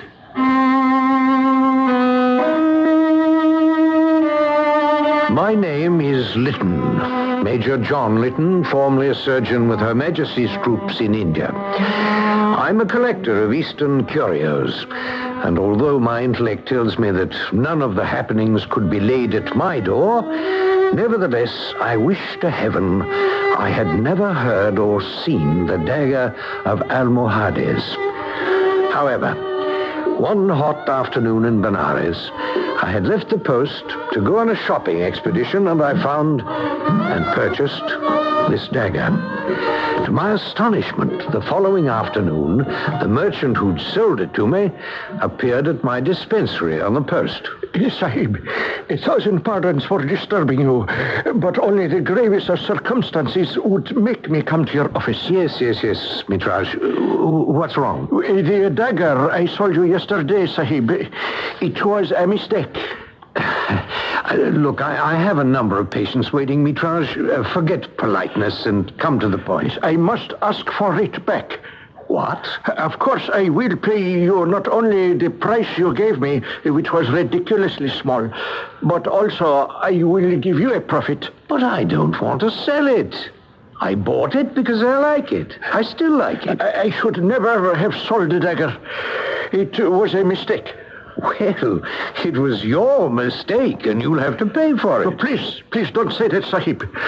You do not know the price I shall have to pay. Now, look, if you made a bad deal, I'm sorry, but the dagger is mine, and Sahib, it is my life we're talking about. Nonsense. And not only mine, but also yours, if you insist on keeping the dagger.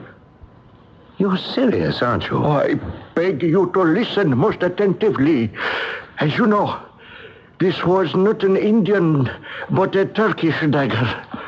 It is known as the Dagger of Almohades. It belongs to a sect of assassins. The dagger can belong only to one of them. If it should fall into other hands, they will get it back at any cost. Well, how did you get it? From some scoundrel who deceived me. And what opened your eyes? I had a visitor, Sahib. One I hope never has occasion to pay a call upon you. So do what is best for both of us, and give me back the dagger. I was due in surgery, and Mitraj had to be content with my promise to come to his shop in Benares that night. I made the promise because there had been a very real note of panic in Mitraj's voice as he spoke of the dagger. Who's there? Major Lytton. Yes, Sahib. How kind of you to come. You have the dagger? No. Oh, Major, I am afraid it was most unwise of you to come without it. Now, look, I'm not going along with you, Mitraj, until I get a complete explanation. Oh, well then, let me explain. The Almohades are a Turkish sect, religiously based, and these are ceremonial daggers. You mean they are not functional? Well, I would have thought... You didn't handle the blade, did you? Well, I took it out of the scabbard, as you did when you showed it to me. The blade is impregnated, Sahib, with a deadly, untraceable poison. Oh, where did you get all this wild stuff? Shortly after I sold you the dagger, I had a visitor, a member of the sect. These daggers are never sold. They are handed down from father to son, and are used only in ritual killings. Well, then how did you come by it? A thief stole the dagger and fled. He came to me among other dealers and took advantage of my ignorance. The owner also came to me looking for the dagger. I told him I had sold it. That is when he told me to get it back. Well, now, how do you know that this owner was telling you the truth? He had proof, Sahib. Another dagger. Exactly the same. I see. Also, he had an ear belonging to the man who had sold me the dagger. Oh, come now, Mitraj. No, they also brought me the man, missing an ear. So please, Sahib, anything you want, I shall give you. Take your pick of anything in my poor shop. But please, I must have the dagger. There was such panic in his voice that I relented and agreed that he should accompany me to the camp, and I'd return the dagger either for what I'd paid for it or in exchange for something from his shop. We reached my quarters and went to my chest where I'd stored the dagger. Yes, I see you're a person of precise habits. Yes, childhood training. Hello. This is strange. I never leave my shirts here, and I know I put the dagger under the shirts. You are certain that it was in the chest, Sahib? I'm positive. And it's not here now. Well, perhaps you put it somewhere else. Somewhere for safekeeping. You're grasping at straws, Mitraj. The dagger's gone. Someone has stolen it. I think I should be going. It would be best for me to leave immediately. The next time I saw Mitraj was in the Benares morgue. He had been stabbed to death. The dagger was never recovered. But Mitraj's murder brought another player upon the scene. Major General Tony Andreas, later to become Lord Andreas. I first met Tony when I'd been summoned to testify at the inquest on Mitraj. Come in, Lytton, and please be so kind as to close the door behind you. Thank you, sir. Have a chair. I'm Major General Andreas. Rotten job taking care of personnel and records and handling all the legal nonsense that comes up. Now, what are these rumors I hear about some kind of involvement you had with this merchant, Mitraj? Well, sir, I purchased a dagger from him. It was a curio. I collect Eastern objets d'art. Was there anything special about this missing dagger? Well, according to the murdered man, sir, it was a ritual dagger used by an assassination cult. The Almohades, I believe. Not Indian in origin? No, not at all. Turkish, I believe. Fine. Then I don't believe that it will be necessary for you to mention this at the inquest. You agree? Well, yes, sir. I can't see that it would serve any purpose. Good. We're in agreement. I assume you won't object if I accompany you to the inquest? Not at all, sir. I really apologize, Major, for sort of horning in this way, but regulations are the very devil if you follow them, and even worse if you don't. Yes, I understand, sir. Tell me, Corporal, is this the office where the bad girls report? That was the first time I heard the voice of Jennifer Wilson. But unfortunately, not the last, as she was to prove even more deadly than the Dagger of Almohades. Tony Andreas later told me of her first meeting with him. I had expected an office more suited to your rank as a Major General. This camp isn't as well equipped as Calcutta, Miss Wilson. Please, call me Jennifer. And what's your first name? I think that's a little out of line, considering the circumstances, Miss Wilson. Don't tell me you're going to be one of those stuffy English army officers who don't do anything but quote regulations and huff and puff when you even show an ankle. Are you trying to shock me, Miss Wilson? Not at all. Since I was practically ordered to come here, I'm asserting my independence. I don't like being ordered. The order didn't come from me. And you, above all, should understand the reason for it. I don't think you need worry. Not many men will kill for love. Not many. But there are also very few women as beautiful as you. Oh, well, gallantry. I didn't expect it. Now tell me, sir, am I here to receive instructions from you to see to it that army officers do not fall in love with me? It should be obvious to you that what happened on the military base in Calcutta was close to a national scandal. Oh, that depends on one's point of view. And what's yours? In the Middle Ages, it was quite common for knights to joust for the favors of a lady. I find it romantic that two men were so much in love with me that they fought a duel. It is regrettable one of them died. This isn't the Middle Ages, and dueling is a criminal offense in the British Army. Isn't a soldier's business the killing? Would you consider it tactless if I asked you what were your feelings toward these young men? Not at all. I liked them both. I promised them nothing. If they chose to fight over me, that was their business. I see. The Army has made it my business to tell you that it is completely within my discretion to decide upon the length of your stay with your uncle.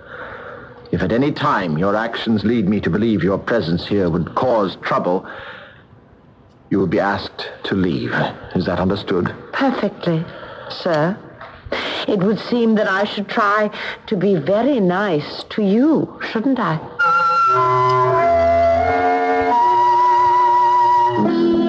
There's an old saying prevalent among Middle Europeans which goes, with friends like that, who needs enemies?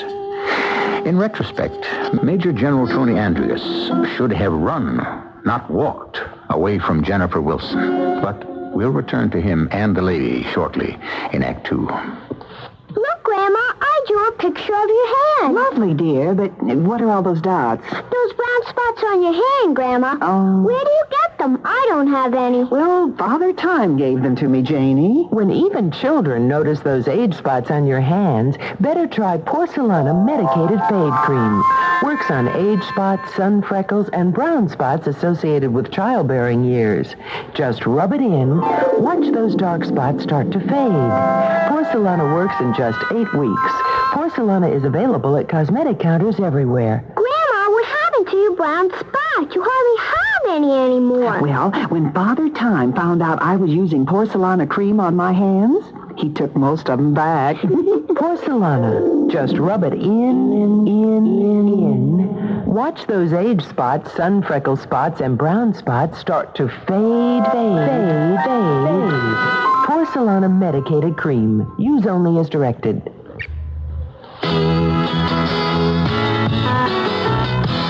Person to person, heart to heart. Together we can move the world if we each do our part by helping care for the children, to nourish and to heal those in need. Care for the children of the world if we each help one needy child today through care. We'll change tomorrow for children everywhere.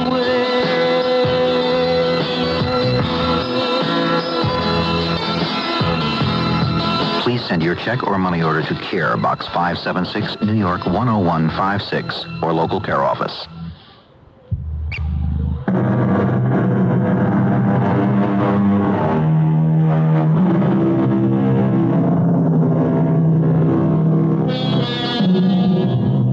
I've often wondered what makes a woman a femme fatale.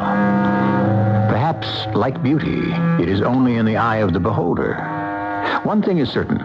From Salome to Cleopatra, through the Empress Josephine and Mata Hari, the femme fatale draws men to their doom effortlessly and sometimes innocently. It's for you to judge whether or not Jennifer Wilson's actions were innocent as we continue our tale of love, hate, and revenge.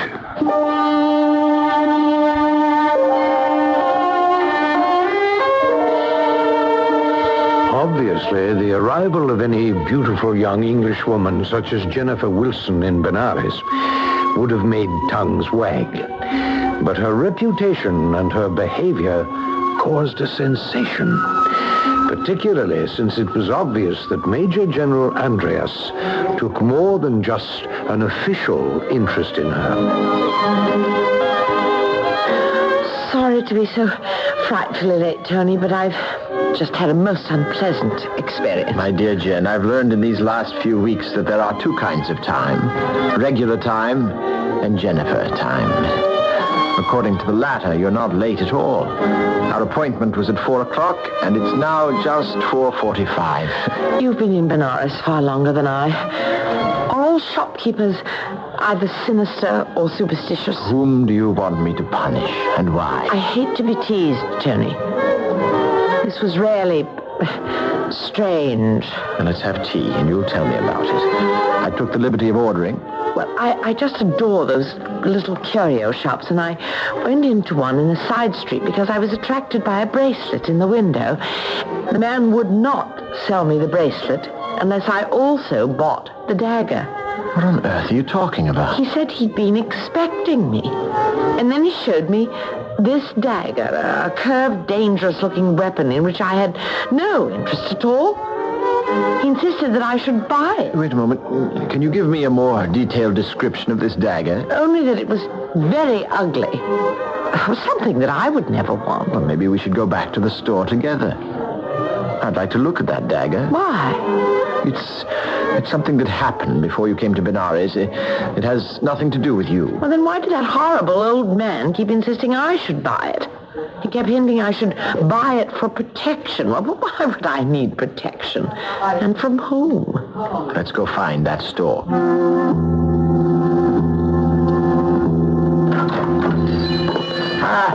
Sahib, Mem Sahib. How may I serve you? I'm interested in that dagger you showed the young lady earlier today. I fail to understand. Oh, please. I was in here earlier looking at that bracelet you have in the window, and you kept showing me this dagger. Dagger? Are you sure you have the right shop?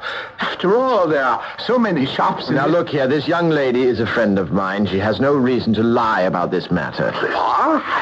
Sahib, that is a word that would never cross my lips in relation to either you or the Mem Sahib.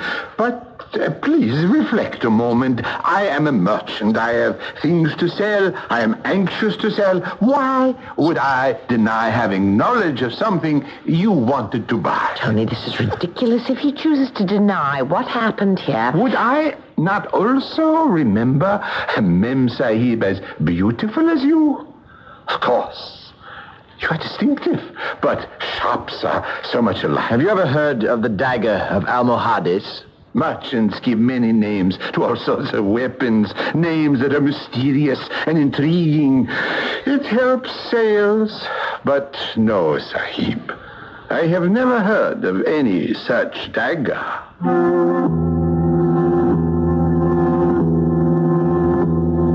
Andreas reported this curious incident to me, but I soon forgot it. We were having casualties from an insurrection in the mountains, and I was very busy. In addition, Tony Andreas's father died, and Major General Andreas became Lord Andreas, inheriting the title of his father. This triggered a startling change in his relationship with Jennifer Wilson. It happened shortly after he returned from leave to attend the funeral in England, when they met at a social event in Benares. Have you been avoiding me, Tony? Or should I now call you my lord? Tony will do. Now, should I call you Jennifer or Milady? What?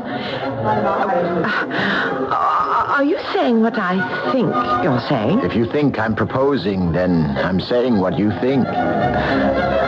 Jen, this is the first time I've ever seen you at a loss for words. Don't tell me you're surprised. You knew how I felt about you. Of course. Well? But I think I'd like some air. Shall we step outside? Of course. Still tongue-tied? I've just never thought of myself as a wife. I don't think that we should be married. I love you, Jen. And you're the first woman I've ever said that to. Oh, Tony, how many women have you known? I know you can't understand why I haven't made more of my opportunities with women, but frankly, until I met you, I found most women boring. As I'm afraid I shall find marriage. I'm a woman who craves excitement and change, not a house and servants in Belgrave Square. I think I'll be able to make you change your mind.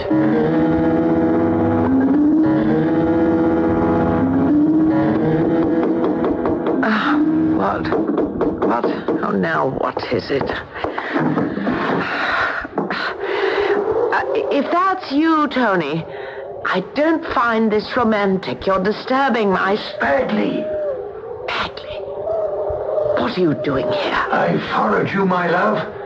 Don't think I'm going to let you go. It isn't your choice. I killed a man for you, and I don't intend to stand out here under your window arguing. Now, come down. Let me in. Oh, ridiculous. What will my uncle say? All these months, and I'll wager you never even gave me a thought. Now and then some questions pass through my mind. Come down. I'll answer them for you. No. We're not picking up where we left off. What do you think kept me going all these months? The thought that we'd be together again, and now we are. I thought you were going to tell me what you've been doing since you left the army. You put it so beautiful, my beautiful. Left the army. You mean after I was thrown out? Thrown out because I wouldn't share you with another. Your choice, not mine. Right. You, Jennifer, you were always my choice. And I'm here to claim you. You're mine. You still haven't learned that I belong to no one. Oh, not even the new Lord Andreas. You know about Tony. I've been keeping tabs. I've made a bundle, Jennifer, and I can make a lot more with your help. You mean using me as bait in one of your schemes? Don't call it a scheme. It's a magnificent stratagem. It'll make us rich. Don't count on me. Let me tell you what I've been doing. I made a contact with a friend of a Maharaja, a good friend, who has access to rubies and diamonds and other valuable gems. Look, I brought you a present. Here. Oh, it's beautiful. Exquisite. There are strings to it. Oh, definitely. Well, I'll need time to think. Well, now you just come into my arms, and you'll have all the time in the world. No. You mean it, don't you? Yes. All right. But while you're thinking, think about what I can do to your reputation. And don't think I won't if you choose against me. Oh,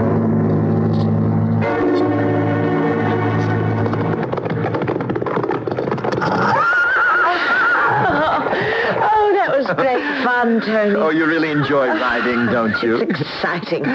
Yes, I like it. I have stables and horses at my country place. Oh, Tony, an old friend of mine is in Benares. If you're referring to Liam Bagley, I know. You know, I think sometimes I underrate you. Not me, my dear. The army. We've kept track of fellows like Bagley. Not our sort of chap at all, eh, my lord? Is he yours, Jen? He was. I see. Shall we rest the horses and sit a while before we ride back? Why not? Here, let me give you a hand. No, thank you. But I don't need any help. You're the most graceful woman I've ever seen. And the most trouble. I sometimes think I wouldn't love you if you weren't. If Bagley is really annoying you, we can get rid of him, you know. Can you get rid of him? I'm not happy about him. But anything you did before we met is past and doesn't concern me. I live here and now and for the future. And I, just here and now. The shopkeeper was lying, you know. What? You keep telling me how untrustworthy you are. Of course, it's not true. You're painfully honest. So I went back to the shopkeeper, and I persuaded him to tell the truth. I also purchased the dagger. You may have it if you want it. No, it frightens me. But, well, I suppose I should thank you. I do thank you, Tony. I'm here to see that you're not frightened, Jen. I'd like to be with you always, and you need never be frightened. Oh, Tony. Jennifer. Oh, Jen, my lovely Jen.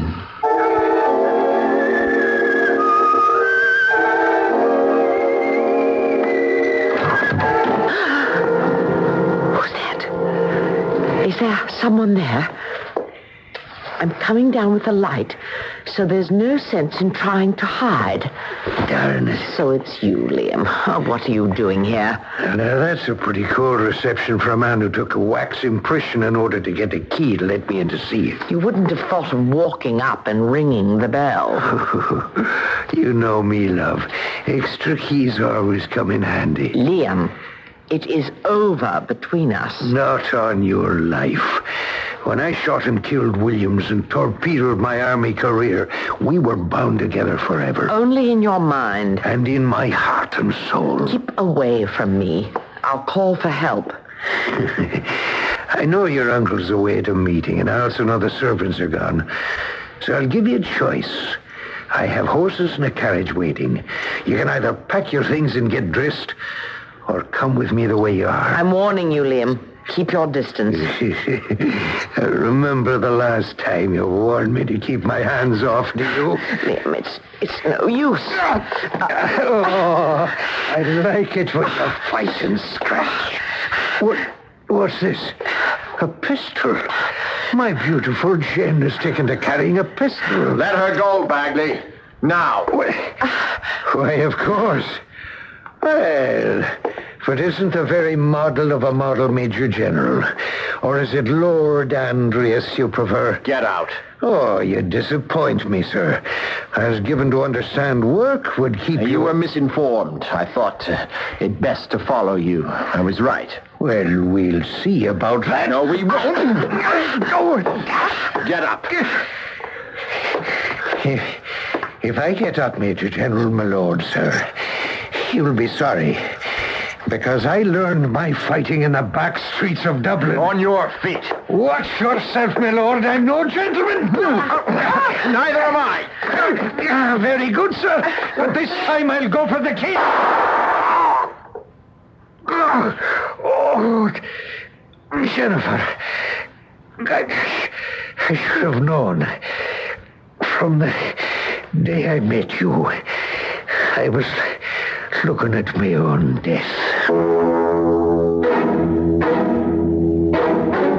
An argument between a man and a woman as to which of the sexes had the most problems came to a surprising end when the man insisted that men have more problems. When asked to prove it, he said simply, "It's obvious. Men have to put up with women." I would add, men don't have to. They choose to, just as Lord Andreas has made a choice. What do doctors recommend to avoid constipation? These days, doctors stress the importance of fiber in the diet. Food fiber that helps the system regulate itself naturally. Metamucil is the laxative made from natural fiber. No chemical stimulants. So for occasional constipation, doctors recommend Metamucil more often than any other laxative. The way to overcome constipation is the natural way. But if not nature, Metamucil. Read label and follow directions. Hi, I'm Charlie Daniels, and I'm very concerned about hunger in our world. Every minute, 21 children die because they don't have enough to eat. There is enough food to go around for everybody. What's needed now is for each of us to care enough to get involved in this issue. Now, I know you care. What can you do? Write politicians about your concern and support hunger organizations. Thank you. For further information, write Impact on Hunger, 145 East 49th Street, New York, New York, 10017. The Poster Gallery announces the formation of an art design firm specializing in the development of corporate art programs. Studies have shown the treatment of the working environment can improve morale and productivity. Art also helps to communicate an image, be it dynamic or conservative, and at the same time reflects a company's involvement with the public. All very good reasons to contact the Poster Gallery immediately. The Poster Gallery, at no charge to their clients, will incorporate all elements of good composition with your budget requirements to provide an art program that's just right for you. Again, regardless of budget, the Poster Gallery works to help corporations acquire the best art available to meet their needs. Their experienced staff will take responsibility for your framing, delivery, installation, appraisals, and commissions. Art, if selected carefully, can be an investment regardless of price, something of beauty and lasting value. Allow yourself the luxury of expert advice. Call or stop in at the Poster Gallery, Walnut Street, Shadyside. It's the brightest, most exciting second floor in town.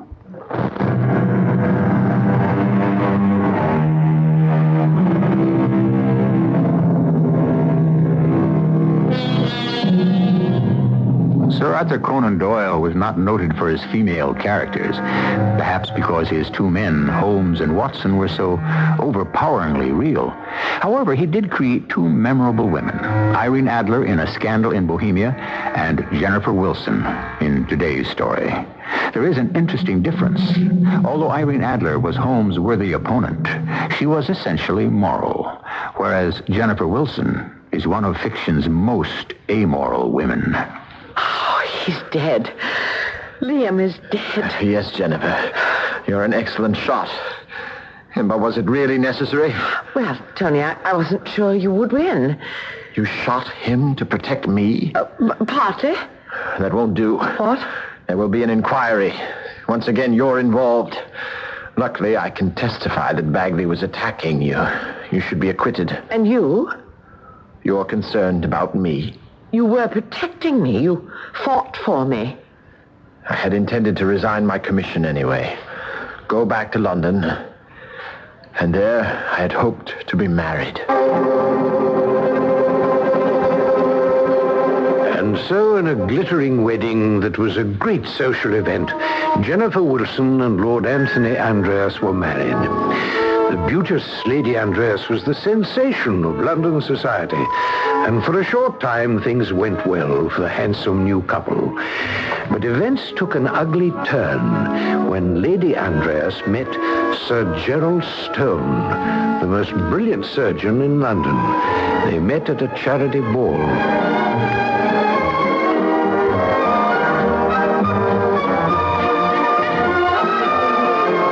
May I cut in?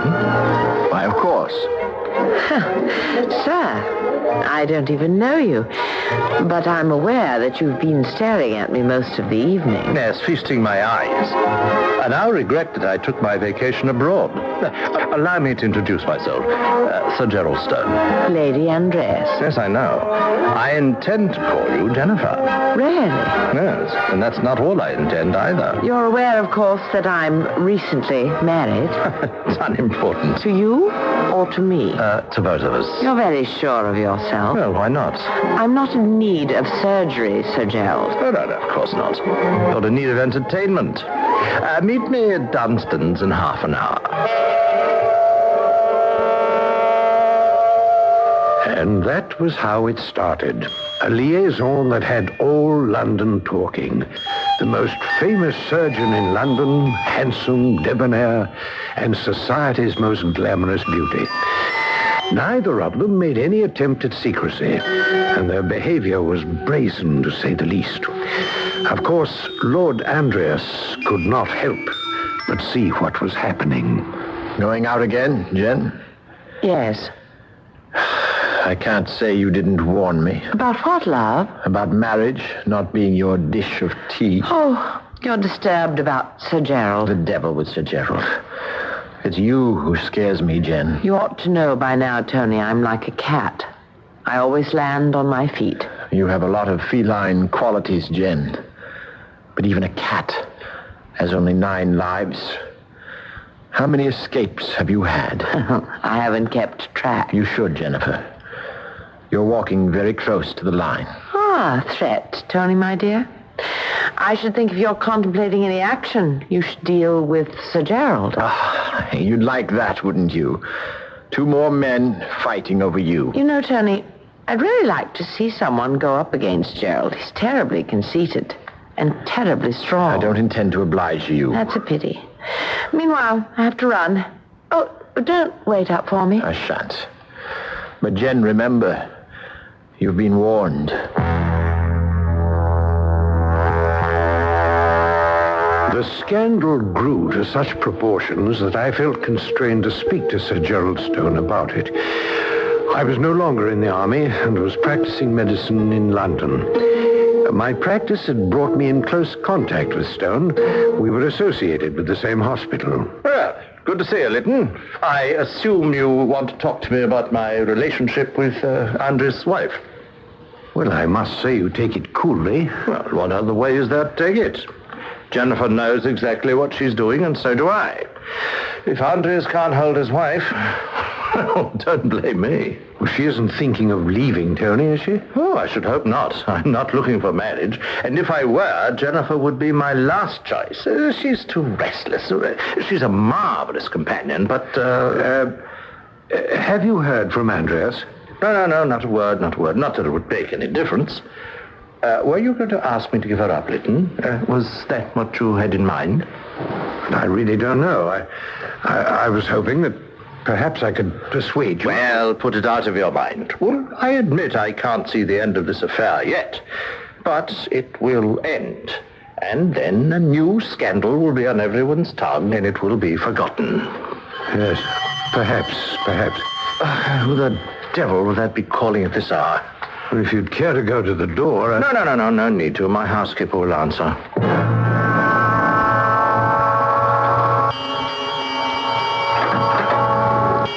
Yes? I must see Dr. Stone. It's past his office hours and the doctor's going out. At once, it is a matter of life and death. Here is my card. Oh, I can't promise anything, but come into the waiting room.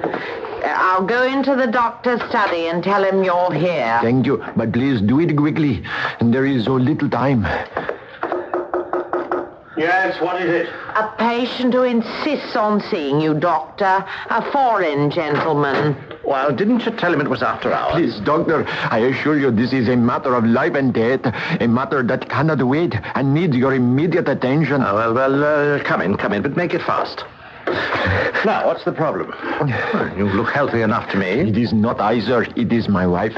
She is the one who so desperately needs you. You're the only man in the world who can save her life. I give my housekeeper your address. I'll come round in the morning. I have an engagement tonight. The morning will be too late. Here, in this purse, there are 100 gold pieces, and they are yours. Only save my wife. But I have no idea what's wrong with her. I will tell you. I also promise it will not take you more than 1 hour. Well, how can you make such a promise? Are you a physician? I am a dealer in curios, Sahib. That is why I came to London. I have done good business. Next week, I go back for more things, but I did not succeed in selling everything this trip. Have you ever heard of the Dagger of Almohades, Sahib? Please, confine yourself to what is necessary. You will see that it is necessary, most necessary. Today, my wife fell down in a faint in the room in which I keep my wares, and she cut her lower lip upon this accursed dagger. Oh, yes, I say so. Well, you wish me to dress the wound? No, it is far worse than that, Sahib. These daggers are poisoned. Poisoned? That is the sadness. There is no man living, no physician, east or west, who can tell now what is the poison or what the cure.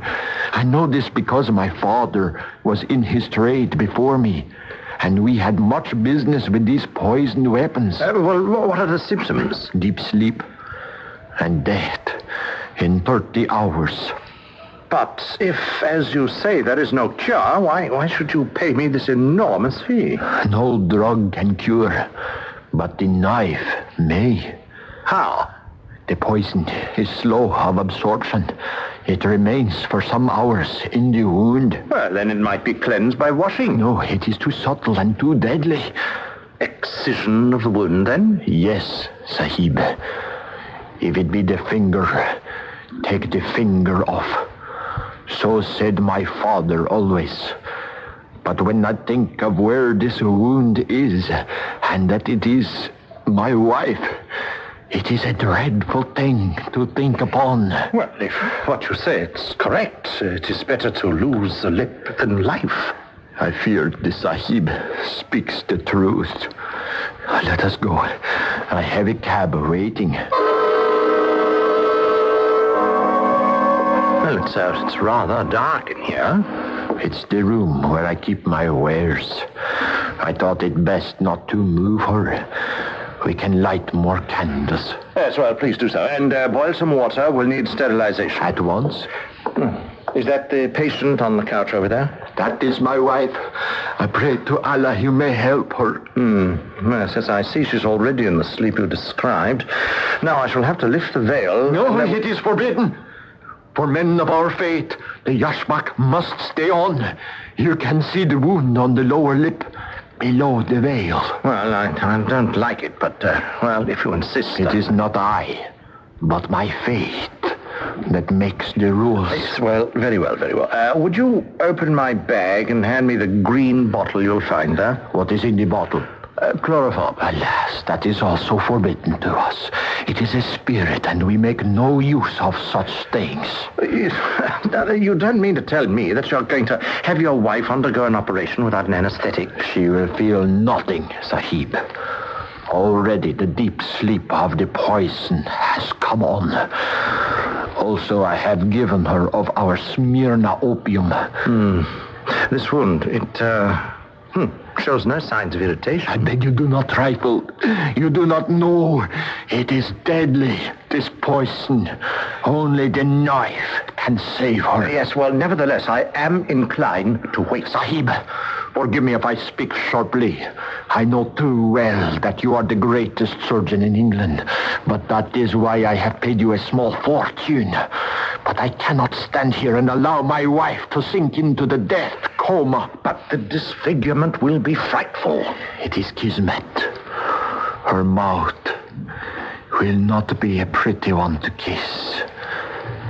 But she will live, Sahib. She will live. Well, very well.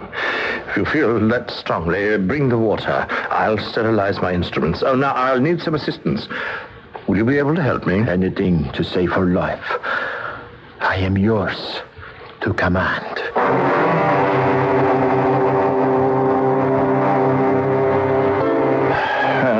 There, that's the last suture.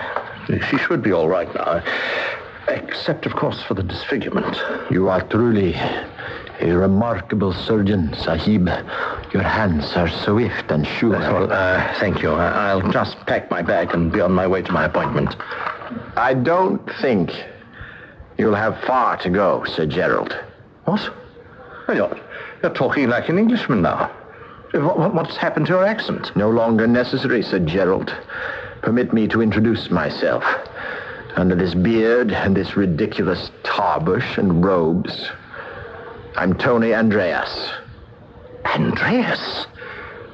Well, what are you up to in that disguise? Is this some sort of practical joke? Like the accent, the yashmak is no longer necessary. If you remove it, you'll see that you've kept your appointment with Jennifer after all. Oh, no, you didn't. No man could stand by and see his wife mutilated, maimed. Lift the veil, Doctor, and look on your handiwork. Oh, Lord, what have I done? What have I done to you, Jennifer? I compliment you, Sir Gerald, on a very professional job.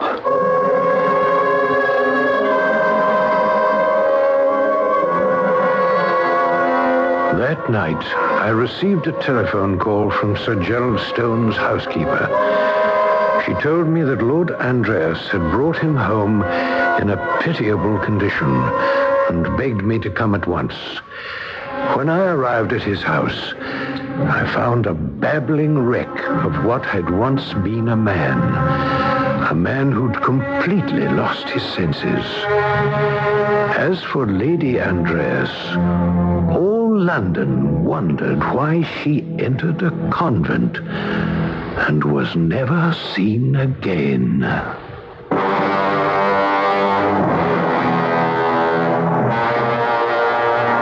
Revenge, which is often taken in real life, should properly be left to writers. They have created more varied and more horrible forms of vengeance than any that reality can give us. Certainly the revenge devised by Sir Arthur Conan Doyle for the wife of Lord Andreas is as diabolical and appropriate as any in my experience. I'll be back shortly. It runs 100 miles or more. It runs 100 miles or more before the day's done. Before you fit into our uniform, you'll run 100 miles. You'll strengthen muscles you never knew you had. And you'll study things you've never studied before. Then you'll fit the dress blues uniform of a United States Marine. Maybe you can be one of us. The few, the proud, the Marines.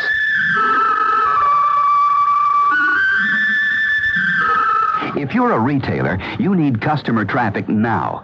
Radio is the hot traffic builder. This station will tell you how the right message, the right promotion, the right schedule can make your sales grow fast. Every day, radio reaches more adults than newspapers, TV, or magazine. So get radio sending the people your way. Heat up customer traffic and sales now. Radio, it's red hot. Get more facts. Call this station or the Radio Advertising Bureau. They brought you this message.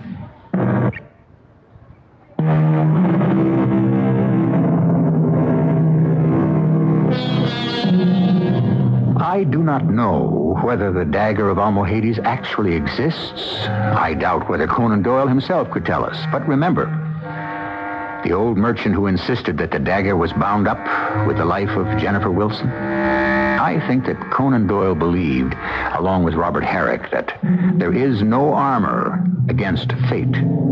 And it was Jennifer's destiny to be destroyed by the Dagger of Almohades. Our cast included Patricia Elliott, John Lithgow, Court Benson, and Earl Hammond. The entire production was under the direction of Hyman Brown.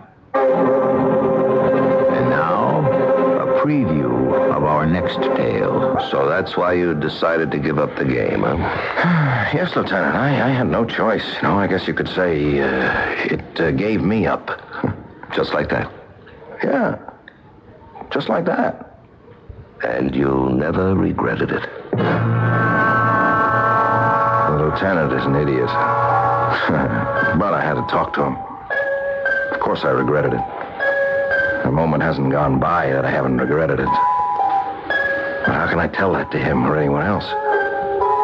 How can I tell him that I regretted it so deeply, so badly, that last night it finally all exploded inside of me.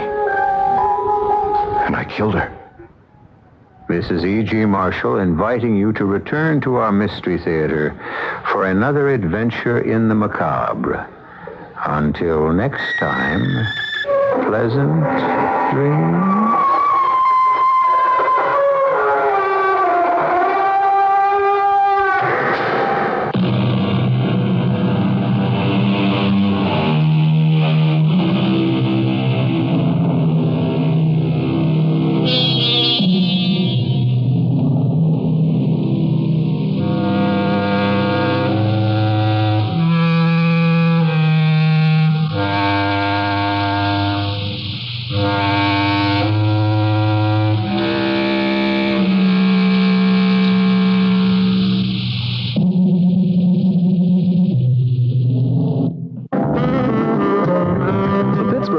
Service has a number of job openings, and it may be able to help place you in one of them. The Pittsburgh Job Service is looking for secretaries to operate data speed machines and printers. To qualify, you must be able to type 50 words per minute and take shorthand at 80 words per minute.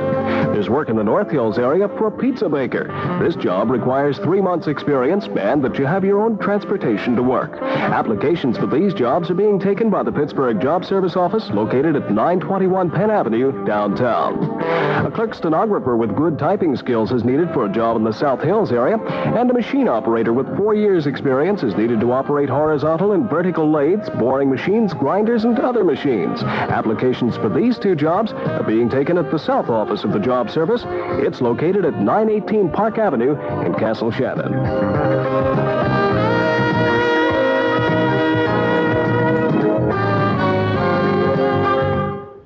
From the KQV Weather Center, here's the Pittsburgh forecast. Windy and turning cooler tonight, a low temperature in the upper 30s.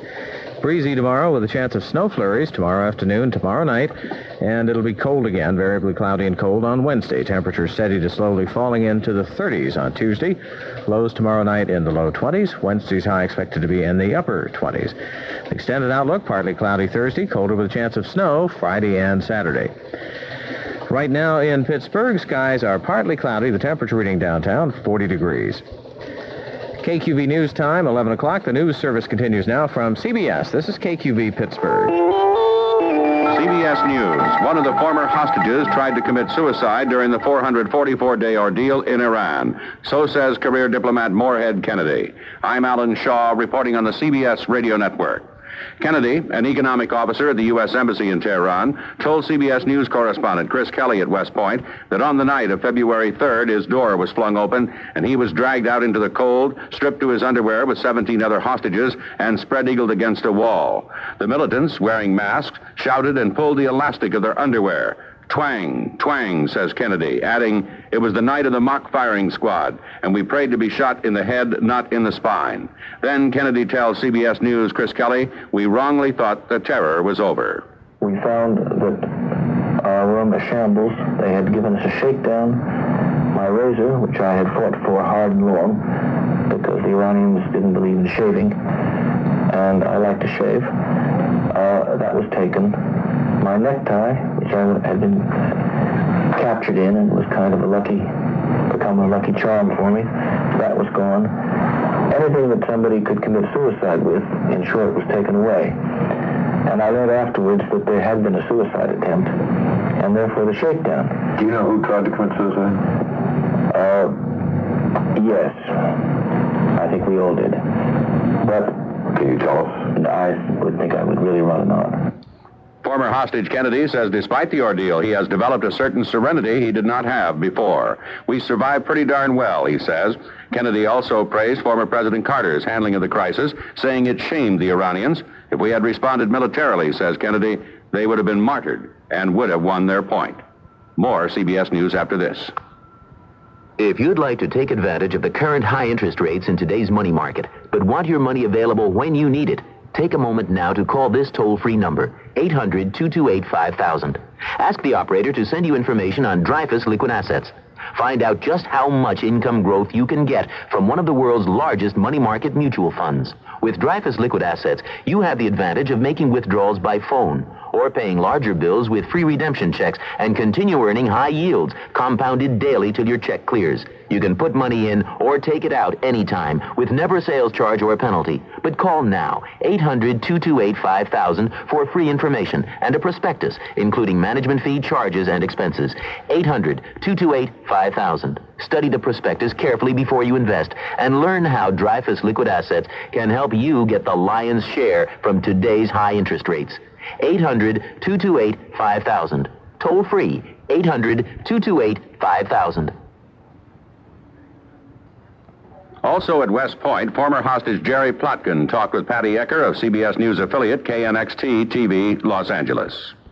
Jerry Plotkin said he was in the Tehran embassy coincidentally on November the 4th, 1979, getting information about setting up a new business when the militants took over.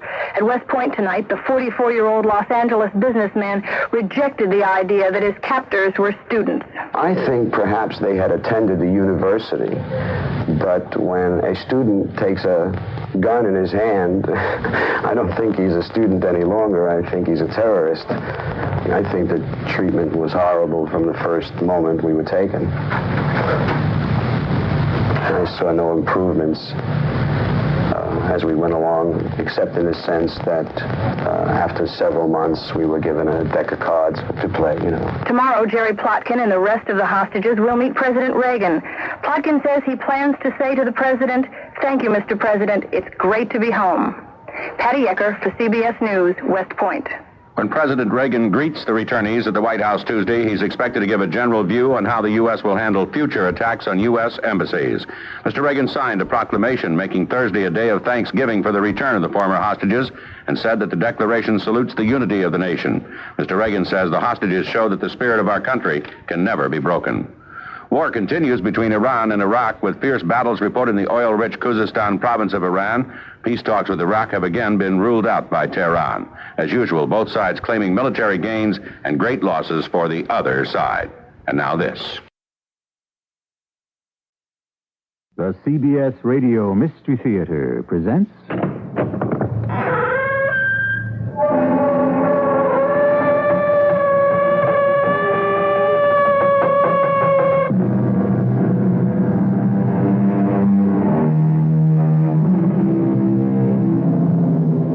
Come in. Welcome. I'm E.G. Marshall. A medieval German philosopher once sagely remarked that there is no place on a cart where a fifth wheel can be used. And yet, it would appear that life itself abounds in what might be considered fifth wheels. All those supernumeraries who are always coming along just for the ride. How easily they can transform a safe and pleasant promenade into a vulnerable, perilous pilgrimage. He had you, Fred. He was going to take away your home, wasn't he? Yes? You couldn't face your wife with that kind of news. No, I couldn't. Therefore, you killed him. I didn't. Hey, I know it looks bad, but I'm not the kind of person who could kill. I heard that before. I'm different, Captain. Oh, I heard that before, too. But I can prove I'm different.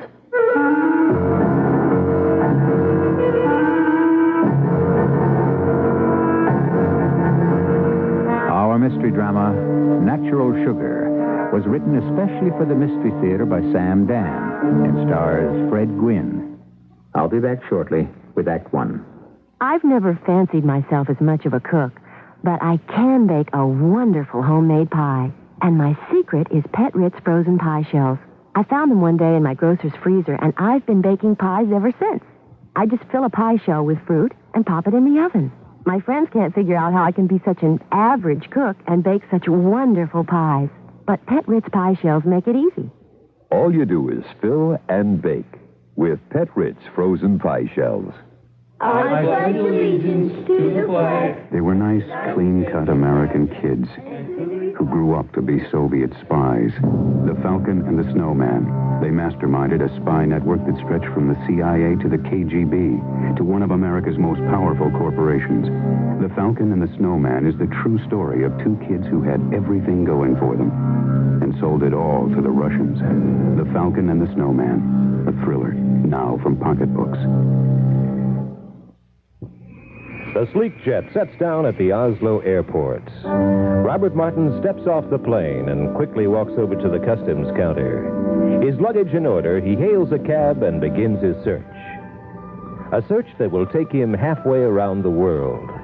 Robert Martin is searching for the world's finest furs. Not for himself, but for York Furrier of Elmhurst. He's already been to London, and from Oslo he'll fly to Leningrad. From this trip will come sables and silver fox, mink and muskrat. He has his orders. Only the best. By the time he comes home, he'll be exhausted. But he won't be alone. With him will be the finest furs in the world for the master craftsman of York. Furs for shoppers of the Midwest from York Furrier, 107 North York in Elmhurst. Master craftsmen doing what they do best. York Furrier, Chicago, New York, and Los Angeles.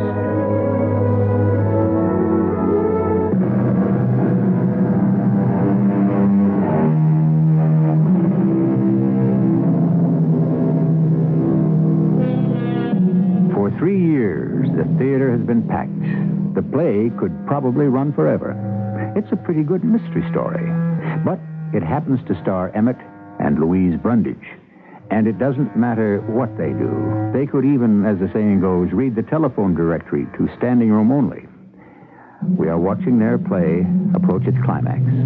They are alone on stage. He sits with his back to her in an easy chair facing the window. She is at the table pouring a cup of tea. And of course you want your own special sugar, my dearest. He nods his head. She picks up a paper sugar packet. There's a gasp from the audience. They know it contains poison. Breathless, they watch her tear it open and pour the contents into his cup. Here you are, my darling. He needs that cup of tea. He drinks with appreciation. Suddenly he stops. There's a look of terror on his face. He tries to speak. He cannot. The cup and saucer drop from his trembling hands. He pitches forward, falls in a crumpled heap on the floor. In a few moments, the audience recovers from its shock. We hear the applause as the curtain falls. Emmett, darling, with ham so expensive these days, should you give so much of it away for free? Ready for your bows now. How about it, Mr. Brundage? Emmett, get up so we can take a bow. Are you going to lie there all day? Emmett?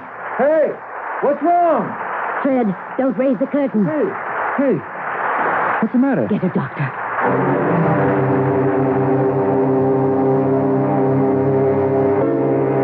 Don't touch anything on that table. Well, who are you? And what are you doing backstage? I'm Captain Altman of Homicide. Homicide?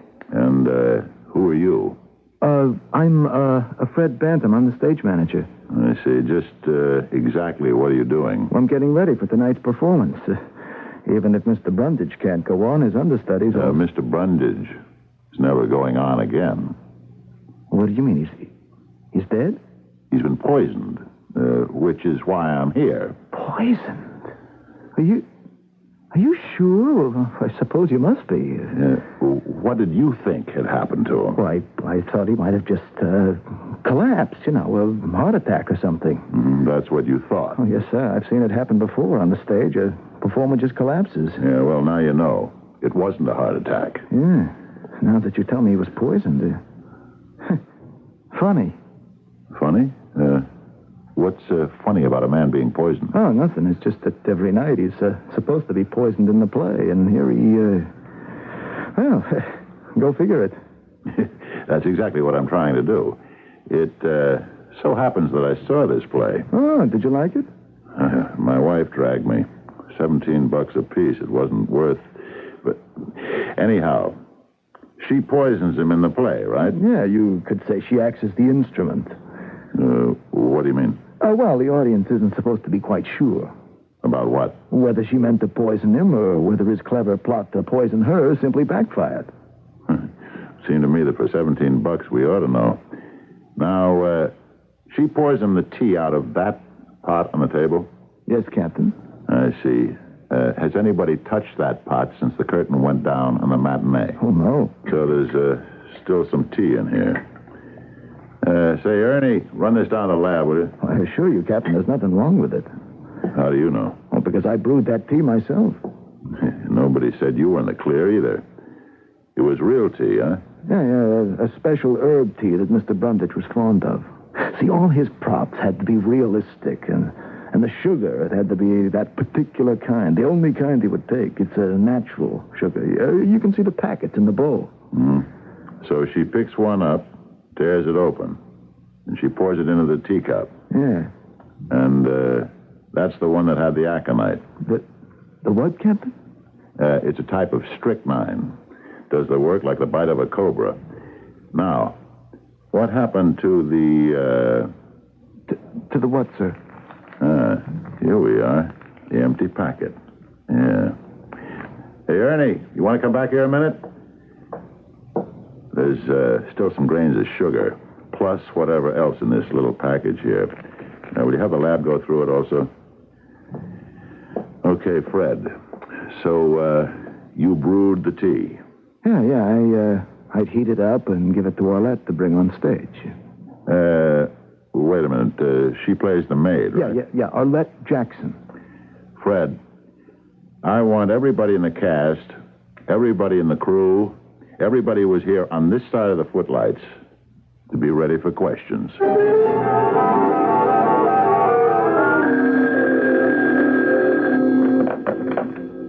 Captain Altman? Yeah? Okay, thanks. That was the lab. The teapot's clean, but the sugar packet was loaded. So now, Fred, how did it get there? I don't know, Captain. Who bought those packets? I did. See, we played 8 performances a week, and Mr. Brundage would use one for each performance. Now, they come 24 to the box, so I'd make sure at least every 2 weeks to... So where did you buy them? At the Aquarius. Where? Oh, that's a health food place. That's all Mr. Brundage would ever eat, health foods. So I'd open the box and place the packets into this little bowl on the table. I'd just have to remember to keep the bowl full. I see. So, how did the aconite get into one of the packets? I don't know. Is everybody here? Yes, sir. Oh, except for Louise Brundage. She's home. The doctor has her under sedation. Send in this, what's her name? This, Arlette Jackson. Yes, sir. Isn't it just dreadful, Captain? What do you know about it, Miss Jackson? Oh, nothing. I was watching from the wings, and I saw him drink the tea, and he fell down dead. It's awful. And you say it was murder? Yes, I do. Oh, that makes it even worse. Did you have any idea of who might have killed him? We all saw who killed him. Louise Brundage. What I meant was, you have any idea who would want to kill him? Oh, she would. Mrs. Brundage, why? Why don't you ask her? Thank you, Miss Jackson. Oh, is that all? There'll be more later. I hope so. Yeah? This is the first time I've ever been involved in a murder case. Are you involved, Miss Jackson? Well, what I mean is, it doesn't happen very often, and to think that this is all there is to it. You want more? It would be good for my career. Oh, don't get me wrong, but the publicity and all. Oh, I can just imagine how this sounds. Can you really? Cold-blooded, callous, and insensitive. But, you see, my name will be in the paper.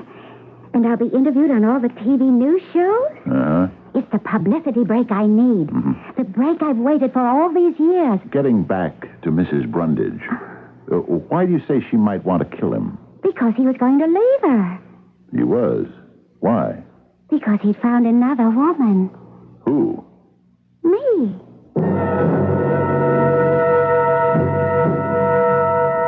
I'm sorry I have to talk with you at this time, Mrs. Brundage. It's as good or as bad a time as any, Captain Altman. Mrs. Brundage, will you have any reason to want to murder your husband? No. That isn't what I hear. What do you hear, Captain? Backstage gossip? Well, was he having an affair with Arlette Jackson? Yes. Well, couldn't that be considered a motive? My dear Captain Altman, if I'd have murdered my husband every time he had an affair, he'd have died, I won't say 1,000 deaths, but he'd have needed more lives than a cat. Infidelity can be a motive. So I murdered him because he was having an affair with Arlette. It was more than an affair. He was going to leave you. For Arlette? Yes. Who says so? She does.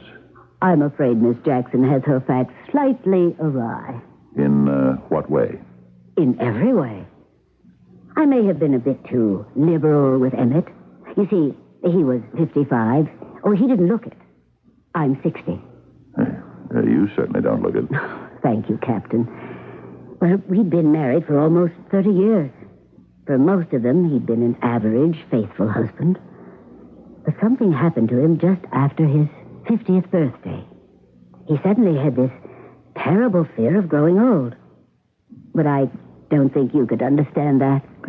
I do. I'm 51. Oh, you don't look it.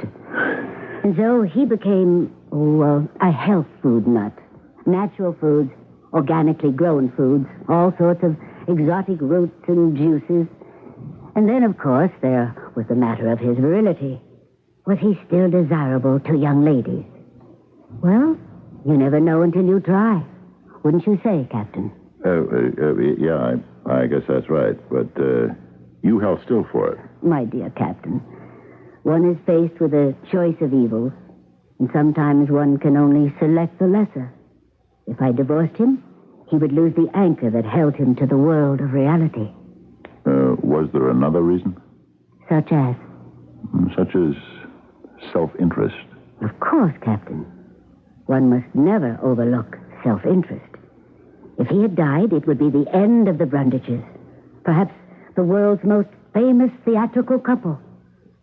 Without him, I might become just another elderly actress looking for work. Yeah, but you wouldn't have to wait for a part. Ah, but I would. Emmett and I didn't have to spend years hoping for the right script, as so many actors do.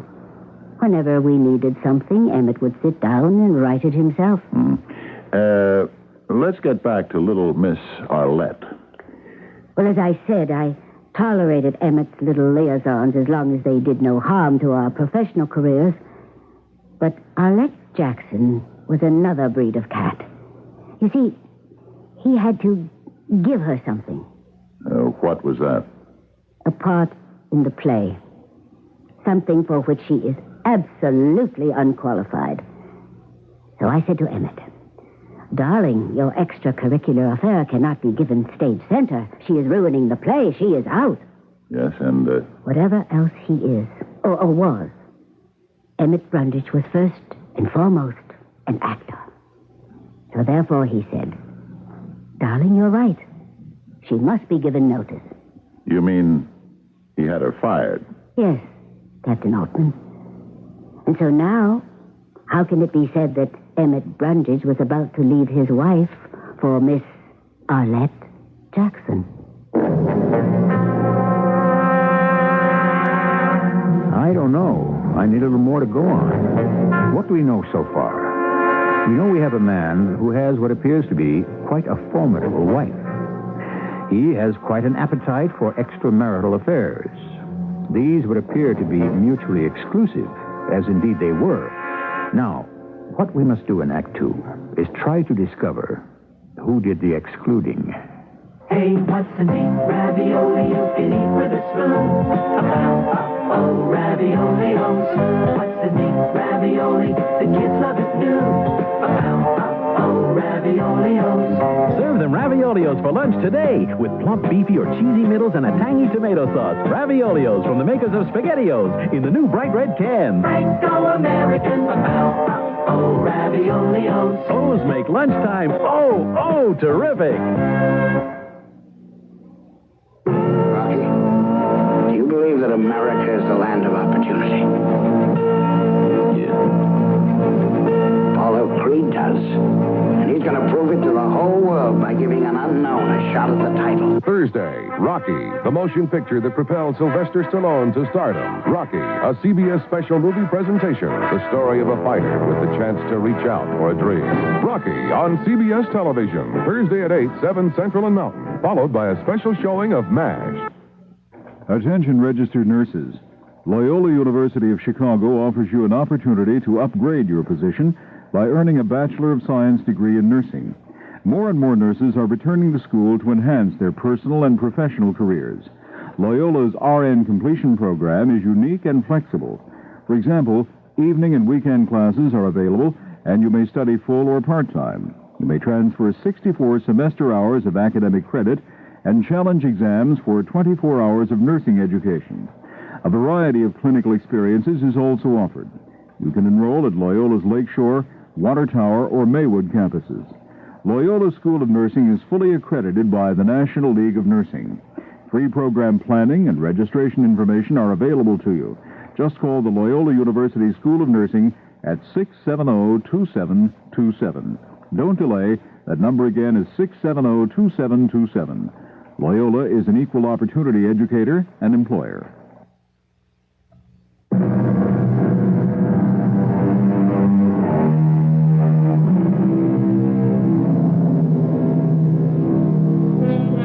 In professional sports, a man is hired because of his youth and strength, basically. When that is gone, he is fired. In private industry, a person is hired to perform a job.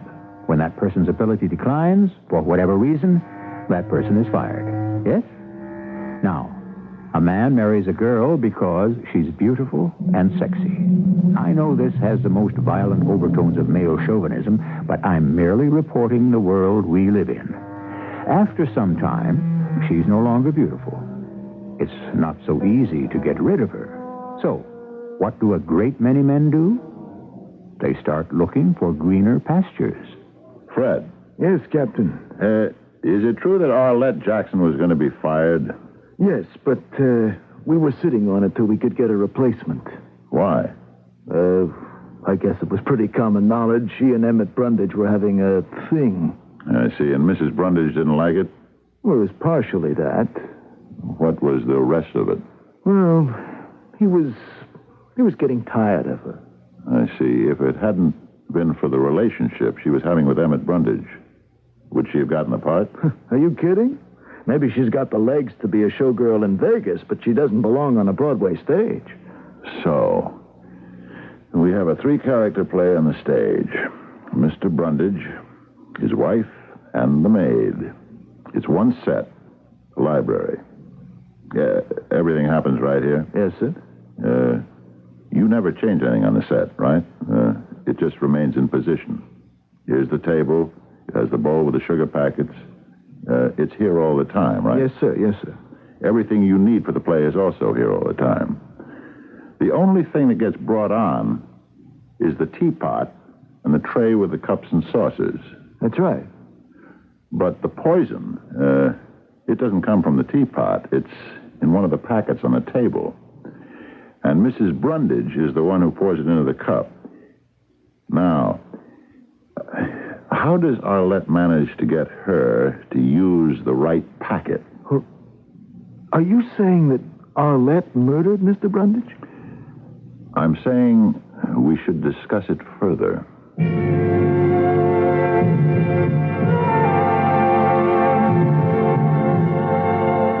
You weren't telling me the truth, Miss Jackson. About what, Captain?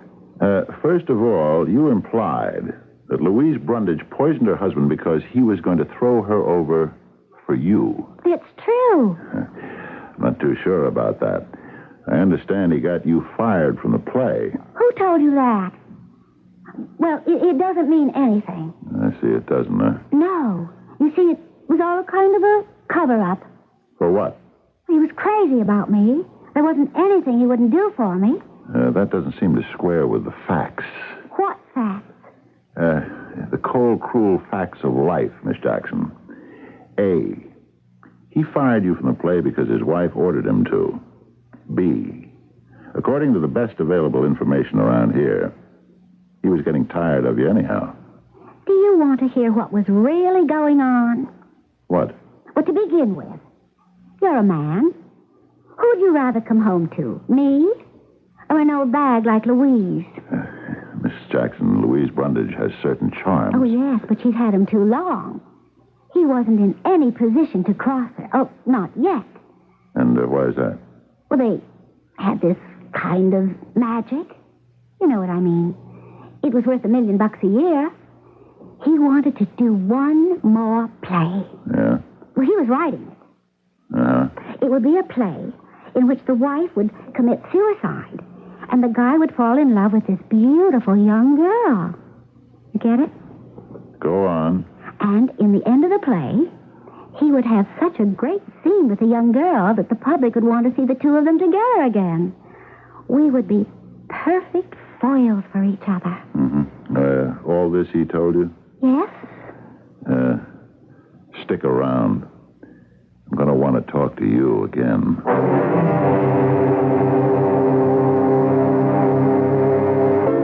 Mrs. Brundage, was your husband working on another play?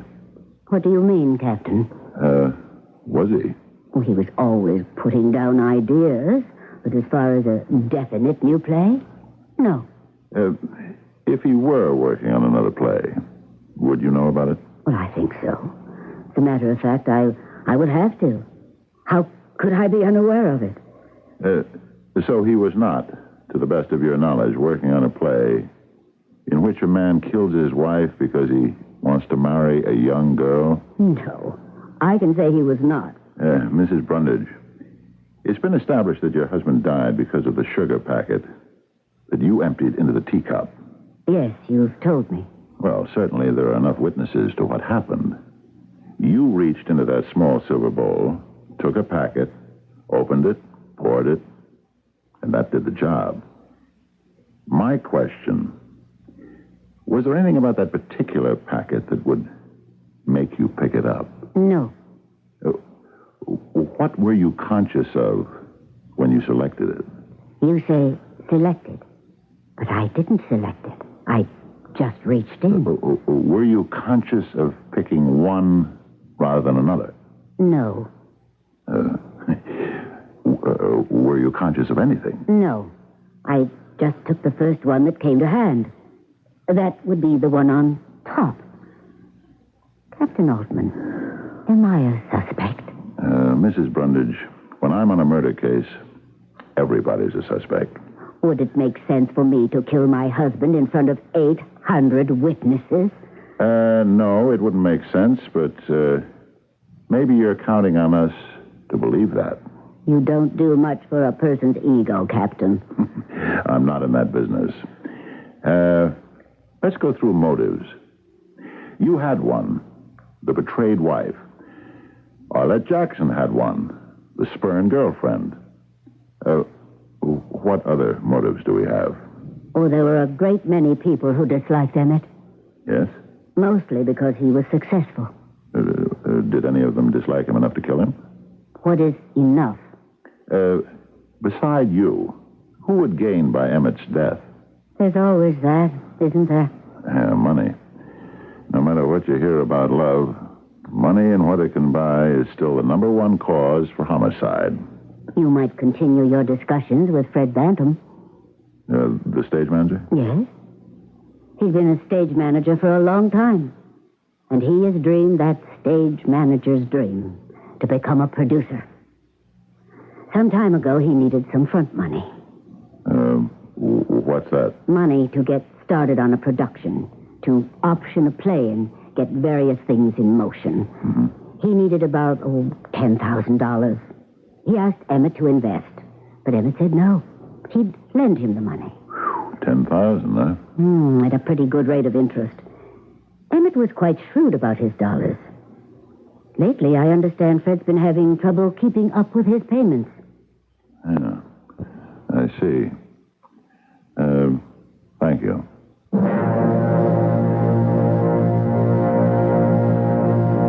Fred, look at the silver bowl with the sugar packets in it, will you? What about it, Captain? Now, you generally keep it pretty full, right? Yeah, we can't take a chance on running short. Uh-huh. Somebody had to prepare a packet. The one here that we had analyzed at the lab, grains of the poison were still in it. What he or she did was to carefully slit the packet open, slip in some of the poison, and then glue it together again. If you look closely, you can see where it was done. Now, if Louise Brundage did it... are you accusing her? I said if. She'd have known which packet it was. But if Arlette is guilty, how would Arlette get her to pick up the right one? Are you accusing Arlette? Or, how would you get Mrs. Brundage to pick up the right one? Hey, are you accusing me? Not much of a problem. You or Arlette would place the poison packet on top of the others, the very top one. That's the one she'd automatically pick. Now, if accidentally her fingers might brush it aside this performance, then the next one. Sooner or later, it would happen. Now, look, you just accused me. Yeah, you're the stage manager. And you also had access to the bowl. Well, if you're going to go that route, there's the carpenter, the electrician, the stage hands. All kinds of people move around backstage. I'm talking about people who had motive. Well, I didn't have a motive. You didn't owe him $10,000 plus interest? Well, sure, but that's no motive. It could be if you don't have the money to pay him back. I was... All right. I was having some problems. Mm-hmm. I bought a copy of this show business paper. There's an article in it. It says you dropped a bundle of money on a little project for Broadway. Well, that isn't true. You're saying the article is false? It's an exaggeration. It wasn't a bundle. But it was money. Well, sure, it was money. And did Emmett Brundage read this? He heard about it. And was he angry? Yeah, you could say he was. I would assume his point was, if you could raise money for a project, you could have raised money to pay him back. That's right. Did he get tough about it? He was going to get tough. How tough? We own this piece of property up on the lake, my wife and I. It's worth maybe $10,000, $12,000. But it's the one thing my wife would never part with. She's got this dream of building a cottage there when I retire. Mm-hmm. And he could make you sell it. Yeah, he could. I'd put it up as collateral. And you just couldn't face your wife with that kind of news? No, I couldn't. So, you killed him? No, I didn't. Come on, Fred. I know it looks bad, but I didn't kill him. I'm not the kind of guy who could kill anybody. I've heard that before. Yeah, I know you have, but I'm different. Captain, I can prove I'm different.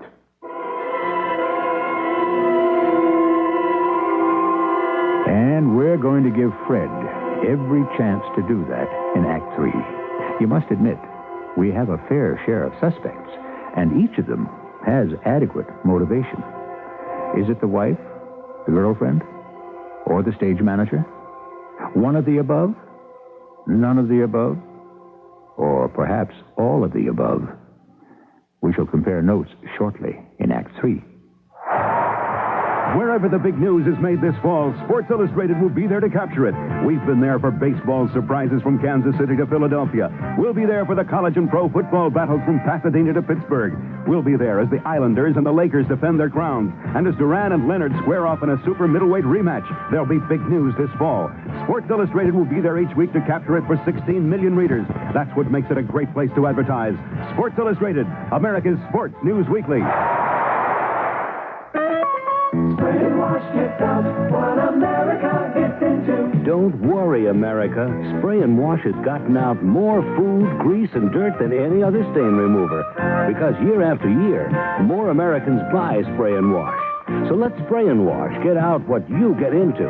Just try our non-aerosol trigger and our economy squeeze bottle. And pretty soon, you too may be singing. Spray and Wash gets out what America gets into. This is WBBM Chicago. A reminder from the National Park Service, U.S. Department of the Interior. Wildlife still roaming the forests and prairies, underground caverns, giant redwood trees, Lexington and Concord, homes of great statesmen, rivers and canyons, wonders like these. These are the treasures of America, places to celebrate our liberty. Wonders of nature, wonders of man, places to touch our history.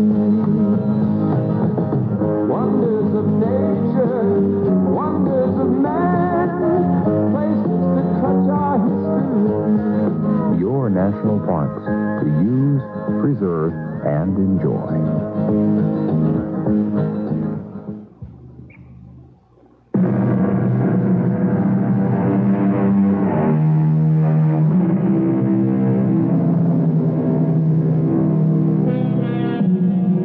There's a certain debt that cancels all others.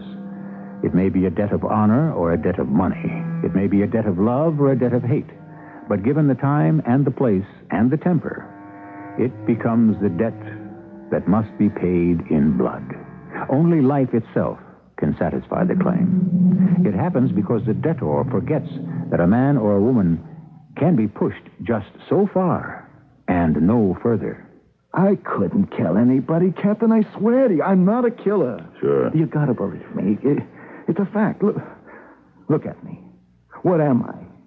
You're a stage manager. That's right. And it proves my point. I can tell you more about the theater than anyone around. Modesty, I see, is not one of your faults. Ask people. I have taste. I have an eye for talent. Everyone always wants my advice. I know. You want to ask me, I'm so smart. How come I'm not rich? Consider it asked. It's because I've got everything you need in this business except the one thing you can't do without. The killer instinct. I'm a nice guy. I don't move in. I don't set people up for the kill. I don't take advantage of their misfortunes. I don't drive a hard bargain. How could I have killed Emmett Brundage? How? Because the worm eventually has to turn. Somewhere along the way, Brundage takes a stand. And if that real estate means what it did to your wife, you'd have to kill for it. No. I've seen guys like you. The little woman's been picking up the tab for all those busted dreams of yours all these years. She's been doing without. She's been living on hopes. You just couldn't face her with what you'd done. That's right. I couldn't. You had to kill him. There was no other way. Oh, yes. Yes, there was. What? What's making that bulge on your hip underneath your coat? Huh? That's your revolver, isn't it? I bought one, Captain. I was trying to work up enough nerve to kill myself. And then this thing happened. Yeah. So what? You're still not off the hook. The debt's a part of his estate. You still owe. Oh, I know, but she's a lady. She won't press me. Excuse me, I'll have to answer that. Backstage, Jefferson Theater. Oh, yeah, just a minute. Captain? Oh, thanks. Captain Altman, yeah? She what? Yeah. Okay, I'll be right there. Well, looks like your lucky day, Fred.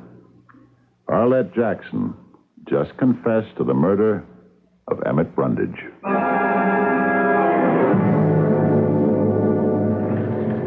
The sergeant tells me you want to make a statement, Miss Jackson. Yes, I do, Captain.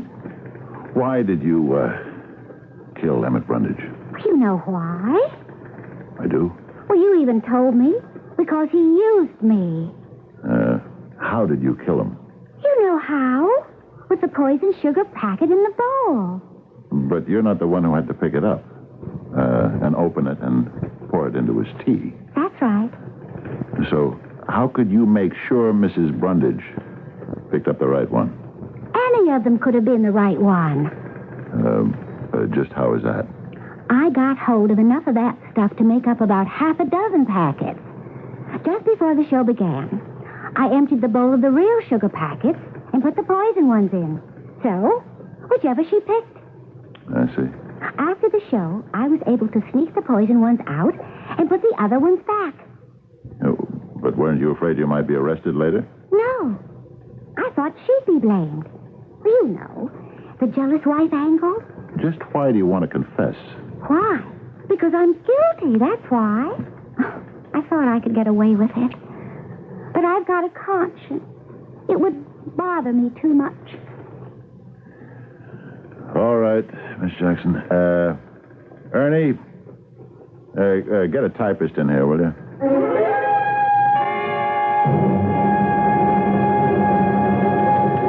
Are you Captain Altman? Yes.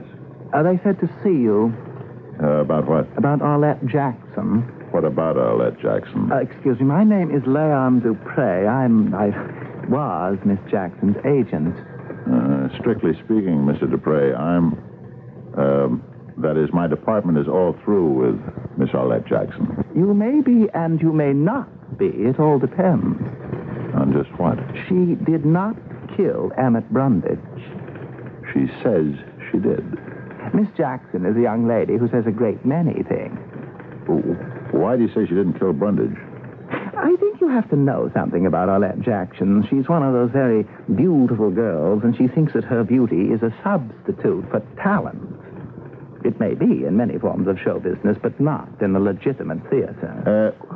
Why are you telling me all this? Actually, Captain, I'm doing some of your work for you. She wanted our office to represent her. I said, I'm sorry, I didn't feel we could get her any work. She said, I can get a job just like that. And she did, quite a plum in this play with the Brundages. Go figure. So we took her on. But then, of course, the bubble burst. He was going to fire her. Which was her motive for the killing? I met with her a day or so after Brundage was poisoned. The play was finished, and so was her alleged career. I tried to explain it, but she wouldn't listen. She kept saying, Leon, I'm going to get $1 million worth of publicity. You'll be swamped with offers from Broadway, Hollywood, TV. I'll be your biggest client. And how are you going to get all this fantastic publicity, I asked, and she said, wait and see. Then, a few hours later, she confessed to the crime. And you're saying she did it as a publicity stunt? Absolutely. Surely she understands this is a serious business. She can be tried for murder. She only understands what she wants to understand. She sees herself on the stand, an innocent girl from the country, seduced by that lecherous scoundrel Emmett Brundage, who promised her everything, anything, and then cast her aside. She thinks the jury is going to give her a standing ovation. I think by this time she may even believe it herself. I'm convinced of it. Captain, you want to know why? Yes. He was a great method actor, that Emmett Brundage. You know, you had to believe in your part. You had to become the part. So, she absorbed it. The idea of being the killer. Look, Captain, all you've really got is her confession. You know what a smart defense lawyer can do with a confession, especially the kind that is made in a police headquarters.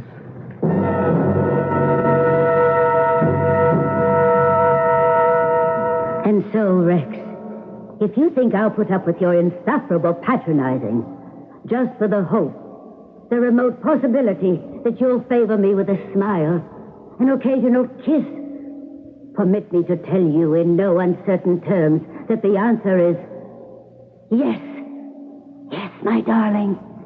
Yes. Thank you, Louise, darling. That was marvelous, as usual. And thank you so much for coming. It's like old times. Very old times, Roger. We'll be in touch.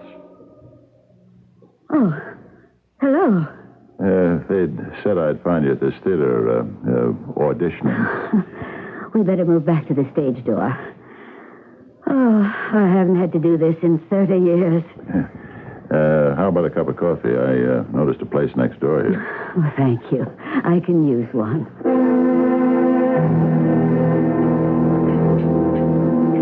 Back to the grind so soon, huh? Well, I have to keep working. Besides, the rent has to be paid every month.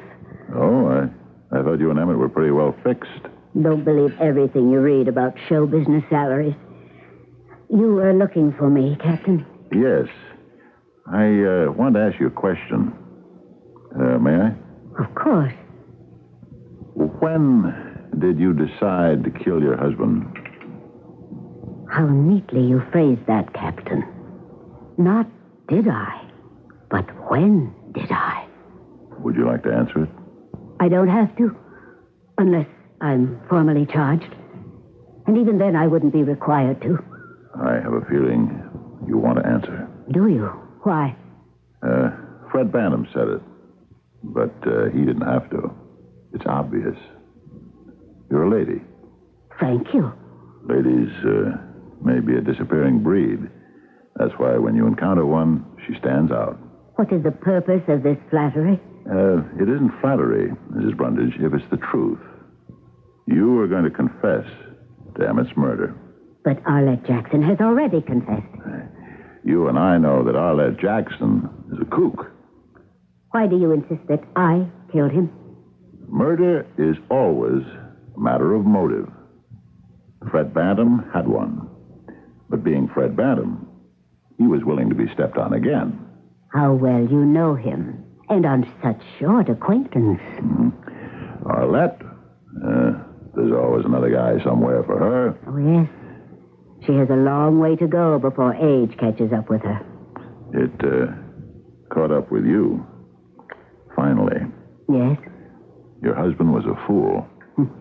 You see, he was writing a new play. Oh? Mm-hmm. I used to help him. He said to me, what would a woman write in a suicide note? A woman who would want to kill herself because her husband no longer loved her. And so I sat down and wrote such a note, filled with melodrama about life being at an end, no longer worth living. Yeah? And what about it? Well, I wrote it, and I forgot about it. Then one day I came to the theater early. I overheard a conversation between Emmett and Arlette. She said, you promised to get rid of her, and he said, I will. Wait. I have a foolproof way. Everyone will think my wife did it herself. Yes? That made me remember the note. That night he was out. I looked for it. Through his desk, all his papers, and it wasn't there. Oh, I felt such relief. It was my imagination. Then I looked through his clothes. There in the pocket of the jacket was the note. I have it here in my bag. May I? Yes. Life no longer has any meaning. He is my anchor, my beacon. Without him, what am I? He is seeking his youth, an illusion, but I must pay for it. And therefore... Don't bother, please. It was written for me. I could do something with it. It sounds terrible when you read it. And on the strength of this, you poisoned him? No. On the strength of a letter I found in his desk from a friend of ours who was a chemist and told him what poisons could act quickly. For playwriting purposes, you understand. And then I found some packets of sugar in his desk drawer. Why would they be there, I asked myself. Were they filled with poison? Yes. How did you find out? There was only one way. I brought one to the theater with me and emptied it into his tea for our final scene. You see, till then I couldn't really be sure. And so you found out? The hard way. And so did Emmett. Just a split second before he died. Actually, it was self-defense. In a way. You're right, Captain. I couldn't keep it a secret. I would have had to confess eventually. Confess. But don't be disappointed. Why would I be disappointed? If nobody believes you. You're such a lady. How could you do it? Perhaps you're only trying to protect poor little Arlette or vulnerable Fred Bantam. But I have this note as evidence. Yeah. And who is to say you didn't type it this morning? But you believe me? Mrs. Brundage, I'm only a cop. Do you mean? In the end, no one will pay for Emmett's murder? But that's impossible. Why do you say that? It happens all the time.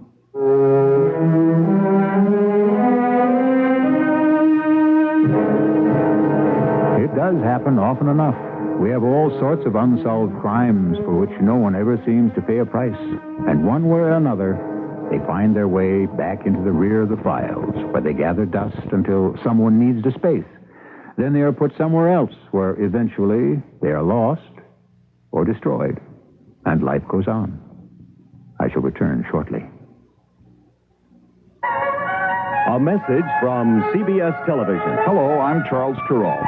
For years, the American countryside has been my home. While traveling all those miles on the back roads, I've shared in the folklore of a rich nation. Now, every weekday, I'll bring you the first news of the day from our nation and the world with special reports from our correspondents in the field. So join me for Morning from CBS News. Charles Kuralt in the morning, only on the CBS Television Network. If you're a retailer, you need customer traffic now. Radio is the hot traffic builder. This station will tell you how the right message, the right promotion, the right schedule can make your sales grow fast. Every day, radio reaches more adults than newspapers, TV, or magazines. So get radio sending the people your way. Heat up customer traffic and sales now. Radio, it's red hot. Get more facts. Call this station or the Radio Advertising Bureau. They brought you this message.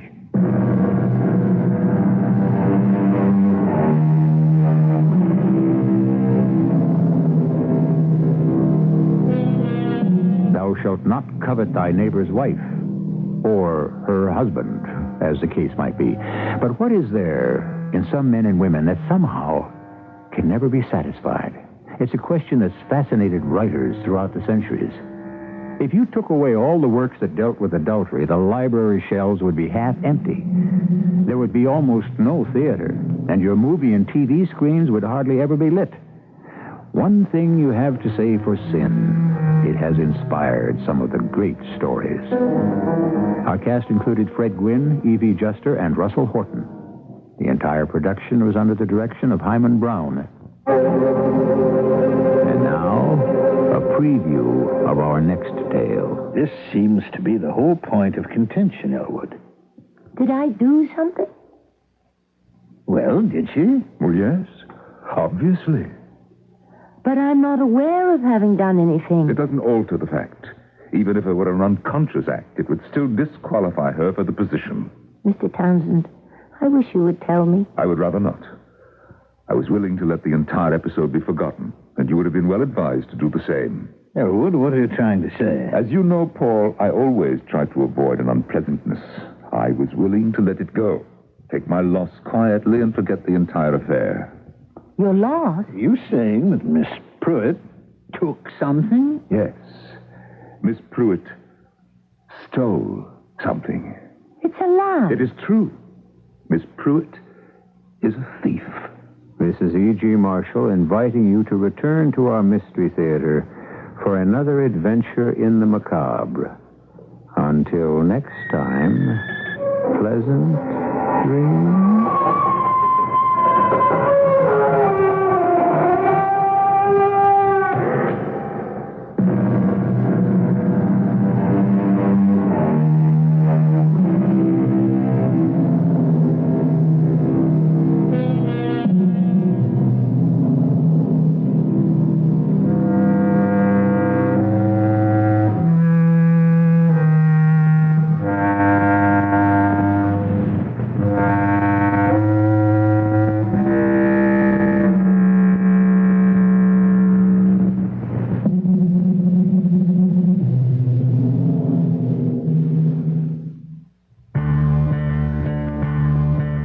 You can feel it, pulsing through the air.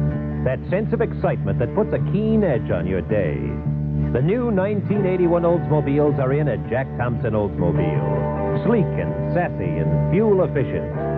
And because the 81 Oldsmobiles are here, Jack Thompson Oldsmobile is having a closeout sale on all his remaining 1980s. Come on in and save a bundle on a brand new 1980 Oldsmobile.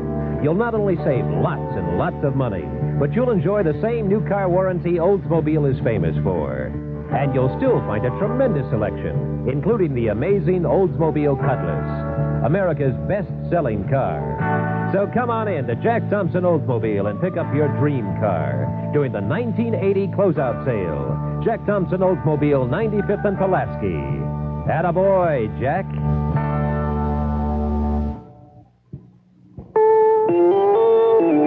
CBS News. Voyager 1 has completed its mission to Saturn, and scientists say the results have been absolutely astounding. I'm Deborah Potter reporting on the CBS radio network. Details from Beach Rogers of CBS station KNX. The CBS Radio Mystery Theater presents...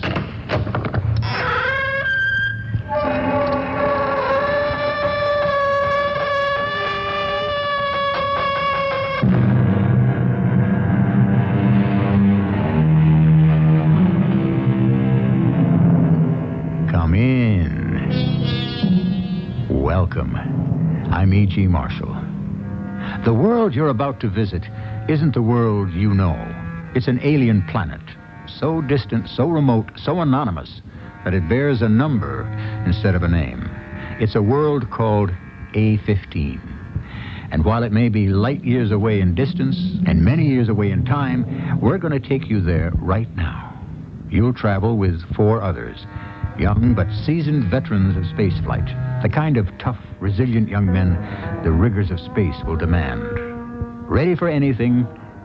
Well, almost anything. Esquia! Esquia!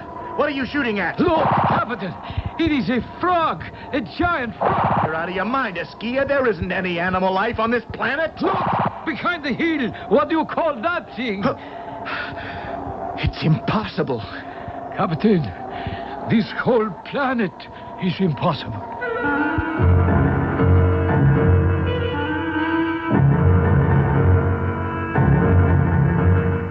Our drama, The 11th Plague, was written especially for the Mystery Theater by Henry Slessor and stars Russell Horton. I'll be back shortly with Act 1.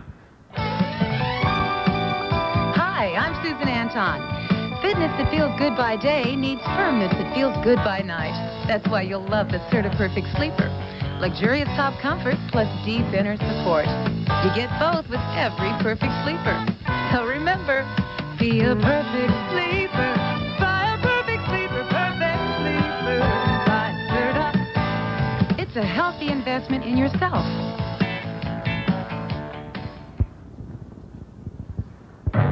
Looking good together, looking good. Look out, Los Angeles, because Deputy Enos has moved up from Hazard County to join the LAPD, and it's a cinch he's going to do a bang-up job. In your first 3 days with the LAPD, you have 1, wrecked a police car, 2, arrested an undercover officer, and 3, blown a major vice raid. That's Enos. Wednesday nights at 8, 7 Central and Mountain on CBS Television. You and CBS, you're looking good.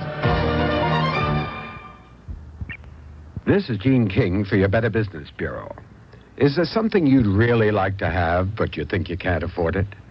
Well, have you considered buying on credit? Keep in mind, though, that credit shopping is as important as shopping for the items you want. And deciding if you can afford credit should be your major consideration.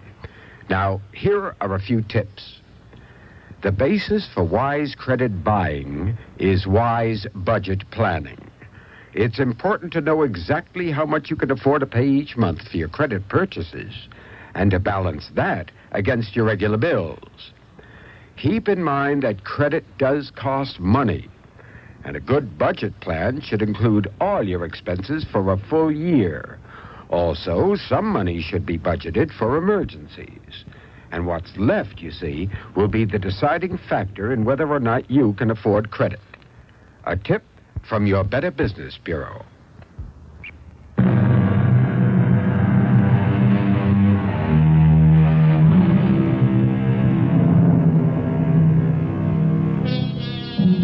This is the Northwest headquarters of the USSC. No, those initials aren't familiar to you yet, but they're famed the world over in the year of our story, 2065 AD. They stand for United States Space Command, and it's the military arm of the nation's space program, a program which has expanded to the stars thanks to the astonishing rate of development in space flight. But while the technology has changed dramatically, some things remain very much the same, especially human emotions. Captain Joel Taylor reporting, sir. Oh, yes, Captain. Come on in. I understand you've seen your orders. Well, no, sir, not really. All I've been told was that the mission starts in 9 weeks and that I'm supposed to pick a crew of 3. That's right. And since it's a 3-year mission, you better pick them carefully, Captain. You choose 3 faces you won't get tired of looking at. Choose 3 temperaments you can put up with during those long months. That's the best advice I can give you. Yes, sir. You ever had a mission this long, Captain? Oh, no, sir. My longest tour was 6 months. I remember my first long tour. We had an outpost on Callisto then, and I chose the crew myself. I picked the highest-rated man I could. A real crack crew, Captain Taylor. But I didn't pay any attention to temperament, and by the end of the first year, one of my men had killed another. And then the rest hated each other so much that the mission had to be aborted. So, don't you worry about service records so much, Captain. Pick guys you can live with. I still don't know what the mission is, Colonel Deegan. Oh, yeah, that's right. Well, you and your man are to set up a permanent or semi-permanent station on planet A15 in the Antares system. You'll construct a radio station to provide free contact with Earth and ships in the vicinity. You'll provide an emergency landing area for ships in distress, but not a way station. To do all this, you'll have to spend many months in astronomical observation in order to keep track of all conditions involving space traffic. And you'll do anything else we want you to do. Yes, sir. There'll be a 4-week briefing session for you and your men as soon as you've determined who they are. Start collecting those service records. Choose your men and report back to me. Oh, and one other thing. Remind me to tell you about the magician.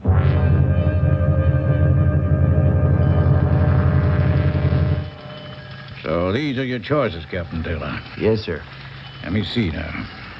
Lieutenant Carlos Esquia, co-pilot, born Santa Rosa, Argentina, age 26, 4 years, interstellar experience, class rank 4, psych rating excellent.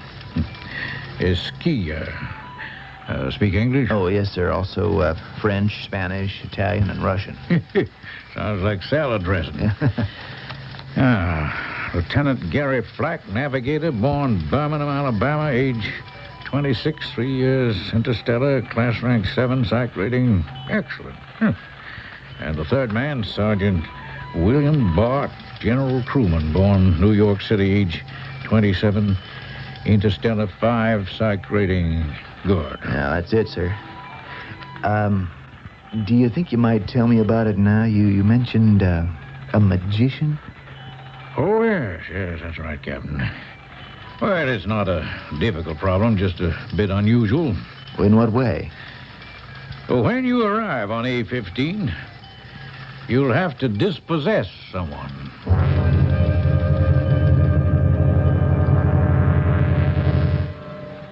Madre de Dios, Captain. You mean there's somebody living on that hunk of rock? That's right, Esquia. Around the year 2041, there were a lot of wildcat merchant ships beachcombing the Antares system after false rumors of gold were spread. Well, the United Space Federation stopped it finally. However, one of those vessels left a prospector on A15. You mean marooned there, Captain? Well, they don't really know, Sergeant, but he's been there ever since, surviving God knows how. His name is Corsini, and Colonel Deegan says he's probably a little mad. Well, after 14 years, what else could he be? What are we supposed to do with him, Captain? We'll take him into custody. Put him on the first supply ship that arrives after our base is established. Well, how long will that be? About 2 months. Sir, what was that you said about him being a magician? Well, that's the only background information we have, Sergeant. That prior to becoming a space prospector, he was a stage magician. Right now, the supposition is that he fancies himself as king of the planet. Well, he may not want to abdicate, Captain. Yeah, we'll humor him.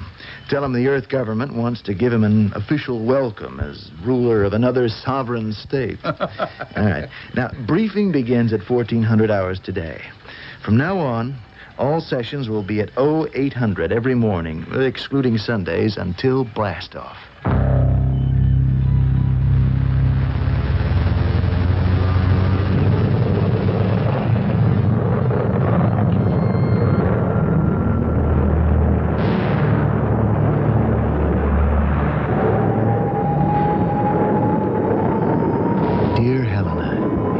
Still have another 6 weeks in star drive before making landfall on A-15. But I'm already beginning to wonder if we're a compatible crew. We had a blast-off party in the old tradition, but it never got off the ground. No pun intended. Gary Flack told some southern jokes. Askia boasted about women. Willie Bart got drunk. Still wasn't much of a party. I guess we were all thinking of the 3 long years ahead.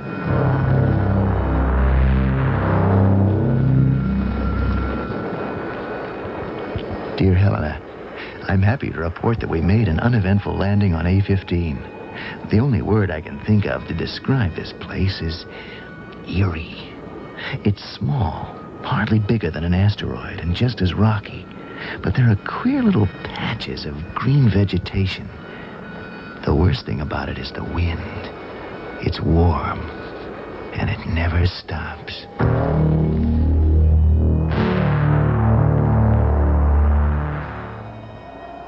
Dear Helena, it's taken us almost 6 weeks to build the base that is both our control headquarters and our home. The truth is, I was sorry to see the work finished, because the crew can only start getting restless. That's why I decided it was time to complete another part of our mission. Men, starting tomorrow, we're going to hunt up our friend Corsini the Great. Well, you sure there is such a guy, Captain? We haven't seen one sign of him since we've been here. Maybe he made himself invisible, huh? Or maybe he died a long time ago and nobody knows it, huh? Yeah, that might be true, Lieutenant. But just the same, we'll make up a searching party that'll fly the copter in a circle covering a radius of 100 miles. If we don't spot him the first time, we'll make temporary camp at the perimeter of that circle and cover another 100 miles the next day. We'll keep doing that until we have our man. Or his body, huh? Either one. Who goes, Captain? Well, 2 men will be needed here, Sergeant. One at the ship and one at the transmitter. So, I go and, Lieutenant Flack goes with me. Well, that suits me, Captain. We'll go full battle dress, Lieutenant. This Corsini may be harmless, but, we won't take any chances.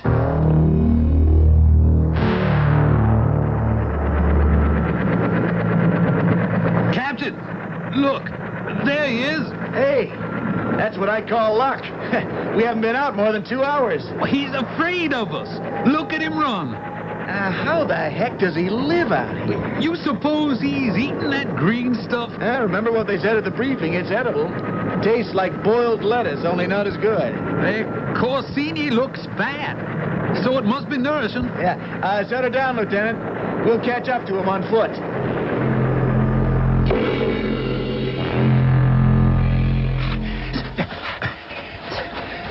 Corsini! Corsini! We want to talk to you. Help you. Should I fire a shot, Captain? No. We don't want to scare him any more than he is right now. Look, Captain. He is down. He is tripped. Now's the time, Lieutenant. Mr. Corsini, my name is Captain Joel Taylor, USSC. Get away from me. Leave me alone. It's all right, Mr. Corsini. We haven't come to hurt you. We're delegates from Earth. We came to invite you to pay us a visit. You don't belong here. I didn't give you permission to land. You are here illegally. We mean you no harm. The Earth government has sent us here to ask you to Washington as our official guest. You see, our starship is only 80 miles from here, and you can stay at the camp until the next ship arrives from Earth. No, I won't go. I refuse. Well, it's for your own good, Mr. Corsini. This is my planet. Mine. Invaders. That's what you are. Captain, look out! Spin him around, Captain. Lieutenant, wait. Don't hit him. Oh, for Pete's sake, you may have killed him. Well, he was trying to kill you, wasn't he? It's okay, he's still breathing. Help me get him back to the helicopter. I was hoping we could bring back a guest. Looks like we've got a prisoner.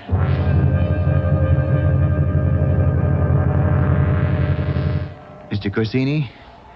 Can I talk to you? What do you want? Now, look, I know how you feel about this so-called invasion of your home, but believe me, our intentions are peaceful. Your intention is to rob me of my planet. Mr. Corsini, nobody owns a planet. The Space Federation made that clear 15 years ago. This is my world, Captain. My kingdom. Well, it's a poor kingdom, isn't it? No food, no company. You didn't come here willingly. No. They put me here. Those people on the ship. You see, I was a stowaway. I thought I might make my fortune in space. They laughed at me, called me crazy. But then, when they couldn't find the gold they sought, they called me a Jonah and left me here. They didn't know that it would become my kingdom. I see. You'd better let me free, Captain. It would be better for all of you. I'm sorry, Mr. Corsini. I've learned to do things here. Things so horrible you couldn't conceive of them. I'll bring plagues on you, like Moses did to the pharaohs of Egypt. I'll bring terrible plagues down on you. Yes, like Moses. I'll torment you until you beg me to stop. Look, we'll talk soon again, Mr. Corsini. Oh, you'll be sorry. You'll be sorry you ever came to my world, Captain. I warn you. The plagues. I tried to talk to him, Askia, but it's no use. He's irrational. You know what I think? He won't eat our food, but he does not refuse our whiskey. Give him a slug with a few bye-bye drops. Maybe we'll do that. Captain, wake up. What is it, Askia? It's the magician, Corsini. What about him? He is gone. What? I went in to bring him the whiskey with the sleeping stuff, and he was gone. I don't see how he could have done it. He was chained, Askia. There's no way he could get out of... But he did. He's a magician, all right, and escape artist. All right. Then we have to do it all over again. Okay, we'll track Corsini tomorrow and hold him this time. What was that? It sounded like Bart. Come on. Sergeant, what's the matter? Good Lord, Captain, the water. The water. Well, what about it? I woke up thirsty. I went to the water tank. I poured this. Madre de Dios. Look at that, Captain. Well, it looks red. Red and thick. I tasted it, Captain. I drank some before I saw what it looked like. It's blood, Captain. The water has all been turned to blood.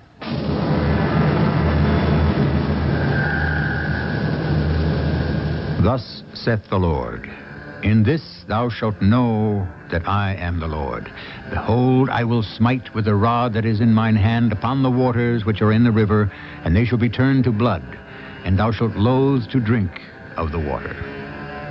Has the magician of planet A15 proved that he really is the Lord of his world? And as we all know, the plagues numbered more than one. We'll see what other numbers Corsini the Great has planned for our adventurers in space when we return with Act 2. I've never fancied myself as much of a cook, but I can bake a wonderful homemade pie. And my secret is Pet Ritz frozen pie shells. I found them one day in my grocer's freezer, and I've been baking pies ever since. I just fill a pie shell with fruit and pop it in the oven. My friends can't figure out how I can be such an average cook and bake such wonderful pies. But Pet Ritz pie shells make it easy. All you do is fill and bake with Pet Ritz frozen pie shells. Wherever the big news is made this fall, Sports Illustrated will be there to capture it. We've been there for baseball surprises from Kansas City to Philadelphia. We'll be there for the college and pro football battles from Pasadena to Pittsburgh. We'll be there as the Islanders and the Lakers defend their crowns. And as Duran and Leonard square off in a super middleweight rematch, there'll be big news this fall. Sports Illustrated will be there each week to capture it for 16 million readers. That's what makes it a great place to advertise. Sports Illustrated, America's sports news weekly.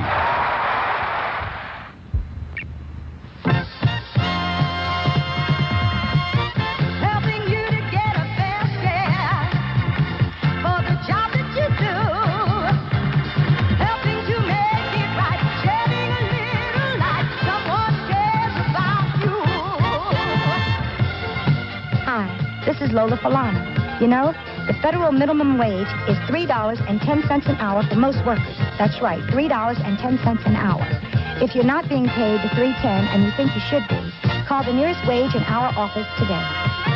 Helping you to get a fair share for the job that you do.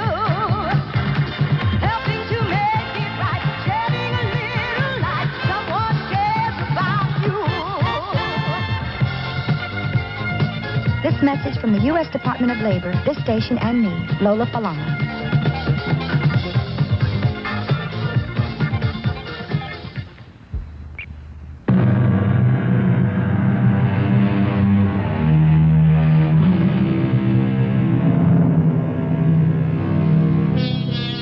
Even in the warm winds of the planet A-15, the four-man crew on the lonely outpost feel the cold chill of terror.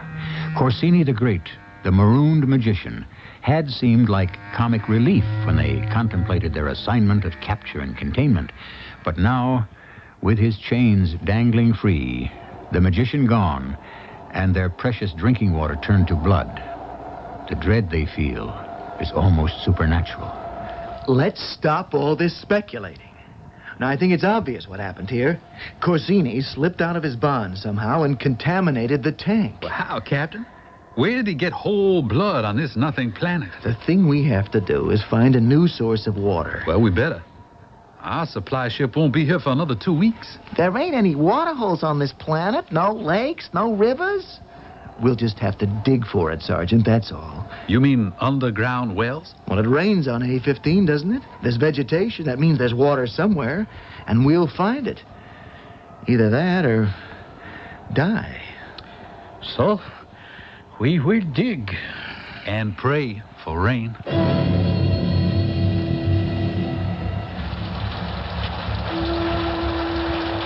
Dear Helena, it's raining today. Raining hard. And I can't tell you how happy we were to feel those first few drops. Every container you can imagine is out there gathering up the precious water that's coming our way. Especially since 10 hours of continuous digging produced nothing resembling an underground source of water. We might have all been dead in a few days if the rain hadn't come like a gift from heaven. And tomorrow, rain or shine, we go out again in search of the man who was responsible for our predicament. The, magician of A-15. But I can tell you this much. None of us are amused by that crazy old man anymore.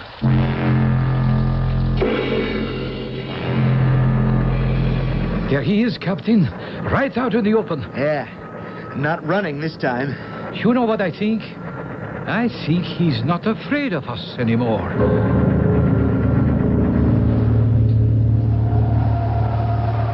Where did he go, Captain? Behind that hill, I'd say. I don't like it. I don't like the fact that he is not afraid. And you know something else? What? I am. Oh, he's just a crazed old man, Askia. I'll tell you what. You stay here and cover me. I'll go to the rise and see if I can spot him. Sure, dear Captain. Corsini! Where are you? Captain! Captain! Esquilla, what are you shooting at? Look, Captain! It's a frog! A giant frog! You're out of your mind, Esquilla. There isn't any animal life on this planet. Oh, look, behind the keel. What do you call that thing? It's impossible. Captain, this whole planet is impossible.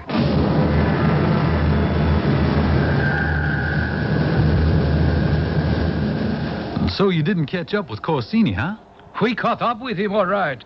Only he changed himself into a frog. What are you talking about, Esquilla? There was a frog, Sergeant. A monster, maybe 15 feet tall.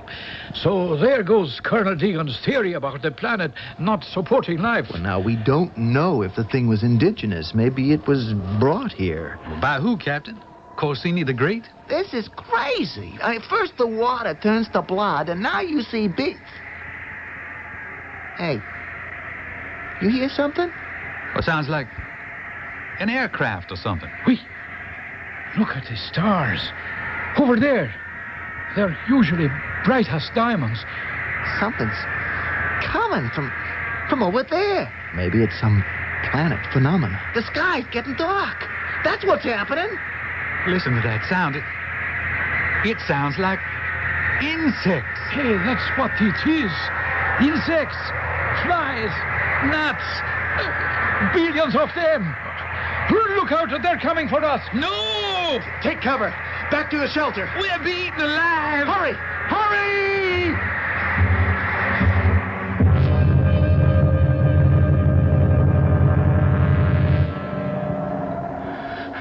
All right. Let's hear it. How bad is it, Lieutenant? Well, pretty bad, Captain. Those damn flies didn't get many bites out of us, but they did manage to get into the food supply. But everything was sealed up tight. They ate right through the containers. Good Lord. Is it all gone? All of it? Whatever's left is inedible, Skia. It's full of maggots. First, no water. Now, no food. What do we do, Captain? We do have water, Esquilla, remember? Yeah, but I doubt if it's going to rain food, Captain. We'll eat grass if we have to. The stuff is edible, remember? Corsini thrived on it. Yeah, well, this is Corsini's doing, Captain. It has to be. He's trying to drive us off. He can't control nature, Lieutenant. Well, I'm not so sure. Maybe he's a better magician than you think. Captain! Captain! Now what? What's the matter, Willie? I just made an engine inspection, Captain. Something's gotten into them. Clogged the exhaust tubes. Flies, maybe? Well, some kind of barnacles, tough as steel, Captain. I couldn't scrape them off. I couldn't even pry them off. It'll take a month to clean them out.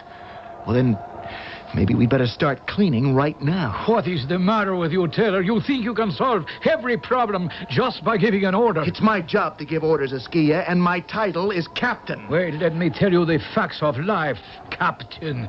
It's about time we... Oh! What is it? My leg. I just touched it here. Sharp pain. Lieutenant, you're a medic. Take a look. Oh, ow! I can't sit down. The pain. What's going on now? Let's see that leg, Esquilla. Oh, look. Boils. I am covered with boils. Yeah, the same with me. Look at them all over me. Captain, look at your arm. It must be some kind of infection. Well, maybe those flies... Oh, they're on my feet. I can't stand up. What's going on? Captain, let's get off this rotten planet. Don't you see what's happening? The plagues.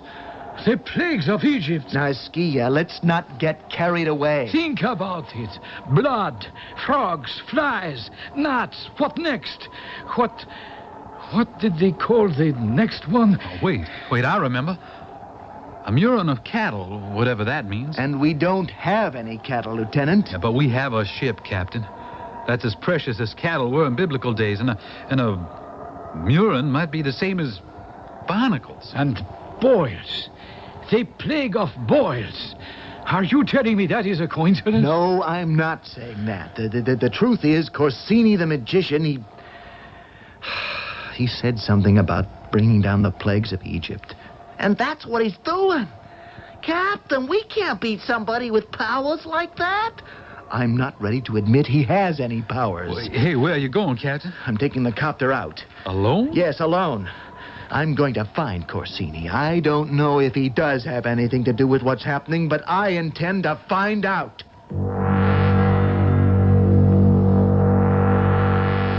Corsini! Corsini, come out and talk! Come to me, Captain. My subjects come to me. All right? I'm coming. Kneel, subject. Look, Corsini. Kneel, I said. All right. I'll kneel. Satisfied? Now you may speak, subject. I want to know something. These things that have been happening to us. How do you do it? Now, I know you're not supposed to ask a magician that question. It is God's magic, not mine. But it's your magic wand, isn't it? I have been given powers, yes. And you have not seen their full scope. Corsini, I came to tell you these tricks have got to stop at once. Or we'll consider you an enemy. We will ignore the order we have to bring you home safely. We'll kill you, Corsini. Go back, Captain. Eskia, wake up. Oh. What happened to you? What went on here? Flack, Willie, what is it? Boulders, Captain. Gigantic boulders. What? Stones, Captain. Great big stones from the sky. The Lord knows where they came from. They dropped right out of nowhere. Knocked us all down. Well, then where are they? If there were stones, where are they now? Well, they're gone. All of them. Hailstones, Captain. That's what they were. That must be the 7th plague. Now look, there weren't any stones and there aren't any plagues. We're being fooled. We're being tricked. Lieutenant, what's the 8th plague? What's going to happen to us next? I can tell you that.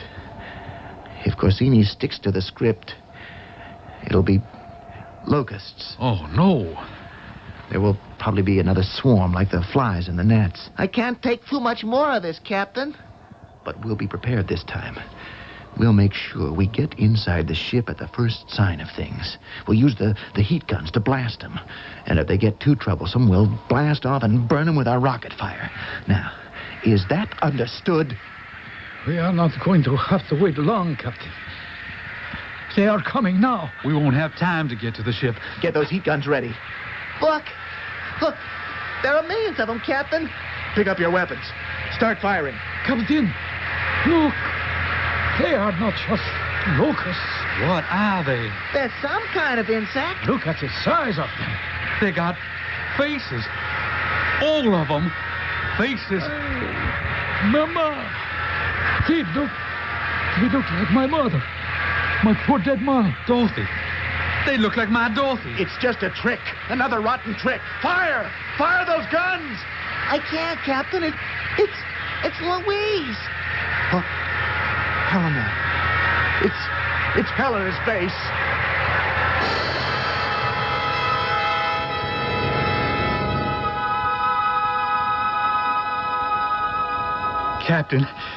Captain, where are you? Flack, is that you? I can't see. I'm blind. Somebody help me. Look, everybody stay where you are. Don't move. They blinded us, Captain. The locusts. No, we are not blind. There just isn't any light. No light? It's another plague, another trick of Corsini.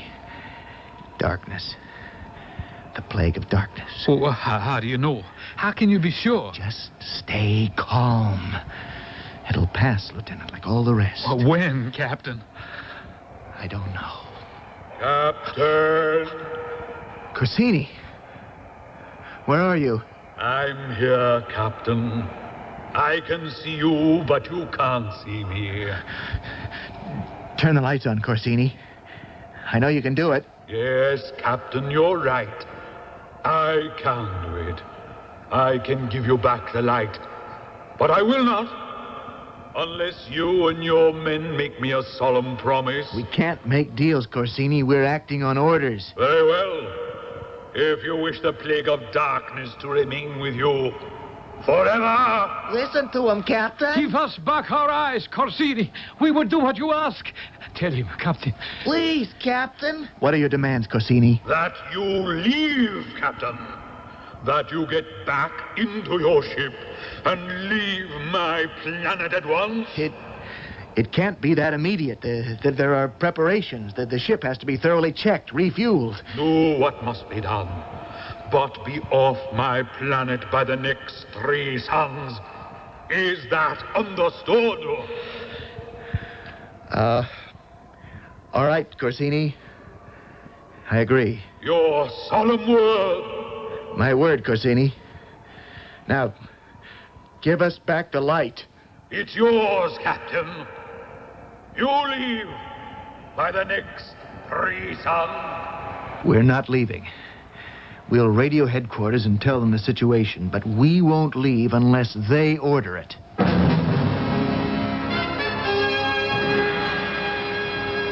Well, I got the word. We're to hold our ground, Lieutenant, and do what we can to end the menace that Corsini represents. Well, Captain, what about the next plague? Oh, yeah. Yeah, there will be a next plague, won't there? And that would be the death of the firstborn. Firstborn? What does that mean? None of us have any kids. Oh, no, we don't have children. I mean the death of the firstborn among ourselves. And since I'm the oldest, I guess that means me. Well, if the great Corsini runs true to form, the men on planet A15 will soon be without a captain. But can the angel of death, which passed over the homes of the Israelites to smite the firstborn children of the Egyptians, find its way into outer space? We'll find out when we return to Act 3. What in the World Happened in November, brought to you by your local Navy recruiter. In November of 1775, the Continental Congress appointed Commodore Essex Hopkins the first commander-in-chief of the fleet, which consisted then of 8 vessels. The mission San Juan Capistrano in Southern California was founded in November 1776. It's the mission where the swallows traditionally return in March on St. Joseph's Day. In November 1947, Howard Hughes piloted his 8-engine flying boat, the Spruce Goose, for 1 mile, 70 feet in the air, during a test run at Long Beach Harbor. The huge wooden craft was at that time the largest plane in the world.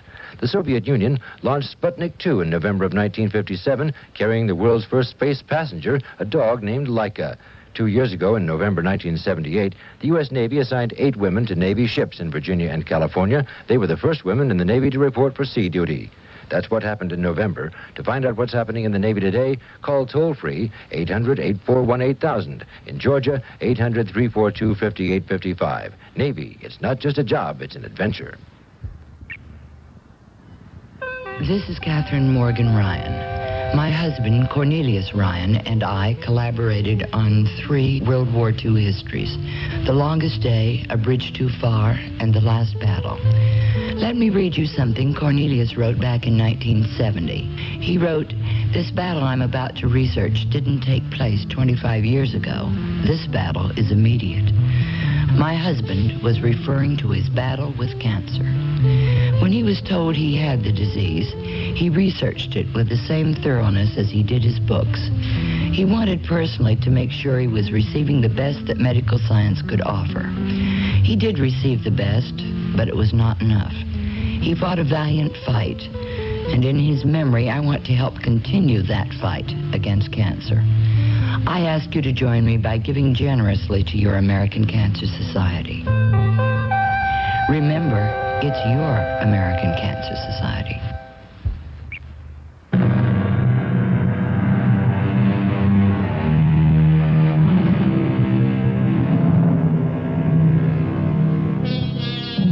Warm winds blow more fiercely on planet A15, whistling through the slate-gray hills as if whispering a warning to the 4 men who wait for tragedy to strike again. But the man who is threatened most refused to show his fear. He's Captain Joel Taylor, an officer of the United States Space Command. He is their leader, but he is also young and afraid.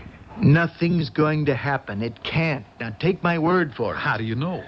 Corsini's made good on all the other plagues. Why not this one? Because all the other plagues were imaginary, that's why. The water wasn't blood, it was water. Good drinking water. Are you kidding? I tasted that stuff. You tasted what Corsini wanted you to taste. You saw what Corsini wanted you to see. And the frog, was that imaginary? Well, of course it was. Just like all the other hallucinations. The flies, the gnats, the barnacles on our ship. You mean we scraped those things off for nothing? And we suffered those boils for nothing because they weren't real. They hurt for real. Well, those giant hailstones. You saw them too, but they melted away when you opened your eyes. How come none of us were ever hurt, bruised, even scratched by one of those things? Bitten by any of those giant insects? Well, you're right about that, Captain. See, and the faces on those giant locusts. We all see different faces. They had to come out of our own minds. Yes, exactly. It's all come out of our own minds, because that's where Corsini the Great operates. You mean he's a hypnotist? I'm sure of it, Lieutenant.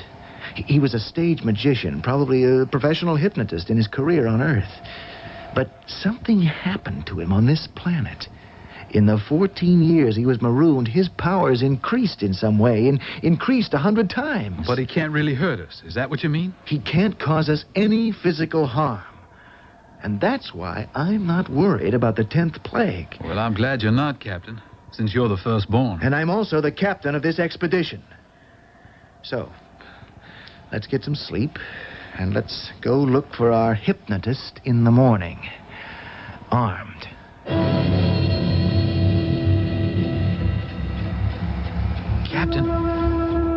Captain Taylor. Hey, what is going on? Well, I'm trying to wake the captain. What time is it? It's early, but I wanted to see if he's okay. Captain, wake up. What is it? Oh, thank the Lord. You were sleeping so soundly for a minute, I thought... Lieutenant, you are a nervous wreck. Now, go to sleep. No. Maybe we should get an early start. We don't know where Corsini is right now. We might have to make several sorties to find him. Okay, somebody wake the sergeant. Go ahead, Frank. You are good at waking people. Hey, Willie. Hey, wake up. He's a heavy sleeper, all right. Willie, what's the matter with you? Come on. Oh, no. What's wrong? Oh, Captain, he won't wake up. I mean, he's lying there with his eyes open, but he doesn't move. Madre de Dios. Get away. Let me see him. He looks dead. Yes, he looks dead. And he is dead. And I think he's been dead for more than a few hours. Could it be Corsini? No, that's not possible. Even if it was the plague, that would be all wrong. He wasn't the firstborn. Now, stop this.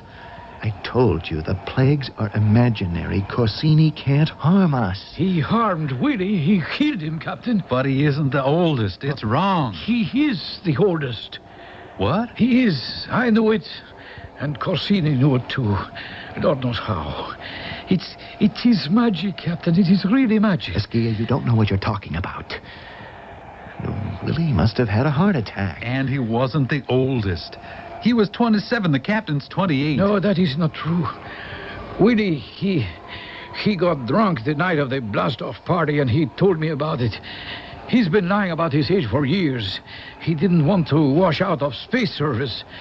He was 31. 31.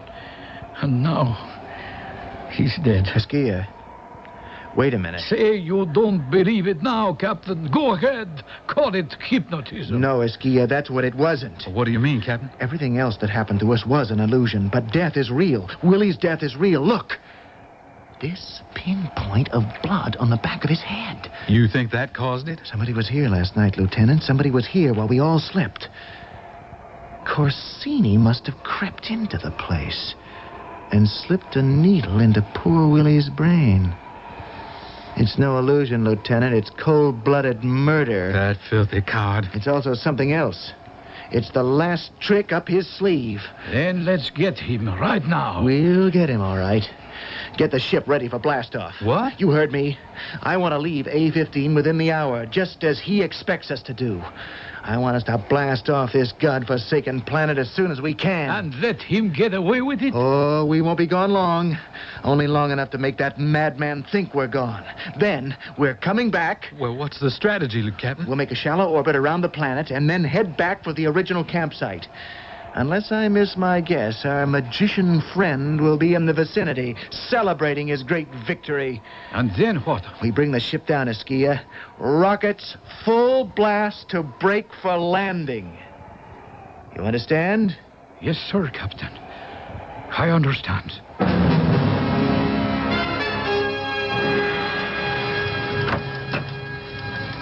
Now, come on in, Captain. Have a seat. Thank you, Colonel Dagan. I don't think I'd have recognized you, Captain Taylor, if you hadn't been announced. It's been 3 years, Colonel. Yes, 3 years. And I probably look 10 years older, don't I? Well, I hear you had it pretty rough out there. Yeah, it was rough. When I first read your report on what happened, the death of the crewman, the extermination of Corsini, well, maybe he preferred being nothing but a smudge of gray ashes on the planet he loved so much. Yep. That's all that was left of him, a smudge of gray ashes. We spotted him at our campsite, waving his arms at us with insane glee, and then we braked the ship and gave him the full blast of the rockets. He was incinerated in seconds. He didn't suffer, I can promise you that. But you did, Captain, didn't you? Yes. We suffered. Want to tell me about it? I don't know how it really happened. With the magician dead, we returned to our routine chores. We operated our transmitter, took astronomical data, kept the space traffic flowing through the Antares system. But then we found that the work wasn't enough. The talk wasn't satisfying, the movies weren't entertaining. We got to know each other, all right. And the more we knew, the more we disliked each other. And then the dislike turned to hate. We began to hate each other's faces, voices, habits, even each other's virtues. We began to quarrel.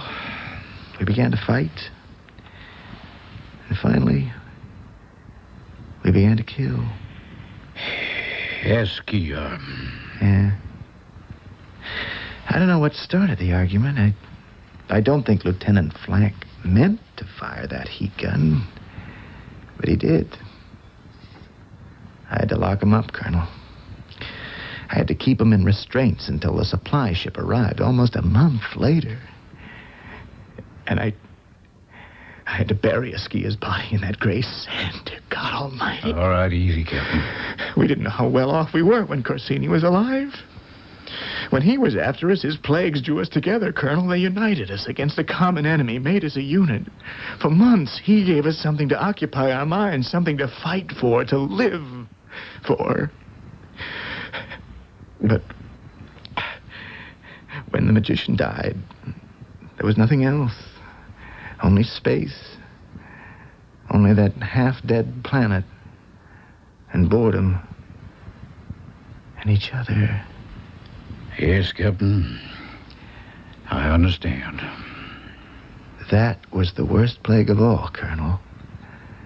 The 11th plague. Loneliness.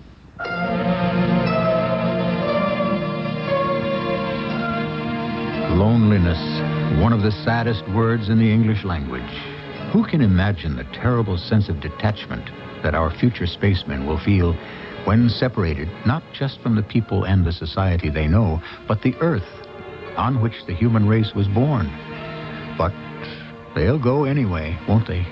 And it won't be just rockets that will propel man to other worlds. It will be the most human trait of all, curiosity. I'll be back with a final word. A reminder from the National Park Service, U.S. Department of the Interior. Wildlife still roaming in the forests and prairies, rivers and canyons, wonders like these. These are the treasures of America, places to celebrate our liberty. Your national parks to use, preserve, and enjoy. If you're a retailer, you need customer traffic now. Radio is the hot traffic builder. This station will tell you how the right message, the right promotion, the right schedule can make your sales grow fast. Every day, radio reaches more adults than newspapers, TV, or magazine. So get radio sending the people your way. Heat up customer traffic and sales now. Radio, it's red hot. Get more facts. Call this station or the Radio Advertising Bureau. They brought you this message.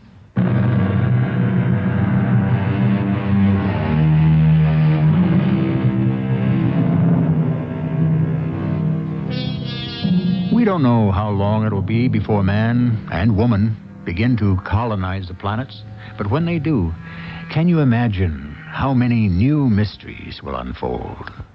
We hope the Mystery Theater will still be around to relate those stories to new generations of listeners, and who knows, if we find life on the worlds out there in space, we might have a whole new audience with green scales and built-in antennae. Why, they might not even need a radio to hear us. Our cast included Russell Horton, Ian Martin, and Lloyd Batista. The entire production was under the direction of Hyman Brown. And now, a preview of our next tale. After Pete Stein got his, I got an Army buddy to check for me. Coslow's stretch was over September 28th, 1976. 17 days before Pete died. October 15th. October 15th?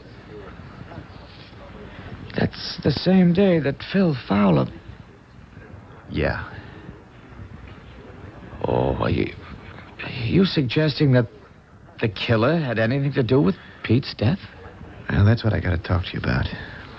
Because Andy and Tom died on the same date, too. I want to tell you, I'm scared stiff, Harry. I figure one of us has got to be next. This is E.G. Marshall inviting you to return to our Mystery Theater for another adventure in the macabre. Until next time, pleasant dreams.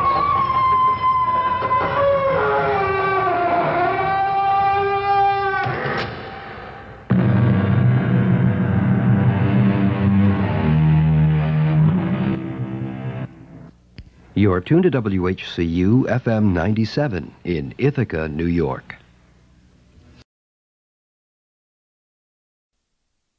You're tuned to WHCU FM 97 in Ithaca, New York. The CBS Radio Mystery Theater presents...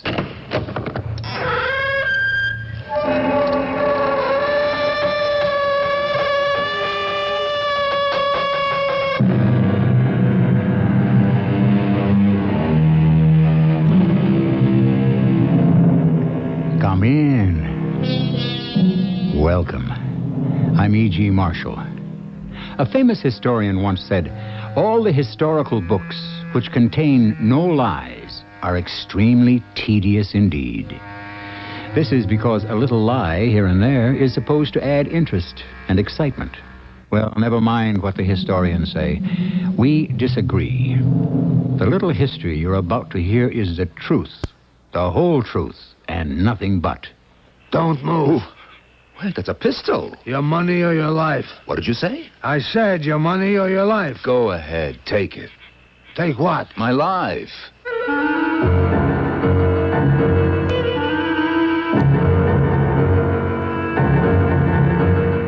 Our mystery drama, The Iron Horse, was written especially for the Mystery Theater by Sam Dan and stars Norman Rose. I'll be back shortly with Act One. I've never fancied myself as much of a cook, but I can bake a wonderful homemade pie. And my secret is Pet Ritz frozen pie shells. I found them one day in my grocer's freezer, and I've been baking pies ever since. I just fill a pie shell with fruit and pop it in the oven. My friends can't figure out how I can be such an average cook and bake such wonderful pies. But Pet Ritz pie shells make it easy. All you do is fill and bake with Pet Ritz frozen pie shells. A message from CBS Television. Hello, I'm Charles Kuralt. For years, the American countryside has been my home. While traveling all those miles on the back roads, I've shared in the folklore of a rich nation. Now, every weekday, I'll bring you the first news of the day from our nation and the world with special reports from our correspondents in the field. So join me for Morning from CBS News. Charles Kuralt in the morning, only on the CBS Television Network.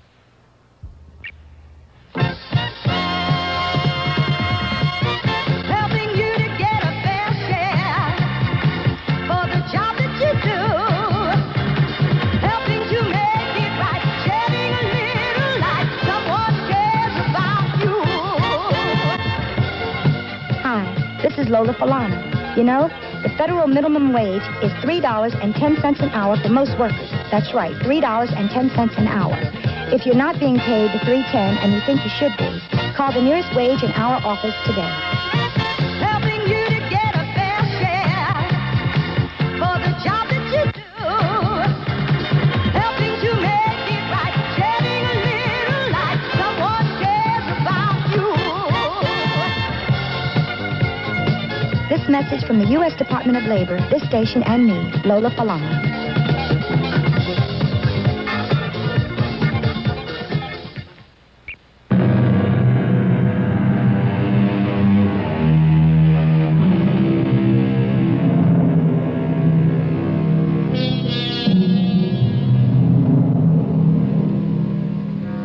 The hero of our story, I say hero, but don't be misled.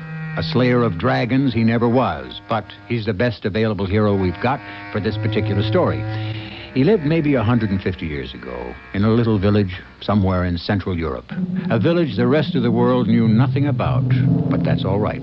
The people of this little village didn't know very much about the rest of the world either. About our hero, his name was Mendel.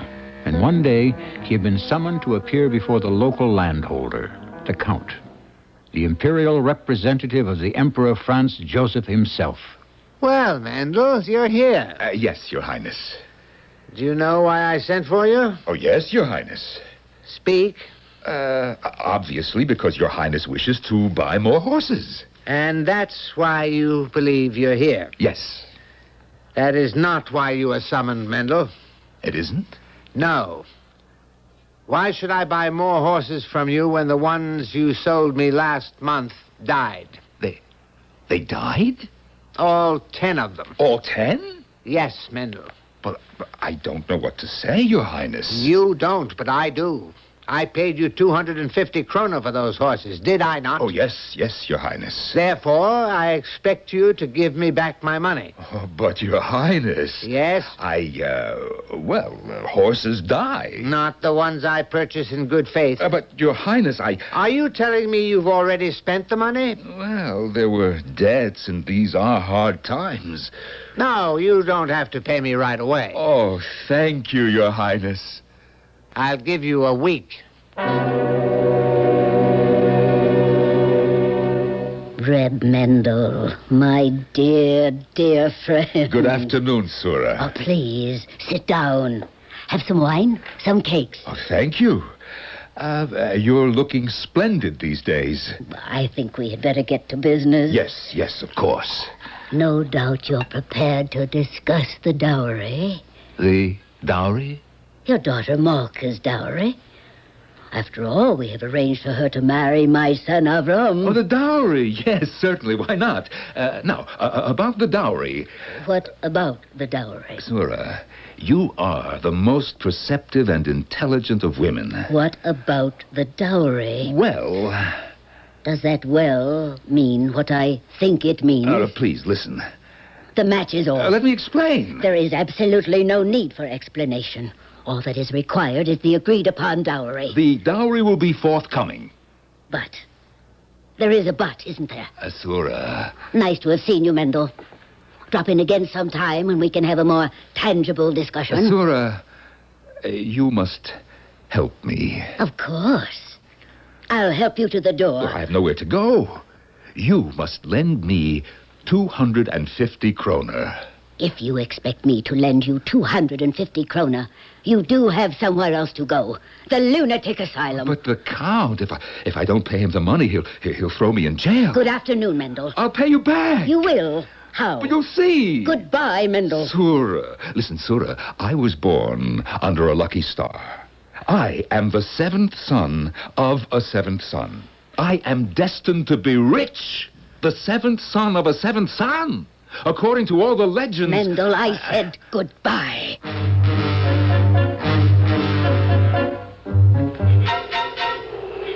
Stan. Huh? What? Your money or your life? What do you say? Your money or your life? Go ahead, take my life. I'm not joking. And I am? Look, my friend, you gave me a choice. I chose. I'm warning you. I don't have any money, so it has to be my life. What do you mean you don't have any money? Everybody has to have something. Nothing. But don't tell me you have nothing at all. Not a copper penny. So go ahead, shoot. Shoot? What else can we do? You have no right to place me in this kind of position. It's all right. This is the best thing that could happen to me anyhow. I give you my permission, shoot. But I can't shoot. Why not? Because the pistol isn't loaded. The pistol isn't loaded? What kind of a bandit are you, anyhow? Who can afford to carry a loaded pistol these days? Do you know how much it costs for ball, powder, and percussion caps? Oh, I'm sorry. You think a bandit has such a great life? I haven't eaten in 3 days. Oh, business is bad with you, too, huh? Why did I turn thief? To raise some money. So where can I go from here? To raise money? For what? To buy a horse. Oh, talk to me. I'm a horse dealer. No, this isn't your kind of horse. This is an iron horse. A horse? Made of iron? That's right. Oh, my poor friend. Hunger must have made you a little bit, light in the head. Come home with me. We'll see what's for supper. But, Papa, all we have to eat in the house is potatoes. If that's what we've got, that's what we'll eat. Papa, you went to see Avram's mother this afternoon? Yes, Sura, I did. Are you sure? Am I sure? Of course I'm sure. Oh, I'm so happy. I love Avram so much. Don't worry. Worry? You mean there's something to worry about? No, there's nothing at all. Then why did you tell me not to worry? Malka, my child, we have a guest. Prepare the supper.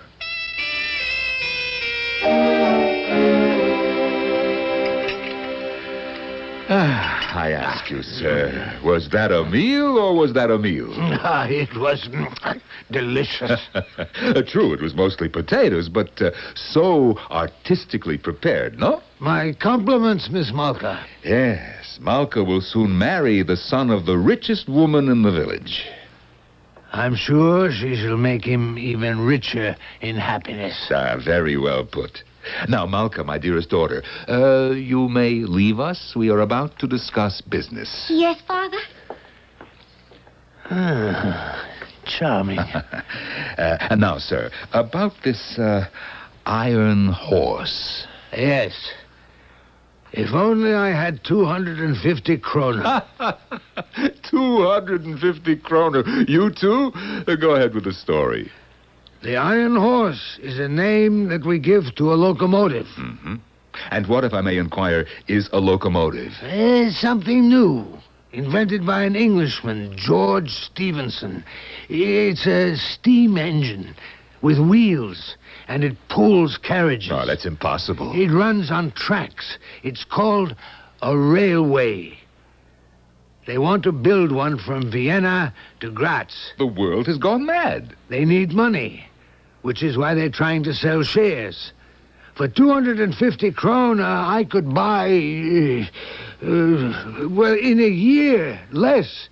It would increase 50, 100, 1,000 times. My friend, I look at you, I look at myself. We were born to be fools. I listen to you, and my pulses pound, my blood races, my hopes rise to the skies, and very soon are dashed to the ground. But this is the future. You believe you can see the future? In this case, yes. That is your madness. Let me tell you mine. I believe in a legend, an old legend that says, good luck will come to a man who is the seventh son of a seventh son. I am the seventh son of my father, who was the seventh son of my grandfather. Ooh, then you must be a very lucky man indeed. Yeah. I never had a lucky day in my life. But surely the day your daughter was born, oh, such a beautiful girl. No, I'm talking about practical things. You mean you no longer believe in the legend? Well, tonight I have forced myself to face reality. The legend says good luck will come, but it doesn't say when. I'm 40 years old. But the Bible says our span shall be 70. You have almost half your life left to live. No. I'm a fool. I see it all so clearly now. What do you see so clearly? I have permitted myself to indulge in a fantasy that luck would one day bring me a fortune. So I waited for it to come instead of going out and working for it. It is written, all good things come to him who waits. Yeah, and thus my daughter is without a dowry. For 250 kroner, we could make her one of the richest heiresses in Europe. 250 kroner. If only I had 250 kroner. Lend them to me, Mendel. I don't have them. Yeah, I know. But if you did have them, would you lend me the 250? Where would I get such an amount? Well, suppose somehow they fell into your hands. Would you lend them to me? Sure. Of course I would. Thank you, Mendel, for a most satisfying dinner and a most encouraging conversation. Remember, you did promise to lend me the 250 kroner.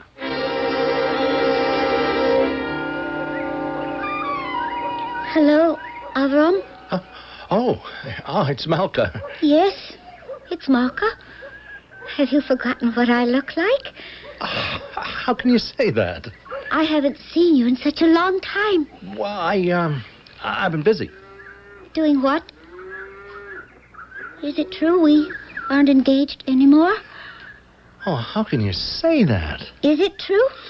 Well, I don't know. Were you ever I understand. That is, I hear that Connor, the matchmaker, is trying to find you another bride. Oh, now that's... Is it true? My mother. What about your mother? She doesn't think... Well, she knows now that your father doesn't have the dowry. Oh. Well, you know my mother. Yes. I always knew your mother. Until now, I thought I knew you. Oh, Malka, please understand. You told me you loved me. I do, but that... When it comes to love, there can be no buts. My mother says that a marriage between you and me is impossible. And what do you say? Well, what can I say? You could say to your mother, I love Malka. I did say it, and you know what she did? She laughed at me. I see. No, you don't see. You think I'm a person who simply has no backbone, but that is not true. One cannot go against one's parents. It isn't right. After all, aren't we commanded, honor thy father and thy mother? I won't keep you any longer, Avram. And since my father is dead, I must honor my mother twice as much.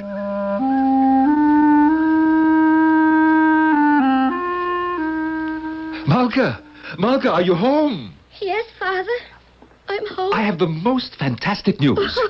Father. Oh, what is it? Avram. What about Avram? His mother has broken our engagement. Oh, that. You're better off. Oh, please, Papa, don't say that. I love him. Nonsense. You are going to marry a prince. No, Father. Not now. Not today. I just want to be alone. Cry for a little bit. And start to reconcile myself to the fact that I'm going to be an old maid. Malka. They'll come knocking on this door by the hundreds, the thousands. The men who will seek you out in marriage. Oh, princes, kings, millionaires, great men of wealth and learning. How will we ever choose among them? Oh, please, Father. No, child, come, enough of that. This is a day on which we must celebrate. Now, prepare the supper. You'll notice we have a goose, fresh white bread, wine, fruit. Oranges? Father, where did you... I have arranged to build a new house. This hovel, it doesn't suit me. Papa, the money, where did you... The legend, Malka. It has come true at last. Malka, we're rich. Rich as Rothschild.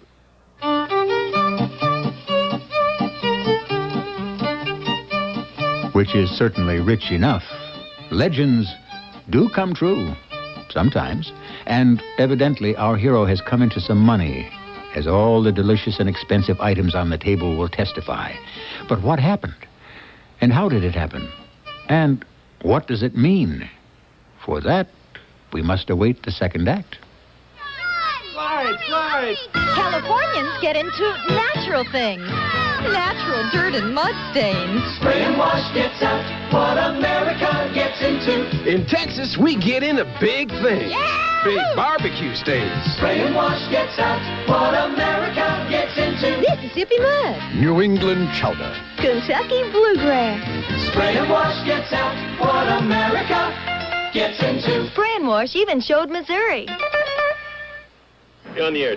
What do you do? What? When you get a clog you can't breathe cold? Stay in bed or keep going? Oh, I'd love to stay in bed, but I keep going. Keep going? I give my cold to Contact so I can work. Well, what is it you do, ma'am? Oh, a little teaching, a little cooking, a little nursing, and a lot of mothering. Even with a cold? Even with a cold.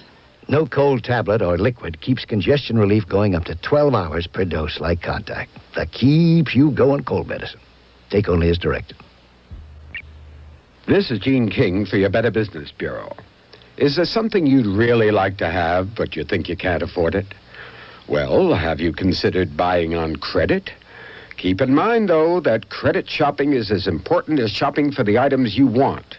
And deciding if you can afford credit should be your major consideration. Now, here are a few tips. The basis for wise credit buying is wise budget planning. It's important to know exactly how much you can afford to pay each month for your credit purchases and to balance that against your regular bills. Keep in mind that credit does cost money, and a good budget plan should include all your expenses for a full year. Also, some money should be budgeted for emergencies. And what's left, you see, will be the deciding factor in whether or not you can afford credit. A tip from your Better Business Bureau.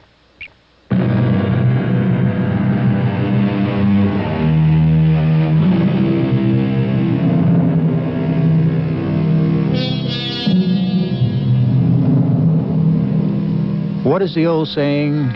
If you're fated to drown, you can drown in a cup full of water. If it's your destiny to be rich, fight against it as hard as you will. One day you'll be wealthy. These things have been decided long in advance, we are told, and only fools strike out against the inevitable. Papa, what are you talking about? The money. Where did you get the money? Sit down, my child, and I shall tell you something that has evidently escaped your attention. Please. You have been a good daughter in every respect, but one. Just tell me about the money. I know you love me, but you do not obey the commandment. You do not honor me. Oh, no, Father, not that. I say that because you did not believe in me. I told you about the legend that said that I would one day be rich, and you thought to yourself, I could see it in your eyes, poor old man. Now, Papa, I never You said... did, but it doesn't matter. I forgive you. Here, read. Read this letter. It came from me today. A letter? Why, we never received a letter in our life. Read it. Oh, such paper. It's parchment. Mm-hmm. It's what the Emperor would use to write a decree. We shall one day meet the Emperor, because now we are rich and important people. Father, what does it mean? Why don't you read the letter? Good heavens, I spent long, weary hours teaching you to read. Have you forgotten everything so soon? To Herr Mendel, Esquire? Yeah, you see how it begins. As attorneys at law for the late Morency Rothschild, we are pleased to inform you that you are the sole heir to his estate. Aha! What do you say now? All the necessary documents will be forwarded as soon as the required legal procedures have been performed. Congratulations. Signed, Baumweiler and Schottenfass. Attorneys, Vienna. Oh, Father! Oh. Now, what do you say? What do I say? Oh, now I can marry Avram. You don't want to marry Avram, do you? Well, I'm not so sure. You're an heiress, my dear. Oh, yes. You are going to be richer than he is. Oh, I never thought of that. Ah, well, think about it. Answer it, my daughter. Oh, yes, Father. Soon we shall have servants to attend to little details like this. But meanwhile... Oh, I understand. Why, it's Sholem. yes, it's Sholem. Oh, how dare you. Please, sit down, Sholem. Have a glass of wine. Wine? Wine? Well, that's my wine. Give me everything that's left here. Everything you stole from my shop. Father, you didn't... How dare you, Mendel? How dare? Father, what did you do? Well, I'll tell you what the scoundrel did. I was away. I left my assistant in the shop. I should have known better. He's a fool. Why did I hire him, huh? What did my father do? He convinced that idiot to sell him all that food and wine and fruit and preserves on credit.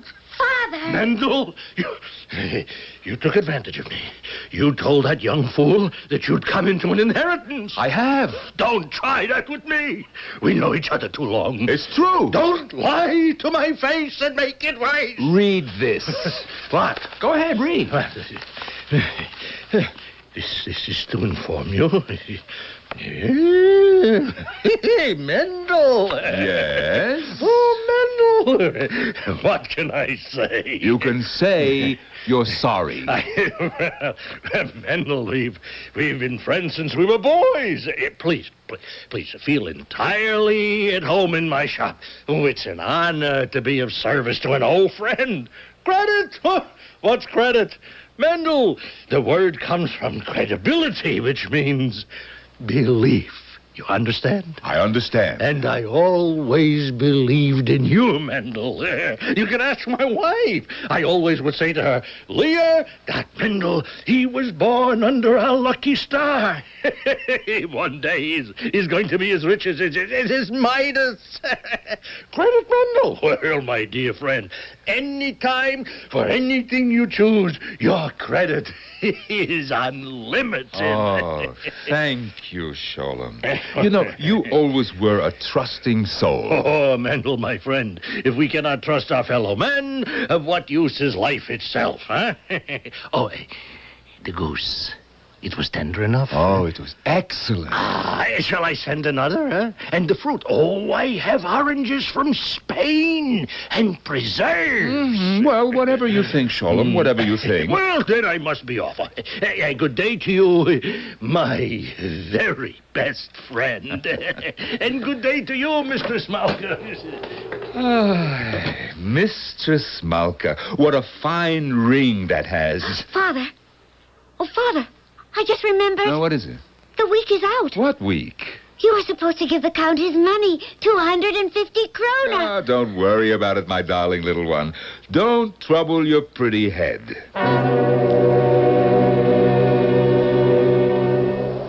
Mendel. Ah, Sura. May I come in? Of course. Please, have a seat.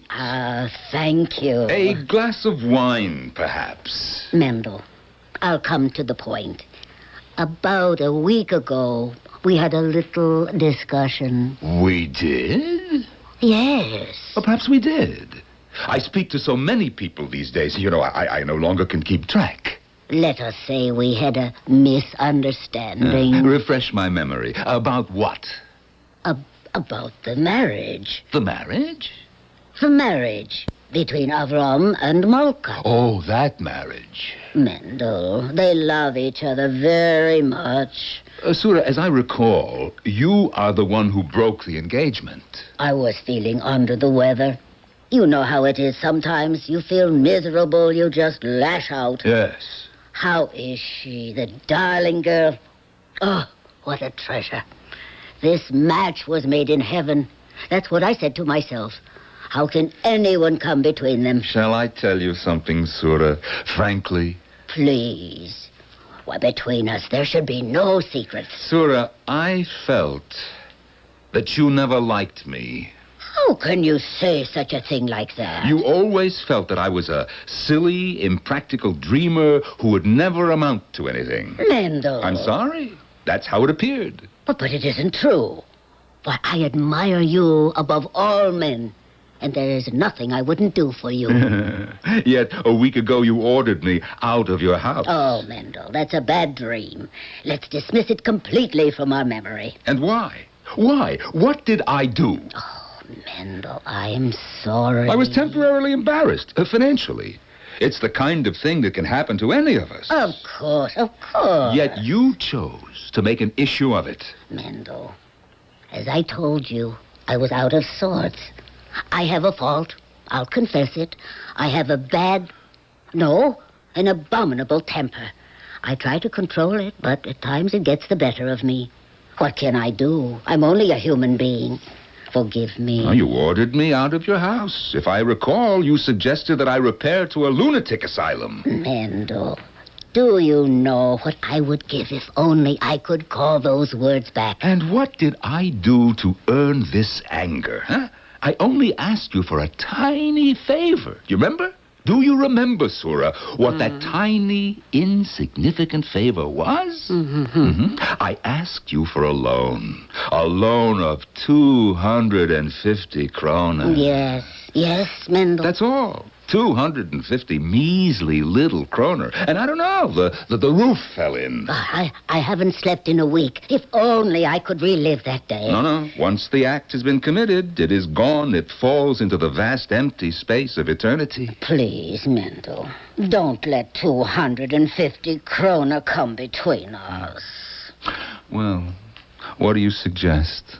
Here. I brought them with me in this envelope. Well, take it.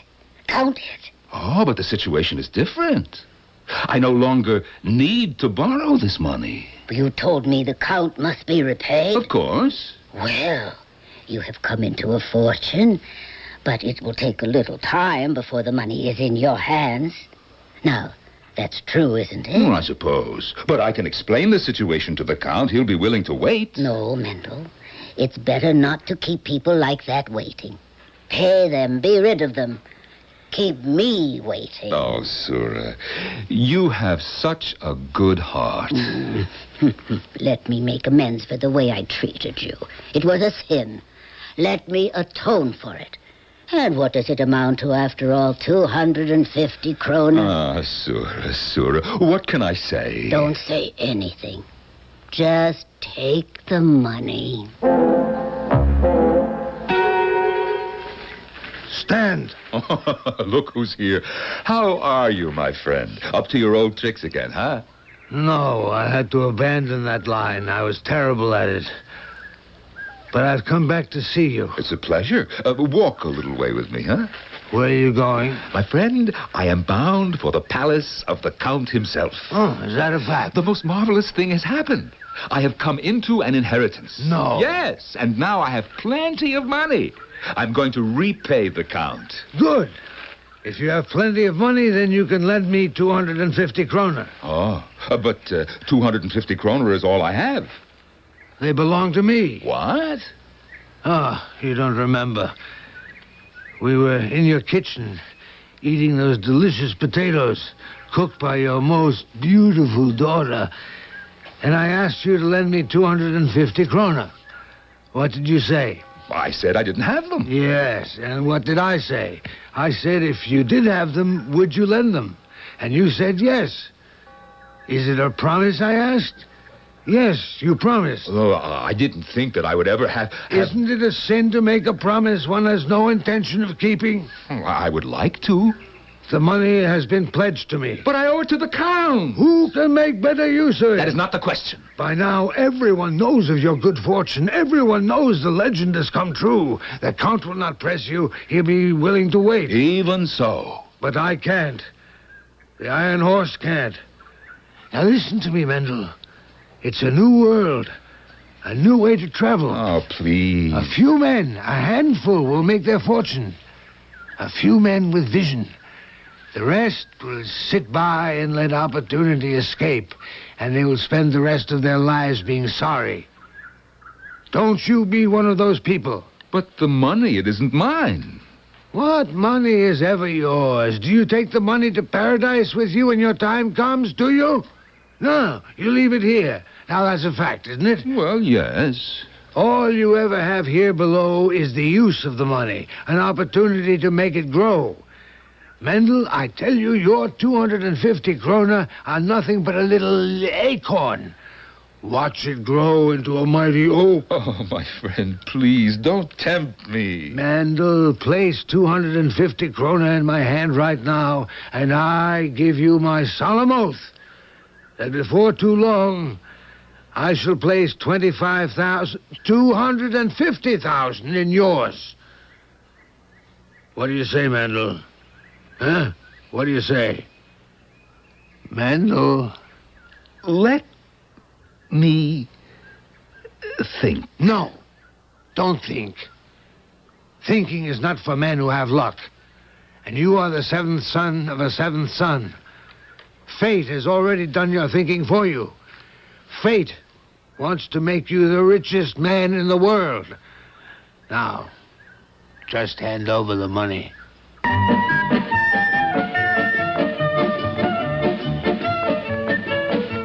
Fate, luck, destiny. When she is in control, shouldn't one ride? You might say, what's the point in being lucky if one doesn't know how to use one's luck? Poor Mendel. Things are happening a little too fast for him, aren't they? But if you think we're moving along now, wait till you see the pace in Act 3. Feeling fit feels so good, firming up the way you know you should.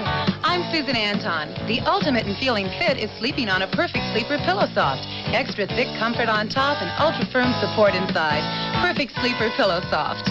Be a perfect sleeper. Buy a Perfect Sleeper. Perfect Sleeper. Buy Third Up. It's a healthy investment in yourself. Saturday, the first time on network television, the story of one of the longest, warmest, funniest love affairs ever. You know, there's nothing about you I don't know. You take 2 sugars, right? No, 1. A one-night stand relived at the same hotel 1 weekend a year for almost 30 years. You always could see through me, couldn't you? I've always loved what I've seen. The first time on network television, Alan Alda and Ellen Burstyn star in the box office hit Same Time Next Year. Due to mature theme, parental discretion is advised. Saturday at 8:30, 7:30 Central and Mountain on CBS television. What in the World Happened in November, brought to you by your local Navy recruiter. In November of 1775, the Continental Congress appointed Commodore Essex Hopkins the first commander-in-chief of the fleet, which consisted then of 8 vessels. The mission San Juan Capistrano in Southern California was founded in November 1776. It's the mission where the Swallows traditionally return in March on St. Joseph's Day. In November 1947, Howard Hughes piloted his 8-engine flying boat, the Spruce Goose, for 1 mile, 70 feet in the air, during a test run at Long Beach Harbor. The huge wooden craft was at that time the largest plane in the world. The Soviet Union launched Sputnik 2 in November of 1957, carrying the world's first space passenger, a dog named Laika. 2 years ago, in November 1978, the U.S. Navy assigned 8 women to Navy ships in Virginia and California. They were the first women in the Navy to report for sea duty. That's what happened in November. To find out what's happening in the Navy today, call toll-free 800-841-8000. In Georgia, 800-342-5855. Navy, it's not just a job, it's an adventure.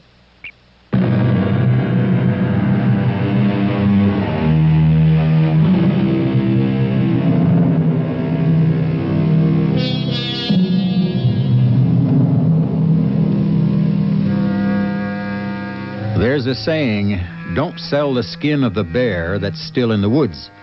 Makes a great deal of sense. But it's a maxim more honored in the breach. That's human nature, isn't it? And what a market there is in unskinned bears, unhatched chickens, and birds with salt on their tails. Tell me more about this iron horse. What's there to tell? It's a steam engine. It moves itself on wheels along an iron track. I never heard of such a thing. It pulls carriages, and they can be filled with people, with goods. What's going to happen to horses? There won't be a need for any. Then what's going to happen to horse dealers?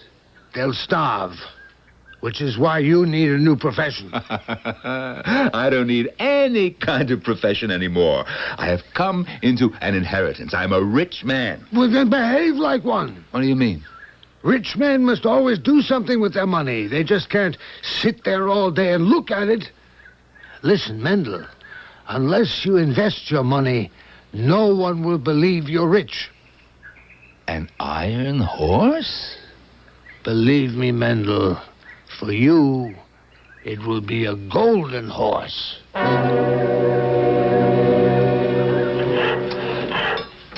So, my child, how do you like it? Why, I can't believe But it. Count himself will not live in a finer-looking house. Father, can we afford it? Of course we can afford it. Haven't I come into an inheritance? Yes, but But, we don't know how large that inheritance will be. my child, the man was a Rothschild. Doesn't that tell the story? Why, I suppose so. Now listen, wait here. I want to go inside and talk to the foreman. I want to make sure that he's using the right wood. Hello, Malka. Boy, I do believe it's... Oh, yes. You must be Avram. Oh, Malka. Well, Avram, what have you been doing with yourself these days? Listening to your mother, no doubt. Oh, Malka, I must talk to you. Well, isn't that what we're doing now? My mother says your father is, well, he's playing hard to get about the match. Well, that isn't true. He isn't. I am. You? Oh, yes, Avram. Me. Well, your mother officially broke off our engagement. My father has since been entertaining other offers. But, Malka, I love you. With your mother's permission, of course. I've been a fool. Well, I must be going. Goodbye, Avram. It was very pleasant talking to you. Yes, good day to you, Mendel. Shalom, my good friend. Yes, they told me I would find you here. Oh, yes? Yes. Now, isn't it going to be a magnificent house? Oh, I can see. Of course. Mendel. Yes, what is it, Shalom? Yes, I was wondering, could you... I hate to ask. Go ahead. Could you advance me some money on your bill? Oh, my bill? Yes, you see, I have some debts that are, well, they're due, you see, and Yes, I understand, my friend. Well, I certainly have no wish to press you, I just haven't heard from my attorneys yet, that's all. Yeah, but I have to order more goods, and the people who sell to me have to be paid. It's a mess. Oh, yes, I can imagine. I just can't extend you any more credit at this time. Please, don't be angry with me. Shalom. Haven't we always been the best of friends? Yes. And shall it not continue? Mendel, of course.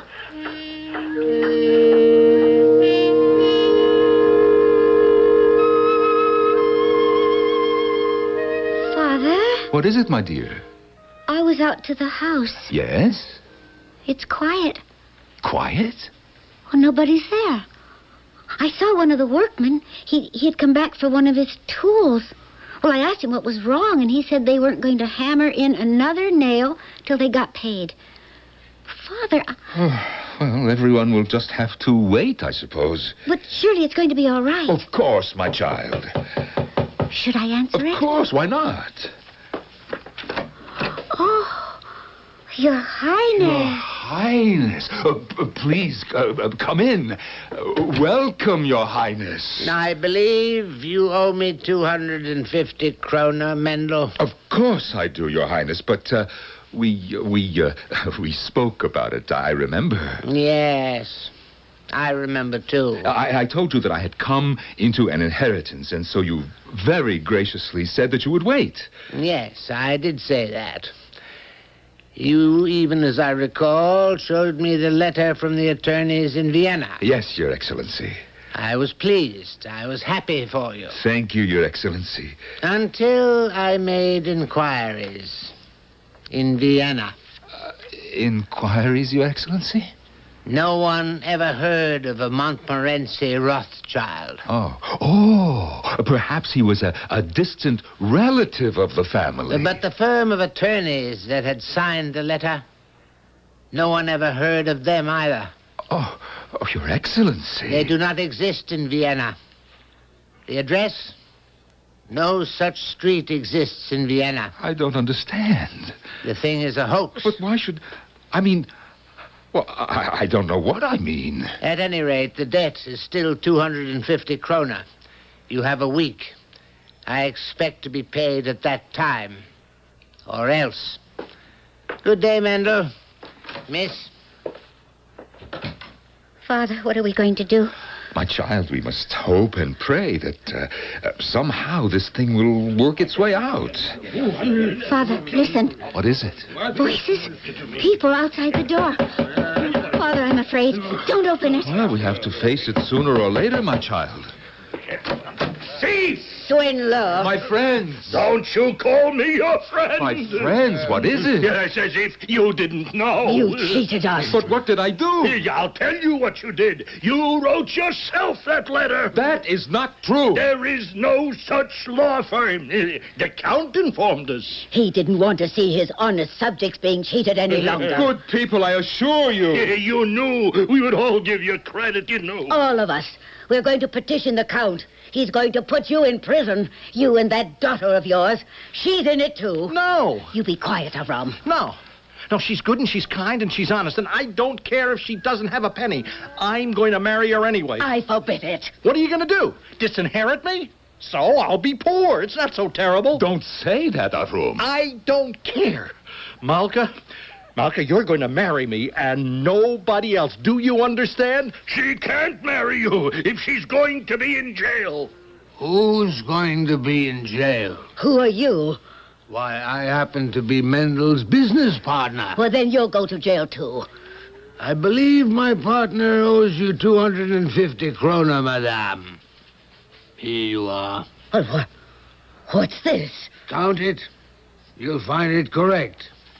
And you, with a large mouth. How much does Mendel owe you? 10 krona. Oh, such a fuss about 10 krona. Here you are. The rest of you line up by the door, and you will all be paid. Oh, by the way, I encountered the Count en route. I paid him off, too, Mendel. But... Avram, did you mean what you said? Yes. Oh, Avram. Why don't you two young people go off somewhere in private and discuss it among yourselves, huh? And now for the debts. Mendel, I must insist that you hear me out. Well, this is just another one of my bad days, on which I say all sorts of ridiculous things. I understand. Mendel, we're friends. But friends must always have these little misunderstandings. You know why? Because they test the bonds of friendship and make sure that they're strong. Of course. Please, Mendel, take back the 250 krona. I don't want them. I'll throw them away. I won't take a penny of your money in my shop. Not now, not ever. Please, Mendel. Thank you, good friends. If you'll excuse me, I must talk with my business partner. Oh, certainly, Mendel. We understand. What happened? I told you what would happen. If you put 250 krona in my hand, I would put 250,000 krona in yours. Well, my friend, this is just the beginning. The beginning? The very day after I bought that stock, The prices shot up into the sky. I don't understand. Suddenly, they all started talking about the Iron Horse. It was unbelievable. Oh, then there is such a thing. And soon you shall ride it between Vienna and Graz as a major stockholder of the company. No. And one of the carriages shall have the following name painted on it: the Seventh Son, in your honor. The legend! It came true! Well... Oh, no. Tell me, was it you who wrote that letter? Yes. Oh, no. No. I cannot accept any of this money. Why not? Because it is dishonest. How can you say that? Who's been swindled? The Count? Sora? Sholem? Everybody's been paid, haven't they? Well, yes. And the legend of the seventh son of the seventh son, that has come true, hasn't it? Yes. But you wrote that letter. Of course. It was the only way. The only way? My friend, if you want a legend to come true, you have to help it along. Just a little tiny bit.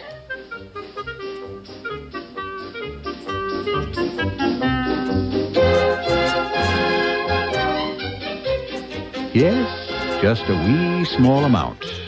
Everything needs a good start in life, even a legend. And so our friend Mendel became a rich and powerful man in the world. His daughter was happy.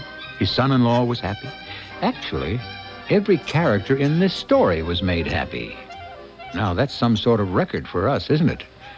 I'll be back shortly. When even I stopped going to my own coffee club, I knew something was wrong. It had to be my coffee. Then I switched to new improved Kava Instant. Now no one leaves my house with a bitter feeling. Kava's the only 90% acid neutralized coffee. That means it tastes less bitter when you drink it, so it feels better after. And with its improved blend of coffee beans, Kava tastes better than ever. Now my coffee club is so popular, I even turned down my own mother. New improved Kava Instant. Tastes better when you drink it, so it feels better after. If you're in business, you have to reach households with more than one wage earner. They have 70% of the buying power, and radio is the best way to reach adults in multi-paycheck households. They spend more time daily with radio than TV, and more listen to radio in a day by far than read a newspaper. Radio goes where the money is today, to adults in multi-paycheck households. Radio. It's red hot. Get more facts. Call this station or the Radio Advertising Bureau. They brought you this message.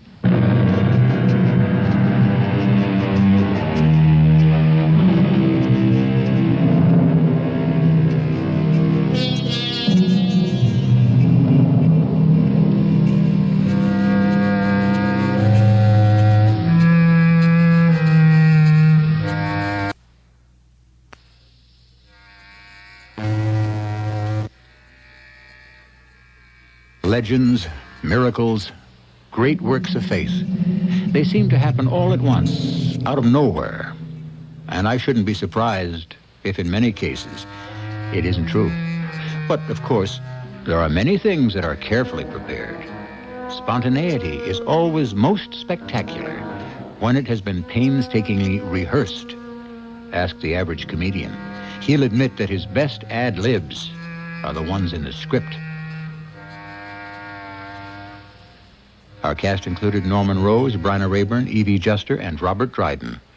The entire production was under the direction of Hyman Brown. And now, a preview of our next tale. Whoa, Bucephalus, whoa! Hey, say, young fella, you come in out of the woods like that, not looking where you're going. I might have run over you.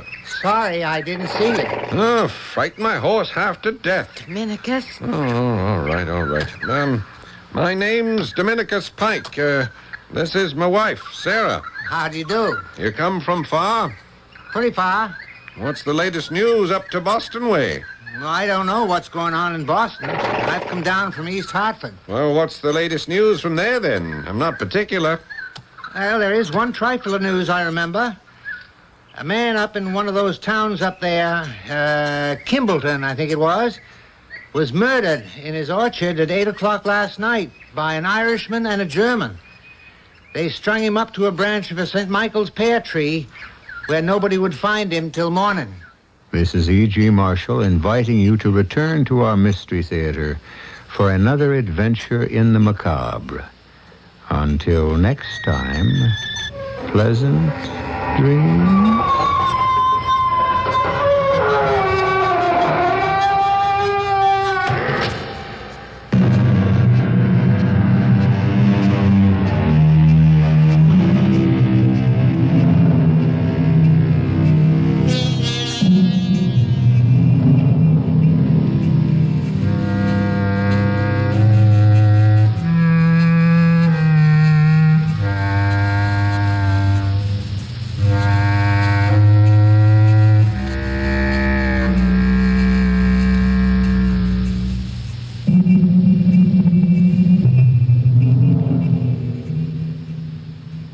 You're tuned to WHCU FM 97 in Ithaca, New York.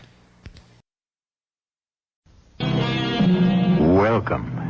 I'm E.G. Marshall. There are 2 days in the week, said the philosopher, about which and upon which I never worry. One of these is yesterday, and the other, of course, is tomorrow. Yes, what a simple, straightforward life we could lead if all that mattered were today. And if today could stand alone, unfettered by yesterday, and unconscious of tomorrow. I want you to confess. To what, Lieutenant? Murder. I never killed anyone. You have already killed twice. Confess before you kill again. If you think I killed 2 people, then arrest me. I can't. I have no evidence. You have no right to subject me to this harassment. I am not harassing you. I'm trying to save you. I want to stop you from killing again.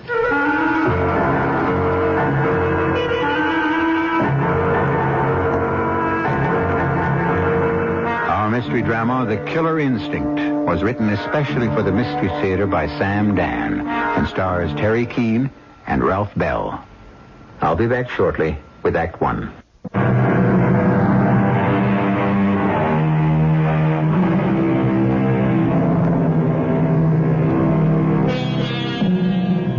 To take what there is and use it without waiting forever in vain. To dig deep into the actual and get something out of that. This, without doubt, is the right way to live. This is a thought expressed by Mr. Henry James. A little bit later on in our story, our central character, Harrison Craig, is going to come across it, and he's going to be so impressed by it that, well, it's going to be the reason why we have a story. However, right now we are sitting at the pool in one of those luxurious resorts in the Bahamas. Isn't this perfect? Lovely. Later this morning, I would like to... Harrison. Darling. It's another of those troublesome... my pills are in the pocket of my robe. Yes, of course. Don't look so alarmed. It happens regularly enough. Yeah. Thank you. Something to drink? That's fine. Oh, fine. Are you all right? Is it better? Oh, yes. Yes. Now I'm better. Are you sure? See, I'm good as new. Should I call a doctor? What for? I'll tell him what happened, and he'll say you had another seizure. But we know that already, don't we? But you're all right. Of course, I'm all right. It sure looks scary. It feels scary. But the pill takes control right away, and I'm as good as new. The heart goes back to pumping away as if nothing happened. The pills, do you have enough of them? Yes, you can see the vial is full. Well, that's a relief. I don't remember renewing the prescription before we left. Lou checked me out at his office, and he gave me this vial, just to make sure. The pill... No. Better not say it. I know. It's possible that one day it just won't take effect. But why worry about it? You're wonderful, Marlena. Uh-oh. No, I mean that, darling. You're terrific. You must want something. Now, why do you say that? You misjudge me all the time. Do I? Really? Oh, why talk about it? It's such a beautiful day. Yes. Isn't it fantastic? Just lying around in the sun, doing nothing? It certainly is. But tell me something. How do you stand it? What do you mean? You're bored stiff. How can you say that? I know you so well. Darling, that's not fair. But it's true. How can you be satisfied to be alone all the way down here with no one else but me? I love to be alone with you. But a little bit of me goes a long way. I know I'm not enough for you. You know perfectly well you're the only woman in the world for me. You've been unfaithful to me in so many other ways. How many times have you abandoned me for meetings, for golf dates? Well, that was all in the way of business. Business. You know what the problem is? You read too many books. The other side to that coin. It could be that you don't read enough. Well, you get these ideas, these flowery notions. Why did we come down here? To enjoy a vacation. But you're not enjoying it. You're worrying about your customers, your competitors. Shall I tell you why we're here? Please, Marlena. So you can do a selling job on me. Have I said a single word about... You're just waiting for the strategic moment. Darling, the answer is no. You'll only lose every last nickel. Now, Marlena... You're not cut out for business. You're a salesman. And that's where you belong. But, Marlena, the big money is when you... The big money only comes when you have the killer instinct. What killer instinct? It means you'll stop at nothing. You're too nice a guy. I used to be a nice guy. You can't change your essential nature. You're a great salesman, but that's it. You're just not a killer. That's why you should never go into business. Wilfred Sloan is willing to sell me an interest for $50,000. You have a great job with Carruthers. Harrison, there is no way in the world you could ever convince me to let you have that money. Mr. Harrison Craig, there's a telephone call from Mr. Harrison Craig. Oh, they can never let me alone, even when I'm on vacation. Come, darling, you know you love it.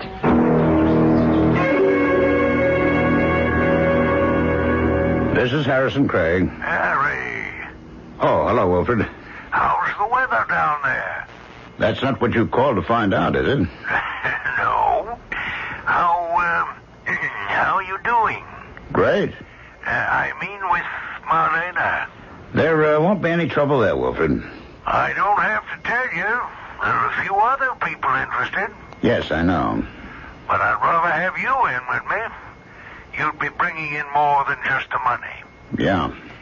And I'm glad you're going to see the daylight on this thing. Now get back to the pool. Bye-bye, partner.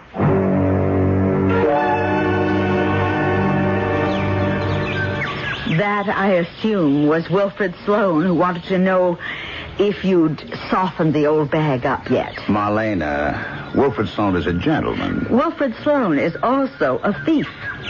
Sloan Enterprises happens to be one of the top computer service companies in the East. Then why does he want money from you? He's selling me an interest in the firm. Your sales ability should entitle you to that. Oh, you'll never understand. I think I'll take a little nap. Look, Marlena, this is a chance in a million. The $50,000 you inherited from your mother. Now you can really do something with... Oh, forget it. Why don't you do a little reading, Harrison? Here, this book. It's called The Notebook of Henry James. I don't think that's my cup of tea. It happens to be the only cup of tea around.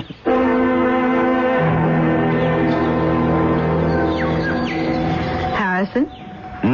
I see you're still reading Mr. James. Yeah, I was glancing through it. Why did you underline this? To take what there is and use it without waiting forever in vain? To dig deep into the actual and get something out of that? This, without doubt, is the right way to live. Well, I must have underlined it without thinking. It must have made quite an impression on you. Well, I guess it did. It's a good philosophy. It means act. Yeah, I would agree. It makes a lot of sense. Do the best with what you have. Use it. Don't wait. Dig deep. That's the right way to live. Harrison, everything all right with Marlena? Yes, of course, Doctor. It's just fine. I was in the neighborhood. I thought I'd drop in to say hello. Oh. Well, how was the vacation? Oh, just great. Is there anything new with Marlena? I should be asking you that question. I haven't seen her in over a month. How is she? Oh, okay. Until she gets those attacks, you know. Well, the pills should control the problem. Well, they do, but she gets one of those things on an average of every 2 weeks. Well, just make sure the pills are handy. Well, suppose she gets hit and the pills don't work. Oh, that isn't likely. But is it possible? Well, anything is possible. Harrison, do you actually mean you're going to have the money for me in 11 days? Harry? Oh, I was thinking of something else. Well, as long as we can be reasonably sure of going through with the deal, along about the end of the month... There's no problem, Wilfred. I've already given old Carruthers notice. I'll be all through there. You are serious. You know, I can see a whole new sales expansion program. That's why I want you. It'll take money. And you have to spend it to make it. Take what there is and use it. What's that, Harry? Oh, it's just a little bit of philosophy. Sounds great. To dig deep into the actual. That's the way to live.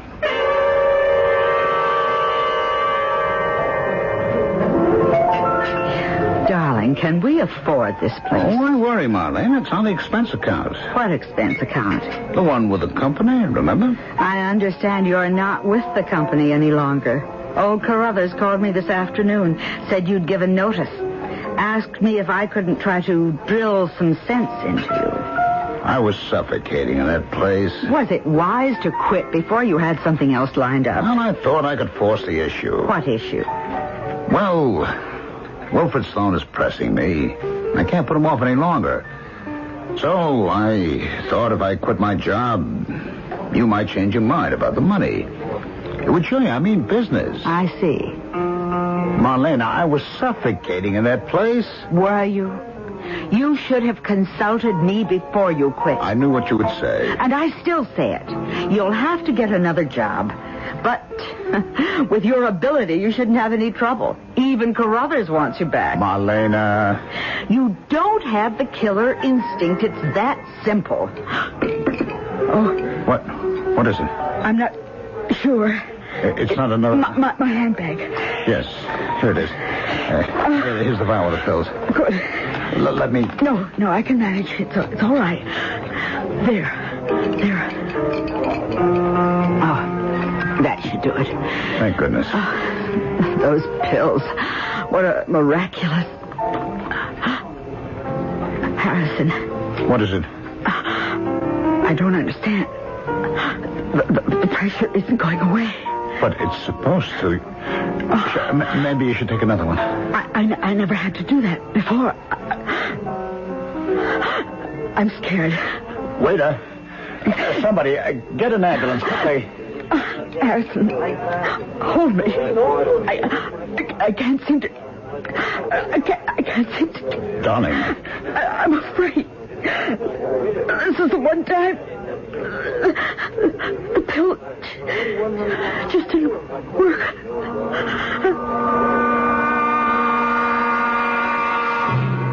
The one time. It was bound to happen one time, as we all know. But as we all know, there may be a certain area of mystery about this one particular time. Harrison Craig had hinted that the pill would not work one time. Was he perhaps giving way to a wishful thought? Or could there have been something more tangible? That could very well be the concern of Act Two.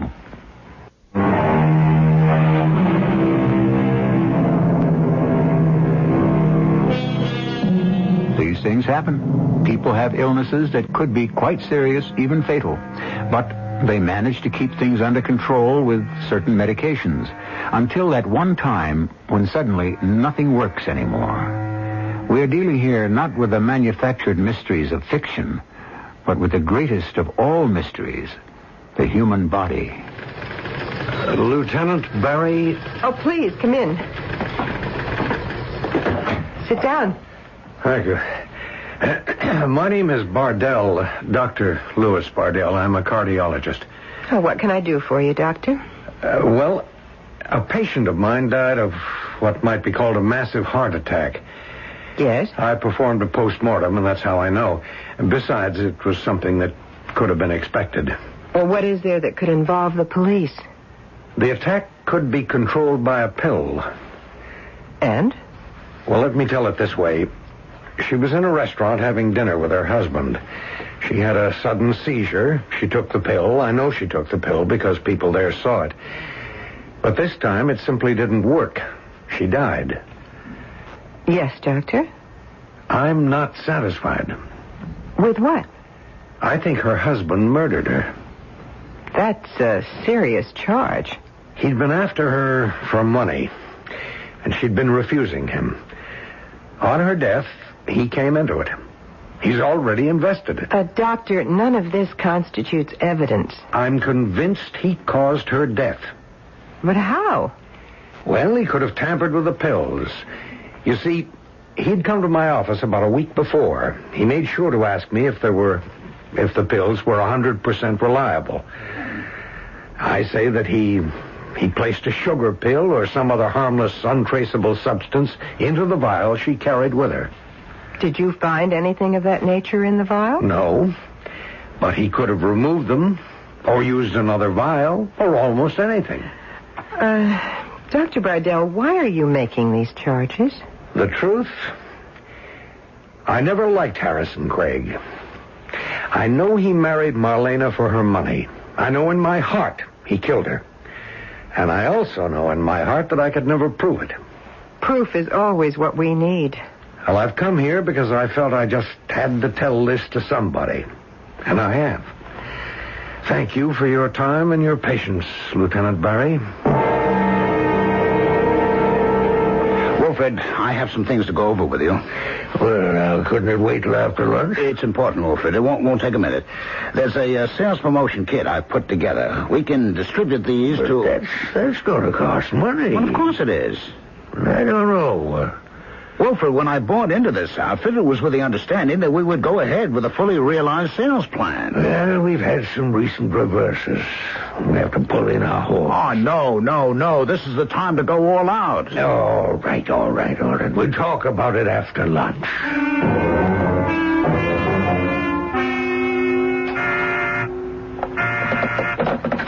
Yes. Oh. Well, all right. Send him in. This is all I need. I'm Lieutenant Barry. You... Oh. When my girl said a police lieutenant... Yes, I understand. Well, what can I do for you, Lieutenant? In the matter of your late wife's death... Yes? What's in it to involve the police? Your wife took pills that were supposed to get her over her attacks. Yes? That night, are you sure she had the right pills? Positive. She only took one kind. She only had one vial. That's where she kept them. And who had access to the pills? Well, she did, naturally. I did, of course. Who else? The, cleaning lady who comes in 3 or 4 times a week. The pharmacist who fills the prescription. Is there some sort of, suspicion of criminal activity? Just routine, Mr. Craig. Well, I can't imagine what that means. I have the right to know why I'm being interviewed. When someone dies under mysterious circumstances, it's routine to question anyone who might benefit by that person's death. Your wife left you a sum of money. That's a matter of record. Is it true that you wanted her to lend you that money while she was still alive, and she refused? Who told you that? Oh, wait. There's only one person who would know that. Dr. Bardell. All right, let me tell you something about Lou Bardell. He doesn't like me. He doesn't? He hates me. Why? Because he thought he was going to marry Marlena before I came along and cut him out. I bet he didn't tell you that, did he? So he's trying to build a case against me, is he? Well, he doesn't have any proof, because there isn't any proof. I'm innocent. And good day to you, Detective Lieutenant Barry. Hello? Hey, you can't just barge in here. Suppose I had a patient. What right did you have to go to the cops? Because I know you killed her. That's crazy. Of course it's crazy. You were crazy to do it. You can't prove it. I know, but that's not the same as saying you're innocent. Lou, you never forgave me for taking Marlene away from you. Yes, I did.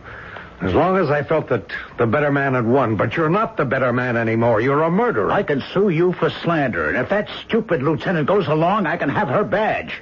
You know the tragedy of all this? You killed Marlena for nothing. I've heard enough of this, and I've warned you. You might as well listen to a little more.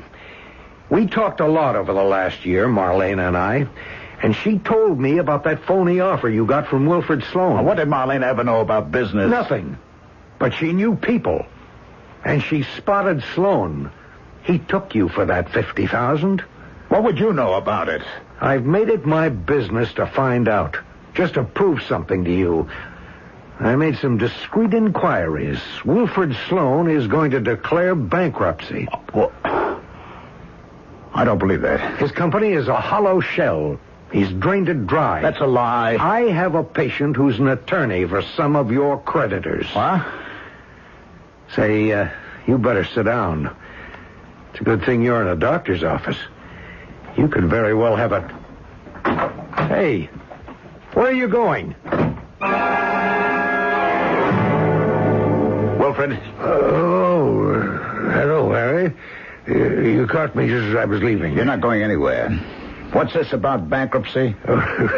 Whatever gave you that? What happens to me? I'm out in the cold, broke. You looted the assets, even my $50,000. Oh, now I'll see that everybody gets paid, every penny. When? How? You're not going bankrupt. You can't stop me. We're going to stay in business. We can't. We can. I figured it out.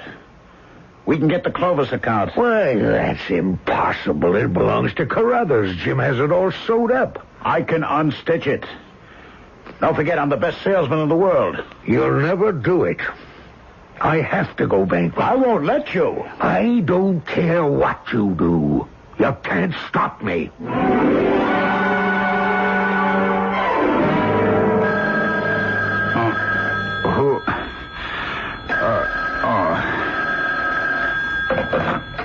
Hello. Mr. Harrison Craig? Yes, this is Mr. Harrison Craig.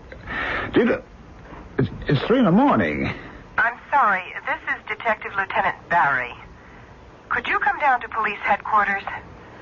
Your partner, Mr. Wilfred Sloan, has been found dead.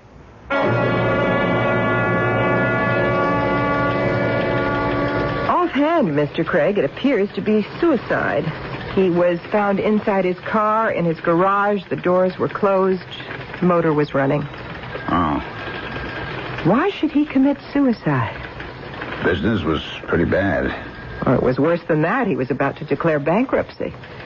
Yes, that's right. And you didn't want him to do that, did you? You had just invested rather heavily in the business. What are you implying, Lieutenant? You had a fight with him earlier in the day. People in the office overheard you. You said you wouldn't let him go bankrupt. That was an empty threat. How could I stop him? By doing just what you did. You waited for him to come home. As soon as he parked his car in the garage, you slugged him. There's a bruise on his jaw. You put him back in the car, turned on the engine, and closed the garage doors. That's a lie. Is it, Mr. Craig? You have no proof. You killed your wife to get the money. You killed Wilfred Sloan because he was going to steal it. Where do you go from here? You have no right to make that accusation. I only want to help you. Help? I'm the victim of a plot cooked up by my late wife's unsuccessful lover. My wife died of a heart attack. The pill that had been prescribed by that same lover failed to work. I'm accused of tampering with it. Mr. Harrison. And now the managing partner of my firm is found dead of monoxide poisoning in his garage. I am accused of having staged his murder. It doesn't occur to you, does it, Lieutenant, that the man committed suicide because his reputation could have been destroyed forever? What's in all this for you, Lieutenant? I'm doing my job. I only want to help. The person you really want to help is yourself. A woman dies of a heart attack, but our crackerjack lady sleuth proves that her husband is guilty of murder. A man dies of carbon monoxide poisoning, but this same fantastic girl detective proves his partner murdered him. Mr. Craig, perhaps you couldn't help yourself. A man's frustrations can drive him to the limit and beyond. That's an interesting angle. You know something? You're going to kill again. If you have evidence, arrest me. You are 40 years old. You never did anything criminal in your life, and then suddenly, something went wrong. And you killed. Then you committed another murder. It was easy. They were practically perfect crimes. You're right. I can't prove it. Then let that be the end of it. I said, you're going to kill again. Again? Well, you've seen how easy it is, and how it seems to solve the problem. Mr. Craig, murder is going to become a way of life with you. Am I required to listen to this? Just remember, you won't get away with the next one. What next one? That's quite an interesting question.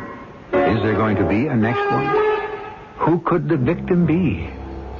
Dr. Lou Bardell, who certainly has been most troublesome? How about the Detective Lieutenant Ruth Brady? A dark horse. Someone is sure to be elected in Act 3. We do seem to have an interesting situation going. Has Harrison Craig been responsible for the deaths of his wife and his business partner? Or is he the victim of coincidence? Or can we say, of highly circumstantial evidence? Sometimes the appearance of guilt can be so overwhelming that no one notices that the facts, if any, are extremely flimsy. It's true that a man is supposed to be innocent until he's proved guilty. But how many times have we convicted people in our minds because our intuition tells us they must be guilty? Miss Stone, I'm dictating a letter, and I want you to take it off the machine immediately. All right. Where was I? And so, to all the creditors... Okay. And so, to all the creditors of Sloan Enterprises, let me assure you that our prospects have never been better. Within a week or two, I expect to announce that we have landed a major account. And once again, we shall begin to show a profit.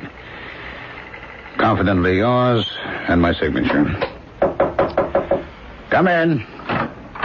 Good morning, Mr. Craig. Oh, it's you. Well, Lieutenant? I just dropped in to see if we could have a sensible talk. Lieutenant, this can be considered harassment. Well, then report it. I will. I don't think so. Not if you think it over. You are obviously harassing me. My superior is Captain Daly. The complaint would come to his desk, and he'd call me in and say, what's this all about? And I would tell him absolutely everything I know. All of which is pure supposition. Of course. But Captain Daly just might think there's something in it. And then where would you be? Because Daly would put heavy manpower out on it. You can never predict what an all-court press might come up with. But why don't you tell Daly yourself, I'll make a confession. I'm not obligated at this point to tell Daly anything about this case because I'm not working on a case. Actually, there isn't any case. Do you see? I'm not sure. I'm just doing a little quiet running around on my time off. I have had about enough of You this. haven't had anything yet. You killed your wife. She was a very sick woman. A jury might feel she could have gone out at any time. Next, you killed your partner. A scoundrel. He actually swindled you. Nobody's going to have much sympathy for him. A good lawyer could work the temporary insanity angle. What with one thing and another, you could come out clean in 5 years, maybe less. You want to hear more? No. I'll tell you anyhow. But this is where it must end. This is as far as you can go. The next killing puts you in an entirely different class. Why do you keep saying the next killing? Take my word for it. You're hooked. Lieutenant, I'm very busy, and since you're here in an unofficial capacity... The next one will brand you as a mass murderer. And if you don't get life, you'll do a minimum of 15 to 20 years in jail. You'll come out, you'll be 55, 60. What'll be left for you? I am trying to stop you from committing the third one. How can I commit the third one when I didn't commit the first and the second? Mrs. Clovis, why do you need a computer service company to begin with? Efficiency, right? If you reconsider every point I have listed in this presentation, you can see that we offer more efficiency, economically and effectively than any one of our competitors. You've made a very compelling presentation, Harrison. Well, it states the facts, Sarah. It seems a little odd, somehow, to have you selling against Jim Carruthers after all these years. A man must move on, you know. He gave you your very first break in this business. Sentiment, I'm afraid, pays very few bills. That's true. Mr. Carruthers helped me with... It wasn't a break exactly, but it was valuable counsel. And more than that, comfort. I didn't have an easy time of it, Harrison. Sarah, you are one of the most inspiring success stories in our country. There were very few women engineers when I was young. I was the only girl in my class. I was considered something of a freak.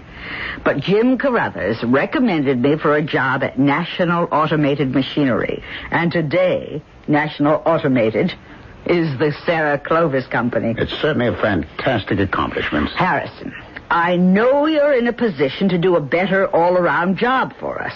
But as long as Jim Carruthers is alive, he has the account.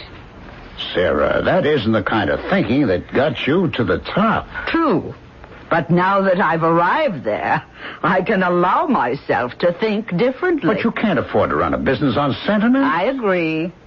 But if you don't do something you can't afford every once in a while, you really can't consider yourself a human being.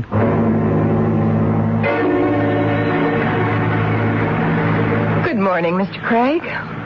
Lieutenant Barry, have you been following me? How can you say that? I just happened to be walking down the street. You're wasting your time. How's business? I'm not sure that it's your business. People can get away with murder. Many of them do. I suppose you can get away with it, too. This time. There's no way we can tie you to the deaths of your wife and your partner. Then why do you keep hounding me? You are going to kill again. I know that. And that's what's so frustrating. There's nothing I can do about it. Lieutenant, if you'll excuse me. For a man who's been an upright citizen all his life, it's difficult to develop a taste for murder, but once he's got it, he has to indulge it. Lieutenant, arrest me or don't arrest me. You know I can't arrest you. In that case, just let me alone.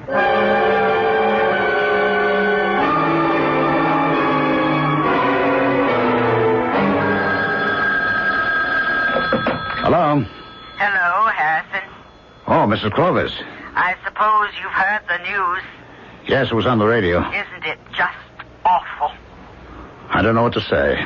We have a friend at police headquarters, and they say they have no leads at all. He was just shot down by some thug who took his wallet. Oh, poor Jim. Poor Jim. Our streets have become a jungle. Well, what's the use? And yet, life must go on. Now, we're having some very serious software problems. I know you can help us. I can only say, what a way to get an account. Yes. I recall I did say, as long as Jim Carruthers is alive. I'll drop by this morning.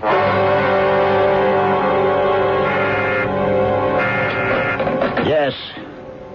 Oh, no. Well, tell him I'm busy. I'm in a meeting. I went to China. I don't want to see him. Harrison. Look, you can't barge into my office, Why Lou. not? You barged into mine. You may have gone too far. What are you talking about? You killed Jim Carruthers. Get out of here. You killed Jim Carruthers. Get out before I throw you out. You'll hear me out. I happen to know you were working for Jim before you killed Marlena.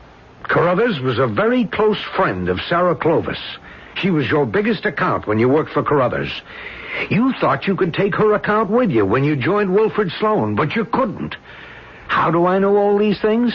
Marlena told me. And so I killed Jim to get the account, eh? That was the only way. You needed the account in order to survive. And where's the proof? Proof?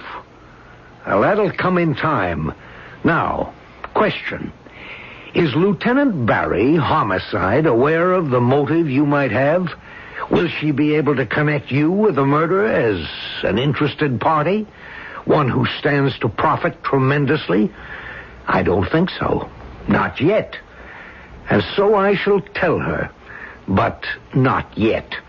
Because once she knows this, she'll be bound to inform her superiors. And you're out of your mind, you know that? I shall present a chain of events that's too strong to dismiss as mere coincidence. The police will break you down. Will you get out of here? But first, I'll break you down myself. You can wonder how long I'll wait before I go to Lieutenant Barry. Wait a minute.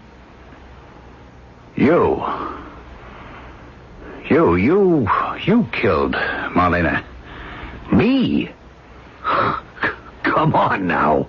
Lieutenant Barry asked me who had access to those pills. I told her. But I left out one name. Yours.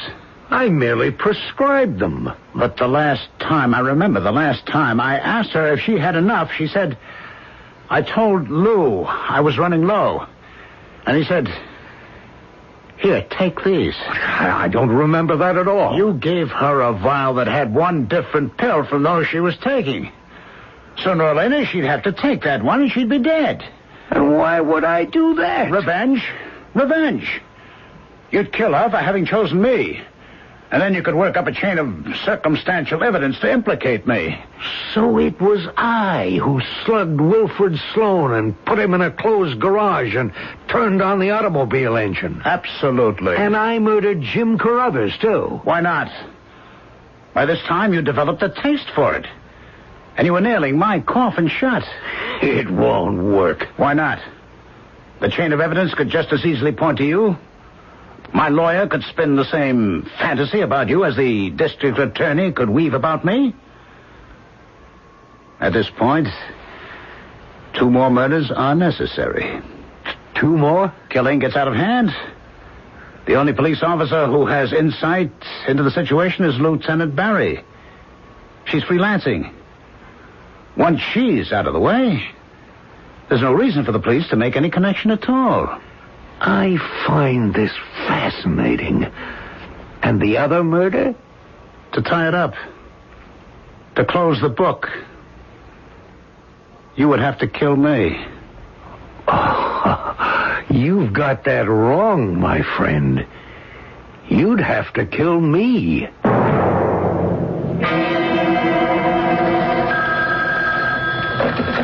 Lieutenant Barry? Do you want information on the Carruthers murder? Who's calling, please? That doesn't matter. Russ, see if you can trace this. What can you tell me? You know where the observation point is? Near exit 18 on the freeway? Yes. I'll meet you there. Well, why there? I don't want to be seen. I don't want to be known.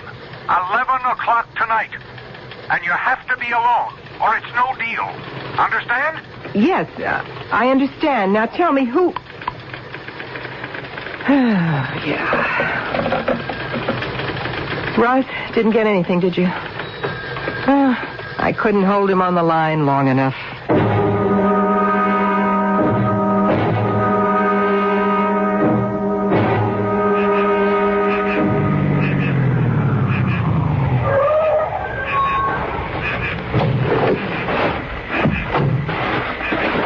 Don't move.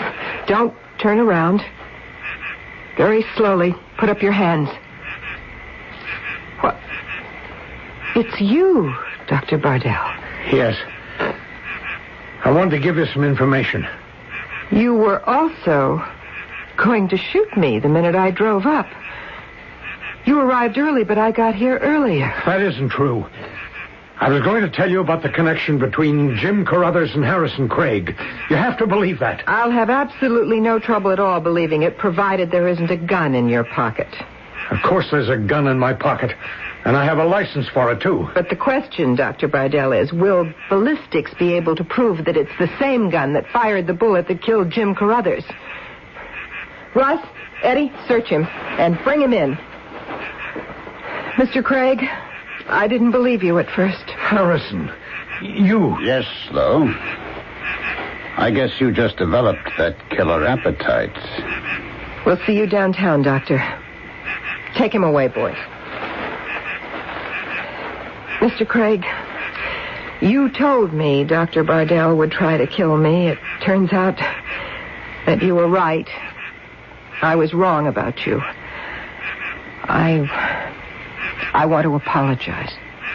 You know, Lieutenant, I read something somebody wrote. Take what there is and use it without waiting forever. I tried to do it, but I couldn't. And that's the reason my wife wouldn't give me the money to go into business.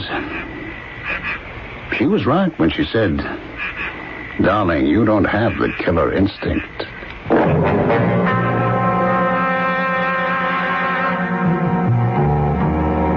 About which so much has been written. And what is it exactly, this killer instinct? Does one have to be born with it? Is there a way to acquire it? Or do you have to be a killer to succeed in this life? I suppose that would all depend on how you define success. Once the discussion gets on such a philosophical track, the journey can go on endlessly. But you'll only have to wait a few minutes till I return.